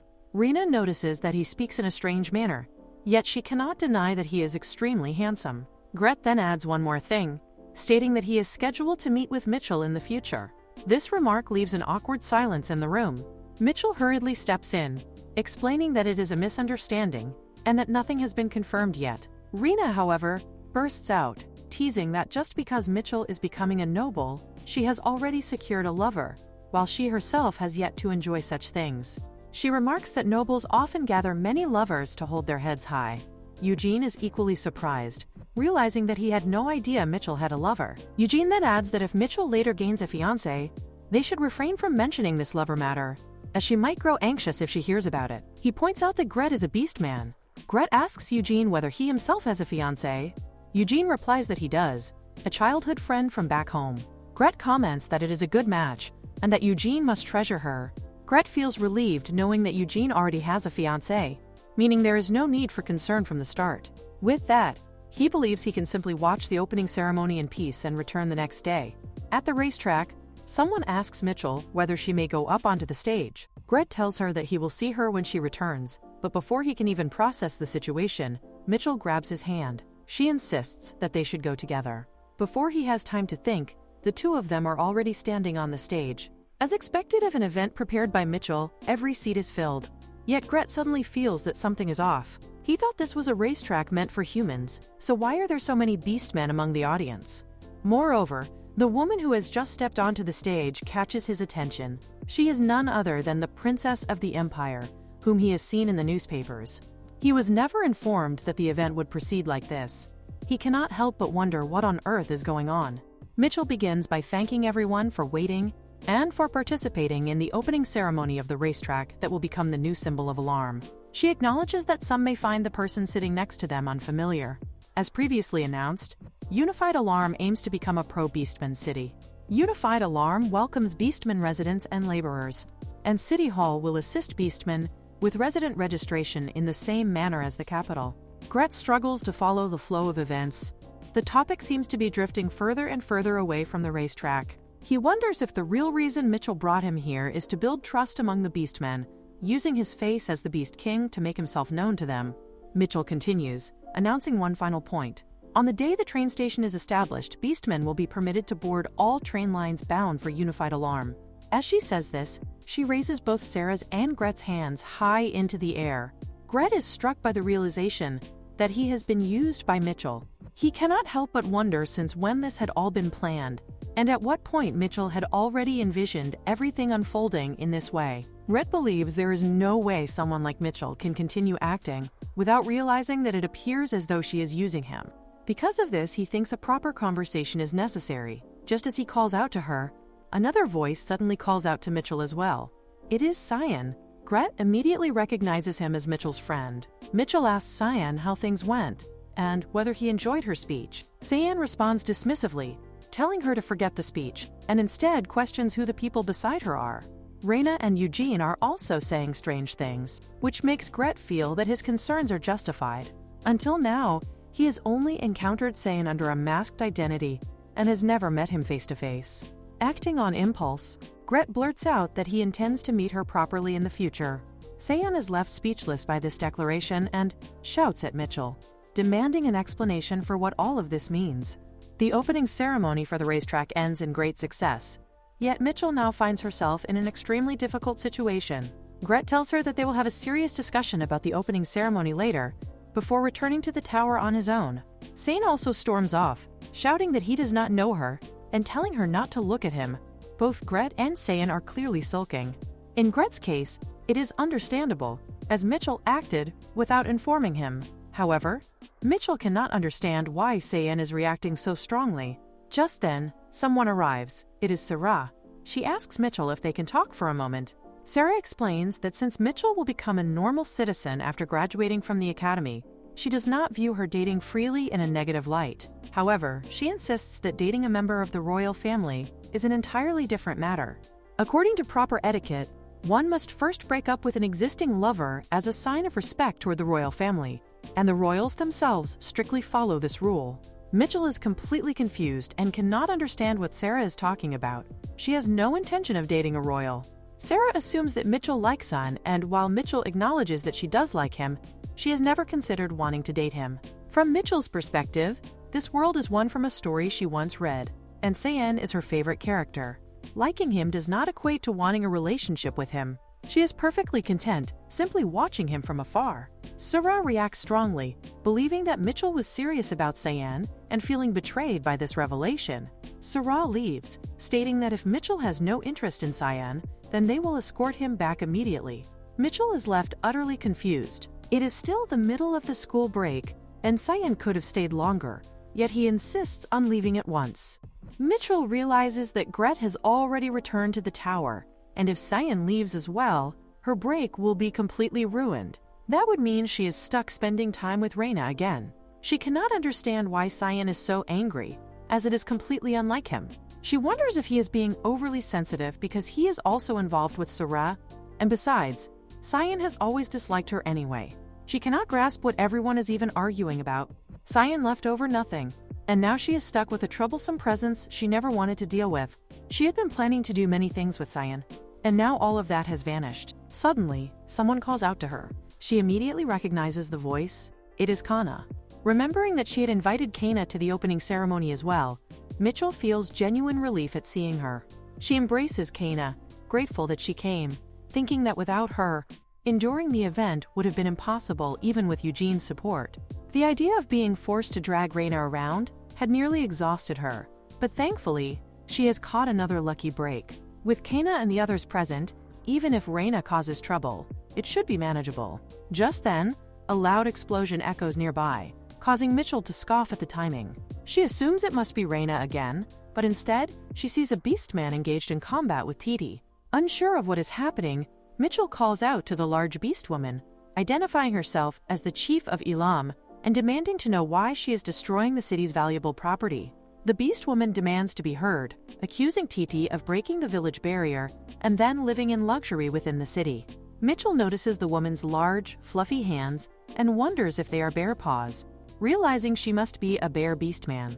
The beastwoman introduces herself as Menahel, a representative from a beastman village that maintains friendly relations with humans. She demands that Titi be handed over. Mitchell recalls that in the original novel, Menahel was a powerful warrior who later joined Sarah's party and helped defeat 2 demon kings. In the original story, Menahel came to the capital to search for Titi after he had been sold on the black market. However, in this version of events, that never happened because Mitchell saved Titi. It appears that Menahel has discovered that Titi broke the village barrier and fled, and she is clearly furious. Mitchell admits that she does not know all the circumstances but firmly states that Titi is currently under her protection. If Menahel has business with him, she must discuss it with Mitchell first. As for handing him over, Mitchell insists that she will decide only after hearing the full story. They later sit together in a cafe, where Mitchell acknowledges that she is aware Titi broke the village barrier and asks how the village intends to hold him accountable. Menahel explains that Titi must restore the barrier himself. Mitchell finds this more reasonable than expected and orders Titi to go restore it. Titi reacts in horror, as though she has sentenced him to death. Mitchell is confused and wonders why restoring the barrier would kill him. Menahel then explains that creating the barrier requires a human sacrifice. Mitchell is shocked. She questions why a beastman village, supposedly under the authority of the Beast King, would make sacrifices at all. Menahel clarifies that the sacrifice is not offered to the Beast King. Instead, it is made to the King of the Underworld. Mitchell is stunned by this revelation. The King of the Underworld is one of the 4 great demon kings, alongside Jared. She cannot understand why a beastman village would offer sacrifices to such a being when the Beast King exists within the same world. She asks, once she has calmed herself, why a beastman village would seek the favor of the King of the Underworld, and whether they had ever considered asking the Beast King instead. Menahel replies that of course they had. However, the Beast King rejected their request for protection. This response makes Mitchell pause, as it is difficult to imagine such a refusal. Manhwa explains that the Beast King suggested that instead of maintaining their own village, they should abandon it entirely and move into the tower to live under his rule. From the village's perspective, this was unacceptable. They chose the king of the underworld because they wanted to guarantee their autonomy rather than surrender it. Manhwa brings the discussion back to the main issue, stating that the village requires protection. Mitchell suggests that she could dispatch guards from Ilam, but questions whether that would not be sufficient. Manhwa responds that a few guards would never be enough. The protection must be as absolute and reliable as a barrier. Mitchell sighs inwardly and concludes that if Manhwa insists on this method, then it cannot be helped. She states that Manhwa may do whatever she wants with the troublesome bird, whether roasting or frying it, since Titi is the one at fault. However, before any offering is made, Mitchell insists on testing a few things first. She asks Manhwa to guide her to the location where sacrifices are usually offered. The three of them eventually arrive at the site. Mitchell had heard there was an altar used for offerings, but she did not expect it to be hidden in such a secluded place. She finds it unsettling that an entity capable of shattering a village barrier would be contacted in a place like this. She asks Manhwa whether this location truly is the altar and how it is activated. Manhwa tells her to wait and produces a manual issued by the village chief. According to the manual, removing the patterned seal causes a button to appear. It is an actual button, and the instructions state that it should be pressed, as it functions like a doorbell. Mitchell wonders what exactly will emerge when it is activated and presses it. Nothing happens. Manhwa tells her to keep pressing it until there is a response. Mitchell complains that this should not be how it works and suggests trying a different method. Suddenly, a purple light begins to emanate from the well. Manhwa declares that the time has come and that the living sacrifice must be thrown in.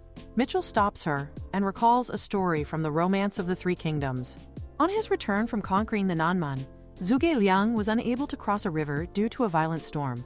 One of his subordinates suggested following local customs by killing a person and offering the head to the river god.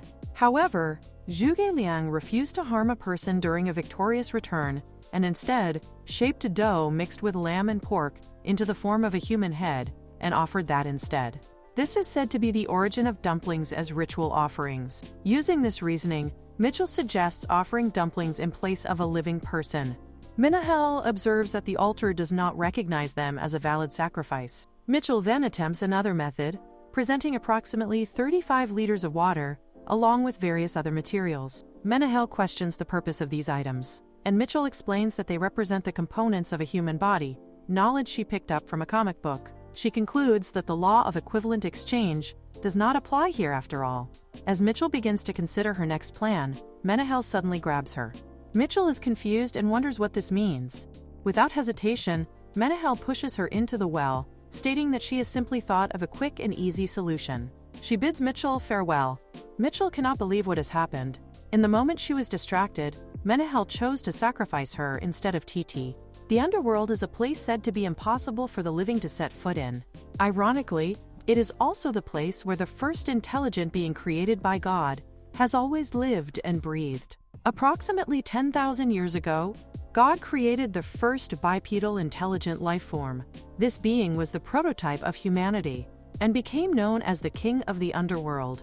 Although this child possessed immense power, he was riddled with flaws. He fell asleep frequently, and when he slept, he could remain unconscious for years without concern. His body never grew, no matter how much time passed, and he was an extreme crybaby who suffered from overwhelming loneliness. He wanted a friend to play with, someone intelligent, not an animal. Such a desire was only natural. God, who cherished her first intelligent creation, decided to grant her child companionship by any means necessary. First, she pulled a passing meteor from space and slammed it into the planet, triggering an ice age and completely reshaping the world. She replaced the atmosphere with her own breath and turned her body into a new geological layer, creating a vast underground space where the pink-haired child could live and breathe.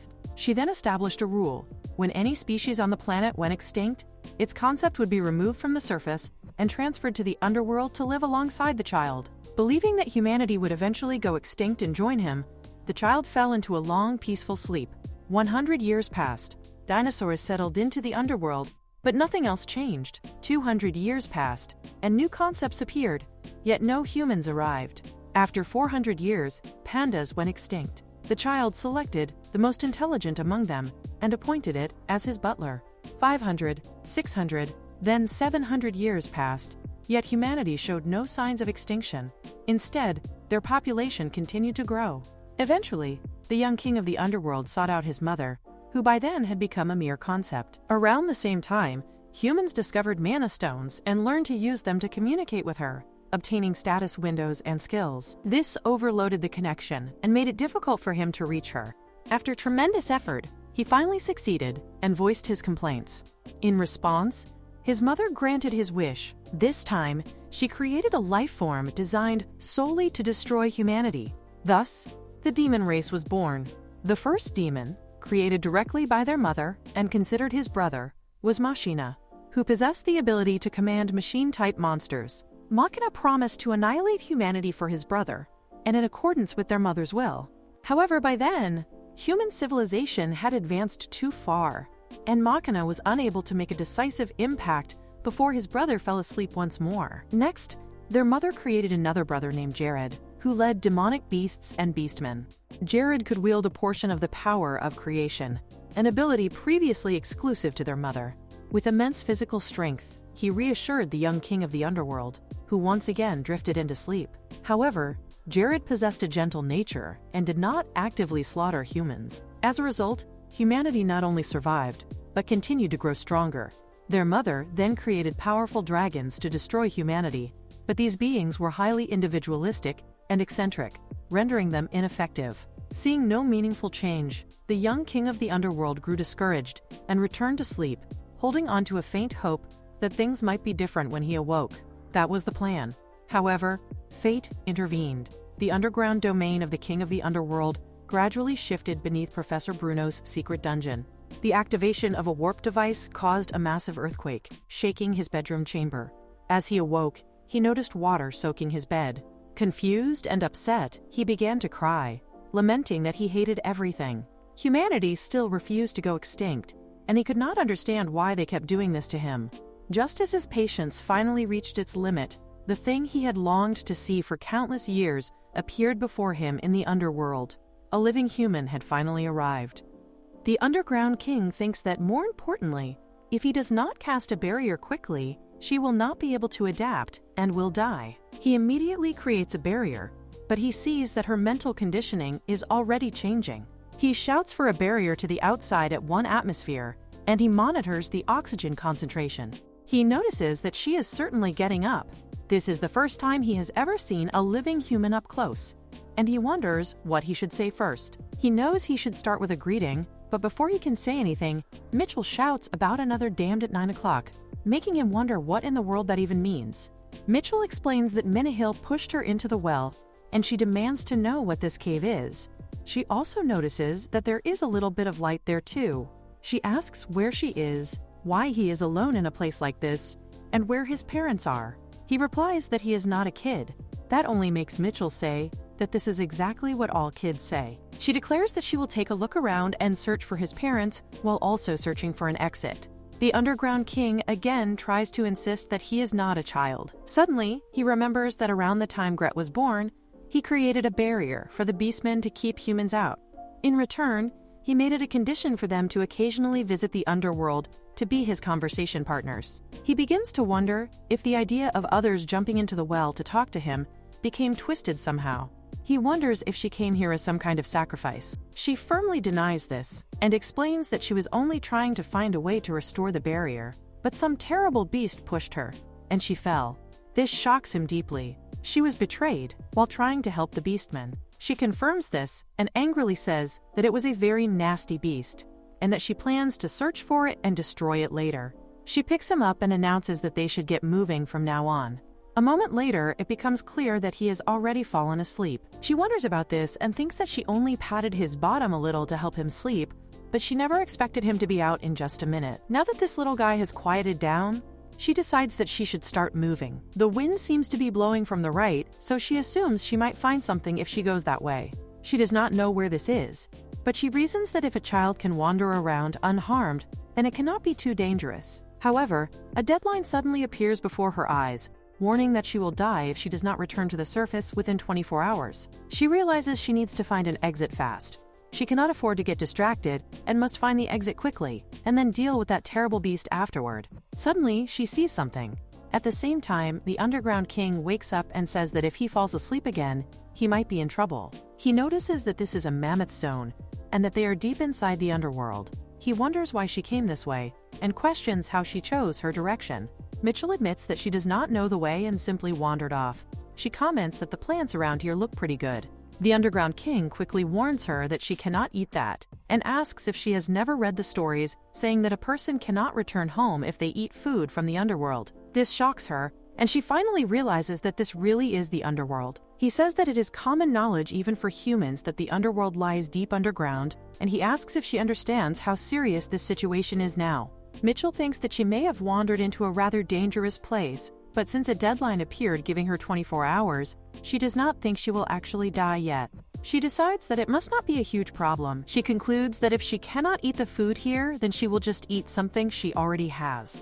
The Underground King feels as if he is going crazy trying to talk to her. Mitchell tells him that he has his whole life ahead of him, and that he cannot go crazy already. She casually eats dumplings while speaking. The Underground King thinks that they are clearly speaking the same language, yet somehow they are not communicating at all, and it is incredibly frustrating. He finally gets to meet a human, and everything turns out to be a complete mess. He has no idea what she is thinking, or even what she is saying. As long as she is still a living being, he knows he has to send this frustrating human back to the surface. He only needs to put her back safely, and then he will be all alone again. He thinks that if he had known he would be alone this long, he never would have wished for a friend. He feels that he should have just lived with his mother forever. These thoughts overwhelm him, and he begins to cry. Mitchell sighs and thinks that no matter how small he is, he really is just a kid. She goes to him and hugs him, telling him not to worry, because he will be able to see his mother soon. She feels that he seems to have calmed down a bit, and suggests that they start moving again. The Underground King cannot believe that he cried like a little child and feels deeply embarrassed. He indicates the correct path and explains that this way will lead back to where they were before, telling her to follow him. She agrees. He then wonders how long he was asleep. Even with his barrier active, a human can only survive in the underworld for about 24 hours. She might be a frustrating human, but he cannot just leave her here to die. If she dies on the surface, he can transfer her concept after humanity goes extinct. But if she dies in the underworld, there is absolutely no way to save her. Mitchell informs him that he slept for about an hour. He thinks that this is not long, and feels relieved. He says that they will be back at their place if they go a little further, and warns her not to get distracted. At that moment, she suddenly shouts that she sees a dinosaur. She picks him up and rushes toward it excitedly. The poor Underground King wonders whether all humans are able to run this fast, and what is wrong with this sheer level of excitement. He desperately hopes that not all humans are this reckless these days. He tries to warn her that this is not the time for such things, and that if she stays in the underworld for too long, it will be dangerous. However, he realizes that there is still a good amount of time left before the 24 hours are up. In that case, he thinks that maybe, just for a little longer, it would not hurt to be a little greedy. As long as he sends her back before she dies, they can stay together for just a little longer. After having fun, she tells him that it is time for the child to start heading back to the surface. This makes him say that it is already time, and he reminds her that this is the underworld, so as long as she does not run out of time, she can stay longer. She questions whether he is perhaps talking about a 24-hour time limit. That makes him wonder how she knows about it. He explains that there is a deadline, saying she will die if she does not leave for the surface world within 24 hours. She admits that she had a hunch and feels pleased that she was right. She then says that, in any case, a lot of people will worry if she does not leave soon. She pats him gently and tells him that if he feels sad about parting, he can come visit her house later. She explains that she does not have a dinosaur, but she can at least show him her white lace monitor lizard. The Underworld King says that he cannot go to the surface anyway. Mitchell begins to wonder why he cannot go to the surface. She thinks about whether beastmen go blind if they go to the surface or something like that. She realizes that this must be why there was no mention of mole beastmen in the original novel, and thinks about what a pitiful existence that must be. She tells him not to worry because she will build a basement in her house so he can visit. She compliments him, saying that his eyes are so pretty, like seasonal yellowtail sashimi, and that it would be a waste to let them go blind. He pushes her away in embarrassment and asks what in the world she is talking about. He says that if his eyes are like seasoned yellowtail sashimi, then her eyes must be the color of a mackerel back. Mitchell snaps back and thanks him for the compliment. This makes his heart start to go crazy, and he wonders why his heart is pounding at such a cheesy line. He also wonders what all this talk about going blind is even about. He decides once again that she truly is a strange human. Finally, they reach the destination. She asks whether he is saying that she only needs to go up this long staircase. The Underworld King explains that it is probably not as long as it looks, because there is a warp system in the middle. He then remembers something and mentions that she came here because of the barrier. She replies that she did come for that reason, but now she plans to search for and destroy that village, so it is fine. She tells him that she will be on her way now, and thanks him for showing her the path. The poor Underworld King asks whether she will not come visit again. He explains that if she rings the doorbell at the well, he can come out to meet her.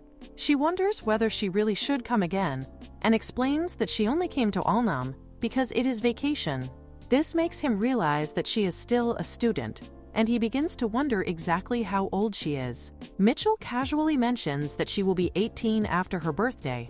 To think that his heart pounded for a mere fledgling like this makes him want to die from embarrassment. As she begins walking up the stairs, she tells him not to come out too far, or he will go blind. The Underworld King wonders if she is really leaving just like that. He does not want to let her go, and wishes she could stay just a little longer before leaving. He tells her that she still has a lot of time left, and asks whether she would not like to stop by his house before going. He even mentions that he has a panda at his house and adds that his panda can talk. This makes her extremely curious, and she wonders what that could possibly be. She wants to see it very badly. However, she remembers that in many myths and old tales, there is a rule that if someone looks back in the underworld or the afterlife, they can never return home. Besides, development change notifications have been piling up in front of her eyes. She is not sure what they are, but she feels that this is probably the right moment to go back. For now, it is better to return to the surface. At last, she climbs out of the well and stands safely on the surface again. She decides that the first thing she should do is check the status window that has been going off for a while. She opens it and wonders what all the notifications are about. Now she understands why they kept popping up. She has accumulated over 50,000 development change points. At this rate, she thinks that a trip to the afterlife might actually be worth it once in a while. She wonders whether she should level up some of the manner skills she has been putting off. It seems that the resistance-type skills do not have higher tier skills. One resistance skill does have a higher tier, but the most important skill of all, as expected, has to be this one, Beast Charisma, a skill that causes an inability to bow one's head to those weaker than oneself. Thankfully, it has not caused any fatal problems so far, but if she ever has an audience with the Emperor in the future and refuses to bow her head, the maximum penalty would be death. She decides that it is finally time to say goodbye to this terrible skill. However, nothing happens. She wonders in frustration why this damn skill will not disappear. If she had known this would happen, she would have invested her points somewhere else. She wonders if a higher tier skill for the superhuman skill will appear. She is glad that there is a higher tier skill available, but she feels that the name is incredibly lazy. Still, she decides that it is fine. Everyone must be worried about her by now, so she should hurry back. She begins to run toward Elam. Certain issues immediately arise, and she wonders what is happening with this sudden acceleration. Her body cannot keep up, because she is moving much faster than she expected. However, despite the lazy name, the performance of the skill is solid. She decides that she should move around a bit to get used to it. Suddenly, she trips and starts coughing up blood. She realizes that she used a bunch of skills without logging out first, and scolds herself for being such an idiot. When she opens her eyes again, she can smell a familiar scent. She wonders whether this is the smell of a burning spell, and questions where it is even coming from. Then a terrible thought crosses her mind. Surely it cannot be coming from the direction of Elam. She starts to run, wondering why there is a fire and an alarm. She worked so hard to build it up, and she wonders what in the world happened while she was gone. She is still a long way away from alarm, but she is already near the fire. It looks like it was just in the same direction. Thank God it is not a fire and alarm, maybe just a forest fire. Then she sees that this is the Beast King village, and she wonders what is even going on. Just at that time, Titi runs towards her, crying that he is glad she is alive. All the others wonder if it was a scam. Hubert says that he is so glad she is safe. Suddenly, Gret runs towards her, asking if she is alive. She says that she is alive. Gret says good, making Titi wonder that she just came back from the dead, so why is the conversation so bland? Hubert asks Mitchell what happened to her while she was gone. She tells him that she just fell down a well for a bit, and that she is not his mother. Titi says that it sounds like it was not dangerous at all. She replies, well, more or less, though she did take a trip to the underworld. She says she will explain the details later, and more importantly, asks what the situation is. She wonders why they are burning down this place. Gret says that he heard the one who murdered her was here, so he was annihilating them. She says that still, killing everyone like this is a problem. As the mayor of Elam, she just declared at the acquisition house today that she would create a Beast King-friendly city, and they cannot just annihilate the Beast King like this. Gret says that her safety is his top priority. They tried to harm her, so they must be wiped out root and stem. She insists that she came back alive, so what is the problem? Attacking the village any further is just an expression of rage. Gret says that is not true. She says if it is not, then stop. He says that he refuses. She says they should fight then, and he responds fine, making Hubert shout and ask what the two are trying to fight for. Gret asks her to come at him and says he is ready to kill. She throws her ice sword at him, but it is of no use. She takes out the gun, thinking that this is a bullet infused with magic, and she breaks his mechanical arm, making her say to herself that the attack landed, but of all places, it hit the mechanical arm. She realizes this will not do much damage, and that the same trick will not work again. First, she needs to get some distance from Gret and find another chance. Gret comes towards her, saying not bad, but this is not enough, making her fall down. Just now she could not even notice his approach, let alone block it. She knew Gret was strong, but she never imagined the gap was this high. He says to her that she still needs to become stronger. Still, destroying his arm was impressive, and enduring it without passing out is also impressive. He tells her that she has gotten stronger, and therefore he will follow her wishes for now. Mitchell says that first she would like him to capture all the residents, so no unnecessary rumors get out. He tells everyone to follow her orders and asks Hubert to return with him now, and for Larry to inform Mitchell's friends and family. Mitchell thinks that finally she is going back, retracing the path, and opening the underground world. It has been a long day, so she should get some rest as soon as she gets back. Back at the Beast Tower, she is seen taking a shower. Titi shouts and complains about it, saying she acts like getting beaten up by the Beast King is nice. She thinks that she was the one who started the fight. He says even so, who beats up someone they want to meet with like that? Mitchell thinks that Gret does, and that is what is great about him, making Titi scold her and say that he was such an idiot for worrying. She knows that he talks like that, but while he was running away to tell the others about her, he ran into Manhwa and some of his feathers got plucked out, and he must have thought that she might die because of the barrier he shattered, so he risked his life to spread the news. After safely returning to the tower, the Sheep Beast King used a skill to heal her, and as she was waiting for Jared's food in the dining hall, the Bat Beast King came to report on the battle. He tells them that they have successfully captured about 80% of the villagers, and asks Mitchell if she has any further orders. She wonders what to do. She was thinking of putting the surviving Beast Kings to forced labor, since they are very short-handed in Elam right now. Gret from the back says that she is too soft. This was an attempt on her life, and the only fitting price is death. Hubert shouts and says that his father is right, and that she has to make them pay dearly. She replies that she cannot do that. If it were just a matter of dealing with Manhwa, maybe, but there is no need to annihilate an entire village. She suddenly remembers and asks about Manhwa, wondering where that person is now. Hubert says that he found the Bear Beast King first and killed her.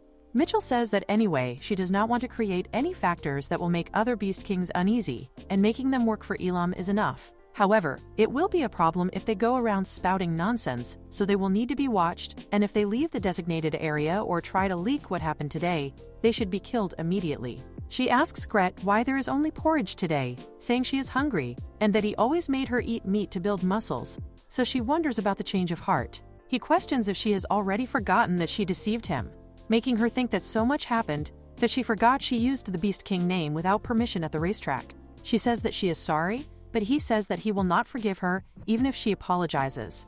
He is still not happy with her, and he asks her to just for now eat the porridge, promising that he will make her something delicious tomorrow.